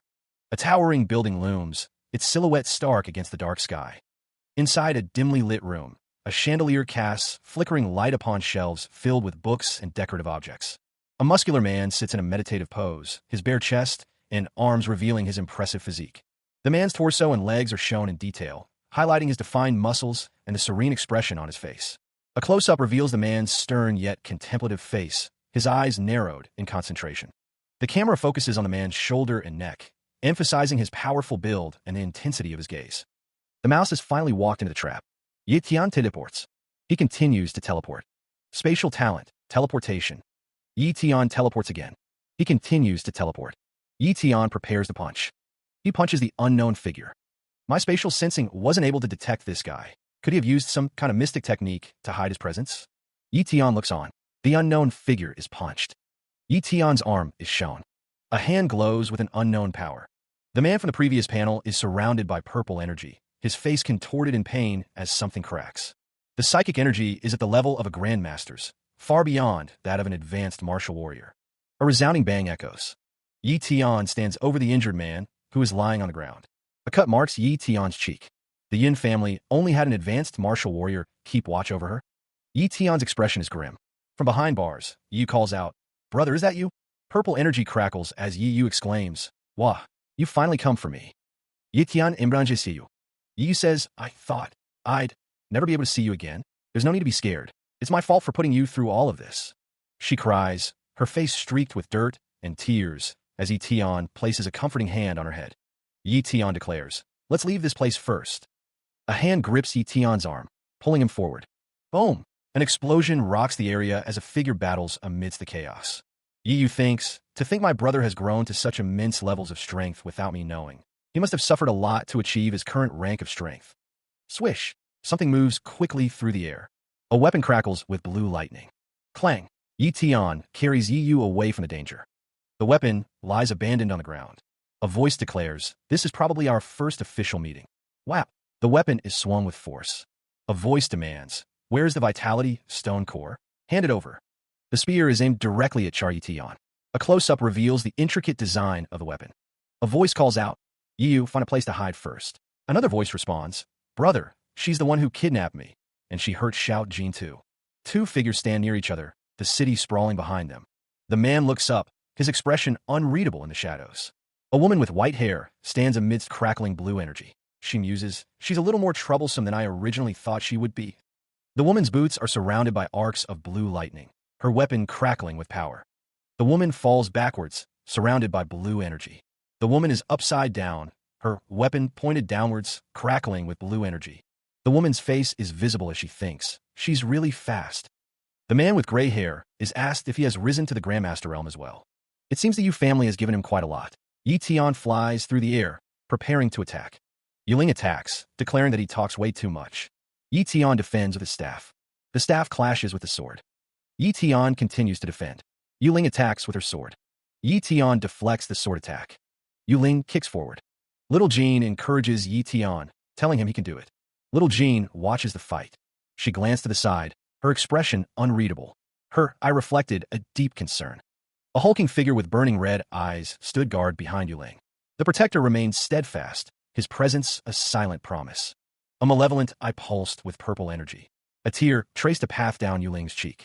Purple energy surged around her, a protective aura. She stomped her foot, the ground trembling beneath her. A figure crackled with purple energy, his power growing. "That's King Yunhe." King Yunhe smirked, his eyes glinting with dark intent. A surge of power emanates from an unseen source. Yuling stands ready, her weapon held firmly in her grasp as energy swirls around her. The energy intensifies, focusing around her hand. Her expression hardens with determination. A voice echoes, a warning against distraction. A sinister smile creeps across her face. Power radiates from Yuling, a tangible aura of strength. Her strength and talent swell. Her arm swells with power, energy crackling around her. Yuling prepares to unleash her attack, the air shimmering with anticipation. She leaps forward, a blur of motion and raw power. The weapon strikes with devastating force, shattering the ground. A disembodied voice wonders how this kid's strength suddenly grew. Yi Tian grits his teeth, preparing to unleash a devastating attack. The air crackles with building energy. Lightning erupts around Yi Tian as he channels his power. A hand reaches out, seemingly in a desperate attempt to stop the onslaught. A muffled cough echoes through the air. A figure lies prone on the ground, defeated. A faint voice whispers, "Brother." Yuling's face is bloodied, her expression one of pain and shock. A scream of anguish tears through the air. Spatial talent, teleportation. She is limp in his arms, the last vestiges of purple energy fading from around them. The ground beneath Yi Tian's feet is cracked and scorched, a testament to the power he unleashed. The courtyard lies in ruins, the air thick with the smell of ozone and dust. Yi Tian summons a ball of crackling energy, its light reflecting in his anguished eyes. A guttural sound escapes him as he stares at the energy in his hand, a desperate hope flickering within him. Yuling coughs, a wet, rattling sound that chills Yi Tian to the bone. Blood trickles from her lips, staining her pale skin a horrifying crimson. He thinks, his mind racing, that even with the blood of the calamity beasts, it's no use. He didn't bring any healing items, and he can't give his regeneration talent to others either. Tears stream down Yi Tian's face, a silent testament to his despair. Meanwhile, King Yunhe, observing the scene from afar, explodes in fury. "You bastard! How dare a monarch rank expert like you use your physic energy on a regular human?" Yi Tian's thoughts turn inward, dwelling on his strength, speed, and spatial talent. His foot rests on the shattered ground, a symbol of the destructive power he now wields. A voice booms, questioning how someone could manage to obtain so many talents within their body. The man's brow furrows, his expression intense. Sweat beads on the man's face, his teeth gritted in frustration. His eyes narrow, a storm brewing within them. A voice seethed with anger. King Yunhe vowed, "You old bastard, I'll remember this." A hand raised a purple talisman, its intricate symbols glowing faintly. The talisman crumbled to ash, its power unleashed. A surge of purple energy erupted, crackling with arcane force. The figures were enveloped in the teleportation field, their forms shimmering. They had escaped. The air crackled with residual energy. The teleportation magic lingered, a fading echo of their departure. A voice declared, "A teleportation talisman." A muscular man with short blonde hair looked up, his expression grim. A voice boomed, "Don't you even think of running away." A massive hand glows with power, the energy swirling around the figures below. A voice booms with lethal intent, promising eventual death by his hand. The face is grim, eyes narrowed with determination as purple energy crackles around him. A blinding flash of light marks the activation of the teleportation talisman. The scene shifts to a traditional building, its architecture hinting at a new location. A guard stands watch, spear in hand, his posture alert. Far below, the ground is cracked and barren. Someone expresses disbelief at the escape, marveling at the speed of the teleportation talisman. A lone figure stands amidst the devastation, the air thick with dust. Weakling kneels on the cracked earth, her expression unreadable. A voice pleads with their lord, warning of the disaster that the escaped individual's growth will spell for the Yun family. A muscular figure looms, while Weakling stands nearby, her gaze fixed on something unseen. A hand crackles with blue and yellow energy, manipulating the very fabric of space. The energy intensifies, branching out like lightning across a darkened sky. Yi Tian stands amidst the swirling energy, a conduit for forces beyond comprehension. The void shatters, and a voice echoes with rising anger. Yi Tian's eyes widen, a bead of sweat trickling down his brow as he senses the shift.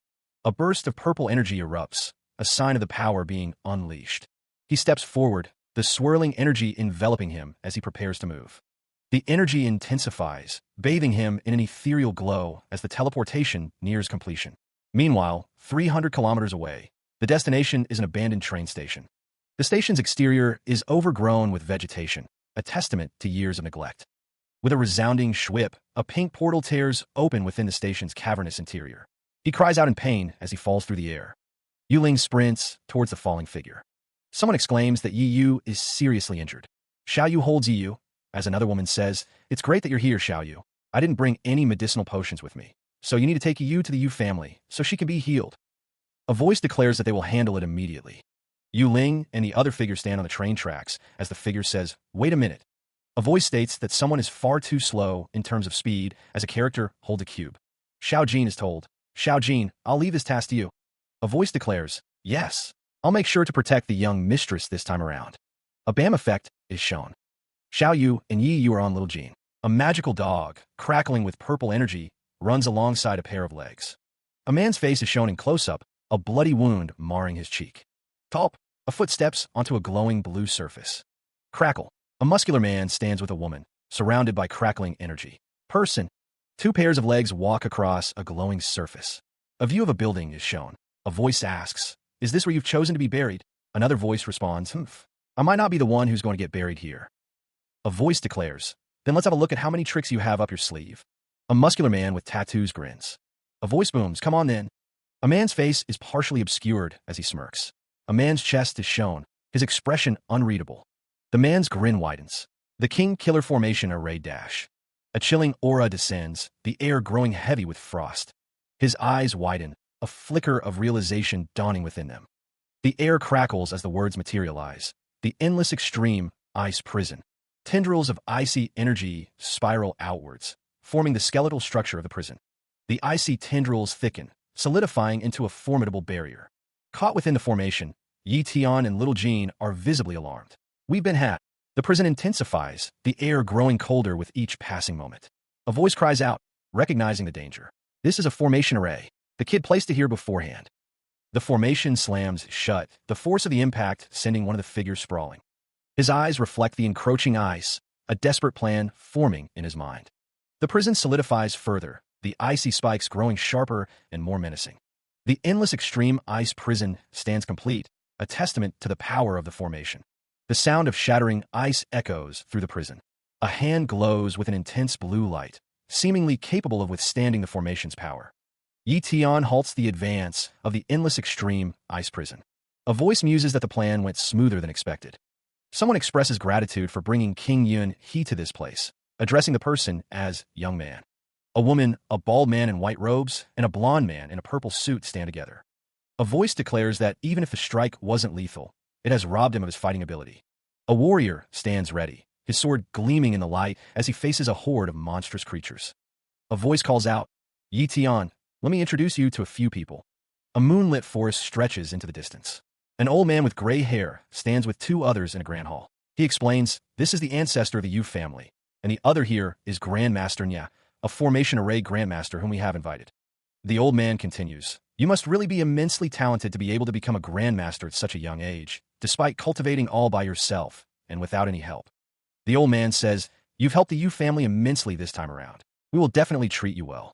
A voice responds, you are far too kind, ancestor. The Yu family was the one who saved both of us, not the other way around. A man with dark hair smirks. But the man's eyes narrow. One of the Yu family members thanks their ancestor, stating that they have a responsibility to help and fulfill. Nietzsche thinks he is rather interested in it. A status window appears, identifying him as Nietzsche, a human with high-tier cultivation and formation array talent. The status window asks if he wishes to copy the formation array talent. The options are yes or no. He answers yes. Nietzsche smiles. A status window confirms that the formation array talent has been successfully copied. Nietzsche states that he has completed what he promised the Yu family, so he will leave the rest to them. A monarch rank expert's corpse is considered a treasure. A close-up of the formation array. The formation array drips. One of the Yu family members thanks Grandmaster Nya for helping them this time, and says that if there is anything the Yu family can help with in the future, he should come and find them. A voice chuckles, haha, you're too kind, Elder Yu. Another voice responds, as long as there's enough money paid, I am willing to work for you. A surprised voice exclaims, huh? He disappeared. A figure vanishes in a burst of purple energy. Only the soles of his sandals remain visible for a fleeting moment. A voice commands, you should both step back. Leave the rest to me. The speaker stands ready, his gaze fixed on the spot where Elder Yu vanished. A barrier shatters with a sharp crackle. The protective layer splinters, revealing the escape route. Elder Yu bursts through the shattered barrier, leaving a trail of energy in his wake. Debris rains down as he makes his swift exit. A voice observes, you managed to escape so quickly. King Yun He acknowledges that they have underestimated him. Yuling shouts a warning, telling the family head to watch out. A burst of energy explodes outward. A spatial talent, a spatial cage, is activated. This is King Yun He's spatial talent, trapping Yuling and another person. King Yun He declares that the two of them can just remain in there. King Yun He activates his strength talent. Someone inside the cage curses, realizing they can't break out of it. An explosion of energy erupts within the spatial cage. King Yun He admits he was right to think they weren't easy to take down. King Yun He continues, stating that as long as the formation array has managed to injure them, his goal is achieved. A view of the spatial cage from the outside. King Yun He declares that he has long prepared himself for this battle. The muscles of King Yun He ripple as he grows, a guttural growl escaping his throat. His bare foot presses against the ground, the stone cracking under the immense pressure. Meanwhile, a drop of moisture falls, echoing in the silence. Yuling is surrounded by a web of glowing blue energy, her expression one of anguish. She reaches out a hand, desperately calling for someone to save her. Her face is etched with pain and fear. Elsewhere, a figure is sent flying through the air with a swoosh. The world blurs as they are thrown through the air. Stars streak across the night sky. The figure crashes to the ground, groaning in pain and telling someone to get lost. Guards berate the fallen figure, calling them a stinky beggar and telling them to go somewhere else if they want food, as this is the demonic Sea Academy. The man in the red jacket complains, his words laced with irritation. She's dirt on my clothes, too. What an unlucky start to my day. A girl with white hair sits alone, looking dejected. That's enough. We should leave quickly, or else we'll be late. She clutches her stomach, her expression pained. I'm so hungry and so cold. A biscuit tumbles across the ground. A man in a suit offers her food. Eat up. She devours the biscuit. The man in the suit asks, are you willing to go home with me? Go home with you? Then, will I be able to have biscuits like this every day? The man smiles, his eyes gleaming. Yeah. She nods, her mouth full. Come then. A muscular man stands, crackling with energy. Let me see all the tactics and techniques you have. The man continues, his hand outstretched. Of course, but your life for now on belongs to me. Are you still willing to follow, old Manu? Old Manu grins, his expression predatory. A knight clad in ornate blue armor stands ready, his sword raised against a horde of grotesque monsters. A towering, muscular man stands with a menacing grin, his physique radiating raw power. A voice echoes, filled with resolve. She died for me, so that life of hers wasn't wasted. The muscular man's intense gaze pierces through the scene, hinting at a hidden strength. An aged man's face is contorted in anguish as a voice wonders. Is he unable to break free from within? A voice speculates. Maybe a forbidden restraint set by a monarch is still far too difficult for them to handle. As a glowing cube hovers in the air, crackling energy surges from a hand, a display of raw power. A voice exclaims, sword talent, as a blade gleams with potential. A woman stands poised, a sword radiating energy in her grip. The sword strikes, unleashing a burst of energy. He remains completely unharmed amidst the chaos. King Yunha's strength cannot be underestimated. He is able to use his spatial talent to such a degree. Their attacks prove ineffective as one collapses. Elder, you will be in danger if this goes on. His expression is grim. A hand gestures, preparing for the next move. A domain expands, enveloping the battlefield. Incredible. He had the strength to continue battling despite being exhausted by a monarch-level formation array. His face contorts in effort. He's increased the gravity in this space to more than 10 times its original state. His eye reflects the intensity of the battle. The battle rages on, the impact of each blow shaking the very foundations of the domain. He's fast. Did this domain of his erase his own weight simultaneously as well? That's almost akin to teleportation itself. However, don't you dare underestimate me. The muscular figure coils, preparing to unleash a devastating blow. His fist connects with incredible force, the impact echoing through the domain. A hand shoots out, fingers outstretched, seeking purchase. Grabs. The sound of the impact reverberates, a deafening crack that signals the transfer of immense power. The other figure is sent hurtling backward, a dark silhouette against the swirling energy. Bang! Boom! A cataclysmic explosion erupts, consuming everything in its path. Elder Qing watches, his expression unreadable as the battle rages on. The figure's face is obscured, but the intensity in their eyes speaks volumes. He is suddenly struck by an unseen force, the impact sending him hurtling through the air. The world blurs as King Yun he is thrown violently backwards. Crashing through the air, he slams into a nearby structure, the force of the impact causing it to explode in a cloud of dust and debris. Elder Qing watches as King Yun he is sent flying, his expression unreadable. Blood trickles down King Yun he's face as he struggles to regain his footing. Elder Qing is surprised. Elder Qing gathers energy in his hands, preparing for another attack. King Yun he lies amidst the rubble, struggling to rise. The elder thinks to himself, to have such immense strength. Elder Qing prepares for another attack, his eyes narrowed in determination. He thinks, at your old age, you really are the ancestor of the Yu family. The elder focuses his energy, his hands glowing with power. The energy intensifies, forming a cross of light. Elder Qing unleashes his attack, sending bolts of energy towards the downed King Yunhe. His eye twitches, a flicker of awareness before the storm. A sudden burst of fire erupts, searing the air with its intense heat. King Yun he looks up, his muscular frame tensing as he anticipates the next strike. The world blurs around him, a disorienting prelude to the impending chaos. He is engulfed in a cataclysmic explosion, the force threatening to tear him apart. Kaboom! The sound echoes through the surroundings, a deafening roar of destruction. Hey, old man, where did you get this fire elemental talent from? Oh, I see. You must have obtained the talent grass from the secret realm. Wait, there's another. His eye widens in disbelief, a primal fear gripping his heart. King Yun he plummets through the air, surrounded by falling debris, a victim of the relentless assault. Shing! A sharp, piercing sound cuts through the air, signaling another imminent threat. A beam of pure energy descends, striking with pinpoint accuracy, promising further devastation. A lone figure sits overlooking a landscape bathed in violet light, a sword resting beside her. A voice calls out, urging Yi Tian and others to unleash their strongest attacks to shatter the binding array, declaring that the ancestor has arrived to save them. A voice responds, understood.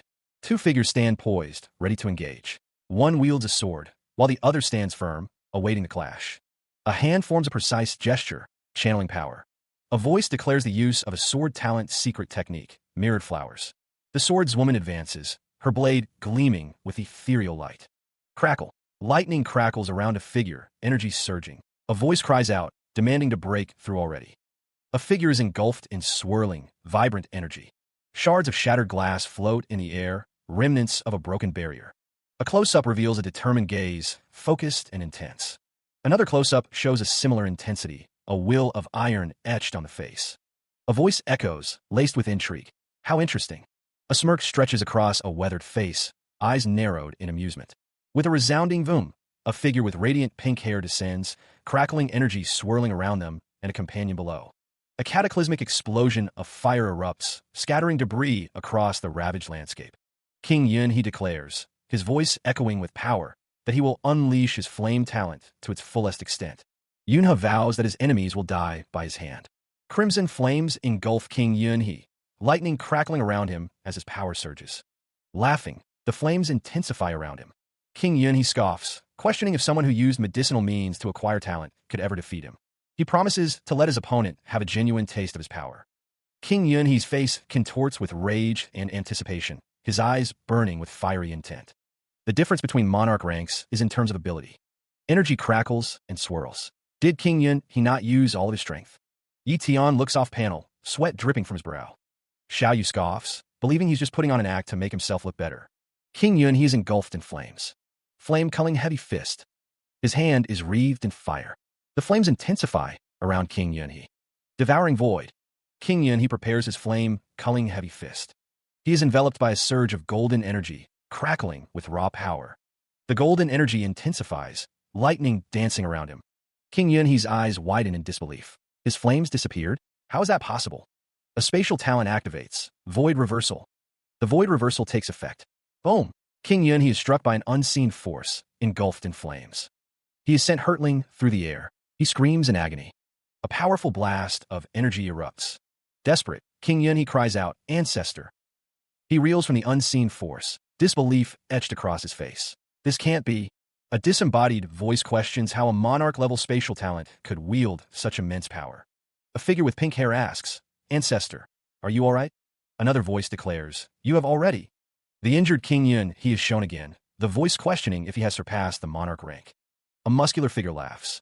"Have you finally realized?" Ha ha ha. Energy crackles in the air. A voice states that they didn't surpass the monarch rank, but gained a more advanced level. The voice declares that understanding of the monarch realm is not possible. The voice continues, stating that humans have no possible way of exceeding the monarch rank limit, but Yunha has gone past the limit. A voice questions how he did it. The figure with pink hair stands with a sword. King Yunhe begins to speak, his tone laced with a dark amusement. "Since you're all going to die here anyway, I might as well tell you." The narration box describes a rare treasure, a vitality crystal core. A tiny treasure born only after 100 vitality stone mines are made. King Yunhe gazes at a small, glowing crystal, his expression unreadable in the dim light. His scarred hand clenches into a fist. He continues, revealing a glimpse into his past. "A few years ago, I managed to obtain a small fragment in a secret realm that helped me take half a step out of the monarch realm." King Yunhe's eyes narrow, a predatory glint in them. "That's why the Yi Tian is my prey." A figure with black hair and piercing red eyes observes the scene from afar. King Yunhe's foot comes down hard on the cracked earth. He finishes his thought, a hint of disbelief in his voice. "I didn't think such treasures could exist around here. On that kind of information." A figure with long pink hair lunges forward, sword drawn. King Yunhe stands in a vast, ruined chamber, his body scarred and bare. The pink-haired figure slashes downward with their sword, a sharp shing, echoing through the chamber. An enraged voice cries out, "Ancestor, you!" Tears well in the eyes of the pink-haired figure. A voice shouts, "Take Yi Tian and run. I'll hold him off." A hulking, red-skinned figure grips a blond man tightly. The red-skinned figure's hand glows as he thinks, "Self-destruction, huh?